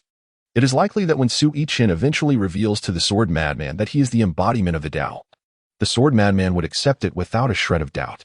By the way, didn't you mention wanting Linger to break through her divine refinement? Let us proceed. Now that all matters have been settled, I shall leave the rest to Uncle Fu. Su Yichen then looked at the sword madman and said, Are we not waiting for the Zichen fruit to mature before the breakthrough? The sword madman paused, perplexed by Su Yichen's words. Why wait? It will take at least 3 months for it to ripen. Upon hearing this, Su Yichen was taken aback for a moment before shaking his head. However, the assistance of the Zichen fruit would be the most beneficial option for Linger. The sword madman looked at Su Yichen, puzzled. I am aware, Su Yichen replied, raising his hand to reveal a vibrant purple fruit that appeared in his palm. Previously, during his sign-in sessions, Su Yichen had been unaware of how many varieties of spiritual herbs and fruits the system had bestowed upon him. The Zichen fruit was one among them, and within his storage ring there were at least 100 more. Chapter 37, True Dragon Blood. The sword madman gazed in astonishment at the plump, lustrous purple fruit in Su Yichen's hand. Though the Zichen fruit was not considered a high-tier treasure and held no value for cultivators above the divine refinement stage, it remained a rare gem for noble families and sections. Moreover, the Zichen fruit was scarcely seen across the continent. It would take countless years for a fortunate soul to discover even a few within that secluded realm. After a brief moment of surprise, The sword madman came to a realization. Indeed, if Su Yichen could procure the seeds of the Zichen fruit tree, obtaining a single Zichen fruit was hardly a feat, daddy. What is this? It smells so fragrant. Once Su Yichen produced the Zichen fruit, a delicate aroma wafted through the air, causing Su Lingo to sniff the sweet scent, nearly drooling in anticipation. This is called the Zichen fruit, and it will be immensely beneficial for your upcoming breakthrough, Su Yichen said, chuckling at Su Linger's eager expression. Let us go. Since you are all set, let us commence your breakthrough, Linger. The sword madman, seeing that everything was prepared, addressed Su Yichen. Su Yichen nodded slightly. Then with a sweeping gesture of his hand, a platform measuring 10 feet in size materialized in the open space before the medicinal field. Linger, step up. Upon the appearance of the platform, Su Yichen invited Su Lingo to ascend. Su Lingo obediently nodded, then leaped onto the platform, making her way to its center, where she turned her gaze towards Su Yichen. Upon witnessing the scene, Su Yichen immediately waved his hand, causing a dozen array flags to soar forth, evenly planted around the platform. As Su Yichen formed intricate hand seals, a diminutive gathering spirit array swiftly took shape. The spiritual energy within the Celestial Emperor Palace was inherently more robust than that of the outside world, and with the operation of the gathering spirit array, the spiritual essence above this platform approached a near-liquid state. Once the array was established, Su Yichen retrieved 100 exquisite spirit stones from his storage ring, placing them around the formation. After all, it was merely a breakthrough to the divine refinement realm. This gathering spirit array alone sufficed. Surely, such an abundance of exquisite spirit stones was unnecessary. Jian Fengzi, observing Su Yichen's extravagant preparations, could not refrain from voicing his thoughts. Typically, the amount of spiritual energy absorbed during the breakthrough to the divine refinement realm is not particularly substantial. It primarily hinges on one's comprehension of the great Tao. Su Yichen's preparations indeed seemed somewhat excessive. Better safe than sorry. Lingo possesses a somewhat unique constitution, and I am concerned that this amount of spirit stones may not suffice. Su Yichen responded to Jian Fengzi's inquiry while continuing his actions. All right, Linger, once you consume the purple zenith fruit, you may proceed with your breakthrough at ease. After ensuring everything was in order, Su Yichen handed the purple zenith fruit to Su Linger, speaking gently to her. Su Lingo obediently accepted the fruit offered by Su Yichen. Having completed these preparations, Su Yichen entrusted the remaining tasks to Jian Fengzi. His cultivation did not follow a conventional path. Thus, the nuances of experience were better imparted by Linger's master. As one of the elite few atop the Xianyuan continent, this was hardly a daunting task for Jian Fengzi. He stepped forward and began elucidating the critical considerations for Su Linger's breakthrough to the soul refinement realm. Evidently, Jian Fengzi was a remarkably responsible mentor, meticulously explaining every detail for a full hour before concluding his instruction. As Su Yichen finally concluded his discourse on the sword lunatic, he turned to Su Linger and said, Linger, once you are ready, consume the Zicheng fruit and commence your breakthrough. Upon hearing Su Yichen's words, Su Linger nodded and eagerly placed the Zicheng fruit into her mouth, having long been tempted by its allure. Upon consuming the Zicheng fruit, Su Lingo immediately closed her eyes and settled into a meditative posture, following the teachings of her master. She released all her thoughts and began to intricately sense the profound rules of the universe. Simultaneously, she contemplated the path she would choose to tread in the future.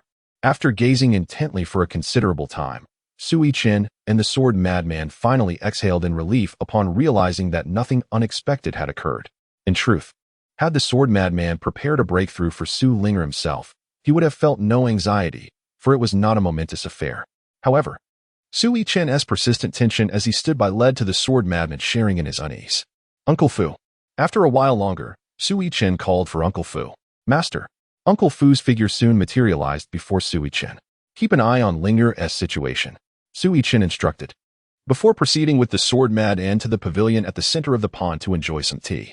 The breakthrough to the divine refinement realm is not something that can be achieved swiftly. A cultivator must comprehend the principles of the great Tao, identify the path they wish to cultivate, and then internalize it to successfully break through.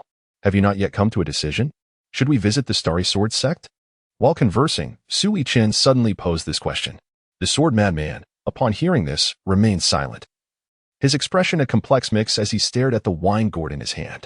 After a long pause, Su Yichen sighed and remarked, Do you truly believe that as long as you do not reveal yourself, those who survive the Sword Mountain will be safe? Was the downfall of the Sword Mountain merely due to that so-called divine sword? What do you mean?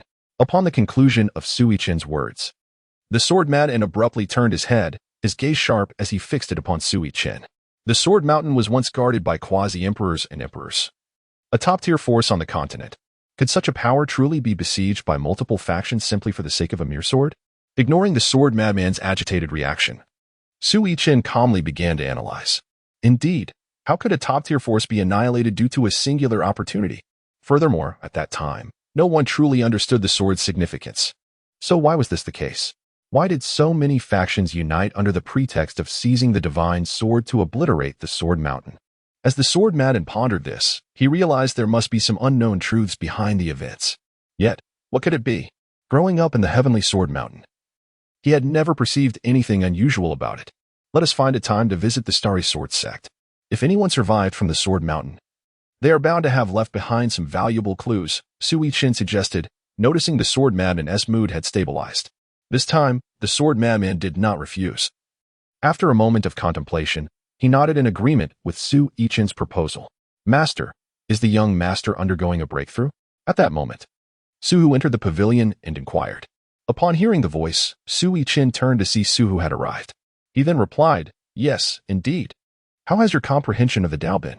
Aha, I am but a step away from the pinnacle of the Demon Emperor realm. Su exclaimed with a broad grin. Excellent. Who else has awakened? Noticing the absence of other great demons, Su Yichen inquired. All have awakened. Everyone has made commendable progress and is solidifying their realms. Su responded eagerly. Oh, do you not need to solidify your realm?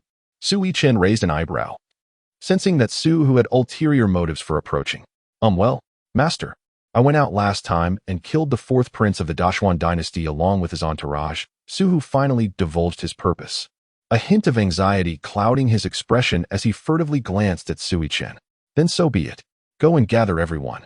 Su Yichen casually replied after hearing Su's words. When Su mentioned he would be stepping out, San Yang had already recounted the events of the auction, and he had surmised that Su had gone to eliminate Li Mingyu. Upon hearing that Su Yichen bore no resentment, Su let out a sigh of relief and hurriedly summoned the other great demons. Before long, all of the Celestial Emperor's palace had gathered together. Su Yichen gazed upon the demon clan before him, with the most formidable among them being the Golden Dragon Python, now at the third level of the Quasi-Demon Emperor realm. Following closely was the iron-armored explosive Flame Tiger, on the verge of breaking through to the peak of the Demon Emperor stage. The Purple Shadow Star Wolf possessed mid-level strength within the Demon Emperor realm, not far from reaching the late stage. The Moonlight Fox, also at mid-level in the Demon King realm, was similarly close to advancement. The Diamond Demon Ape had just entered the early stage of the Demon Saint realm.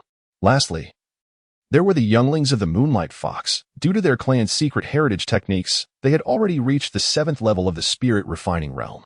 Additionally, there were 4 or 5 beastly entities that had yet to take on their true forms, all having undergone tribulations to ascend to the Celestial Sovereign realm. As all the beasts within the Immortal Emperor Palace gathered, Su Yichen retrieved a jade vial from his storage ring. The demons, including the Golden Dragon Python, sensed a powerful bloodline suppression emanating from the vial. I possess 100 drops of true dragon essence blood. 30 drops shall go to Zixiao, 20 to Suhu and Sanyang, 10 for Xiaobai, and 2 for Xiaobai's offspring. The remainder you may distribute amongst yourselves. Now, go forth and refine it. Su Yichen declared, proceeding to portion out the true dragon essence blood from the vial. The demons stared in awe at the true dragon essence blood floating before them. Feeling the immense power of its bloodline, their eyes filled with astonishment, for it was the essence of a legendary divine beast. Thank you, Master. After the initial shock, all the great demons expressed their gratitude in unison. Su Yichen, with a calm demeanor, waved his hand, allowing them to find their own places to refine the essence. Was that truly the blood of a true dragon? After all the great demons had departed, the sword madman turned to Su Yichen, his disbelief evident. What else could it be? Su Yichen replied nonchalantly. Never mind. I shan't inquire about its origin. The sword madman had initially intended to ask Su Yichen where he had acquired such treasure, but reconsidered, knowing that any inquiry would yield no answer.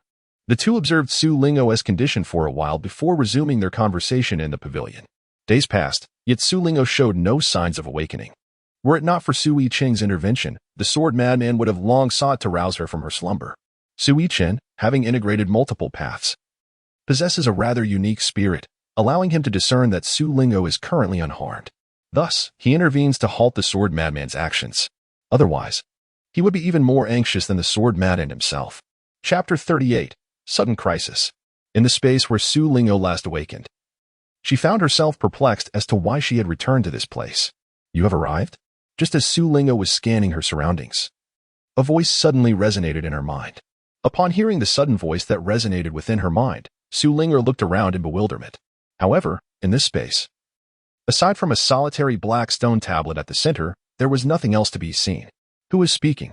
Lingo, confident in her abilities and even praised by her father, declared defiantly, I am not afraid of you. After searching in vain, Su Lingo shouted at the surrounding air with fierce determination. Chirp.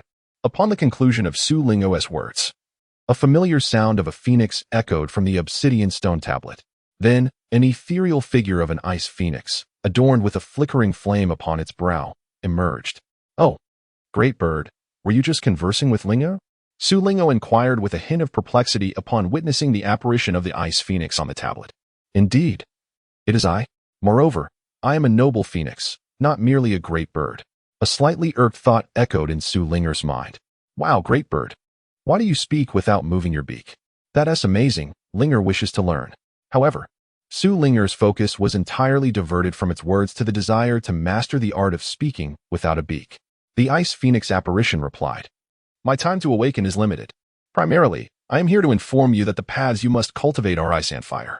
Reflect deeply on these two paths. However, when you utilize your powers, you may only wield the strength of ice, as the power of fire is not yet accessible to you. This is of utmost importance to remember. The Ice Phoenix did not dwell on the matter of titles, but rather directly conveyed this vital information into Su Lingo's consciousness before slowly dissipating back into the obsidian stone tablet. Why is that? Oh, great bird. Are you still there? Su Linger, wishing to inquire further, realized that the great bird was gradually vanishing.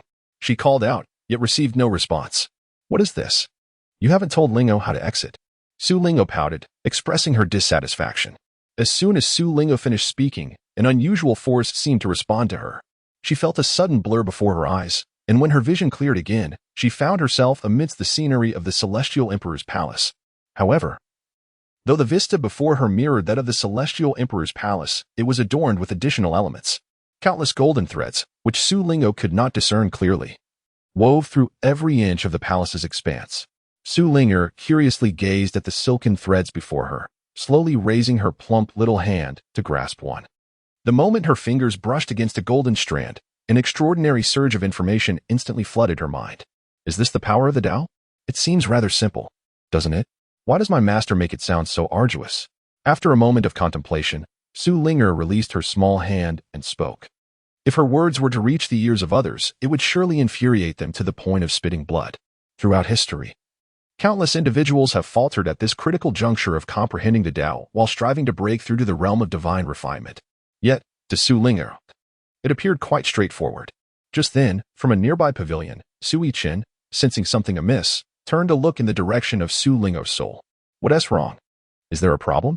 Noticing Su Yichen's unusual demeanor, the sword madman followed his gaze, yet saw nothing amiss. Su Yichen shook his head. Perplexed by the inexplicable occurrences surrounding him, it seemed that the innate chaotic body within him had stirred with a subtle restlessness. The source of this disturbance lay in a particular direction, prompting Su Yichen to turn his gaze that way. However, after a prolonged observation, he discerned nothing extraordinary. Yet the innate chaotic body continued to resonate with a strange energy.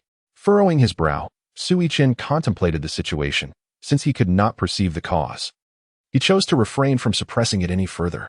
As he relinquished control over the innate chaotic body, a swirling vortex of chaos materialized behind him, where stars twinkled and the sun and moon oscillated. A subtle aura of chaos enveloped his eyes, imparting an ethereal quality to his gaze. At that moment, the sword madman remained oblivious to the unfolding events, on the verge of inquiring once more when he suddenly witnessed Su Yichen manifesting the phenomenon of his unique constitution. Instantly, his eyes widened in shock and confusion. The words he had intended to utter abruptly lodged in his throat. With the manifestation of this unique constitution, Su Yichen's aura transformed into something profoundly mysterious, as the chaotic vortex pulsated in harmony with the stars and the celestial bodies, releasing powerful waves of energy that permeated the air. However, Before Su Yichen could grasp the reason behind the autonomous operation of his chaotic body, an anomaly erupted within the immortal Emperor Palace, causing the spiritual energy of the heavens and earth to converge towards an exit. Concurrently, pure energy began to emanate from various corners of the immortal Emperor Palace. Master, the immortal Emperor Palace is slipping from my grasp. Fubo materialized beside Su Yichen, his face awash with panic. As the spirit of the immortal Emperor Palace, he was horrified to discover that he was gradually being severed from the palace itself. Should Fubo be entirely detached, it would signify his dissolution into the ether. No sooner had Fubo spoken than the surrounding space began to tremble. Within the immortal Emperor Palace, apart from the spiritual plants rooted in the Taoist soil of the herb fields, all other flora began to grow rapidly, withering, and then regenerating in a continuous cycle. As if time itself had accelerated manifold for them. The great demons in seclusion were roused from their meditative states, gazing in astonishment at the extraordinary happenings within the palace. Outside the heavenly Emperor Palace, a commotion erupted in the city of Tianxing. The patrolling city guards, noticing the anomalies, were poised to inform the city lord and deputy city lord when they arrived simultaneously, along with representatives from all factions within Tianxing City, including numerous wandering cultivators. Upon his arrival, Zhang Liqing immediately commanded the city guards to withdraw 100 miles, evacuating all mortals and cultivators from the vicinity. The city guards acted swiftly, and within a mere quarter of an hour, the area surrounding Su Yichen's estate was entirely cleared. Above the estate, waves of spatial fluctuations emanated. As amidst a shroud of celestial mist, several ethereal mountains appeared, crowned with magnificent palaces. Could this be the emergence of a celestial remnant? Was there truly an immortal palace? Such legends were not uncommon in ancient texts. Could this be the Celestial Gate? The onlookers in Tianxing City stood in awe, engaged in animated discussions, speculating wildly, with some asserting that this was Su Yichen's residence, proclaiming him to be a living immortal.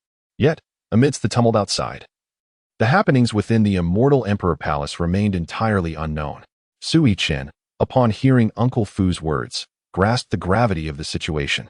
However, he found himself in a state of anxious uncertainty, utterly oblivious to the true nature of the events unfolding. With no other recourse, he could only channel his utmost energy into operating his innate chaotic body, striving to stabilize the tumultuous laws through the peculiarities of his constitution. The chaotic vortex that originally rotated steadily behind Su Yichen gradually grew tumultuous. The brilliance of the stars within the vortex shimmered with such intensity that it nearly illuminated the entire celestial Emperor Palace. While the sun and moon within swirled at an ever-accelerating pace, an overwhelming aura of chaos began to permeate throughout the entire celestial Emperor Palace. Su Linga remained immersed in her curiosity about the golden thread, completely oblivious to the chaos unfolding around her. Just as the situation grew increasingly perilous, Su Yichen, exerting all his strength to operate the chaotic entity, suddenly caught sight of a vague figure. Chapter 39, The Expired Phoenix Blood. Su Yichen hastily summoned more chaotic energy to envelop his eyes, allowing him to barely discern the silhouette. Lingo! Su Yichen exclaimed in astonishment. The figure before him was none other than Su Linger, who was playfully manipulating the powers of the Tao within the Celestial Emperor's palace. Who was calling me? Lost in her amusement, Su Linga suddenly heard her name and turned in the direction of the voice, her brow furrowed in confusion.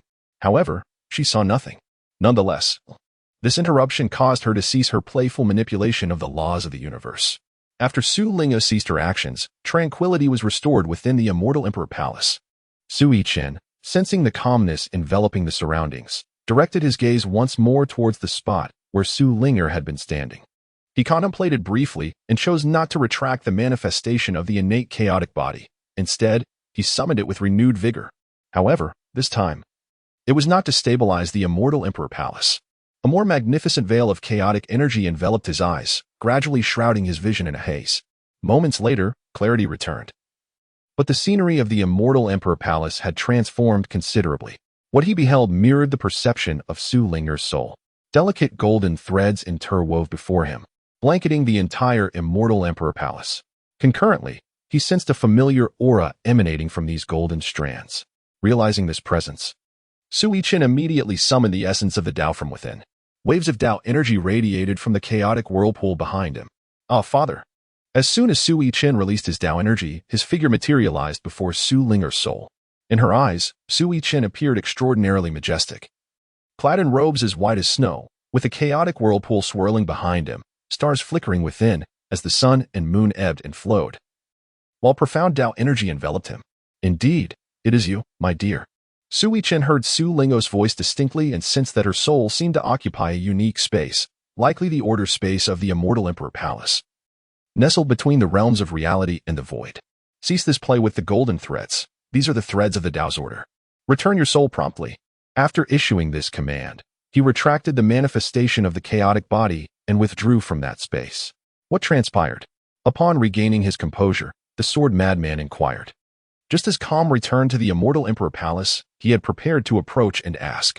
However, at that moment, Su Yichen had not yet retracted the chaotic manifestation, which caused him to hesitate, deterred by the myriad Tao energy swirling around him. Nothing to worry about. Linger merely wandered into the interstitial order space. Su Yichen spoke in a calm tone. What? The order space? The sword madman exclaimed in astonishment. It was no wonder he was taken aback.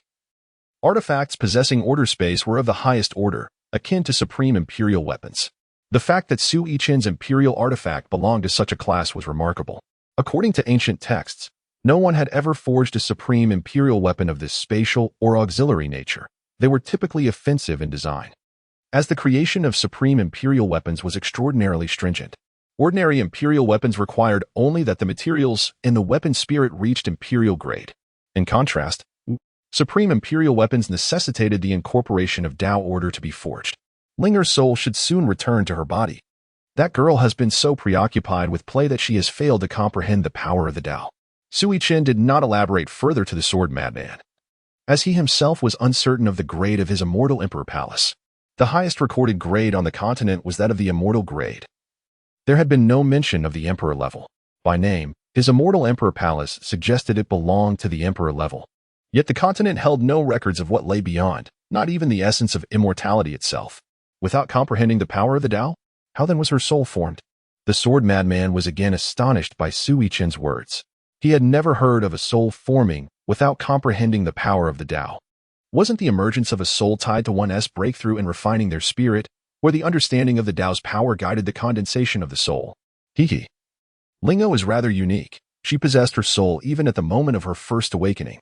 Su Yichen chuckled lightly, explaining to the sword madman. How peculiar. Is it possible to be born with a soul? The sword madman found this notion intriguing, as he had never encountered the concept of an innate soul. Wait. If she hasn't comprehended the power of the Tao, does that mean her breakthrough is not successful? He suddenly recalled another question and inquired hastily. Certainly not. I shall assist her in completing this final step. As Su Yichen spoke, he made his way towards Su Ling. The sword madman, filled with curiosity, followed closely behind. Upon arriving at the floating platform where Su Ling resided, Su Yichen unleashed waves of profound Tao energy that coalesced around her. How is this possible? Absolutely impossible. How can one comprehend such an abundance of Tao? The sword madman's eyes widened in disbelief, fixated on the multitude of Tao energies emanating from Su Yichen, his mind raging in astonishment. Yet, the evidence before him left no room for doubt.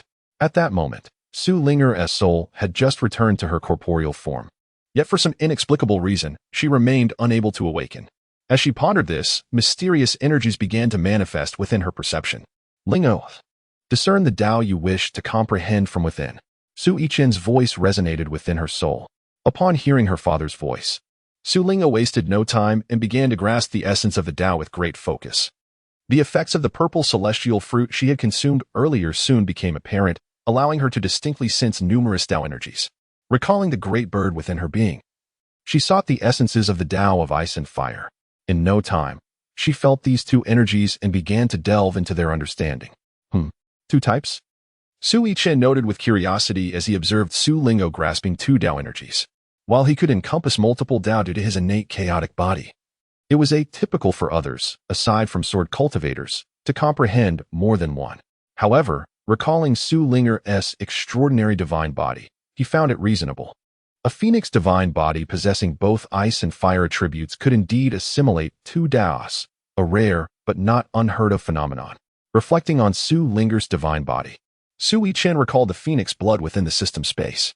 He retrieved the vial of phoenix blood, and upon doing so, a peculiar resonance emanated from a black stone tablet in a unique space within her consciousness. The white phoenix spirit that had conversed with Su Linger reappeared, its eyes gleaming with avarice as it gazed towards the jade vial in Su Yichen's hand. "What is that?" the sword madman inquired curiously upon seeing Su Yichen produce another small jade vial. "Phoenix blood," Su Yichen stated casually. "Oh," the sword madman responded with a simple acknowledgement. His curiosity momentarily sated.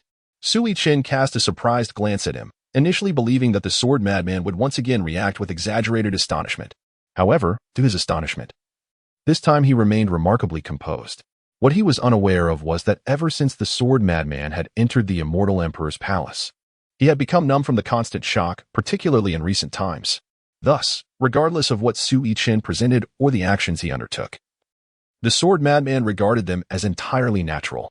Su Yichen gently poured out 2 drops of phoenix blood, enveloping them in spiritual power before slowly directing them to the center of Su Ling's brow. In an instant, a flash of light illuminated the air, and the 2 drops of blood vanished into her brow. However, after waiting for an extended period, there was no sign of any reaction. Su Yichen furrowed his brow and extracted another 2 drops, repeating the process of placing them at Su Ling's brow. Yet, even after the blood entered her, he found himself waiting in vain for any response. The sword madman, witnessing this scene, felt an inexplicable sense of satisfaction within. He longed to exclaim, "Surely this blood is a sham." Yet, sensing the terrifying energy fluctuations emanating from the blood, he refrained from voicing his thoughts. Su Yichen let out a soft exclamation. His brow furrowed in concern. He had extracted 3 drops of phoenix blood, yet upon entering Su Ling's brow, there was still no reaction. What could be amiss? Surely, little Lingo wouldn't be facing any issues? Jianfengzi observed that Su Ling'o had absorbed 7 drops of phoenix blood without any response, and he couldn't help but voice his worries. "If you wish to laugh, then do so. Do not hold it in." Su Yichen glanced at him. Despite the concern in his tone, his facial expression betrayed an attempt to suppress laughter. "Ha ha ha, could it be that your phoenix blood has lost its potency over time?" Upon hearing Su Yichen's words, Jianfengzi ultimately could not contain himself and burst into hearty laughter. If it were not for the pure bloodline power emanating from this essence, Su Yichen would almost doubt its freshness. Su Yichen examined Su Ling's body and, finding no apparent issues, proceeded to extract a drop of his own blood, infusing it with a fragment of his spiritual essence before gently placing it at her brow once more. This drop of blood, imbued with Su Yichen's spiritual energy, slowly drifted into the depths of her consciousness, where it vanished amidst a ripple of spatial distortion, leaving behind only a trace of his soul, which was expelled from that realm. Chapter 40. The Unconventional Sword Madman. Although he remained perplexed by the events, he at least perceived the spatial ripple. "How is it?" The sword madman appeared to be nearly amused, having witnessed Su Yichen's earlier act of binding a fragment of his soul to the blood. "Uncertain. It must be related to Ling's divine physique." Su Yichen shook his head and relayed his observations to the sword madman. "A spatial ripple? How could there be space within the consciousness?" Upon hearing this, the sword madman furrowed his brow deeply. The notion of space existing in the realm of consciousness was simply unfathomable. By the way, have you ever heard of a divine physique manifesting its own consciousness? Su Yichen recalled the anomalous divine form of Su Ling, which seemed capable of conversing with her through a spectral phoenix image. Impossible. No matter how formidable a divine physique may be, it is merely a constitution. It cannot possess its own consciousness, the sword madman asserted with unwavering conviction. After hearing the sword madman's words, Su Yichen frowned again, pondering how Ling's divine physique could be explained. "Wait. I believe I encountered something regarding this at the Heavenly Mechanism Pavilion, but I can't quite recall. Could it be?" As Su Yichen sank into contemplation, a fleeting image flashed in the sword madman's mind. He seemed to have glimpsed such a record before, but at the time, he hadn't scrutinized it closely. Now, recalling Su Yichen's inquiry and combining it with Su Ling's situation, he looked at Su Yichen with uncertainty. Indeed, Ling's divine physique possesses self-awareness. The moment these words escaped Su Yichen's lips, it struck the sword madman like a thunderclap, leaving him speechless for a prolonged period. The sword madman had thought Su Yichen's revelations were astonishing enough, but he was equally taken aback by the implications regarding Su Ling. This father and daughter duo was indeed extraordinary. He could scarcely fathom the prowess of Su Ling's mother. This matter must remain confidential. Well, I shall visit the Heavenly Mechanism Pavilion when time permits to seek out the records, and for now, I should closely monitor Ling's divine consciousness. The sword madman intended to caution that this information should not be disclosed, lest it endanger Su Ling. However, upon reflection, he reconsidered, given Su Yichen's unfathomable strength. Such worry seemed unwarranted, and he altered his statement. For the moment, this is the only course we can take. Su Yichen nodded, expressing his resignation. He had no better alternatives at present. Inquiring of the system would surely yield only vague responses citing insufficient authority. After speaking, Su Yichen formed a hand seal. Detaching a portion of his spiritual essence, which transformed into a miniature version of himself, radiating the magnificent aura of his chaotic divine form. This fragment of his soul seamlessly integrated into Su Ling's brow, seated within her consciousness at the side of the spatial ripple. Observing Su Yichen's detachment of his soul to guard Su Ling's consciousness, the sword madman felt compelled to take action as her master.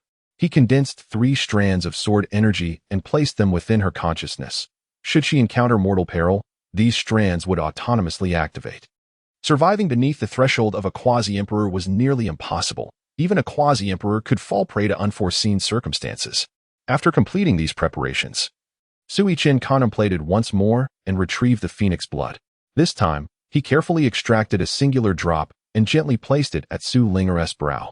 At the moment the blood merged with her essence, the fragment of his soul opened its eyes wide. Fortunately, no mishaps occurred this time. The phoenix blood successfully transformed into pure energy, absorbed by Su Ling's spiritual essence. With this, Su Yichen finally breathed a sigh of relief. Su Yichen subsequently extracted 30 drops of phoenix blood from the jade vial, and after arranging a small sealing formation upon it, he sent it into Su Ling's sea of consciousness. Perhaps due to the abundance of blood this time, a resplendent, multicolored phoenix emblem materialized on her forehead the moment the phoenix blood entered her mind. From then on, every time Su Ling practiced, Su Yichen's divine essence within her sea of consciousness would gradually unravel the seal upon the phoenix blood, allowing her to simultaneously absorb and refine it. Having completed this task, Su Yichen and the sword madman began to wait patiently. At that moment, the fluctuations of spiritual energy surrounding Su Ling intensified remarkably. Even with the enhancement of the spirit gathering array, it appeared insufficient. The exquisite spirit stones Su Yichen had prepared beforehand had already begun to deplete. Observing this, Su Yichen took out another 100 exquisite spirit stones and placed them into the spirit gathering array. His actions proved to be exceedingly wise. As soon as he set the spirit stones in place, a vortex of spiritual energy formed above Su Ling, with the surrounding energy swiftly converging into her body. The initially placed exquisite spirit stones began to dim at a visibly rapid pace. A breakthrough was imminent. Given the commotion, it seemed she could ascend several minor realms directly. The sword madman remarked with satisfaction, witnessing the rapidly gathering vortex of spiritual energy around Su Ling. Just as the sword madman's words fell, a chilling aura suddenly erupted, and layers of ice imbued with the essence of the great path began to slowly spread outward from Su Ling. Upon witnessing this scene, both Su Yichen and the sword madman realized that the path of ice had been comprehended. The icy tendrils had not spread far when a searing heat unexpectedly surged forth, causing the newly formed ice to instantly begin melting away. Hee, both paths have been comprehended. At this moment, Su Yichen finally exhaled in relief, chuckling softly as he spoke. However, no sooner had he finished his words than a wave of even colder energy suddenly emanated. Before Su Yichen and the sword madman could react, white flames erupted around Su Ling. This is. Su Yichen immediately recognized it as the very white flames that had burned upon the white ice phoenix when Su Ling first awakened her divine body. Truyong fire. At that moment, the shocked voice of the sword madman reached his ears. Upon hearing this, Su Yichen raised an eyebrow, feeling a slight surprise as he mused. Oh, so this is Truyong fire. Su Yichen was only aware of the existence of Tianxing Mountain but had never witnessed it until today. This was his first encounter. Tianxing Mountain is the source of extreme yin, a flame that defies the natural order. Its hue is white, characterized by an essence of utmost yin and softness. Despite being a flame, it possesses an extraordinary coldness, capable of freezing the very heavens and earth. The sword madman expressed his disbelief. Haha, not just that. He knew little. And perhaps only a handful of individuals across the entire Xinhuan continent possessed such scant knowledge about Tianxing Mountain. Therefore, upon hearing Su Yichen's remark of not just that, he turned in confusion. Tianxing Mountain exerts a formidable restraint on the soul. Should it taint the soul, extinguishing it becomes an arduous task. Even an emperor would incur great costs to extinguish it. Su Yichen slowly elucidated to the sword madman. Upon hearing this, The sword madman widened his eyes in astonishment and retreated several steps, only halting once he felt he was sufficiently distant from the Tianxing Mountain. Haha. What are you afraid of? The Tianxing Mountain currently being condensed by Linger does not possess such immense power yet. At most, it could pose a threat to the souls of those in the Dongshu realm. Noticing the sword madman's reaction, Su Yichen chuckled lightly. Hey, who is afraid? I merely wish to observe the Tianxing Mountain from a distance to grasp its full form, the sword madman insisted, stubbornly returning to Su Yichen's side.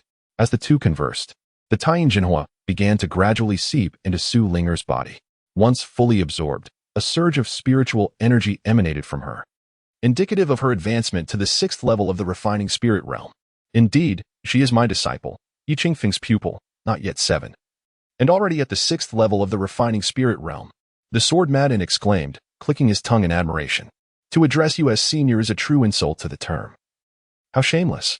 Su Yichen retorted with a scoff, showing no mercy in his critique.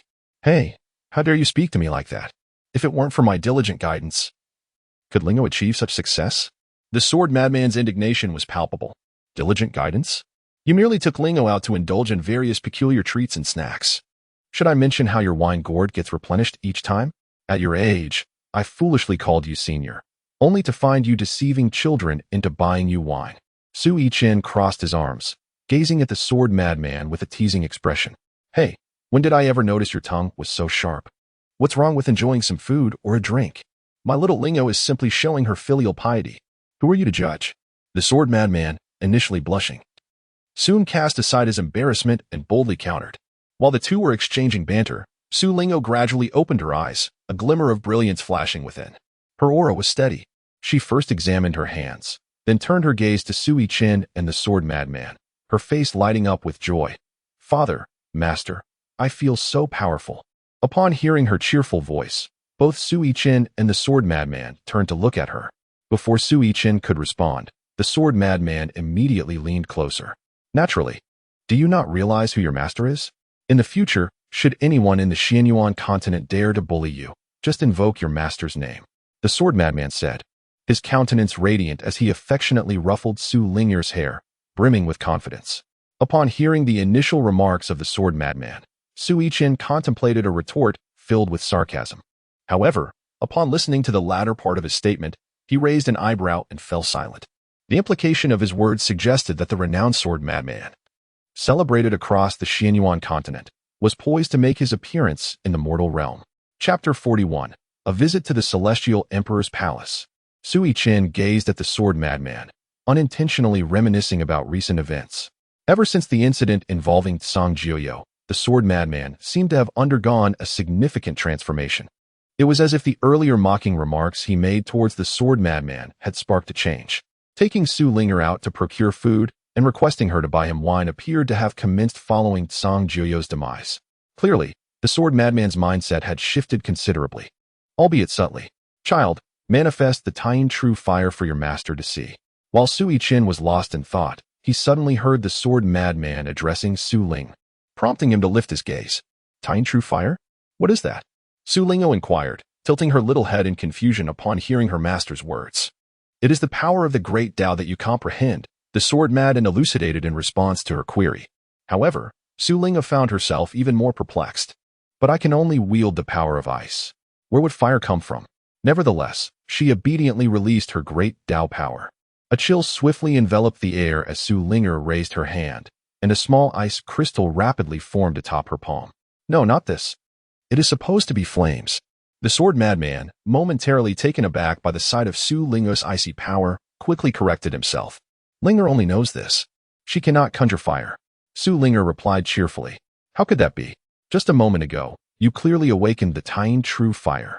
The sword madman inspected Su Linger's divine body and, indeed, found no trace of the aura of fire from the great Tao. A great bird once told me to comprehend 2 paths. However, currently, I can only wield one of their powers. As Su Yichen and the sword madman pondered in confusion, Su Linger suddenly spoke up. A great bird? Both men exchanged puzzled glances upon hearing her words.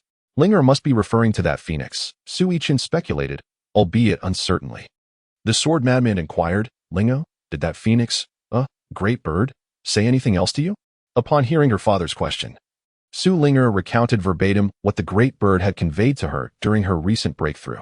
After listening to her narration, Su Yichen and the sword madman fell into deep contemplation, both attempting to glean some meaningful insight from the phoenix's words. Regrettably, despite repeatedly reflecting on the phoenix's statements, they failed to discern its intentions. From the current circumstances, it appeared to harbor no malicious intent. As for the future, they could only remain vigilant. Father, Master, what is the matter? Is that great bird a bad one? Su Linger queried, puzzled by her father and Master's apparent concern regarding the bird. It's nothing, Linger. In the future, whatever that great bird tells you, be sure to inform your father, all right? Su Yichen gently ruffled her hair and reassured her. I understand, father. Su Linger nodded obediently. Master, Lord Zheng and the Deputy Lord, along with Lord Xiao and Lord Zhang, seek an audience outside. Just as Su Yichen had finished his instructions to Su Linger, Fu Bo suddenly appeared to relay this news. Oh, why have they all come together? Su Yichen inquired, perplexed about their intentions. I sense that the area within 100 miles surrounding the Immortal Emperor's palace has been cordoned off. It seems there was some commotion at the palace, and they must have witnessed something, Fu Bo pondered before responding. What do you mean? Was there something happening when the order of the Immortal Emperor's palace was disrupted? Upon hearing Fu Bo's words, Su Yichen furrowed his brows in confusion. The Immortal Emperor's palace likely manifested from the void during that time. Fu Bo speculated, considering the extent of the palace's turmoil. It was indeed plausible it had been exposed. Then let them in. Wait, better to keep them in the outer residence. Initially, Su Yichen intended to allow them direct entry into the Immortal Emperor's palace but reconsidered. Upon hearing Su Yichen's directive, Fu Bo promptly turned to make arrangements. As long as the entrance to the Immortal Emperor's palace remained closed, anyone entering through the main gate would merely access the outer estate, unaware of the palace's existence. Lingo, stay with your father. Su Yichen instructed Su Linger before turning to walk toward the palace's exterior. Su Linger obediently followed, demonstrating her compliance, despite her usual playful demeanor. Haha, esteemed guests, thank you for your patience. Soon, Su Yichen and Su Linger appeared in the outer estate. Fu Bo had already ushered Zhang Liqing and the others into the courtyard. There, right there. Master Su, you were too polite. Upon hearing Su Yichen's voice, the guests, who had just settled in the main hall, immediately rose to express their courtesy. Their gazes converged upon Su Linger, standing behind Su Yichen. Haha, this is my daughter. Su Linger. Linger, greet the esteemed seniors. Noticing the collective attention on Linger, Su Yichen smiled and introduced her. Greetings, uncles. Su Linger, unfazed by the attention, cheerfully greeted everyone present. Good, good. Haha, splendid. Truly the daughter of Master Su. Such prowess at such a young age is indeed remarkable. Initially, the guests were merely exchanging pleasantries with Su Linger, but upon hearing He Hanwen's remark, they widened their eyes in astonishment, fixated on her. Observing their reaction, a subtle smile crept onto Su Yichen's face, satisfied with the outcome, which aligned perfectly with his intentions. Hee, my little girl broke through to the refinement realm today. And the commotion was somewhat substantial. Did you all come here to some matter? Once he felt the moment was ripe, Su Yichen took the initiative to inquire. The guests, still reeling from Su Linger's unexpected revelation, exchanged glances, momentarily at a loss for words. They had originally come to discuss this very matter, but Su Yichen preempted them. Now, with Su Yichen attributing the disturbances to Su Linger's breakthrough, it implied that what they witnessed was merely the celestial phenomena invoked by her. With the answer already provided, they hesitated to pose further questions. Indeed, quite so. Truly the daughter of Master Su. Faced with the inevitable, the guests could only laugh and offer their compliments, which, in truth, were sincere. Su Linger appeared to be merely around 7 years old, yet had already attained the refinement realm, a rarity among the great imperial clans and sacred grounds. While her talent was extraordinarily exceptional, they were not naive enough to wholly accept Su Yichen's explanation. Who would believe that a celestial phenomenon during a breakthrough was merely the manifestation of the immortal palace? But now, they found themselves unable to voice their doubts. Nothing untoward occurred within the city, right? If anything was damaged, we can compensate. Su Yichen feigned seriousness as he addressed the assembly. No. Nothing unusual has transpired within the city. Although there were no unforeseen events, the crowd gathered nearby to witness the celestial palace's extraordinary phenomenon. Indeed. Although Lord Zheng had ordered a lockdown within 100 miles, many still made their way toward this spectacle. After Su Yichen spoke, everyone responded with laughter. At this moment, Xiao Yuanshan began discussing the celestial palace while closely observing the changes in Su Yichen's expression, and others followed suit. Ah, the celestial palace is truly magnificent. I wonder if immortals truly exist in this world. Su Yichen's expression was filled with longing upon hearing this, his tone imbued with yearning, leaving no one the wiser to any underlying issues. Hee, is it not the ethereal immortals that we cultivators pursue? Observing the ambiguity in Su Yichen's demeanor, Xiao Yuanshan casually remarked, Indeed, who does not yearn for immortality? Su Yichen continued to feign sentimentality, his expression and tone so convincing that had not the hidden sword madman been privy to the truth, he might have been deceived. Since there is nothing more to discuss, we shall take our leave. Yes, we will visit again when time permits.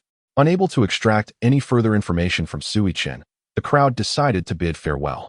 Please, do not be strangers. Visit whenever you can. Su Yichen, noticing their intent to depart, stood up with a cheerful demeanor to see them off. Farewell, farewell. Xiao Yuanshan and Zhang Yutao were the first to rise and take their leave. Zhang Liqing had initially intended to follow suit, but He Hanwen, beside him, discreetly communicated with him to wait a moment.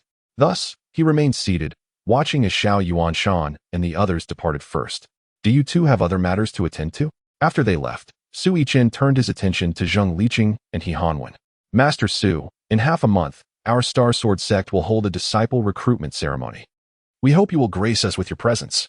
He Hanwen, sensing Su Yichen's intention to dismiss them, promptly revealed his purpose. Ah, this old he, who usually appears rather dull, surprisingly possesses a quick wit. Unable to win over Master Su, he now turns his attention to his daughter, Zhang Liqing thought, glancing at He Hanwen in mild surprise. I will certainly attend if possible. I have long admired your esteemed sect, Su Yichen replied after a moment's contemplation. Coincidentally, he had planned a visit with the sword madman, and this opportunity would allow the madman to confirm certain matters. However, he was uncertain when the madman intended to depart, making it difficult to give a definitive answer. Regardless of whether Master Su can make it, we shall prepare in advance. We will not take up more of your time. Farewell. Although He Hanwen did not receive a firm commitment, Su Yichen's hesitation suggested a possibility. He promptly stood and bowed respectfully. The city guards are stationed outside. Should you require anything, Master Su, simply instruct them. Zhang Liqing seized this opportunity to express goodwill. Very well. I appreciate your kindness, Lord Zhang. Su Yichen responded graciously. Of course. Farewell. Zhang Liqing hastily returned the gesture and departed alongside He Hanwen. Do you think he will bring his daughter to your recruitment ceremony? Once outside the estate, Zhang Liqing turned to glance at the grand gate, inquiring of He Hanwen. I initially hoped he would. However, upon reflection, it matters not whether he brings her. His mere attendance would be a boon. He Hanwen chuckled softly, communicating with Zhang Liqing. Indeed, regardless, having established this connection, it may prove beneficial in the future, Zhang Liqing mused, replying to He Hanwen before they transformed into streaks of light, vanishing from the estate's entrance. Zhang Liqing understood He Hanwen's intentions, setting aside Su Yichen's enigmatic nature. The mere fact that he was a 9th-grade alchemist and a holy-grade artifact master was sufficient. He needed to return promptly to connect with the sovereign of the Deqian dynasty and establish rapport with Su Yichen. Chapter 42. The Nine Heaven Sword. After Zhang Liqing and He Hanwen departed, Su Yichen gazed in the direction of their exit, his smile gradually fading as he fell into contemplation. After a while, Su Lingo tugged at his sleeve and softly said, Father, they have all left. Shall we return? Only then did Su Yichen regain his senses, smiling as he ruffled Su Linger's hair gently, responding, All right, let us return. With that, a ripple of spatial energy enveloped them, and they reappeared within the Celestial Emperor Palace. Ha ha ha. I never expected this lad, who usually appears so serious, to possess such acting prowess. No sooner had Su Yichen returned to the palace than the sword madman, clutching a wine gourd, appeared before him. Eh? Master, what are you laughing about? Tell Linger. Su Linger, noticing her master's joyous demeanor, eagerly inquired. Haha. Master is laughing at your father. The sword madman replied, initially intending to say more, but fell silent upon seeing Su Yichen's expression, which suggested he might stab him. Linger, you have just broken through to the refining spirit realm.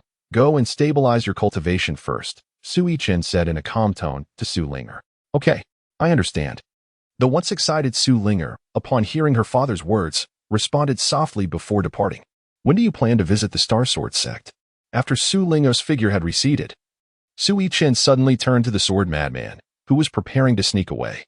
Upon hearing Su Yichen's inquiry, the sword madman halted his retreat, wiping the smile from his face as he replied, "I shall go during the recruitment ceremony." Su Yichen cast him a glance, his expression immediately morphing into one of disdain. He then spoke, "Since you've made up your mind, why not adopt a different persona?" The originally somber atmosphere was instantly shattered by Su Yichen's words, coupled with his look of contempt. After Su Yichen finished speaking, he did not give the sword madman a chance to retort, his figure vanishing instantly from the spot. This left the sword madman wide-eyed and momentarily unable to react. Since merging with the innate chaotic body and absorbing numerous powers of the great Tao, he had become increasingly adept at controlling the immortal Emperor Palace. Now, as long as he was within the palace, he could instantaneously reach any location. With some time remaining before the Starry Sword sect's disciple selection, Su Yichen planned to forge a longsword for Su Linger. The sword madman taught the way of the sword, and previously, without breaking through to the refining god stage, there was no need for her to comprehend this path. So Linger had always used spirit weapons of grade 5 and below. Now that Su Linger had ascended to the refining god realm, her subsequent cultivation would not only involve the normal comprehension of the great Tao, but also the understanding of the way of the sword. Unlike other paths, the way of the sword cannot be comprehended during the refining god stage. It requires personal talent to be grasped after reaching that stage. It is not a given that anyone can comprehend the way of the sword. Jiao Xiao. Within the refining hall, upon Su Yichen's call, a fiery red longsword soared forth from a nearby weapon rack. This sword had been forged by Su Yichen previously and had been taken out during his last participation in the refining assessment. The Jiao Xiao sword possessed its own sword spirit, although the spirit was still in its nascent form and had yet to develop true sentience. Moreover, the materials used in its forging were not of the highest caliber. Su Yichen initially intended to forge a new sword. However, upon reflection, he resolved to melt down the Jiao Xiao sword and then recreate it. The fire attribute fine iron he currently possessed paled in comparison to that used in the original crafting of the Jiao Xiao sword. Thus, melting the Jiao Xiao sword and forging anew was the most prudent course of action. With a gentle grip, Su Yichen clasped the hilt of the Jiao Xiao sword, softly caressing its blade.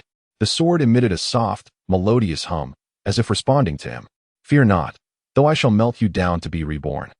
I shall not allow you to fade away." The Jiao Xiao sword seemed to sense Su Yichen's intentions, its hum tinged with a note of sorrow. Perceiving the sadness within the sound, Su Yichen spoke words of comfort. As he finished speaking, the Jiao Xiao sword slipped from his grasp, soaring gracefully into the furnace ablaze with azure flames. Upon witnessing the Jiao Xiao sword autonomously enter the furnace, Su Yichen swiftly formed hand seals, channeling strands of spiritual energy that danced like silken threads at his fingertips. He meticulously directed this energy into the refining furnace at precise angles, resulting in the formation of a diminutive array atop the sword's blade. Once the array was established, an invisible force emanated, drawing a sphere of white light from within the Jiao Xiao sword into the array, where it was securely safeguarded. To ensure utmost protection, Su Yichen invoked the primordial chaos energy, allowing wisps of chaotic essence to emanate from his fingertips, enveloping the array in a protective cocoon. The luminous orb extracted from the Jiao Xiao sword was the sword spirit. Should it lose the sanctuary of its blade, the flames within the furnace would inflict catastrophic harm upon it. Thus, Su Yichen meticulously crafted a layer of protection through the array, ensuring the spirit was secured until the new sword took form, at which point he could seamlessly reintegrate it before the sword spirit was fully manifested. After confirming that the spirit of the Nine Heavens sword would remain unharmed, Su Yichen turned his gaze back to the sword body in the furnace. Once again, his hands moved rapidly, forming intricate seals. This time, streams of spiritual energy surged forth, transforming into profound runes that soared towards the azure flames in the furnace. As the runes entered, the temperature within the furnace rose sharply, the once clearly visible azure flames becoming increasingly radiant, nearly blinding in their brilliance. With the escalating heat, the original sword body of the Nine Heavens sword emitted a sizzling sound and began to gradually melt. Over time, the sword body had transformed into a pool of molten iron, radiating a fierce glow. Seeing this, Su Yichen promptly retrieved a piece of cold-infused exquisite iron. This would prove to be the most challenging step. The fusion of two entirely opposing attributes was a formidable task. With only this piece of Xian Frost iron essence, it must succeed. He murmured to himself, gazing at the exquisite iron emanating chilling waves. with a solemn expression. Su Yichen tossed the Xian frost iron essence into the furnace. As it made contact with the flames, an intense burst of coldness erupted. He quickly intensified his output of spiritual energy, confining the frigid aura tightly around the exquisite iron to prevent any overflow, should the coldness escape. The Xian frost iron essence would be rendered useless. Once he had harnessed the coldness, Su Yichen began to elevate the flame's temperature, subjecting the iron to intense heat. After the passage of a fragrant incense stick, the Xian frost iron essence was finally melted. At the moment it transformed into a pool of molten iron. Su Yichen swiftly altered his hand seals to merge the confined coldness with the molten iron. As the two elements combined, a plume of white mist emanated from the mixture. Having completed this stage, Su Yichen produced a jade vial, its opening sealed with a small array.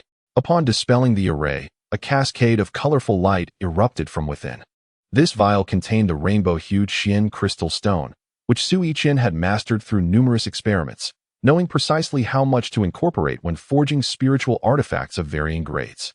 Su Yichen poured forth a vibrant, multicolored liquid, no larger than an infant's fist, from the jade vial. After meticulously re-establishing the seal on the vial's opening, he commanded the liquid to gradually flow into the refining furnace. At the very moment the liquid entered the furnace, Su Yichen formed intricate hand seals, dividing the liquid forged from the seven-colored crystal into two parts. One portion merged with the molten iron derived from the Xian frost iron essence, while the other intertwined with the iron water emanating from the Nine Heavens sword. With the addition of the seven-colored crystal, both pools of iron water radiated with an intensified brilliance, each asserting its dominance in a dazzling display of contrasting hues. Neither would yield, and as the two lights collided, a tempest of scorching and frigid energies erupted within the refining hall. The sword madman, sensing this sudden surge of energy, swiftly approached the entrance of the refining hall, where Uncle Fu stood vigil. Upon seeing the sword madman, Uncle Fu reassured, "Do not fret, the master is engaged in crafting." Intrigued, the sword madman inquired, "What is being forged? Why do I sense such disparate waves of energy?" However, before he could finish his question, he fell silent, recalling Su Linger's unique constitution. Casting a glance at the grand door of the hall, he took a seat, speculating that Su Yichen was undoubtedly forging a sword for Su Linger. His curiosity piqued. He yearned to witness the power of the sword once it was completed. Within the refining hall, Su Yichen had successfully stabilized the two energies. The two pools of iron water began to slowly converge, preparing for fusion. As time elapsed, his attempts at merging first, second, third, and countless thereafter ended in failure. How could this be? Was it truly impossible for these two distinctly different forces to amalgamate? Su Yichen furrowed his brow, fixated on the two pools of iron water, lost in contemplation. At that moment, he suddenly sensed a presence emanating from his storage ring. Upon inspection, he discovered the rusted black iron plate he had procured at the auction.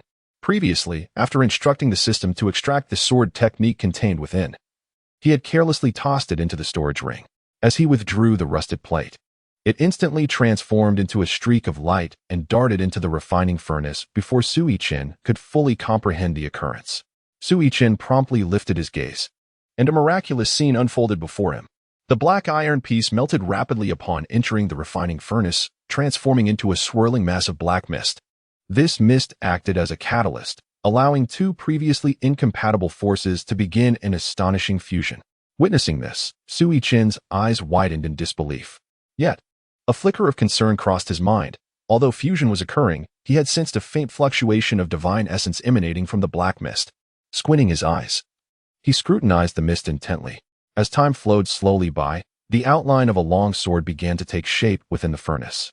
Su Yichen carefully guided the sword's formation while remaining vigilant for any unforeseen developments. Suddenly, a boisterous laughter erupted from within the furnace, proclaiming, "Ha! At last, I have found the perfect vessel. I have returned. What's happening? You, the power of chaos? No, this cannot be. How could you possess such power?" In that moment of laughter, Su Yichen felt the fluctuation of divine essence intensify, allowing him to pinpoint its source. However, he chose to focus on the critical moment of the sword's creation, channeling the chaotic energy to extract it from the sword's core. He deftly summoned a first-grade spiritual hammer and sealed the energy within it. After completing this, Su Yichen retrieved the spiritual pattern carving knife. Typically, he refrained from using this tool during refining, but this occasion demanded it, as he needed to inscribe two distinct paths of power into the sword's body. Once the sword's foundation was fully formed, he commenced the intricate engraving process.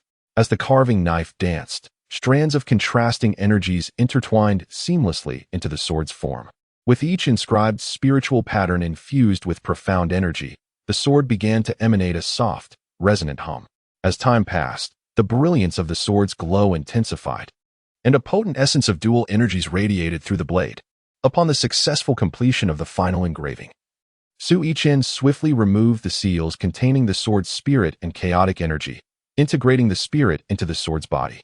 Ah, it is finally complete. With a sigh of relief, Su Yichen stowed away the carving knife. Almost immediately, a longsword, shimmering with a captivating cold light, soared from the furnace, releasing a sharp cry that echoed through the air before gracefully hovering before Su Yichen, emitting faint sounds as if expressing its exhilaration.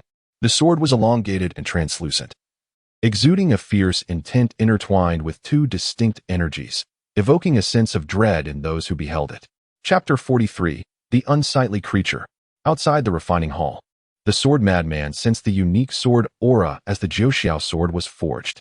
With the subsequent cry of the sword, he leapt to his feet, his eyes filled with excitement as he fixated on the hall's entrance.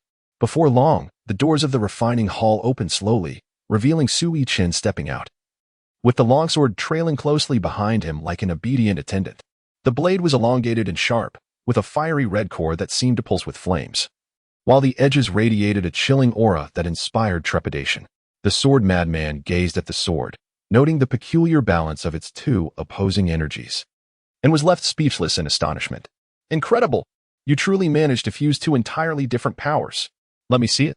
Without hesitation, the sword madman beckoned, and an irresistible force pulled the Jiuxiao sword into his grasp.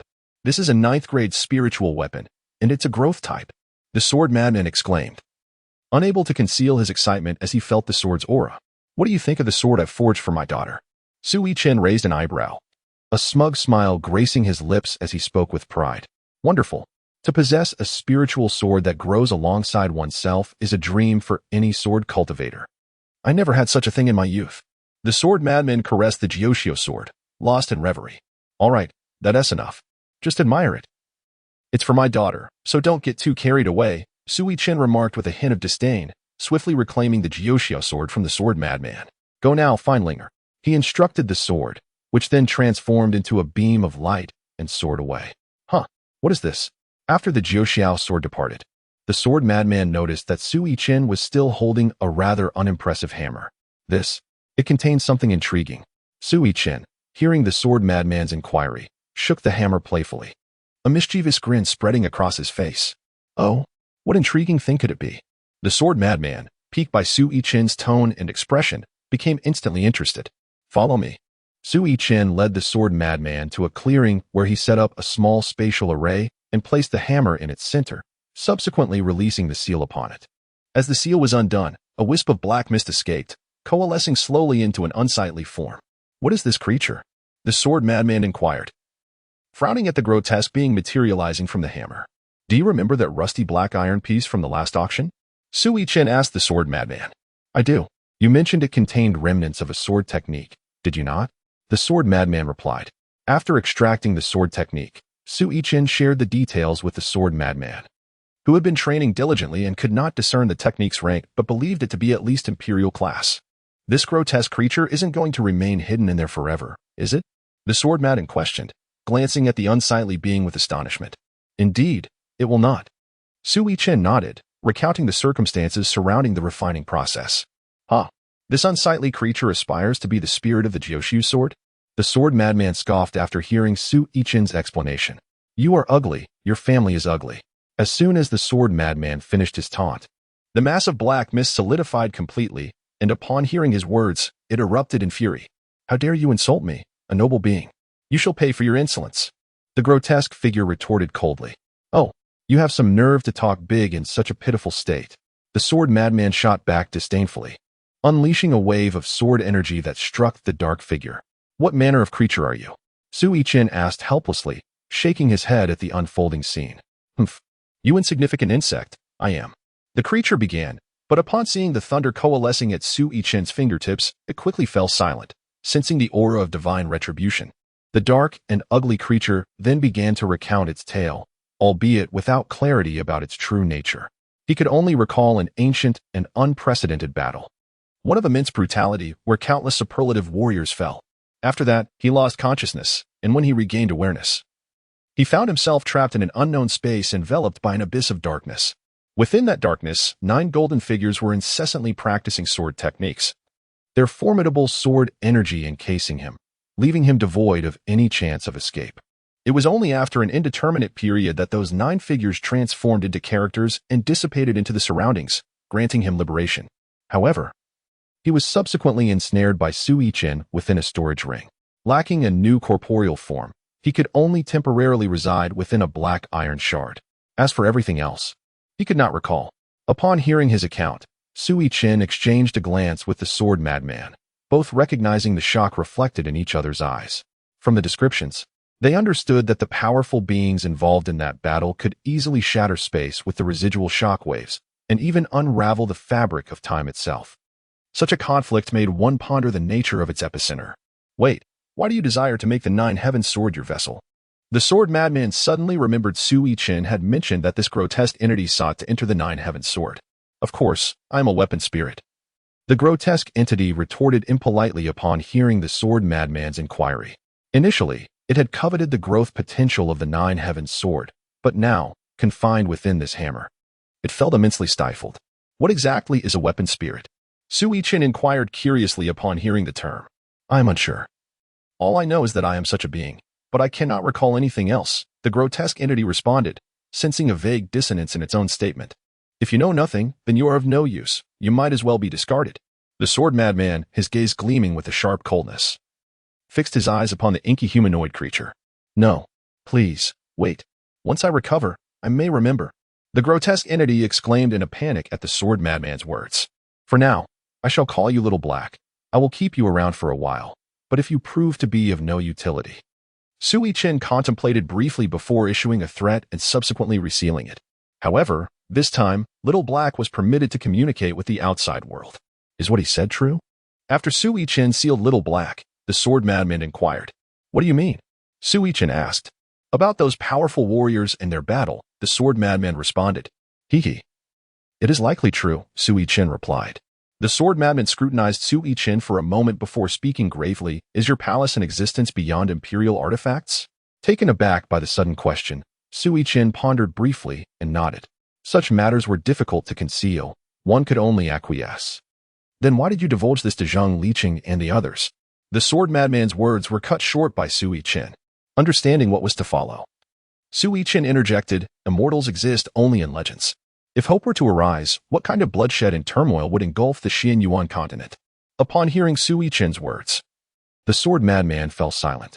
Indeed, if this matter were to spread, it would undoubtedly incite a wave of bloodshed across the continent, endangering Su Yichen in the process. A month swiftly passed. During this time, Su Linger not only solidified her cultivation, but also progressed further, finding herself on the cusp of breaking through to the 7th level of the refining spirit realm. Father, where are we going? Su Linger, who had been absorbed in her training and preparing to make a breakthrough, was called out by Su Yichen. I am going to visit the Starry Sword sect. Su Yichen replied with a smile, leading Su Linger out of the imperial palace. Let us go. Upon exiting, they found the sword madman waiting outside. After a brief exchange, Su Yichen transformed into a streak of light, soaring towards the direction of the Starry Sword sect, with the sword madman swiftly following suit. Chapter 44. The Starry Sword sect. A day had elapsed, yet Su Yichen and his companions had yet to arrive at the Starry Sword sect. In the sky, 3 figures, 2 large and 1 small, were gracefully flying on their swords. Given Su Yichen and the sword madman's speed, they should have reached the Starry Sword sect within half a day, but it had now taken a full day without arrival. This delay was due to the sword madman's insistence that sword flying was a form of training, thus compelling Su Lingo to practice her skills over such a long distance. Su Yichen was well aware of the nature of the sword madman. Although the sword madman had come to terms with his thoughts and decided to visit the Starry Sword sect to see if there were any survivors from the Divine Sword Mountain, he could not help but feel a sense of anxiety as he approached, having been evading for several centuries. Su Yichen did not reveal his thoughts, but agreed to the mad swordsman's proposal, considering it an opportunity for Su Linger to refine her spiritual energy control. However, a day had already passed, and they had yet to reach their destination, with the disciple recruitment ceremony set to commence tomorrow. At this rate, they might not arrive in time. Father, Linger can't fly anymore. Linger needs to rest. Su Linger, who was flying on her sword, exclaimed, drenched in sweat. Very well. Let us take a break. Without hesitation, Su Yichen came to a halt. The mad swordsman remained silent, descending slowly to the ground behind them. Glancing at the sky and then at the mad swordsman, Su Yichen concluded, at our current pace, we certainly won't make it. Rather than arriving late and appearing impolite, it would be wiser to turn back.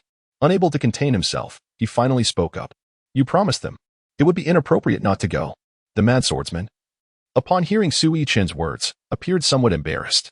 No, I did not promise. I merely said I would consider it. In truth, it's fine if we do not go. Su Yichen quickly countered. Then we want to practice, right? We can practice when we return.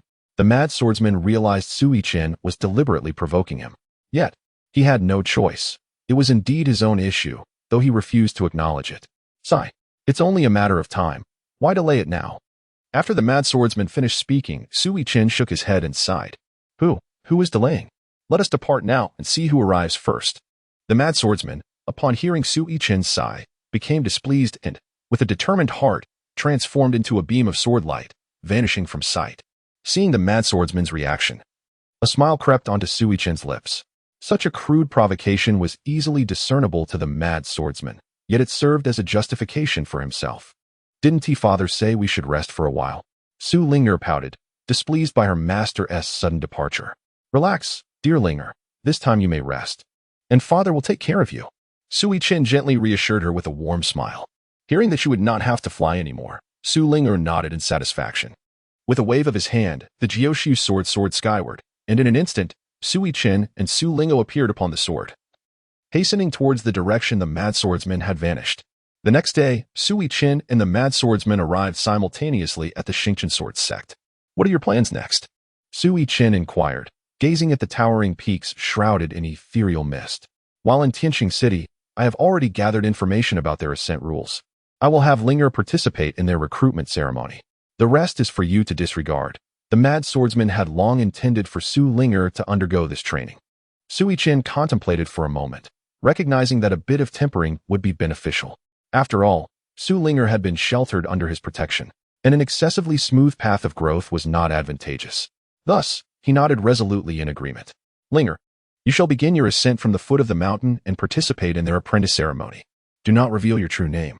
Your father will await you atop the mountain, Su Yichen gently instructed Su Linger. He initially anticipated that Su Lingo would vehemently resist this notion, to his surprise. She readily consented, her eyes shimmering with excitement. In truth, Su Lingo had long harbored a desire to venture out on her own. During their time in the Tianxing Mountain Range, Su Yichen had regaled her with tales of cultivation from his past life every evening, planting the seeds of ambition within her. Yes, father, rest assured. Linger will soon make her way up the mountain. Su Lingo exclaimed, her eyes alight with enthusiasm. What do you mean by make your way up? Unless absolutely necessary, do not take a life, understand? Su Yichen responded with a furrowed brow, lightly tapping her head as a reprimand. Su Lingo playfully stuck out her delicate pink tongue, adorably covering her head and nodding. Without waiting for Su Yichen to say anything further, she soared away on her sword. If anyone poses a threat to you, do not hold back, understand? Su Yichen called after her, concern lacing his voice as he watched her figure vanish. I know, came her brief reply before she disappeared from his and Jian Fengzi's sight. What is there to worry about? She carries my 3 sword energies and your soul imprint. Who could possibly harm her? Jian Fengzi remarked, observing Su Yichen's anxious demeanor. Oh, right, I almost forgot. Su Yichen responded, momentarily taken aback before regaining his composure. You handle it yourself. I shall take my leave. Jian Fengzi shot a disdainful glance at Su Yichen before taking off into the sky. Hey, are you not coming with me? Su Yichen called out as he watched Jian Fengzi depart. No need, came a voice from the void, leaving Su Yichen alone and contemplative. Well then, I shall head straight to the Star Sword sect. He sighed, glancing at the paths taken by the two before soaring toward the depths of the Star Sword sect. Inside the Star Sword sect, the atmosphere was abuzz with activity as numerous factions gathered to witness the event or to send their juniors, all present in the Grand Hall. Master Su is indeed coming? He Hanwen inquired of Xiao Yuanshan, as he had encountered Su Yichen on his way and had intended to invite him to travel together. However, Su Yichen had mentioned he was busy training his daughter, thus he did not accompany him. Haha, Elder He, how many times must you ask? Do you think I would deceive you? Xiao Yuanshan chuckled heartily. Although He Hanwen was the vice lord of Tianxing City, everyone in the Star Sword sect referred to him as Elder He, recognizing his position as an elder there. What are you two discussing? At that moment, Zhang Yuntao entered the hall, noticing the conversation between the two, particularly the anxious expression on He Hanwen's face. Ah, the Lord Zhang has arrived. Both men greeted him with respect. He, Elder He just inquired whether Master Su is coming. Xiao Yuanshan explained with a smile. What? Master Su is coming? Zhang Yutao exclaimed in surprise. Haha, surprised, are we? I was equally astonished when I first learned of it. Xiao Yuanshan replied with a grin. You invited him, didn't you? Zhang Yunhao instinctively assumed Xiao Yuanshan had extended the invitation to Su Yichen. Hiki, you overestimate my influence, my friend. If I had such clout, I would have long since invited Master Su to my sacred Dan Hall, Xiao Yuanshan replied with a playful tone, casting a sidelong glance at He Hanwen. Upon hearing this and noticing the subtle gesture, Zhang Yutao turned his attention to He Hanwen. Hiki, what a pleasant surprise. I did not anticipate this, He Hanwen admitted, recounting his previous invitation to Su Yichen. To be honest, he had not expected Su Yichen to accept. He had prepared himself for a polite refusal. When Su Yichen mentioned he needed to consider, He Hanwen assumed it was merely to spare his feelings. Yet, unexpectedly, Xiao Yuanshan encountered Su Yichen on the way and learned that he was indeed coming to their Star Sword sect. Who would have thought? Elder He is quite astute, Zhang Yuntao remarked, his tone tinged with envy as he listened to He Hanwen's narrative. Report to Elder He that a young man with your invitation is currently waiting outside. Suddenly, a disciple of the Star Sword sect rushed in with the news. As He Hanwen prepared to speak, he quickly realized and vanished from sight in an instant. Xiao Yuanshan and Zhang Yuntao exchanged glances and followed suit, leaving the bewildered disciple standing alone. Meanwhile, Su Yichen, waiting outside, was soon approached by the three figures of He Hanwen and the others. Forgive our lack of courtesy. Master Su, He Hanwen exclaimed upon seeing him. Haha, Master Su, it's good to see you again. Both Xiao Yuanshan and Zhang Yudao chimed in. Ah, Elder He. You flatter me. It is I who intrudes. Su Yichen responded courteously before addressing the other two. Are you here to welcome guests for the Star Sword sect? Hearing his words, they laughed heartily, affirming, we are here specifically to receive Master Su. Please, come inside. Let us converse further. He Hanwen urged, noticing the casual atmosphere outside. Indeed, Master Su, let us chat inside. Both Xiao Yuanshan and Zhang Yuntao quickly agreed. After a brief exchange of pleasantries, they all entered the grand hall. Master Su has arrived. Master Su is here. Upon their entry, those who recognized Su Yichen rushed forward to greet him. He returned their greetings with polite nods. Those who had never seen him before were struck with awe, speculating about his identity and inquiring among themselves. The once boisterous hall fell into a hush upon Su Yichen's arrival, only to erupt in excitement once more. Inform the sect leader that Master Su has arrived. He Hanwen commanded as he noticed the disciple who had previously announced the news preparing to leave. The disciple, upon receiving the order, hurried off to inform the sect leader without delay. After a brief conversation, the hall soon filled with a dozen figures. Leading them was a middle-aged man exuding an indescribable aura. The moment they arrived, the hall fell silent. Haha, you must be Master Su, a truly remarkable young talent. It is an honor to have you grace our Star Sword sect today. The middle-aged man smiled warmly at Su Yichen. Master Su, this is our sect leader, Yi Qiming. The others are the elders of the Sword sect. He Hanwen quickly introduced the newcomers. Ah, sect leader Yi, you are too kind. I am here to disturb your esteemed sect today. Su Yichen responded graciously upon hearing the introduction. He Hanwen then proceeded to introduce each of the elders in turn. As they continued exchanging pleasantries, preparations for the disciple recruitment ceremony were underway at the foot of the mountain, where thousands of young cultivators were poised to ascend. Among them, a small girl stood out, surrounded by an aura that deterred anyone from approaching her. The onlookers regarded her as if she were a peculiar creature. Chapter 45. The demoness Su Linger in the crowd. The small girl was indeed Su Linger, her expression fierce yet adorable as she sat cross-legged on a piece of blue stone. At that moment, in the grand hall, Yi Qiming and the elders were activating a massive crystal stone, displaying the scene unfolding below the mountain. When Su Yichen observed the situation below the mountain, he was utterly bewildered, unaware of what Su Linger had done to become isolated by the crowd. How intriguing. This young girl, though seemingly innocent in age, exuded a remarkable aura of intimidation. Indeed, what could this little girl have done to instill such fear in those around her?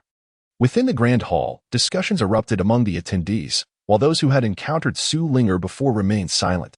"Little sister, are you here to participate in the Star Sword Sect's disciple selection ceremony?" At that moment, a stunningly beautiful young woman approached Su Linger and inquired. Aren't you afraid of me?" Su Lingo asked with a peculiar expression upon hearing the voice. However, the young woman found Su Lingo's reaction to be utterly adorable. She was none other than Princess Jialing of the Tianyang Kingdom. As the girl spoke, some in the crowd recognized her. "Indeed, it is Princess Tianyang." "Princess Tianyang? Is she famous?" The crowd began to stir, though not everyone was familiar with Jialing, leading some to voice their confusion. "TCH, what a country bumpkin, not even knowing who Princess Tianyang is. It's normal for some from lesser regions to be unaware of Princess Tianyang." Princess Tianyang, the sole daughter of the Qian Emperor, was the apple of the royal family's eye, adored by many. Indeed, and Princess Tianyang is not only kind-hearted but also extraordinarily beautiful, the foremost beauty of our great Qian dynasty. Some began to mock those unfamiliar with Jialing while others offered her introduction. "Why should I fear you?" Jialing, evidently inexperienced in the world, asked with a puzzled expression. The male cultivators in the crowd were captivated by her innocent demeanor. Had it not been for her status, some might have dared to act inappropriately. Yet, alas, their identities confined them to solitary fantasies in the dead of night. "Princess Tianyang, you should keep your distance from that little demoness." "Yes, princess, be cautious. She is a female fiend." "Why?" Jialing queried, perplexed.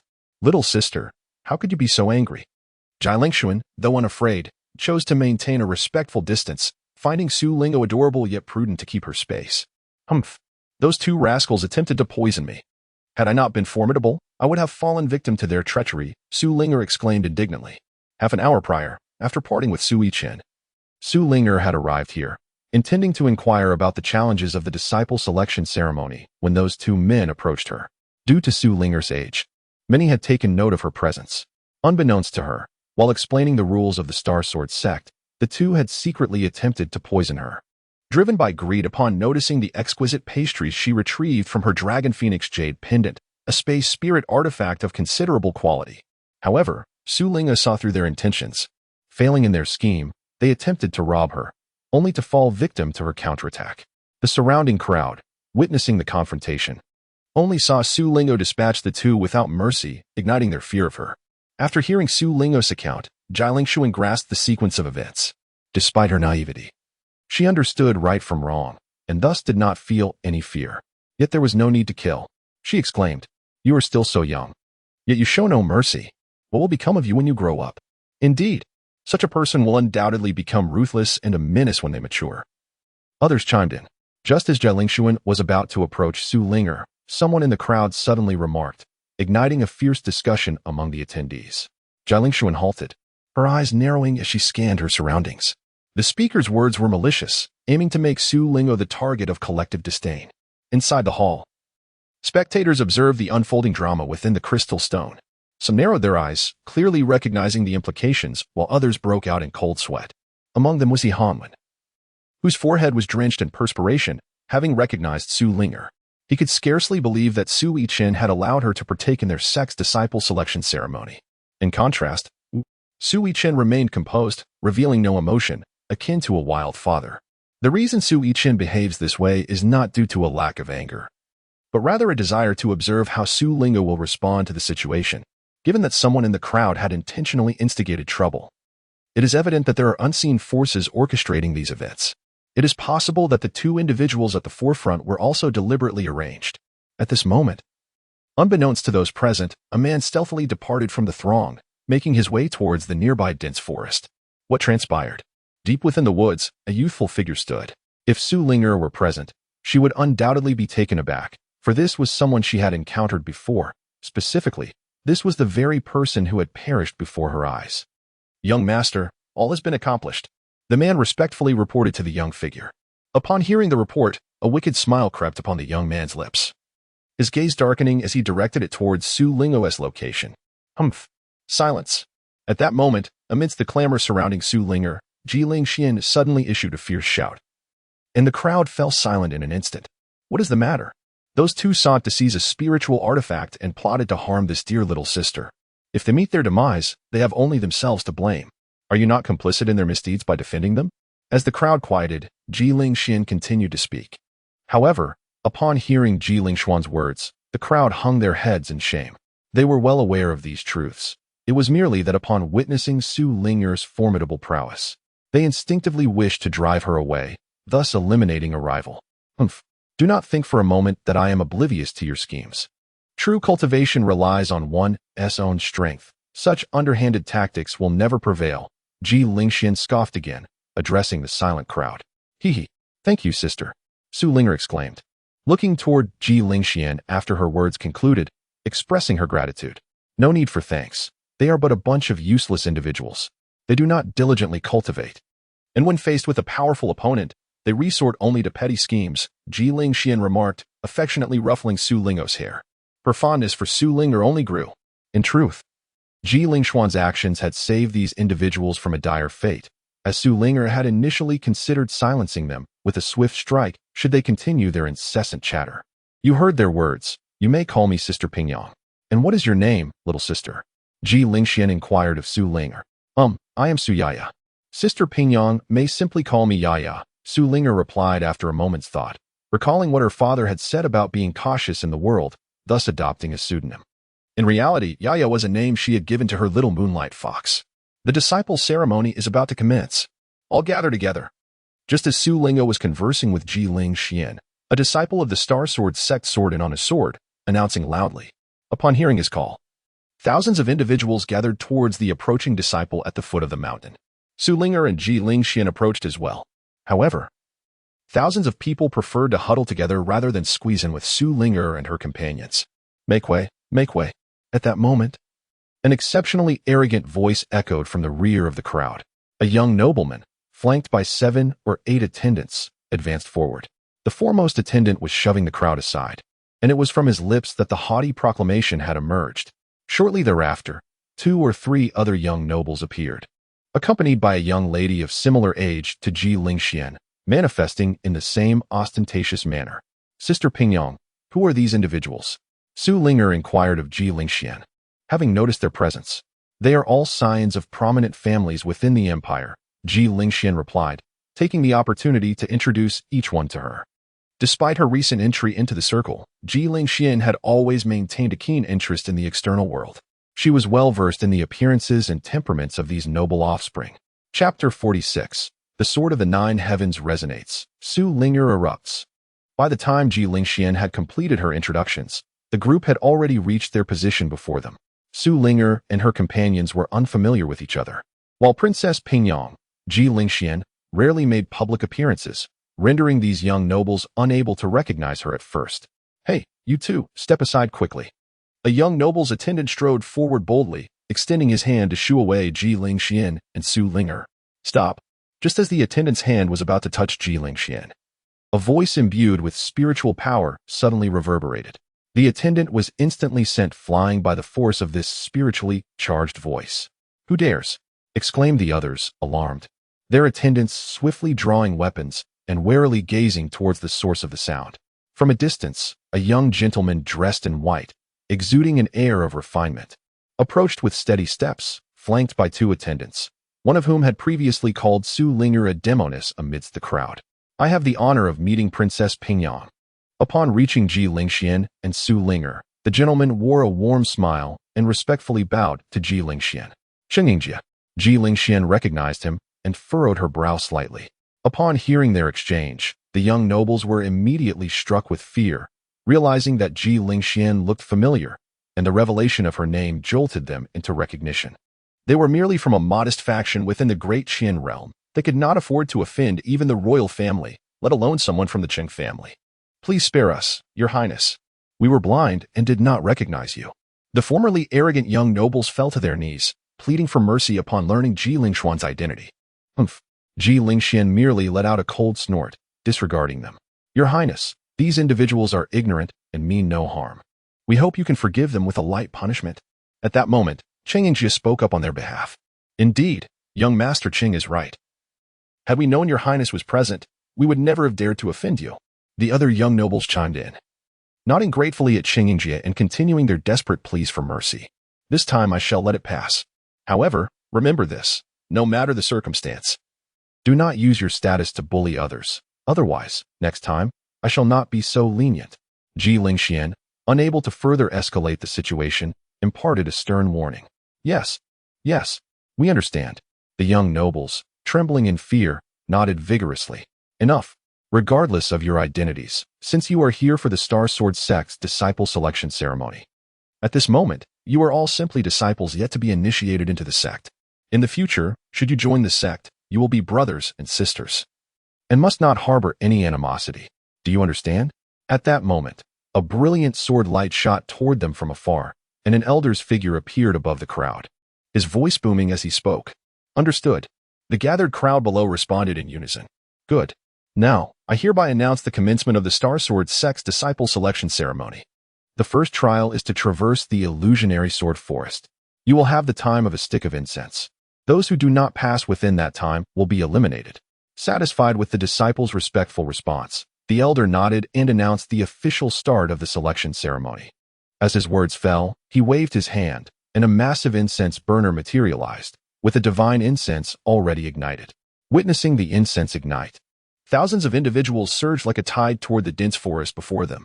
Once everyone had entered the forest, several other elders appeared, nodding in acknowledgement to the previous elder before jointly activating a formation above the forest. Su Yichen, sitting within the main hall, immediately discerned that this was a high-level illusion formation, though it had not yet fully activated. Yaya, where are you? The moment everyone entered the forest, they felt a blinding flash before being transported to different locations. Ji Lingxian, who had initially entered alongside Su Linger, suddenly found herself disoriented and alone in the vastness of the forest. Where is this? Sister Pingong? Su Linger, realizing she was alone, began to search through the forest. Lingo, is that you? While Su Lingo was seeking Ji Lingxian within the illusion, a voice suddenly called out to her. Who's calling me? At the moment the voice echoed, Su Linger turned to look towards its source, but found nothing. The dense trees obscured her view. Linger, I am here. My Linger. The voice persistently called out to her. With no other option, Su Lingo followed the sound.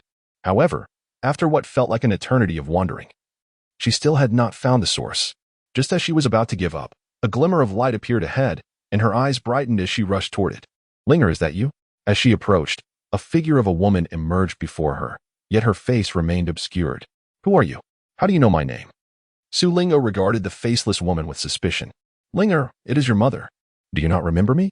A voice filled with sorrow, on the verge of tears, came from the indistinct figure. Upon hearing this, Su Linger froze in place, trembling slightly. Noticing Su Linger's reaction, the figure intensified her pleas, her tone revealing that she was indeed weeping profusely. However, Su Linger's youthful visage was now shrouded in an overwhelming chill. Her slightly trembling form indicated that she was on the brink of an emotional explosion. The figure drew closer. But just as she was a few steps away from Su Linger, an icy aura erupted around her. The surrounding flora and trees instantly froze, and even the air became saturated with a biting cold. The figure was immediately encased in ice. The Jioshu sword appeared in Su Lingo's hand, radiating an astonishing sword intent. Meanwhile, the elders of the Star Sword sect, who had activated the formation, were seated above the illusionary sword forest, awaiting the disciples to emerge. Suddenly, one elder snapped his eyes open and shouted, "Not good." However, before the others could inquire, a powerful sword energy, infused with an overwhelming chill, erupted from the illusionary sword forest below them. Within the forest, Su Lingo's Jioshu sword emitted a faint humming sound, responding to her fury. As the sword sang, the red hue within its blade gradually receded, rendering it crystal clear, devoid of any trace of color. As the sword's essence transformed, the intent of the Nine Heavens sword grew ever more formidable. When the sword intent reached its zenith, Su Linga swiftly drew her blade, unleashing a wave of chilling sword energy that radiated outward from her, swiftly engulfing the surroundings. The first to fall was the figure before her, utterly obliterated by the sword energy, leaving not even a shard of ice in its wake. Wherever the sword energy traversed, a thick layer of frost instantly formed. This blade of energy extended nearly 100 miles before gradually dissipating. From above the illusionary sword forest, it was evident that upon the release of Su Lingo's sword energy, The vicinity transformed into a vast expanse of white at a visibly rapid pace. All disciples participating in the assessment within the illusionary sword forest were roused by this overwhelming sword intent. Even those disciples who had yet to reach the refining spirit realm were left grievously injured and unconscious on the spot. Not good, quick, save them. The elders in the sky were taken aback by the spectacle. As one elder regained his composure and shouted, the others followed suit, hastening to rescue the fallen. Within the grand hall, those aware of Su Ling's true identity cast wary glances at Su Yichen, their expressions rife with trepidation. If such a young child possessed such extraordinary prowess, one could only imagine the immense strength of her father. Su Yichen paid no heed to the gazes directed at him. Instead, he was consumed by curiosity regarding the source of Su Ling's anger. What could she have witnessed in the illusion? Was it the sight of her own demise that incited such fury? While Su Yichen was lost in his musings, a group of elders from the Star Sword sect, accompanied by their disciples, successfully rescued all those who were participating in the assessment. At this moment, Su Ling had regained her composure. Observing the injured individuals around her, she realized the gravity of her actions. Yaya, are you unhurt? Just as Su Ling began to feel a pang of guilt, a voice resonated from not far away. As Su Ling turned her head, she saw that the newcomer was indeed Ji Lingxian. At this moment, Ji Lingxian appeared to be quite injured, with traces of blood lingering at the corner of her mouth. Sister Pingyang, I am so sorry. Ji Lingxian hurriedly approached Su Ling, her gaze filled with anxiety. However, she soon realized that Su Ling bore no signs of injury whatsoever. What are you apologizing for? Yaya has done nothing wrong. Upon seeing that Su Ling was unharmed, Ji Lingxian felt a sense of relief. Yet, upon hearing Su Ling's apology, she spoke in confusion. The injuries sustained by Sister Pingyang were caused by me. Therefore, Su Ling's voice grew softer as she spoke. Ji Lingxian, upon hearing the initial part of Su Ling's statement, was so taken aback that her mind buzzed, rendering her unable to comprehend the latter part of what Su Ling said. Sister Pingyang? Sister Pingyang? Are you all right? After not receiving a response from Ji Lingxian for some time, Su Ling lifted her gaze.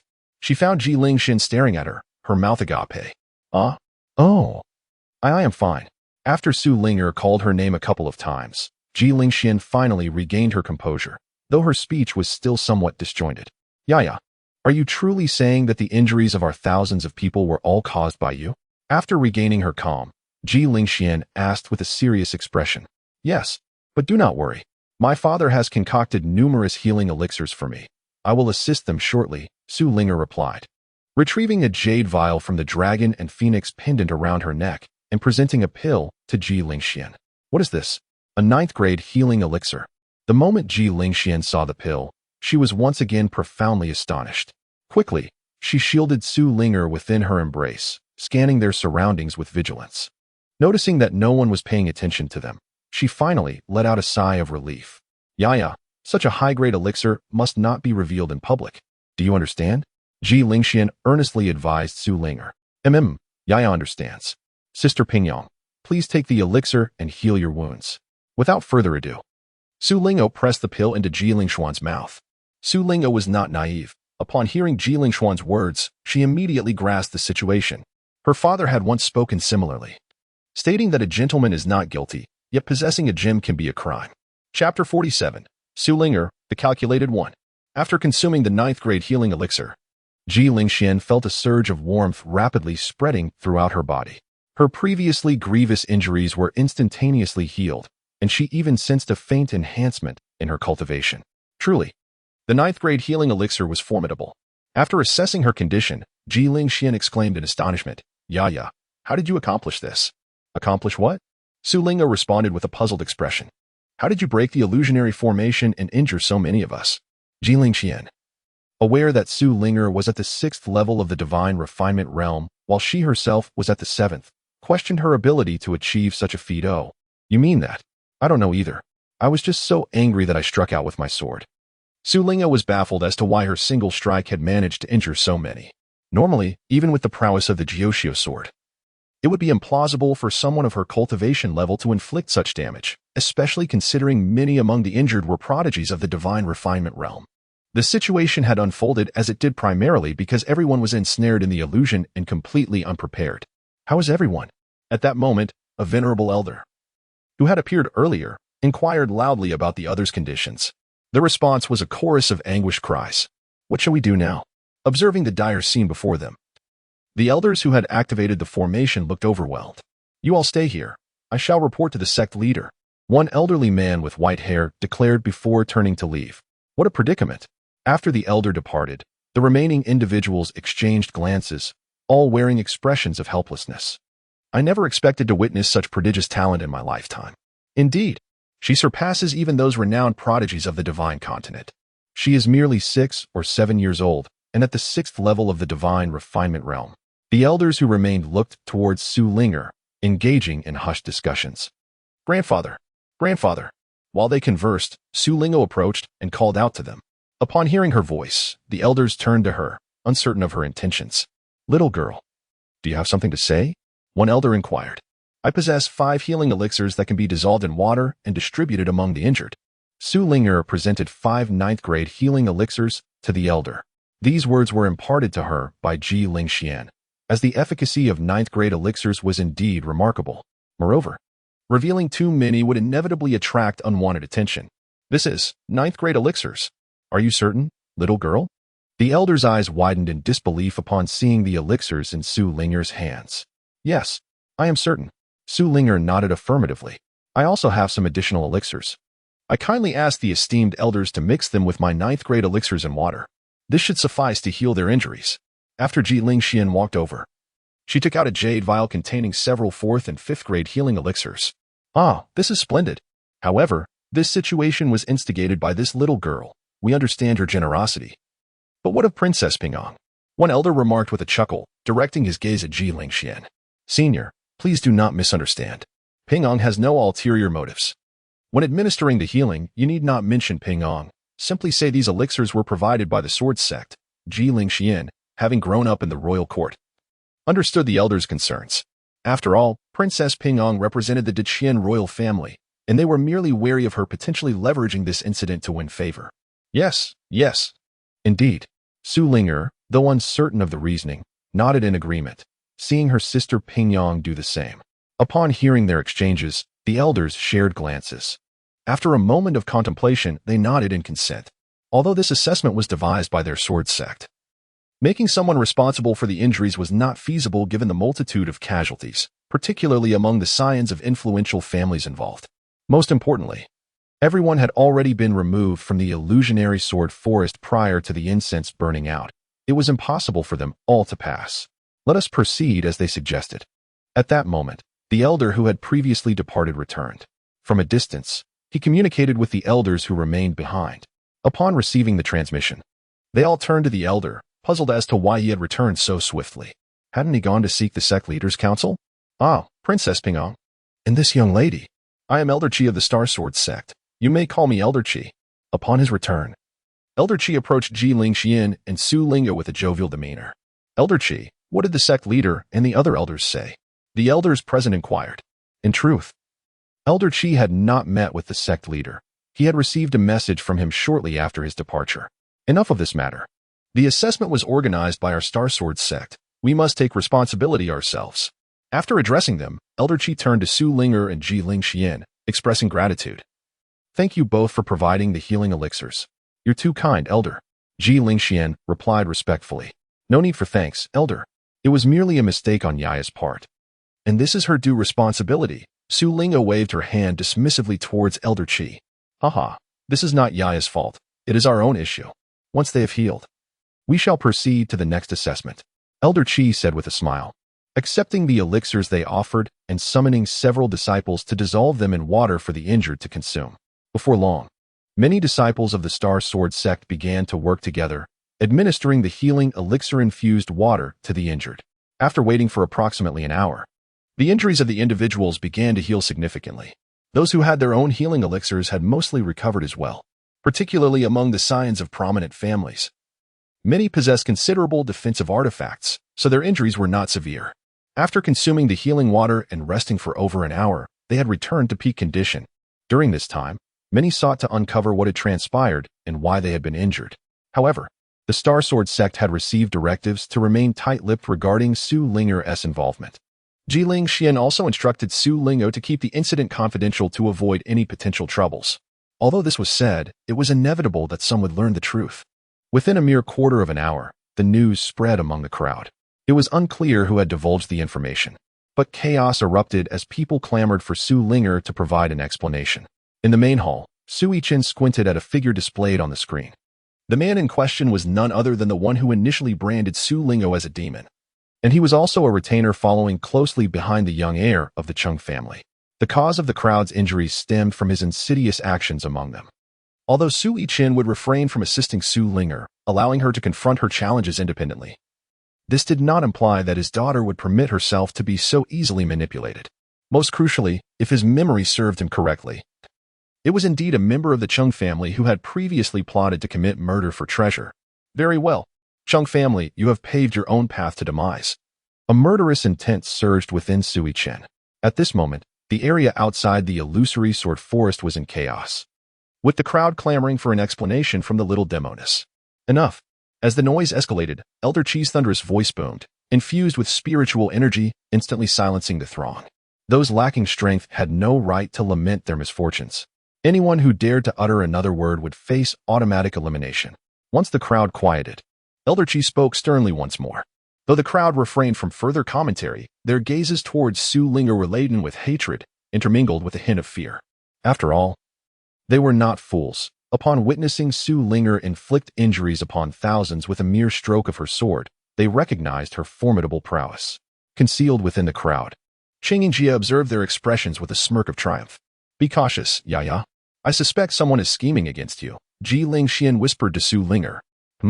Why do you say that? Su Linger inquired, puzzled by Ji Lingshuan's words. I cannot say for certain. Perhaps consider whether you have offended anyone? Ji Lingxian shook her head, merely seeking to ascertain if Su Lingo had crossed paths with an adversary. Well, not that I know of. Su Lingo pondered for a long moment. Unable to identify any potential foe, she had arrived in this place unacquainted with anyone. In any case, exercise caution moving forward. If someone indeed intends to conspire against you, they will surely strike again, Ji Lingxian advised, resigned to the necessity of warning Su Linger to remain vigilant. Upon hearing this, Su Linger nodded, yet she felt no apprehension. Even if her father and master were not within the confines of the Star Sword sect, she remained undaunted. Within her sea of consciousness resided the spirit of Su Yichen and the 3 strands of sword energy from the Sword Madman. Consider yourselves fortunate. Even if you all succeed in this assessment, it remains uncertain whether luck will favor you in the subsequent challenge. Elder Chi, observing that the injuries of the crowd had nearly healed, soared into the air and proclaimed in a resonant voice. Upon hearing Elder Chi's words, everyone turned their gazes skyward, aware that the next trial was about to commence. Chapter 48, Fierce Battle with Puppets. Elder Chi's eyes gleamed with intensity as he surveyed the multitude below. With a swift motion of his right hand, countless rays of light erupted from his sleeves.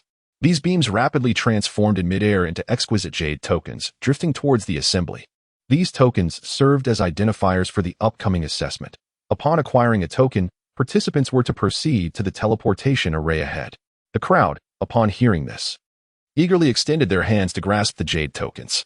Su Lingo intercepted her own token, examining it with keen curiosity. The token was resplendent, adorned with twinkling stars, while the reverse side bore the engraving of a long sword.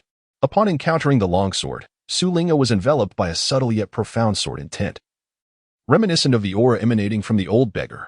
Meanwhile, Ji Lingxian had also received her jade token. However, her examination revealed only a faint ripple of spiritual energy. Upon entering the teleportation portal, you shall be transported to a hidden realm, abundant with countless puppets. Upon vanquishing these puppets, your identity jade tokens will absorb a measure of sword intent. The more sword intent you gather, the greater the benefits you shall reap upon joining the sect. Once you receive that jade token, you may proceed. As the crowd grasped their jade tokens, Elder Chi's voice resonated once again. By the way, should anyone find themselves unable to continue, remember to shatter your jade token to be teleported out. Do not act recklessly, for it could lead to dire consequences. As Elder Chi's words faded, the gathered individuals exchanged glances, weighing their options. Eventually, the first person stepped forward, approaching the teleportation array. As they entered, a brilliant flash of white light engulfed them, and they vanished without a trace. With this initial step taken, more individuals followed suit into the array. Fortunately, the teleportation array was sufficiently expansive to accommodate nearly 1,000 individuals simultaneously. Otherwise, the sheer number of participants would have rendered the process exceedingly time-consuming. Su Linger and Ji Lingxian stepped into the teleportation array together. As a brilliant light enveloped them, they instinctively closed their eyes. Once they sensed the radiance had faded, they slowly opened their eyes. However, upon doing so, they were immediately taken aback by the scene before them. Stretching endlessly was a vast expanse of desolate Gobi and desert, with the scorching sun overhead mercilessly baking the ground and radiating waves of heat. Wow, is this the desert? Both Su Linger and Ji Lingxian exclaimed in unison. Sister Pingyang, have you never seen a desert before? Su Linger inquired curiously, noticing Ji Lingxuan's astonished expression. I have not. This is my first time witnessing it. Usually, I remain within the imperial city. I only sneaked out this time, Ji Lingxian replied with a sheepish smile. After Ji Lingxian spoke, an unexpected silence enveloped the surroundings. Many others had entered with them, engaged in lively conversation just moments ago, but now they fell silent. Ji Lingxian turned to observe that the nearby male cultivators were gazing at her with unabashed admiration. Ji Lingxian was already strikingly beautiful, and her recent unguarded smile had mesmerized those around her, even inciting envy in some of the female cultivators. Sister Pingyang, look at how captivated they are by you.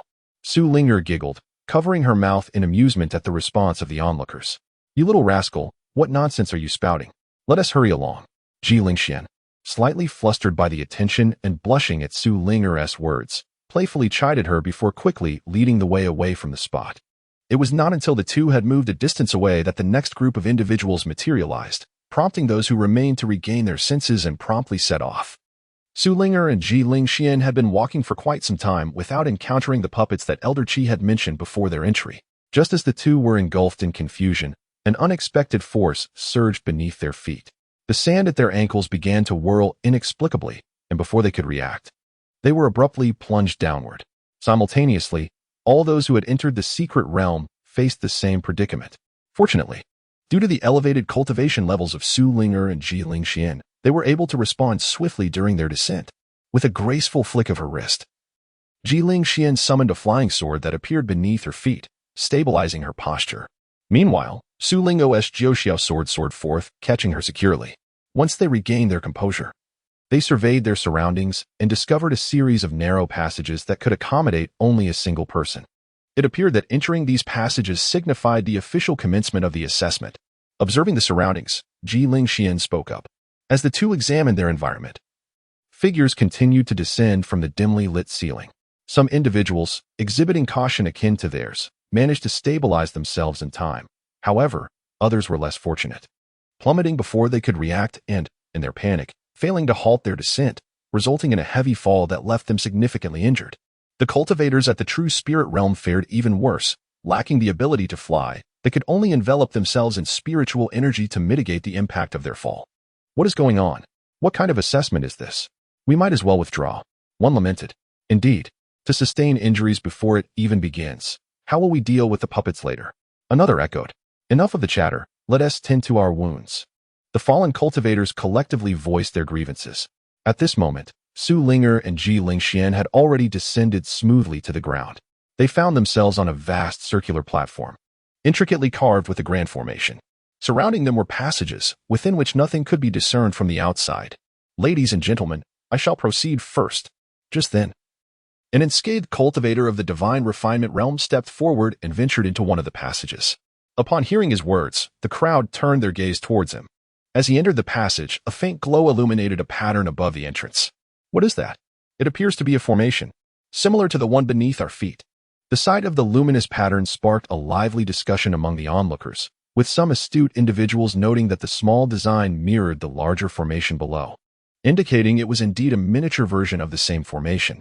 At that moment, another cultivator suddenly rushed towards the aforementioned passage, only to be forcefully repelled back. It seems that only one person can enter a passage at a time. Ji Lingxian remarked upon witnessing this scene. Indeed.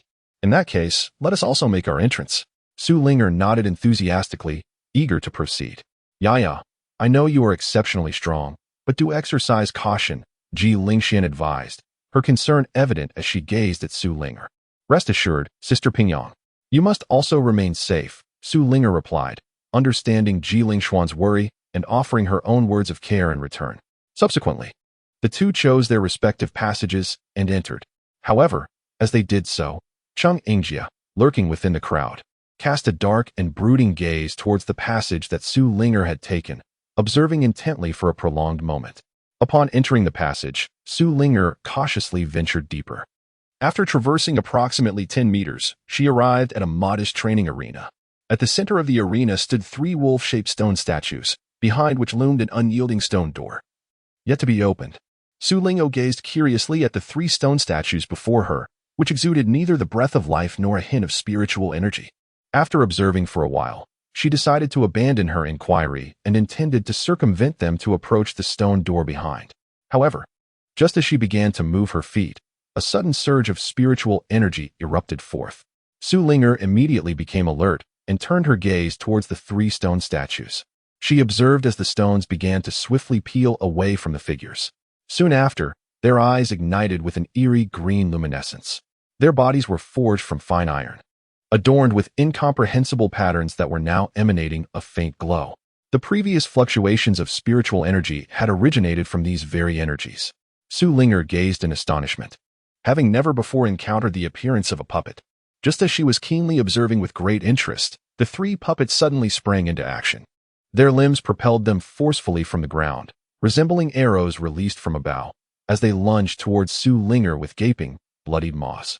Su Yichen reacted swiftly, her toes barely touching the ground as she retreated with remarkable agility. Simultaneously, the Jiushu sword in her grasp traced an elegant arc, releasing a piercing wave of sword energy infused with a chilling aura, which hurtled toward the wolf-shaped puppet. At the very moment the sword energy made contact with the 3 puppets, they were swiftly encased in ice. Without a moment's hesitation, Su Yichen advanced, unleashing another surge of sword energy that shattered the frozen puppets into countless fragments. Is this truly the end? They were far too fragile. Su Yichen remarked with a hint of surprise as she gazed at the scattered ice shards, observing the remnants gradually melting. She watched as the puppet fragments transformed into specks of spiritual energy that danced through the air.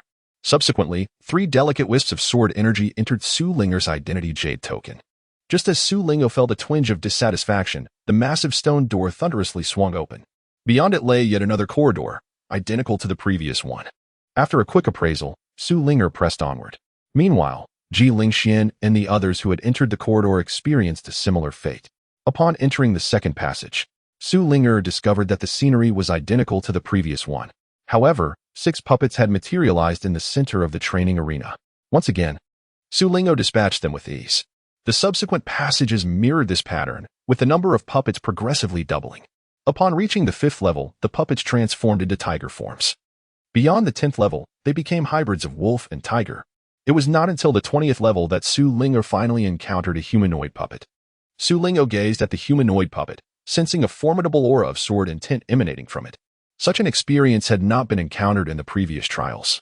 Just as her curiosity piqued, the puppet vanished without warning, only to reappear before her in an instant, its fist whistling through the air as it aimed a fierce strike at her face. With a thunderous crash, dust and debris erupted from the spot where Su Yichen stood, while the puppet was sent flying backward amidst the cloud of smoke. As the haze dissipated, Su Yichen was revealed, unscathed, with the 9 heavens sword held firmly in front of her, having deflected the earlier blow. Humph! You wretched puppet, you ambushed me. That doesn't count. Let us go again. With a huff, Su Yichen raised her 9 heavens sword and unleashed a wave of sword energy directed at the humanoid puppet. However, the puppet adeptly sidestepped, evading the lethal strike. At that moment, Su Yichen had already closed the distance, thrusting the 9 heavens sword with precision towards the puppet's chest.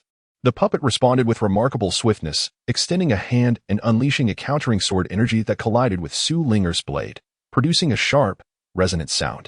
The force of that sword energy forced Su Yichen to stagger backward. She realized the puppet's strength was approximately at the 5th level of the spirit refinement stage. She had underestimated it, or she would not have been pushed back. Chapter 49. Reunited in the Forbidden Land. Su Yichen narrowed her eyes slightly, scrutinizing the puppet before her. To her astonishment, she sensed not a trace of spiritual energy emanating from it. This revelation left her utterly bewildered. Without spiritual energy, how could this puppet be animated? However, the puppet showed no inclination to pause for her contemplation. Its arms began to move with increasing velocity, whirling like a windmill. Before long, a small whirlwind materialized in front of it. In the midst of that small whirlwind, Su Linger sensed an overwhelming essence of swordsmanship. This force of sword intent instilled within her a profound sense of crisis. This time, Su Linger dared not to be careless.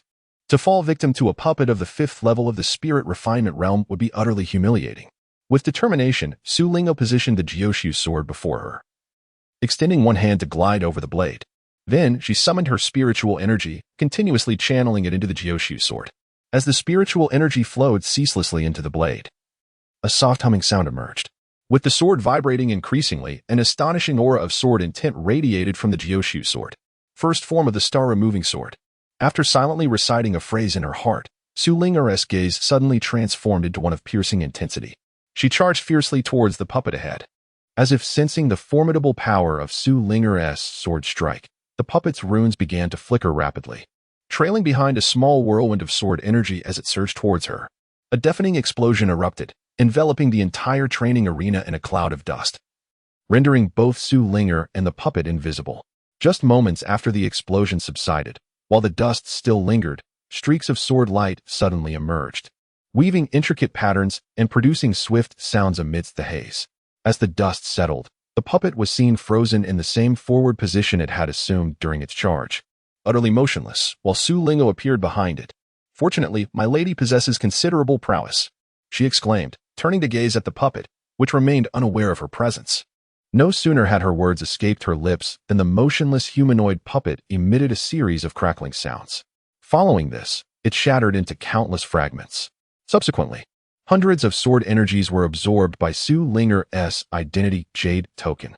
Once the sword energy was fully absorbed, she noticed a shard emanating a faint glow, quietly lying among the debris. Upon retrieving the gem, a radiant beam flashed from it, instantly merging into her brow. As the light entered Su Linger's consciousness, it materialized into a silhouette wielding a sword, beginning to practice sword techniques. Once the techniques were rehearsed, they transformed into written verses. So defeating the humanoid puppet brings such unexpected benefits. Su Linger's eyes sparkled with excitement. With that, she promptly sat cross-legged to contemplate the sword techniques.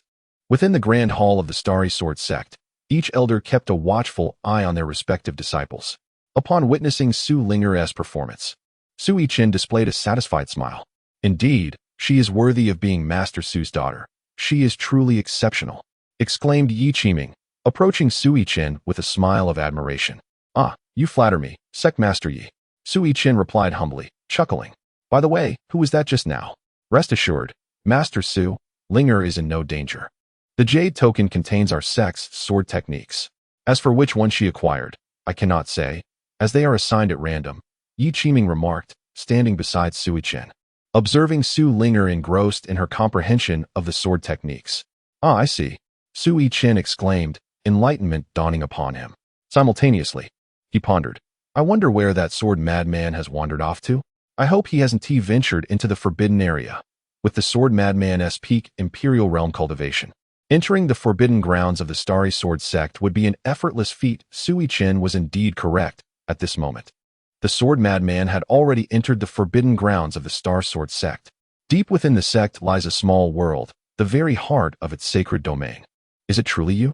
The sword madman approached the entrance of this small world, feeling the sword intent swirling at the portal, his body trembling uncontrollably. Several times he attempted to step forward, only to halt his advance with sheer will. After a prolonged moment of hesitation, once his emotions settled, a resolute glimmer shone in his eyes, and he emanated a powerful sword intent. The swirling entrance seemed to sense the aura he radiated and drew him in. Upon entering the small world, he was met with a vast expanse of tombstones. Tears welled in his eyes at the sight. He reached out to brush his fingers over the stones, his lips quivering, unable to utter a word. "Is it really you? Forgive me. Forgive me." After a long while, the sword madman finally spoke, repeatedly apologizing to the souls engraved upon the tombstones. As he spoke, he succumbed to deep sorrow, his tears flowing freely. Time passed unnoticed, and when his emotions began to calm once more, he sensed a faint trace of life deeper within this small world. A blazing glimmer of hope ignited within his gaze, and he swiftly released his divine consciousness. Under the immense coverage of his spirit, he quickly identified the source of the aura, discovering several familiar presences nearby. Filled with excitement, he hastened toward the location of these energies. With a single step forward, he found himself at the innermost recesses of the small world, where several black jade coffins lay. As he gazed upon them, the fervent light in his eyes gradually dimmed. These black jade coffins were specifically designed to seal life forces, indicating that the vitality of those within was waning and could not be easily awakened. Who goes there? Just as the sword madman was consumed by melancholy, one of the coffins suddenly opened, and a voice inquired sharply. Due to the unique nature of these coffins and his current sorrowful state, he failed to notice that one of them was slightly ajar. Upon hearing the voice, the sword madman looked up in surprise, only to see the silhouette of a middle-aged man emerging from one of the coffins. As he beheld the man's appearance, a vivid memory flooded his mind. Senior brother, the master said you are a once-in-a-millennium sword genius. In less than 1,000 years, you shall surely ascend to the pinnacle. Not just that, let me tell you. I am not only a sword genius, but also the most handsome man in 100,000 years. Here he goes again, boasting. Hey, you little rascal, tell me. Is your senior brother handsome? Handsome. Senior brother is the most handsome. Let go, senior brother. If you pull my ear any harder, it might come off. Gradually, the figure from his memory began to merge with the one before him. Tears streamed silently down the sword madman's face. Who are you? This is the forbidden ground of the sword sect. Who permitted your entry? The middle-aged man furrowed his brow, gazing impatiently at the old beggar before him. Yet, the old beggar stood there, tears streaming down his face, unable to utter a word. At that moment, it felt as though a colossal stone was lodged in the sword madman's throat, rendering him voiceless. Just as the middle-aged man's frown deepened, about to lose his patience, the old beggar finally spoke. Junior brother. Upon hearing this address, the middle-aged man froze, as if struck by lightning. The atmosphere turned eerily silent as he stared wide-eyed at the sword madman's visage. It was only when the old beggar's appearance aligned with the memory he held that disbelief overcame him, and he exclaimed, Senior brother, is it truly you? As the middle-aged man regained his composure, he instantly appeared before the sword madman, his voice trembling with excitement. The sword madman did not reply but merely nodded through his tears. Upon receiving this affirmation, tears flowed uncontrollably from the middle-aged man's eyes. He stepped forward and embraced the sword madman tightly, weeping, Senior brother, where have you been all these years? I thought I would never see you again. In that moment, he resembled a child, utterly inconsolable. The sword madman gently patted his back, his heart brimming with guilt, finally managing to choke out. It is I who owe you an apology. I am so sorry. Senior brother, you need not apologize. It is not your fault. And we do not blame you for what happened back then. The middle-aged man responded quickly, releasing him. Let us set aside the past for now. What is the meaning of these black jade coffins? The sword madman, wishing to avoid revisiting old wounds, gestured toward the coffins. Upon hearing the inquiry, the middle-aged man's expression darkened, and he slowly began. These are the elders who suffered grievous injuries, as well as some younger disciples. After the fall of the sect leader, millions of cultivators besieged our divine sword mountain. Just when we were on the verge of collapse, several supreme elders emerged from seclusion, turning the tide in our favor. Victory seemed within reach, but then, out of nowhere, 4 or 5 figures in black robes appeared. Figures in black robes? The sword madman, puzzled, interjected. This was a detail he had never heard, even during the massacre of millions of cultivators. Yes, after their arrival, they engaged in battle with the supreme elders, which ultimately led to our devastating defeat. How could that be? Who could possibly contend with the supreme elders? The sword madman exclaimed incredulously. They are all at the pinnacle of quasi-emperor. The middle-aged man shook his head in denial. We once suspected they were from other factions, but once the fighting began, all the ancient beings from nearby imperial clans and sacred lands came to spectate. Let us not dwell on that for now. I must check on the elders' conditions. The sword madman, having listened to his junior brother's explanation, turned his thoughts elsewhere. It is futile. A strange power within the elders is hastening the depletion of their life forces. Without the black jade coffins to seal their vitality, they would not survive for long. Hearing this, the sword madman's brow furrowed deeply. After speaking, he had pried open a small gap in each of the black jade coffins to investigate. Indeed, as his junior brother had indicated, there was an inexplicable force within the elders that accelerated their decline. Even a narrow opening caused their vitality to dissipate at an alarming rate. After his examination, the sword madman swiftly closed the coffins, wary of any lapse in vigilance. Junior brother, are you also? The sword madman looked at his junior brother's somewhat weathered face, hesitating to finish his thought. He could sense that his junior brother had already reached the pinnacle of the Saint King realm. According to the age and realm of the junior disciple, One would expect a youthful visage. However, he now evidently bears the appearance of middle age, suggesting that the vitality within him may be waning. Rest assured, senior brother. I have been continuously breaking through realms over the years. My life force remains robust, and I shall not perish any time soon. The middle-aged man spoke with a calm demeanor. What are you saying? Senior brother will surely heal you, the sword madman declared, his gaze resolute. Chapter 50. An Otherworldly Power. The sword madman regarded his junior disciple with a tumult of emotions swirling within him. He understood well that if a solution to this mysterious power could not be found, the ancestors and peers of the divine sword mountain would be doomed. Junior brother, return for now. I shall come back shortly. A spark of inspiration ignited in the sword madman's mind as he recalled Su Yichen.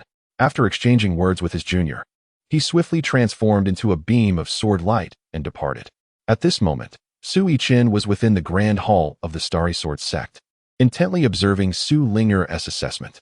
In the center of the hall, within a crystal, Su Linger had just shattered a tiger-shaped puppet with a single stroke of her sword. After absorbing the sword energy, Su Linger gazed at the stone gate of the 30th challenge, contemplated briefly, consumed a medicinal pill, and began to meditate on the spot to recuperate the spiritual energy she had expended. At this moment, Su Linger's performance had already attracted the attention of other factions. After all, up until now, no one had witnessed her being forced to unleash her full potential.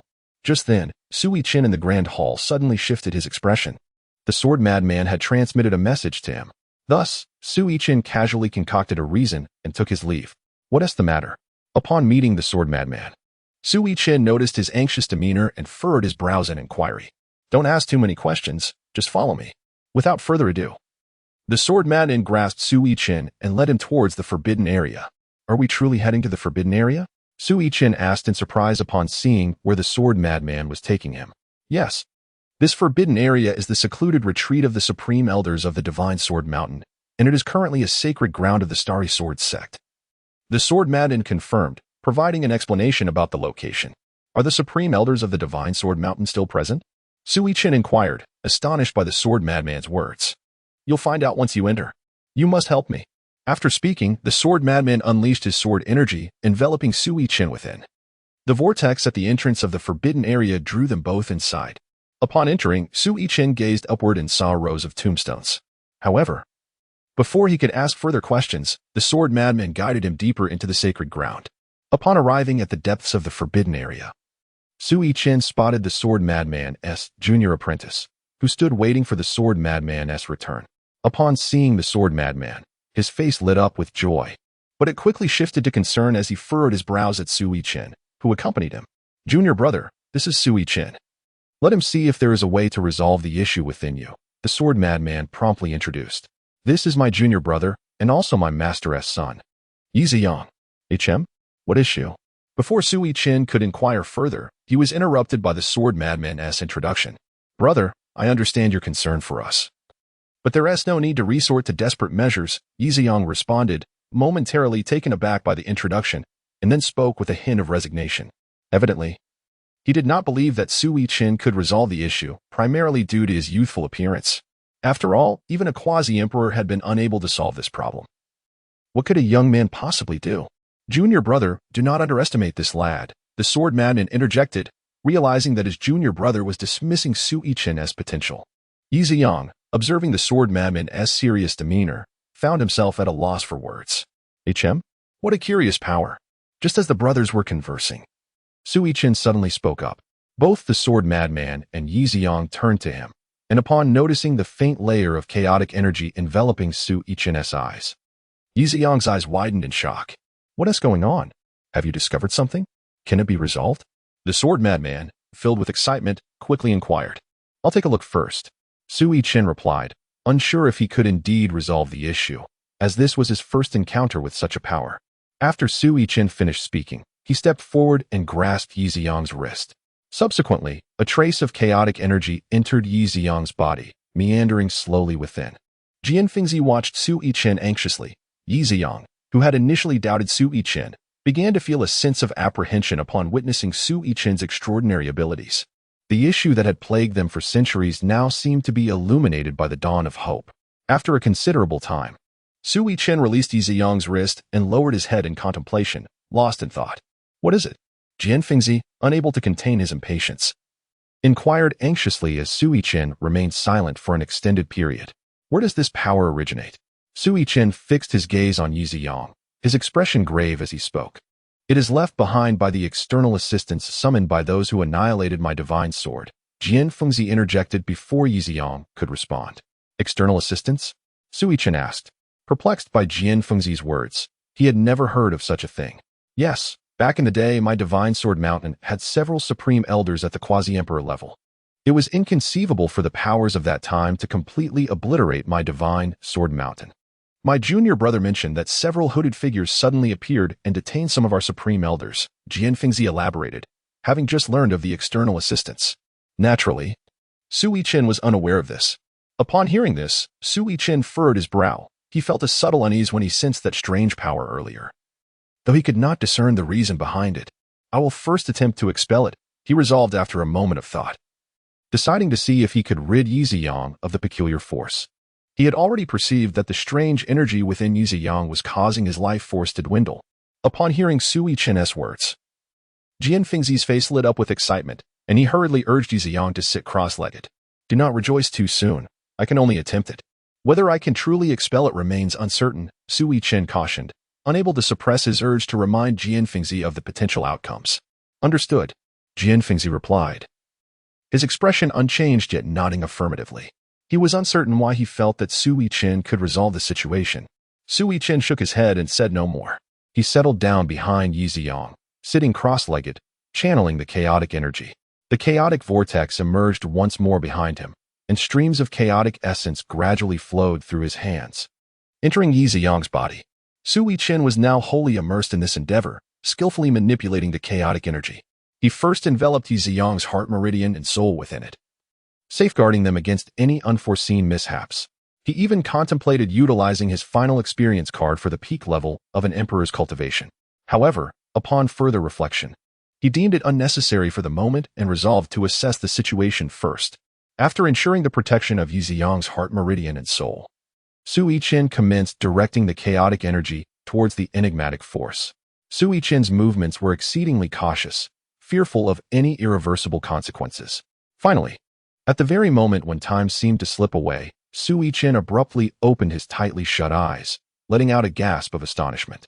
Upon hearing Su Yichen's exclamation, the anxious sword madman's expression brightened with joy, ready to inquire further. However, before he could utter a word, Su Yichen's eyes closed once more. The sword madman promptly sealed his lips, refraining from making any sound, lest he disrupt Su Yichen's concentration. Within Yiziyang's body, Su Yichen deftly guided the chaotic energy, gradually approaching the dense and murky aura. Simultaneously, he divided the chaotic energy into several portions, preparing to envelop that strange force entirely. At that moment, as if sensing something, the peculiar energy suddenly surged with a violent rage, relentlessly battering against Su Yichen's chaotic energy. Upon perceiving the situation, Su Yichen hastily quickened his actions, simultaneously channeling more chaotic energy into Yiziyang's body.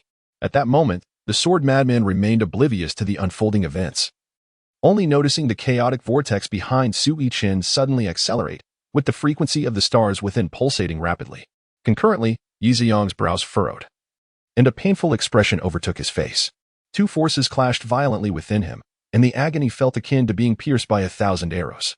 Yet, he understood that this indicated Su Yichen might indeed succeed in expelling the malevolent power. Thus, he gritted his teeth, enduring the torment with unwavering resolve. The sword madman, filled with anxiety, observed their conditions, feeling utterly helpless as he paced restlessly. Approximately a quarter of an hour later, Su Yichen abruptly rose, his eyes flaring open. With a mere sweep of his hand, a multitude of array flags materialized in an instant. These flags swiftly coalesced into a diminutive formation. Su Yichen then cast an object enveloped in chaotic energy into the array. At that moment, Yiziyang also opened his eyes, and his visage began to visibly rejuvenate at an astonishing pace. The white strands at his temples progressively darkened. Wonderful! Junior brother, you have recovered, the sword madman exclaimed, nearly bursting with excitement at the sight. Indeed, this is real. I have truly recovered, Yiziyang murmured in disbelief as he assessed his state. Junior brother, the elders are saved. Yes, the elders are saved. Everyone is saved. The sword madman and Yiziyang embraced joyfully, bouncing around like children in their exuberance. Su Yichen merely smiled as he observed the scene before him, his heart a tumult of emotions. He reminisced about his days on Earth, wondering if the card he had used at the bathing center had been exhausted by his so-called friends. Just as Su Yichen was lost in thought, Yiziyang and the sword madman suddenly bowed deeply to him. Fortunately, he reacted swiftly and sidestepped to avoid them. "What are you doing?" Su Yichen inquired, rushing forward to assist them. "Thank you, Taoist Su," Yiziyang replied, his eyes glistening with tears. "For what? We are all comrades here," he responded. The sword madman attempted to express his thoughts, but before he could utter a word, Su Yichen interjected. "Indeed, we are comrades." The sword madman laughed heartily at Su Yichen's words. "What is this?"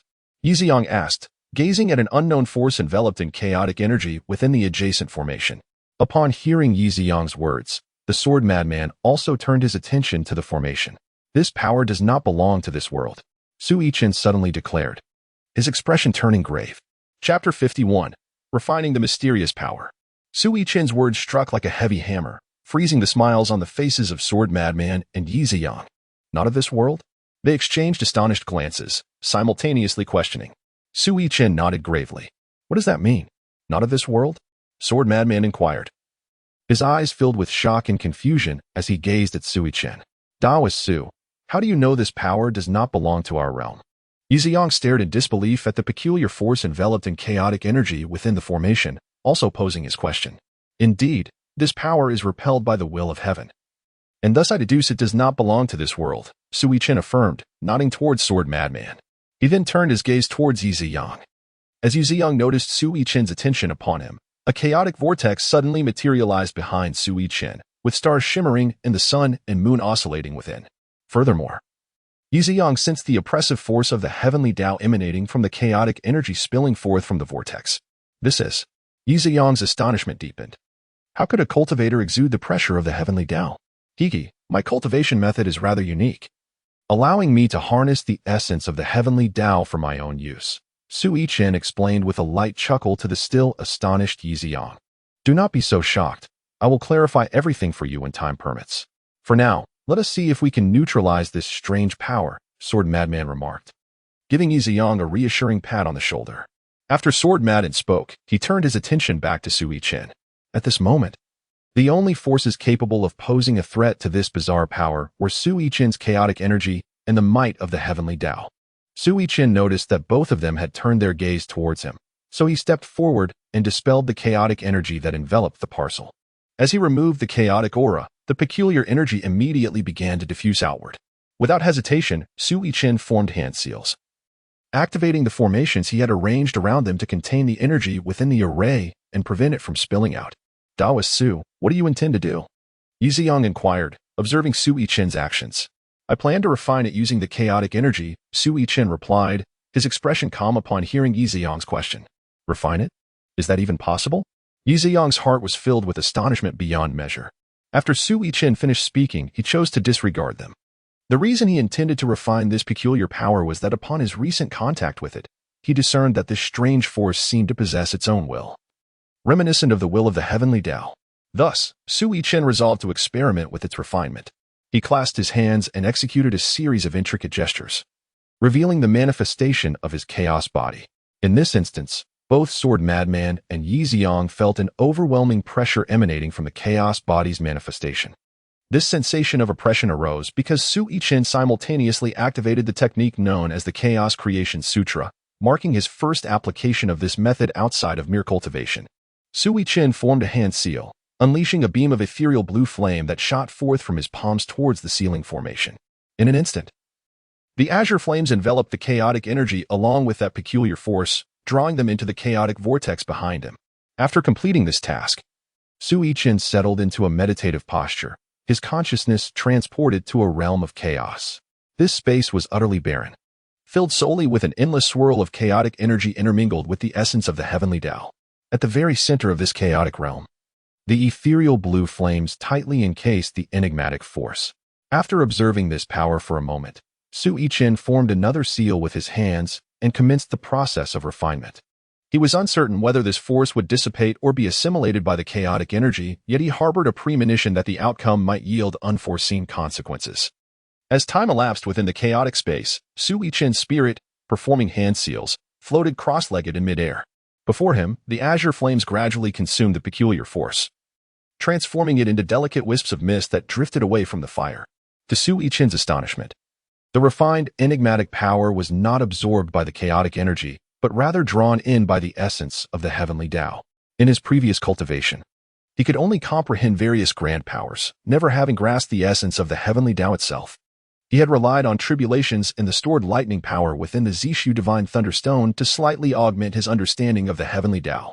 However, upon refining this enigmatic force, he discovered it was absorbed by the essence of the heavenly Tao.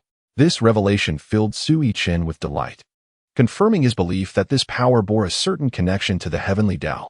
Nevertheless, this was not the time for contemplation. The opportunity for absorption was one he would not let slip by to enhance his own strength. Upon the return of his consciousness, without waiting for the sword madman and Yi Ziyang to speak, Su Yichen exclaimed, "I must see how the others are faring." With that, he promptly rose and made his way towards the other Xian jade coffins. Yi Ziyang, sword madman. Yi Ziyang and the sword madman exchanged glances. Observing Su Yichen's excited demeanor as he approached the Xian jade coffins, a scene that struck them as oddly peculiar. Su Yichen approached the array of mysterious jade coffins, and before Yi Ziyang and the sword madman could intervene, he boldly opened each coffin.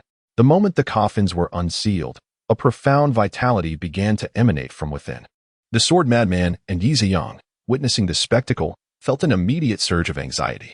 However, Su Yichen appeared to have anticipated this turn of events as the coffins opened. He waved his hand to release streams of chaotic energy, which enveloped each individual within the coffins. This chaotic energy encased them, swiftly sealing the vitality within their bodies. Previously, due to his unfamiliarity with this force, he had first expelled the strange energies residing within Yi Ziyang before refining them. This time, however, Su Yichen intended to extract the anomalous powers from everyone present in the coffins and subsequently refine them. This was the very concern that plagued the sword madman and Yi Ziyang. There were over 100 jade coffins here, and the strange energies within these individuals far surpassed those within Yi Ziyang, not to mention the aggregation of the anomalous powers from over 100 bodies. Yet, at this juncture, words were futile, for Su Yichen had already commenced his actions. They observed as the strange energies were forcibly extracted from the jade coffins by Su Yichen's chaotic aura, rapidly converging together. As these energies coalesced, the sword madman and Yi Ziyang widened their eyes in disbelief. Both summoned their full spiritual power, with the sword mad and even unleashing a torrent of sword energy. This strange power emanated an overwhelming pressure of the heavenly Tao, fundamentally different from the heavenly Tao energy that Su Yichen possessed. Under this oppressive force, their innermost emotions were magnified to an infinite degree. Even the sword madman felt the impact, let alone Yi Ziyang, who was merely at the pinnacle of the Saint King realm. "We must retreat," the sword madman exclaimed, his gaze toward Yi Ziyang filled with a frenzied killing intent. With a jolt, Yi Ziyang was roused by his shout, nodding hesitantly before making his way towards the exit of the small world. The sword madman cast a worried glance at Su Yichen before also turning to leave. Thus, only Su Yichen remained within the small world. As the strange energies gathered, he promptly retrieved a jade vial containing pills, extracting them one by one and administering them to the individuals in the jade coffins. Once everything was arranged, he sealed the coffins once more and activated the chaotic creation technique, swiftly drawing all the strange energies into the chaotic vortex behind him for refinement. Meanwhile, as they faced this perilous situation, the disciple selection examination of the Star Sword sect continued unabated. Within the main hall of the sect, a jade token at Yichiming's waist emitted a faint glow. Upon noticing the anomaly of the token, he quickly fabricated an excuse to depart. At that moment, the crystal screen in the grand hall revealed Su Linger, fervently wielding her nine-heaven sword, dispatching one puppet beast after another. The sword intent within her identity token had accumulated to a formidable degree.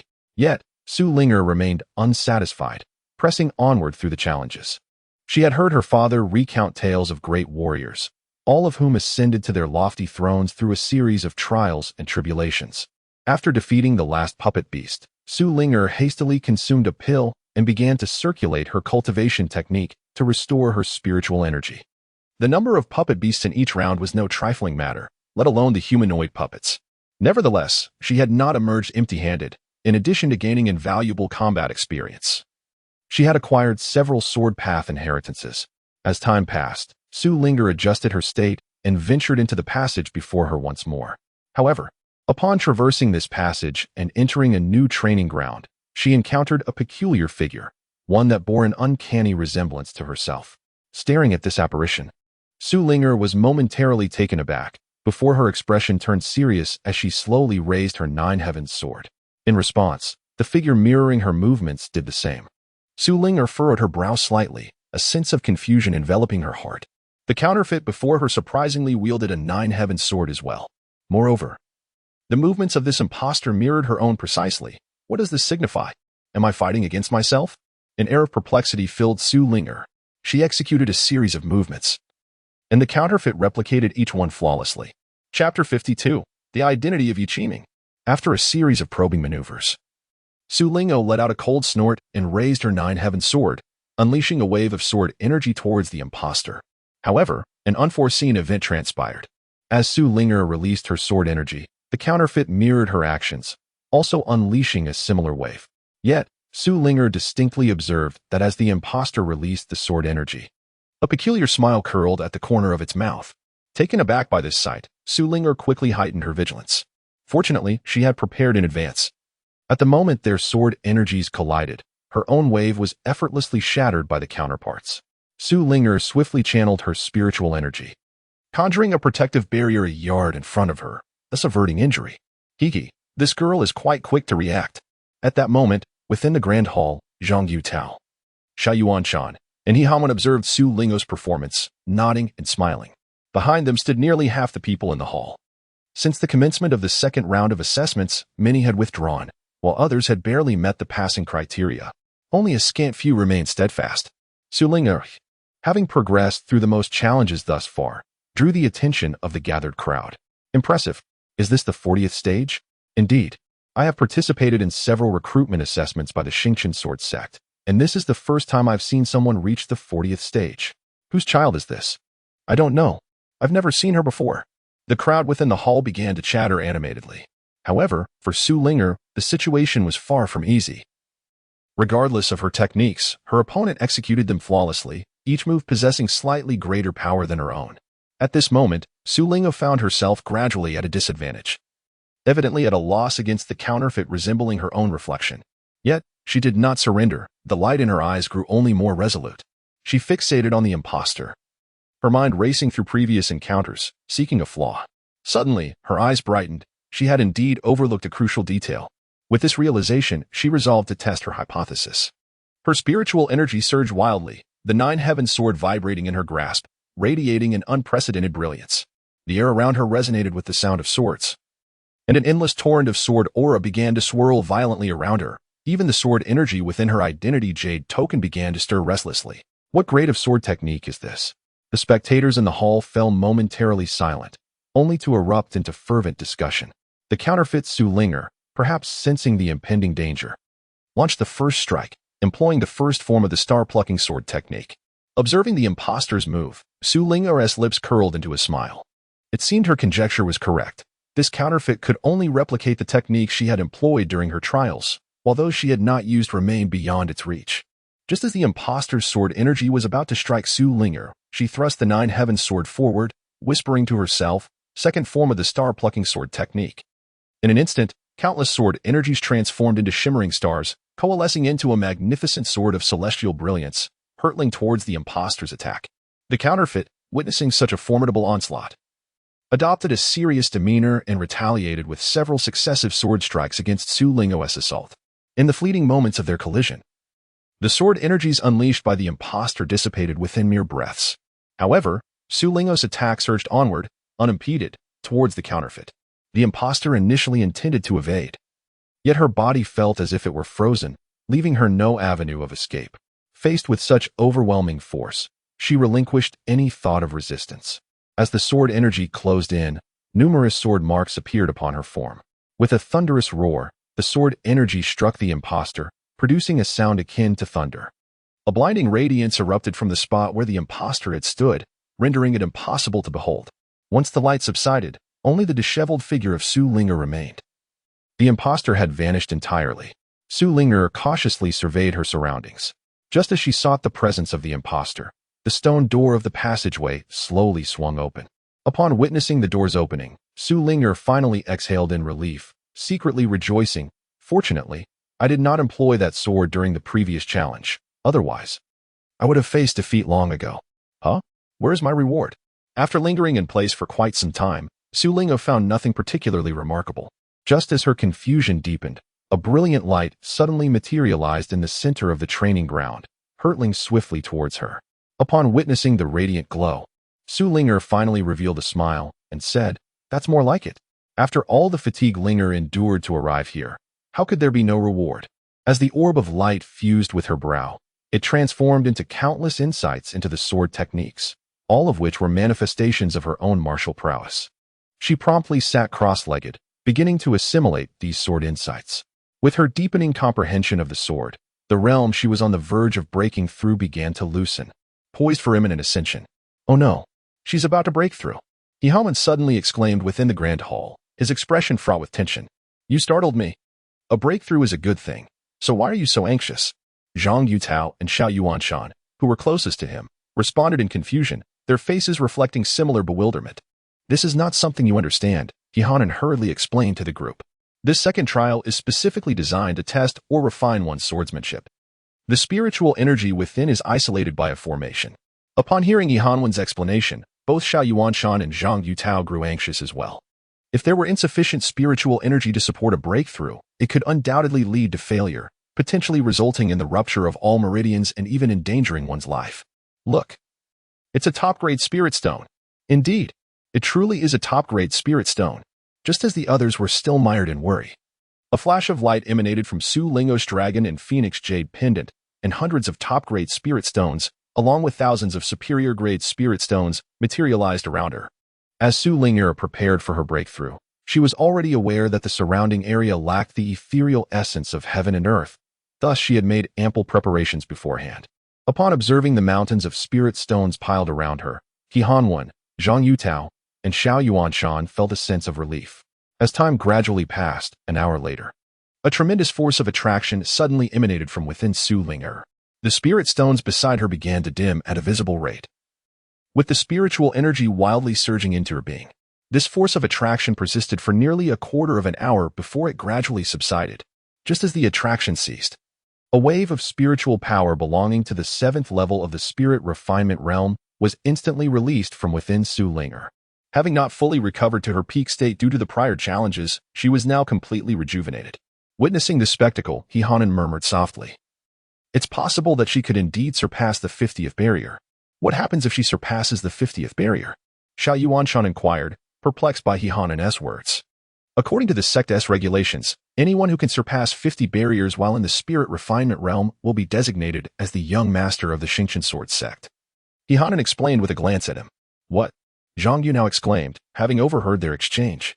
His astonishment stemmed not from the feat itself, but from the realization that if Su Yichen became the young master of the Xingqian sword sect, Su Yichen would effectively be bound to the sect. Clearly, Xiao Yuanshan also grasped this intricate connection, his eyes widening in shock. Meanwhile, Su Yichen and Su Yichen remained blissfully unaware of the implications. After Su Yichen regained her composure, she unhesitatingly proceeded to the next challenge, a glimmer of excitement evident in her eyes. At that moment, Yiqiming had also arrived at the entrance of the forbidden area of the sword sect. Jianfengzi and Yiziyang were already stationed there. "Father, you?" Yiqiming exclaimed in shock upon seeing Yiziyang. However, Yiziyang had yet to speak. Jianfengzi, eyes widened in astonishment, gazed at his long-lost junior brother and then turned to the newly arrived Yiqiming. "Haha, my senior hasn't introduced you yet. This is my son, Yiqiming. Qiming. This is your grandmaster uncle, Yiqi Feng." "Grandmaster uncle? Isn't that?" Upon hearing Yiziyang's introduction, Yiqiming was equally astonished. Wasn't his grandmaster uncle the renowned Jianfengzi? The old man before him, appearing as if a beggar, bore no resemblance at all. "When did you get married?" After recovering from his shock, Jianfengzi looked at Yiziyang with a puzzled expression. "Actually, during my time in the sect, I had already developed feelings for a junior sister. Alas, we never had the chance to declare our love before the Great War erupted. Many disciples were injured to varying degrees, and my junior sister suffered severe wounds." Yiziyang's face displayed pain as he began recounting the past to Jianfengzi. "That junior sister? How is her injury now?" Fengzi inquired urgently. Ah, Grandmaster Uncle, my mother passed away. She departed from this world several hundred years ago. Perhaps reluctant to let his father voice such painful truths, Yi Qiming interjected to Fengzi. I heard from the elders of the sect that my mother had a chance to recover, but she sacrificed herself to give birth to me. At this point, Yi Qiming could say no more, tears brimming in his eyes. Fengzi ceased his inquiries, simply resting a hand on the shoulders of his junior brother and this suddenly revealed nephew. Just then, an overwhelming pressure of heavenly Tao emanated from the entrance of the forbidden area. What is this? The weakest among them, Yi Qiming, was immediately forced to kneel by the immense pressure. He struggled to voice his question. Fengzi quickly positioned himself in front of Yi Qiming, preventing him from appearing overly distressed. Although Yi Ziyang did not fall to his knees, he too could only maintain his stance through sheer effort. This dissipating pressure is from Su Xiazi's heavenly Tao. It feels even stronger than before. Fengzi astutely sensed the aura of Su Yichen intertwined with the pressure. In just a few breaths, the formidable heavenly Tao pressure dissipated as if it had never existed. Fengzi and Yi Ziyang exchanged glances before swiftly entering the forbidden area. Though Yi Qiming was unaware of what had transpired, seeing his father and Grandmaster Uncle enter, he followed suit. Chapter 53. The Realm of Sword Tao. The group quickly arrived at the location of Su Yichen, who had already refined all the strange powers. Master Su? Upon their arrival, Yi Qiming called out in surprise. Sect Master Yi. Su Yichen greeted him with a smile. What was that just now? After exchanging pleasantries, Fengzi, noticing that Su Yichen had no intention of elaborating further, hastily inquired. I have refined it all. You need not worry. Su Yichen, aware of Fengzi's concern for their fellow disciples, responded. That's good to hear. Will they be able to recover? Fengzi looked at the unconscious individuals, whose vitality was seemingly extinguished. Hearing this, both Yi Ziyang and Yi Qiming gazed at Su Yichen with hopeful expressions. Su Yichen stepped forward to examine the condition of the individuals within the Xuanyu coffin, then spoke. There should be no cause for concern.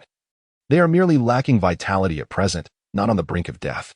By concocting a few vitality elixirs for them to consume and allowing them some time to recuperate, they should be just fine.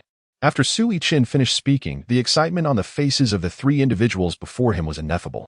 At that moment, a series of vibrations emanated from Yi Qiming's communication jade pendant, indicating that someone was trying to reach him. Initially, he had no intention of responding.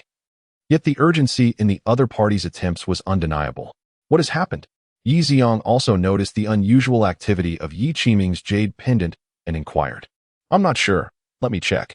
Yi Qiming replied as he retrieved the pendant and infused it with spiritual energy. Master, come quickly. Someone has breached the 40 levels of the Sword Puppet Palace and is now advancing toward the 50th level. As soon as Yi Qiming infused his spiritual energy, an excited voice echoed forth. What? I'm on my way. Yi Qiming exclaimed, his eyes widening in astonishment. The surprises he had received today were simply overwhelming. Hurry. Yi Ziyang interjected, having heard the previous exchange. Without waiting for Yi Qiming to respond, he waved him off, urging him to depart. He understood well the significance of breaching the 40 levels of the Sword Puppet Palace, as did the Sword Madman. For it was a crucial assessment phase for disciples of the former divine Sword Mountain. Shall we go and see as well? The matters here have been resolved, and Yi Ziyang is free to leave, Su Yichen suggested. He harbored a premonition that the individual they were discussing might very well be Su Linger. The Sword Madman and Yi Ziyang exchanged glances and nodded in agreement, then departed alongside Su Yichen. Su Yichen and his companions moved with remarkable speed, swiftly arriving at the main hall. At this moment, everyone within the grand chamber was gathered together, intently observing the scenes displayed on the crystal light screen. When Su Yichen and his companions arrived, they immediately beheld the scene of Su Lingyu engaged in battle. The little one was now utterly covered in dirt and grime. Junior brother, what do you think of my disciple? The sword maniac inquired proudly, glancing at Yi Ziyang as he observed Su Lingyu in action. Is this truly your disciple? Senior brother? Yi Ziyang replied, astonished. Haha, of course. Who else could possibly cultivate such a prodigious talent in the way of the sword? The sword maniac's pride swelled further upon witnessing Yi Ziyang's astonishment. Just then, Su Yichen cleared his throat. Look, we're about to enter. Upon hearing the cough, the sword maniac quickly redirected everyone's attention, aware that Su Yichen was about to speak. Though the individuals within the grand hall were perplexed by the sudden appearance of an old beggar, his words indeed captured their focus. Su Yichen smiled helplessly, choosing not to speak further, and instead turned his gaze towards Su Lingyu. At this moment, Su Ling'o had just slain the last puppet beast, and the stone door leading to the 50th level gradually opened. Taking a deep breath, she consumed a pill to restore her depleted energy. Have I truly reached the 50th level? I wonder how many levels Sister Pingong has progressed through, she pondered, thinking of Ji Lingxian. Unbeknownst to her, she was the only one remaining in the trials. Her companions had long since completed this stage. Ji Lingxian had been unable to continue past the 37th level and was transported out, while Cheng Yingjie managed to reach the 35th level, which was commendable. Most of the others had faltered at the 30th level. However, now was not the time for her to concern herself with others. After resting briefly and regaining her spiritual energy, Su Ling'o resolutely made her way toward the 50th level. Suddenly, a perplexing occurrence transpired. The crystal within the Star Sword sect lost its visual feed, leaving everyone bewildered. Father, Yi Qiming, uncertain of the situation, hurriedly contacted his father. It is of no concern. The 50th level is shrouded in mystery, known only to those who enter. If one must speak of it, only your master's uncle possesses such knowledge, Yi Ziyang replied, evidently aware that this would happen. Esteemed guests, this is normal. The 50th level is a secret of the Sword Sect, not to be divulged. We kindly ask for your understanding. Upon hearing his father's explanation, Yi Qiming grasped the situation and promptly began clarifying it to the confused crowd. At the moment the crystal ceased to function, Su Yichen felt a sudden surge of anxiety. It was only after the sword madman swiftly conveyed an explanation through spiritual communication that he was able to relax. As Su Ling'o emerged from the passage, she discovered that this scene was vastly different from the previous levels. Before her lay a mountain peak that resembled a celestial realm. At the edge of the cliff stood a towering tree, beneath which an elderly man, exuding an air of ethereal wisdom, sat cross-legged with his back to her. Excuse me. Venerable elder, where is this place? Su Ling'o cautiously inquired, having observed her surroundings for any signs of danger. However, there was no response, and she refrained from approaching him hastily. Just as Su Ling'o and the elder at the cliff's edge remained in a stalemate, the scene before her suddenly transformed. The old man's figure seemed to morph into an unparalleled celestial sword, and the space around him brimmed with sword intent. Waves of sword light enveloped the elder, creating a realm of swords. This is the Sword Dao realm. Upon witnessing this spectacle, Su Ling'o recalled what the sword madman had described regarding a level of sword cultivation. He had informed her that a sword cultivator who comprehends the Sword Dao realm becomes virtually invincible within their domain. Upon witnessing this, Su Ling'o promptly settled into a cross-legged position, channeling her own swordsmanship to keenly sense the sword domain surrounding the elder. As she began to comprehend her own sword path, profound and enigmatic resonances of the Dao echoed throughout the heavens and the earth. Su Ling'o was immersed in her profound understanding of the swordsmanship realm, her consciousness gradually merging with her own sword path. Her insights into the sword were akin to a spark of flame, rapidly ascending. As Su Ling'o delved deeper into her comprehension of swordsmanship, her own sword path became increasingly refined. Over time, the sword radiance that had enveloped the elder seemed to be drawn by an unseen force, with several strands beginning to drift towards her. Once these strands of sword radiance entered her body, Su Ling'o felt her path of the sword undergoing a gradual transformation. Suddenly, a multitude of sword techniques flashed through her mind.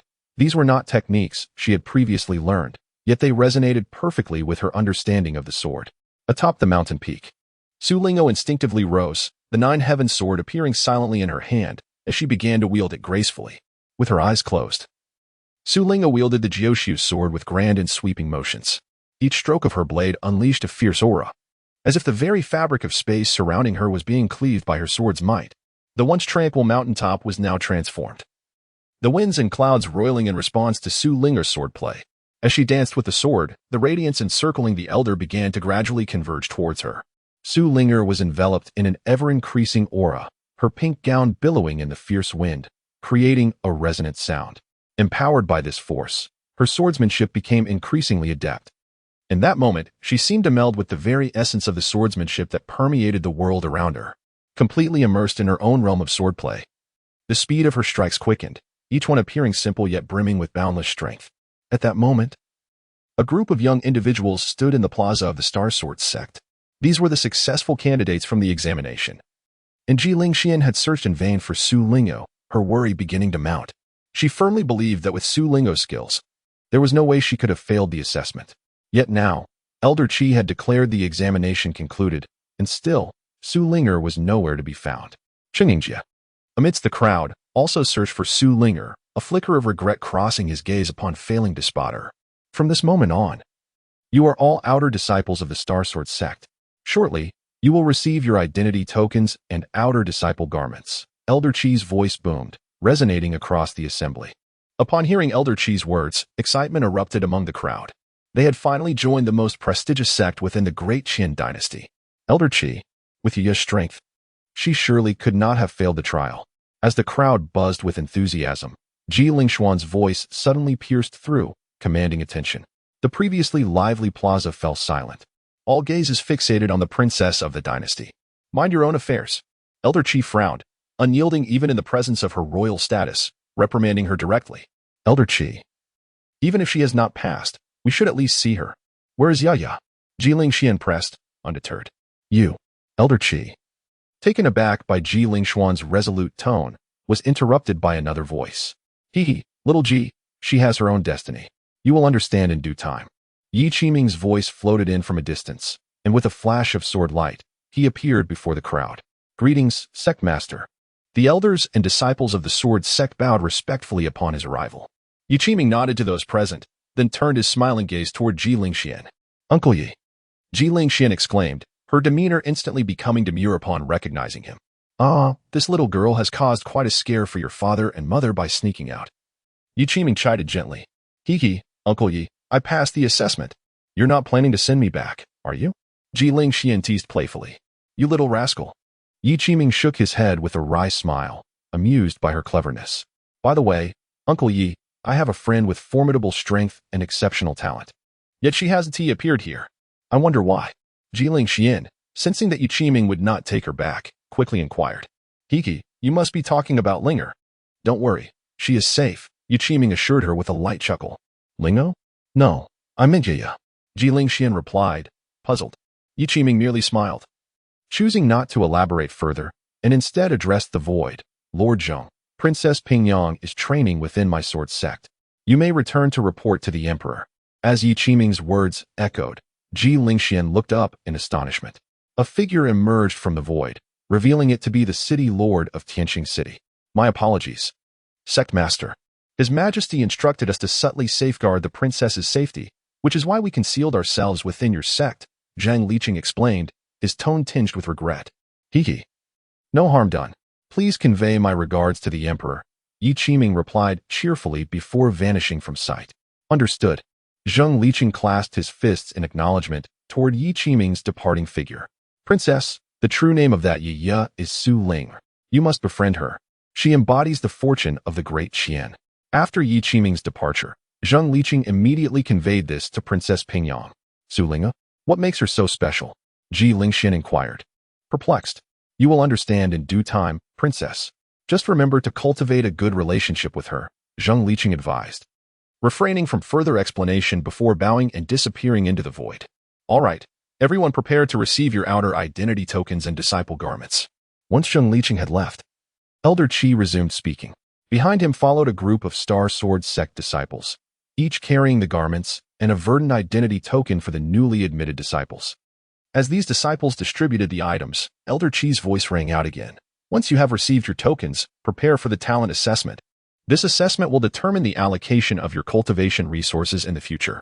Remember to give it your all, understood? Understood, Elder Qi. The excited disciples chorused in unison upon receiving their garments and tokens. Elder Qi, how can one advance to the inner sect? At that moment, an inquiry broke the silence, and the crowd turned their eager gazes toward Elder Qi. After you complete the talent assessment, we will announce the criteria for advancing to the inner sect disciples. So don't rush, Elder Qi replied with a subtle smile, which sent a shiver down everyone's spine. Enough with the idle chatter. Prepare to step forward one by one for the qualification test. Elder Qi's demeanor shifted as he commanded. The crowd began to queue up, each stepping forward to place their palm on the stone tablet at the center of the plaza. Place your palm on the stone tablet. The first individual approached, nervously resting their right hand upon the stone. Moments later, a brilliant blue light illuminated the area. Li Ergu, low-grade talent. Next, as the light shone, Elder Qi announced the result, jotting it down in a ledger. Time passed, and most individuals exhibited either white or blue lights, all indicating low-grade talent, prompting Elder Qi to shake his head repeatedly. Soon, it was Ji Lingshuan's turn.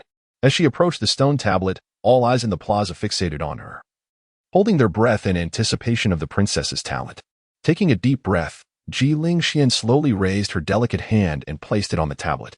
In an instant, a golden beam of light shot skyward. Ji Lingshuan, holy great talent. Elder Qi's eyes lit up, nodding in satisfaction as he proclaimed her talent loudly. Finally, we have someone exceptional, truly worthy of Princess Pingyang. Indeed, Princess Pingyang is destined for greatness. Not necessarily. After the divine refining realm, talent alone does not dictate one's path. As Ji Lingshuan's golden holy grade talent was revealed, the new disciples began to murmur, some expressing envy and others harboring jealousy. Silence. Next, Elder Qi gazed upon the clamorous crowd. His brow furrowed as he bellowed for silence. Behold, it is the young master of the Cheng family. Indeed, it was. Curiosity arose regarding the young master's aptitude. It was likely that such a scion of a prestigious family possessed talents of a superior or even saintly caliber. It was whispered that the second young master of the Cheng family had met his demise. After Elder Qi's proclamation, Cheng Yingjie gradually approached the stone tablet. Upon recognizing him, the audience erupted into murmurs, with some even mentioning the death of Cheng Yinghua. Cheng Yingjie remained impassive, though a fleeting glimmer of ruthlessness flickered in the depths of his gaze, unnoticed by those around him. Let us commence, Elder Qi declared as Cheng Yingjie reached the stone tablet. As Cheng Yingjie raised his right hand, an immediate stillness enveloped the square. Every pair of eyes fixated upon his hand. With deliberate slowness, his palm moved toward the stone tablet. The moment his hand made contact, a tempest brewed above the starry sword sect, and a brilliant crimson light erupted from the spirit-testing stone, piercing the heavens. The disciples, taken aback, widened their eyes in astonishment, including Yi Qiming and Yi Ziyang, who were equally stirred by the spectacle. Su Yichen and the sword madman both gazed skyward, astonished. The sword madman stared at the crimson radiance soaring into the clouds, his expression one of utter shock. In contrast, a hint of skepticism flickered across Su Yichen's visage. In the square, Elder Qi stood transfixed, his eyes locked on the brilliant red light, struggling to regain his composure. Cheng Yingjie wore a cryptic smile, glancing at the equally astonished Ji Lingshuan before swiftly averting his gaze and addressing Elder Qi. Elder Qi, is this the conclusion? Oh right, Cheng Yingjie, of imperial quality. Elder Qi exclaimed, jolted back to reality by Cheng Yingjie's voice. What? Imperial quality? How could that be? His aptitude surpasses that of Princess Pingyang? The crowd erupted into a cacophony of astonishment. Heavens! The Cheng family has given birth to a prodigy. They are destined for greatness. The square buzzed like a boiling pot, voices clamoring with disbelief. How is this possible? Why has this happened? Ji Lingshuan's face reflected her incredulity, her mind racing with thoughts of impossibility. Every noble family within the Deqian realm had discreetly tested their offspring's aptitude through royal rites to avert any unforeseen calamities. Ji Lingshuan had perused the records, which clearly indicated Cheng Yingjie's aptitude as merely upper purple. How could it suddenly transform into the red of imperial quality? Haha, young man, what is your name? Yi Qiming reappeared in the square, laughing heartily as he inquired. Clearly, he was elated at the emergence of such a promising talent within their sect. Reporting to the sect master, I am Cheng Yingjie, the young patriarch of the Cheng family. Cheng Yingjie promptly responded, bowing respectfully upon hearing Yi Qiming's question. The Cheng family? Quite commendable. However, Yi Qiming's initial excitement abruptly waned, his demeanor growing chilly after his brief acknowledgement. He was aware of the Deqian royal family's actions, and upon learning of Cheng's lineage, his reaction turned cautious, leaving him somewhat uncertain about the unfolding events. What transpired? Yi Ziyang, concealed in the void, inquired, noticing the shift in Yi Qiming's attitude.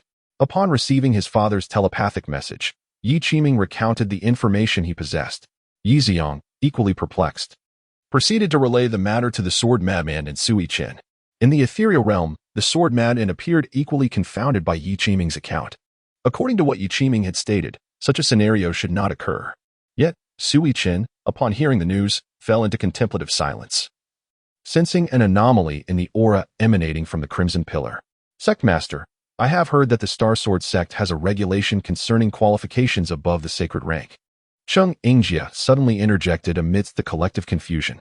Upon hearing Cheng Yingjie's words, Yi Qiming's brow furrowed, and even Yi Ziyang wore a look of concern. What regulation? Su Yichen queried, glancing curiously at Yi Ziyang. It pertains to qualifications beyond the sacred rank, granting one the opportunity to comprehend the realm of swordsmanship. Before Yi Ziyang could respond, the sword madman interjected. The realm of swordsmanship? Su Yichen pondered, intrigued. It is precisely what Lingo is currently striving to comprehend. The 50th trial of the sword puppet's tomb is where one attains insight into the realm of swordsmanship, the sword madman explained, observing the bewilderment on Su Yichen's face. Upon hearing the words, Su Yichen nodded in sudden realization. However, Yi Ziyang interjected, stating, to be precise, this rule belongs to the divine Sword Mountain. It is not a regulation of the Starry Sword sect. How could a small family from a remote area possibly know about matters concerning the divine Sword Mountain? Upon hearing this, the sword madman immediately changed his expression, glaring at Qingjie with unfriendly eyes. What rule? I have no knowledge of it. Perhaps the aristocratic families have some insider information.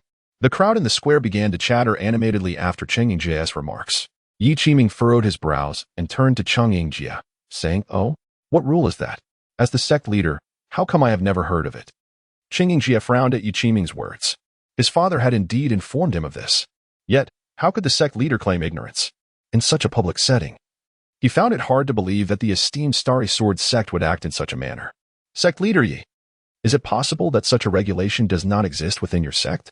At that moment, a voice unexpectedly emerged from the crowd. It was Chengsongda, an elder accompanying Qingjie.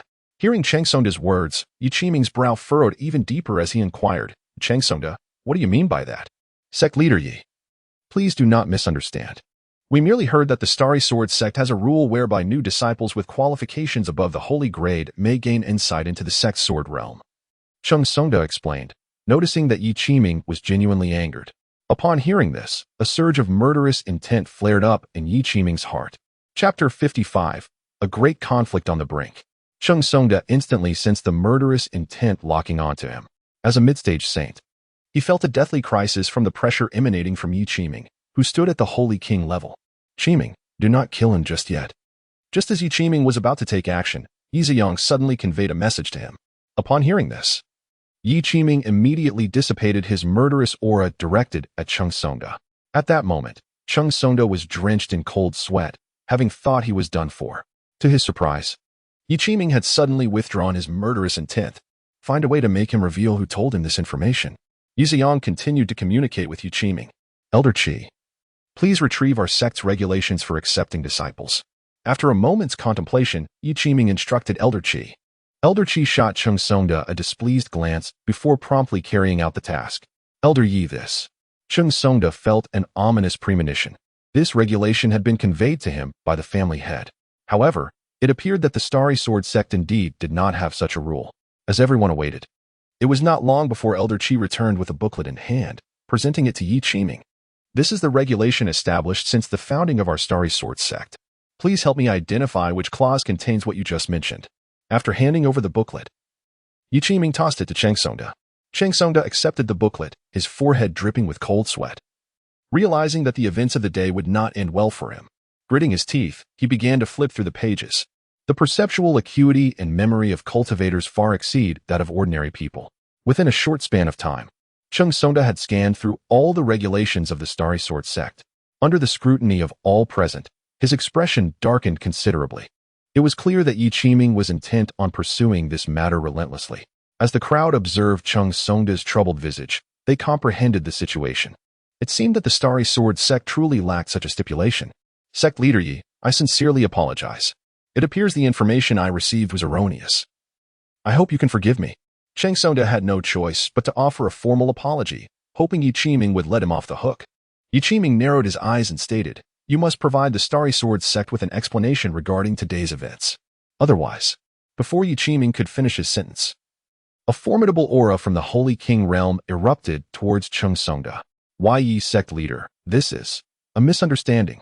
Chengsongda, overwhelmed by the weight of Yi Qiming's presence, knelt on the ground and struggled to speak. A misunderstanding? Humph. First, tell me who informed you of this news. Yi Qiming coldly retorted. Upon hearing Yi Qiming's question, Chengsongda hesitated momentarily. What to do? Panic surged within him. Just then, concealed among the crowd, Cheng Yingjie stealthily activated a communication jade token to relay information. He believed no one had noticed. However, he failed to consider that as a mere low-level cultivator in the spirit refining realm, he could not possibly evade the perception of those above the saint level, especially with a figure like the sword madman present. Let him transmit. I am intrigued to discover who lurks in the shadows, the sword madman conveyed to Yi Qiming, preventing him from intervening. Oblivious to everything, Cheng Yingjie reveled in his perceived success.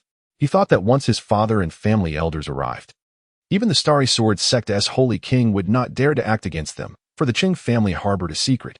Unbeknownst to him, his transmission had plunged the entire Qing family into an irretrievable predicament. He informed his family that he had obtained a legacy of the Sword Dao realm. But the Starry Sword Sect was furious and intended to detain him and the elder here. Cheng Songda, speak. Who exactly informed you of this news? Just as Cheng Yingjie was basking in his triumph, Yi Qiming's icy voice bore down on Cheng Songda. Sect leader Yi, this truly is a misunderstanding. I only heard it from someone else. Cheng Songda nearly collapsed, his limbs sprawled on the ground. I am well aware you heard it from someone else. I am asking who you heard it from. Yi Qiming slowly approached Cheng Songda, and with each step, the pressure upon Cheng Songda intensified. Just as Yi Qiming was about to close in, a tear in space suddenly appeared above the Starry Sword Sect. Everyone looked up at the sky. Family head, family head. Save me. Cheng Songda cried out joyfully upon seeing the spatial rift, calling out with all his might. Cheng Yingjie among the crowd also displayed a look of delight. Heh, sect leader Yi, do you have some objection against my Cheng family? A light laughter echoed from within the rift, and soon a middle-aged man with an androgynous appearance stepped out. Upon closer inspection, Cheng Yingjie bore a striking resemblance to him. Upon observing the arrival of the individual, Su Yichen surmised that this must be Cheng Yingjie's father, Cheng Junxian, the head of the Cheng family. However, regarding his cultivation level, Su Yichen had learned that the patriarch of the Cheng family was supposed to be at the pinnacle of the heavenly sovereign realm. In contrast, the family's ancestor was merely at the initial stage of the saint realm. Thus, it seemed that the Cheng family lacked the capability to rend the fabric of space. Such a feat could only be accomplished by one of the Saint Emperor realm. It appears that there are others backing the Cheng family. Su Yichen communicated telepathically to the sword madman. Heh, we await those who stand behind him, the sword madman replied, a sharp glint flashing in his gaze. As Cheng Junxian emerged from the spatial rift, a multitude of Cheng family elders followed in his wake. Among them, one figure shrouded in a black robe drew particular attention. The very moment he appeared, both the sword madman and Su Yichen fixed their gazes upon him. Yu Ziyang, filled with excitement, conveyed telepathically to the sword madman and Su Yichen, saying, "It is indeed this black robe. During the siege of the divine sword mountain, it was individuals clad in such attire who held back several of the mountain's esteemed elders. System, what is the cultivation level of the opponent?" Upon learning of this situation, Su Yichen immediately inquired about the system. Name, Cheng Kuan, cultivation level, 3rd stage of the Emperor realm, false, identity, ancestor of the Qing family. After receiving the system's response, Su Yichen furrowed his brow slightly. How could the ancestor of the Qing family be a formidable being at the Emperor realm? Moreover, what did the term false signify? System, what does this false mean? The opponent's realm did not belong to him. Upon hearing the system's response, Su Yichen was even more astonished.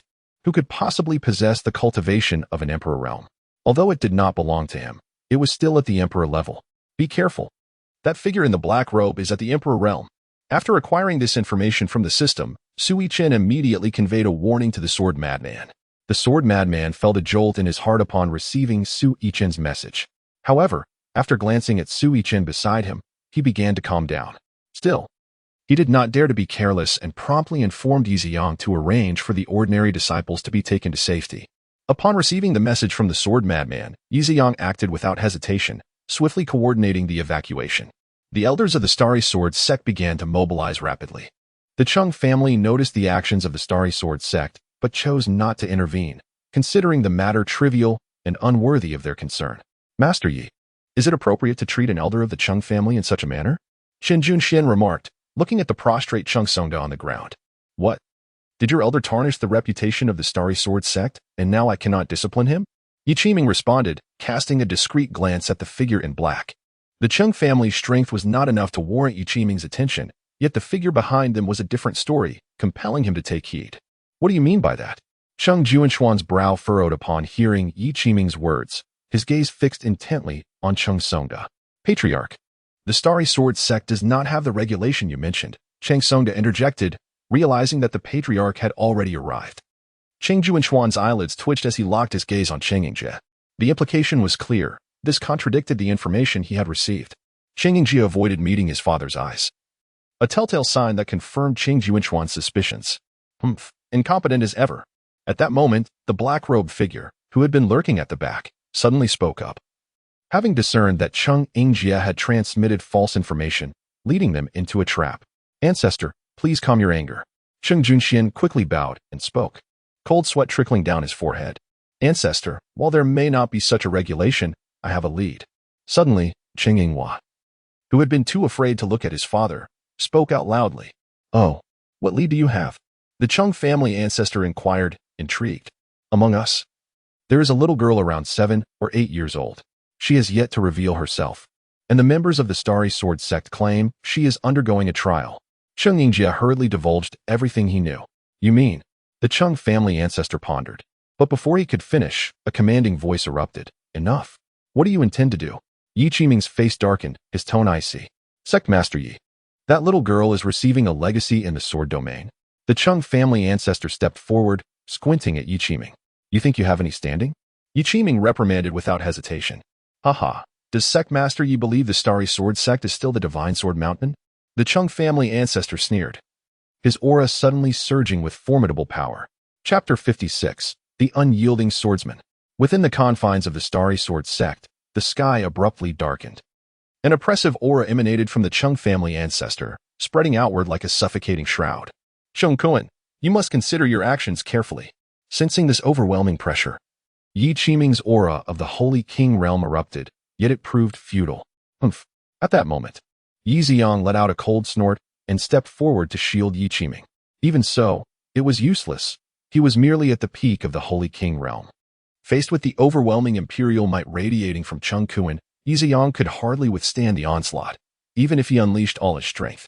The crowd, now distanced, felt the tense atmosphere enveloping the Starry Sword sect, causing apprehension to ripple through them. No one had anticipated that a mere Cheng family would possess such a terrifying ancestor. Receiving the news, Zheng Liqing arrived with the city guard, swiftly protecting Ji Lingxian and informing the Daiqian royal family of the situation. I offer you a chance to surrender the legacy. Otherwise, Cheng Kuan gazed arrogantly at those present, a mocking smile gracing his lips as he issued his threat. Otherwise what? Just then, the sword mad N emerged from the void, squinting at the Cheng family ancestor. Who are you? Cheng Kuan's expression grew grave upon noticing the sword mad N, sensing a subtle threat emanating from him. Remarkably, he had failed to detect the hidden presence in the void. This was largely thanks to Su Yichen, who had utilized the system to obscure their auras. Thus, even with Cheng Kuan's formidable cultivation of the third level of the Emperor realm, he remained unaware of Su Yichen and the sword madman's concealed presence.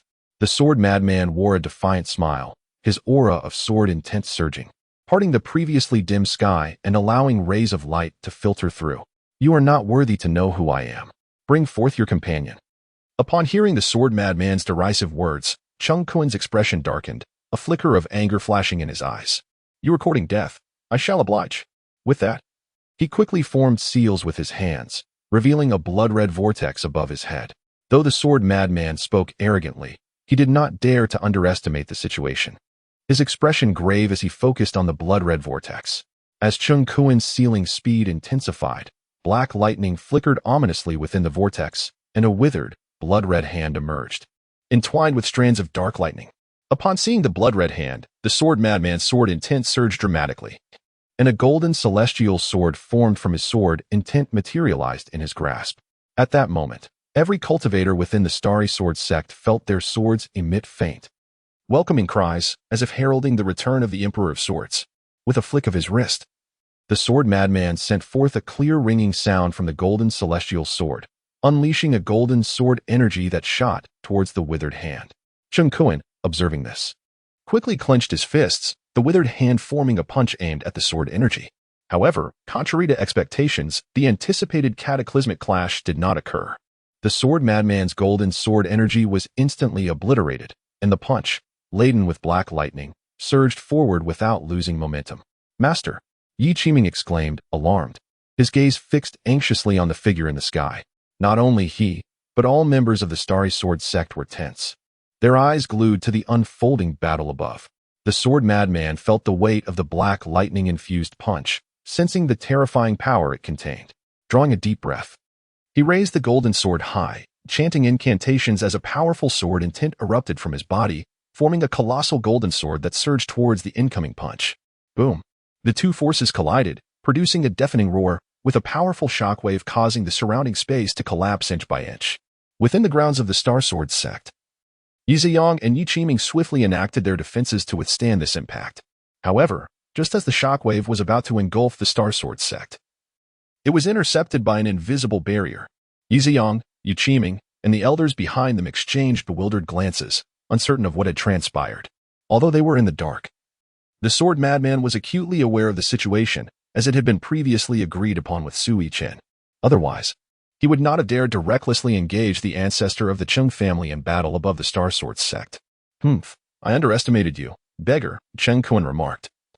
Noting that the sword madman had only taken a few steps back without sustaining any injuries, his expression growing increasingly grave. According to the information from that individual, Chen Kuan was now at the third level of the Emperor realm. Yet, the old beggar before him was able to withstand his attack, compelling him to take this opponent seriously. The Emperor realm is nothing to boast about. Or is it that this is not your true power? Thus you cannot unleash your full might? The sword madman sneered at Chen Kuan. Upon hearing this taunt, Chen Kuan's anger boiled, a cold smile creeping across his face. Sharp tongued, let us see what you can use to defend yourself this time. His hands moved rapidly again, summoning a blood-red vortex that spun violently, from which several desiccated hands emerged, each crackling with dark lightning, aggressively reaching for the sword madman. Seeing this, the sword madman's eyes narrowed, and the golden celestial sword in his hand surged with energy. In an instant, he appeared before the monstrous hands, wielding his golden sword and unleashing a flurry of sword energy, attempting to fend off the onslaught. However, this time, not only were the hands numerous, but their power far exceeded that of the previous encounter. The sword madman's attacks could only temporarily repel them, not completely obliterate them. Just as the sword madman was desperately swinging his sword, one of the black hands accelerated and seized him. This is bad, he thought to himself. Yet, before he could react, dark lightning coursed through his body. He groaned, his complexion paling as he felt his internal energy being rapidly consumed by this strange black lightning. This sensation was reminiscent of the power that had surged within the members of the divine Sword Mountain earlier. Yi Ziyang and the others gasped in alarm, wanting to rush forward to assist, only to be thwarted by the formation set by Su Yichen, leaving them anxiously watching from a distance. At this moment, the sword madman gritted his teeth, his sword intent swirling chaotically as he struggled to break free from the grip of the black hand. With a mighty roar, he concentrated all his sword intent within himself, transforming into a veritable sheath, drawing all sword energy inward. Then, in a self-destructive manner, he unleashed a violent explosion of energy, shouting, "Release me." The resulting sword energy shattered the black hand into countless fragments, leaving the sword madman bloodied and battered before the eyes of the onlookers. Haraha! With such an attack, how many times can you still use it? Chen Kuan laughed arrogantly as he observed the sword madman's current state. Once you perish, I shall refine every soul of the Star Sword sect into blood pills. Haraha! You shall not succeed. The sword madman strained against his injuries once more, conjuring a golden, celestial sword. Despite his bloodied appearance, his gaze remained resolute as he pointed his sword at Chen Kuan. The disciples of the Star Sword sect below, regardless of their rank, were moved by this display. The fear that had once gripped their hearts began to transform into a fierce anger, and one by one, they drew their swords, shouting in unison, their voices resonating and vibrating the very air around them. At that moment, Jiling Xian also drew the sword she had just received from the Star Sword sect, her gaze unwavering as she prepared to join her comrades. Your Highness, what are you doing? Zheng Liqing exclaimed in shock, pulling her back with a sense of fear in his voice. I am now also a disciple of the Star Sword sect, and I will face this together with them, Jiling Xian declared firmly, one hand gripping her sword while the other held the sect's identity token. No. With your cultivation level, going up is tantamount to seeking death. Look at all these newly initiated disciples. Who would dare go forth to die? Zheng Liqing immediately protested against Ji Lingshuan's determined words. However, before his protests could settle, the trembling new disciples, aside from Cheng Yingjie, had all drawn their swords and swiftly gathered around the Star Sword Sect's ranks. Zheng Liqing's eyes widened in disbelief. At a loss for words, seizing the moment, Ji Lingxian broke free from his grasp and joined the assembly. As the other disciples brandished their swords, Cheng Yingjie quickly sidestepped, fearing that in a surge of enthusiasm, someone might mistakenly assist him with a blade. The sword madman's laughter suddenly echoed through the oppressive sky, resonating painfully in the ears of those present, yet dispelling the fear and despair within their hearts. He gazed down at the fearless figures, filled with pride and satisfaction. The Star Sword sect was his divine sword mountain, but they stood on the brink of despair. Their indomitable spirit was the sharpest blade. Excellent! Excellent! This is the true essence of a sword cultivator. The sword madman's voice boomed like thunder, and his sword intent surged once more, the previously dim golden sword reigniting with blinding brilliance. The sword madman had resolved that even if he were to die today, he would drag Cheng Kuan down with him. His gaze was unwavering, fixed firmly upon Cheng Kuan. Humph, a group of oblivious fools. Since you all seek death, do not blame me for being merciless, Cheng Kuan said, his eyes narrowing as he surveyed the scene before him. With that, he once again commanded the blood-red vortex, from which eerie wails began to emanate, sending chills down the spines of all who heard.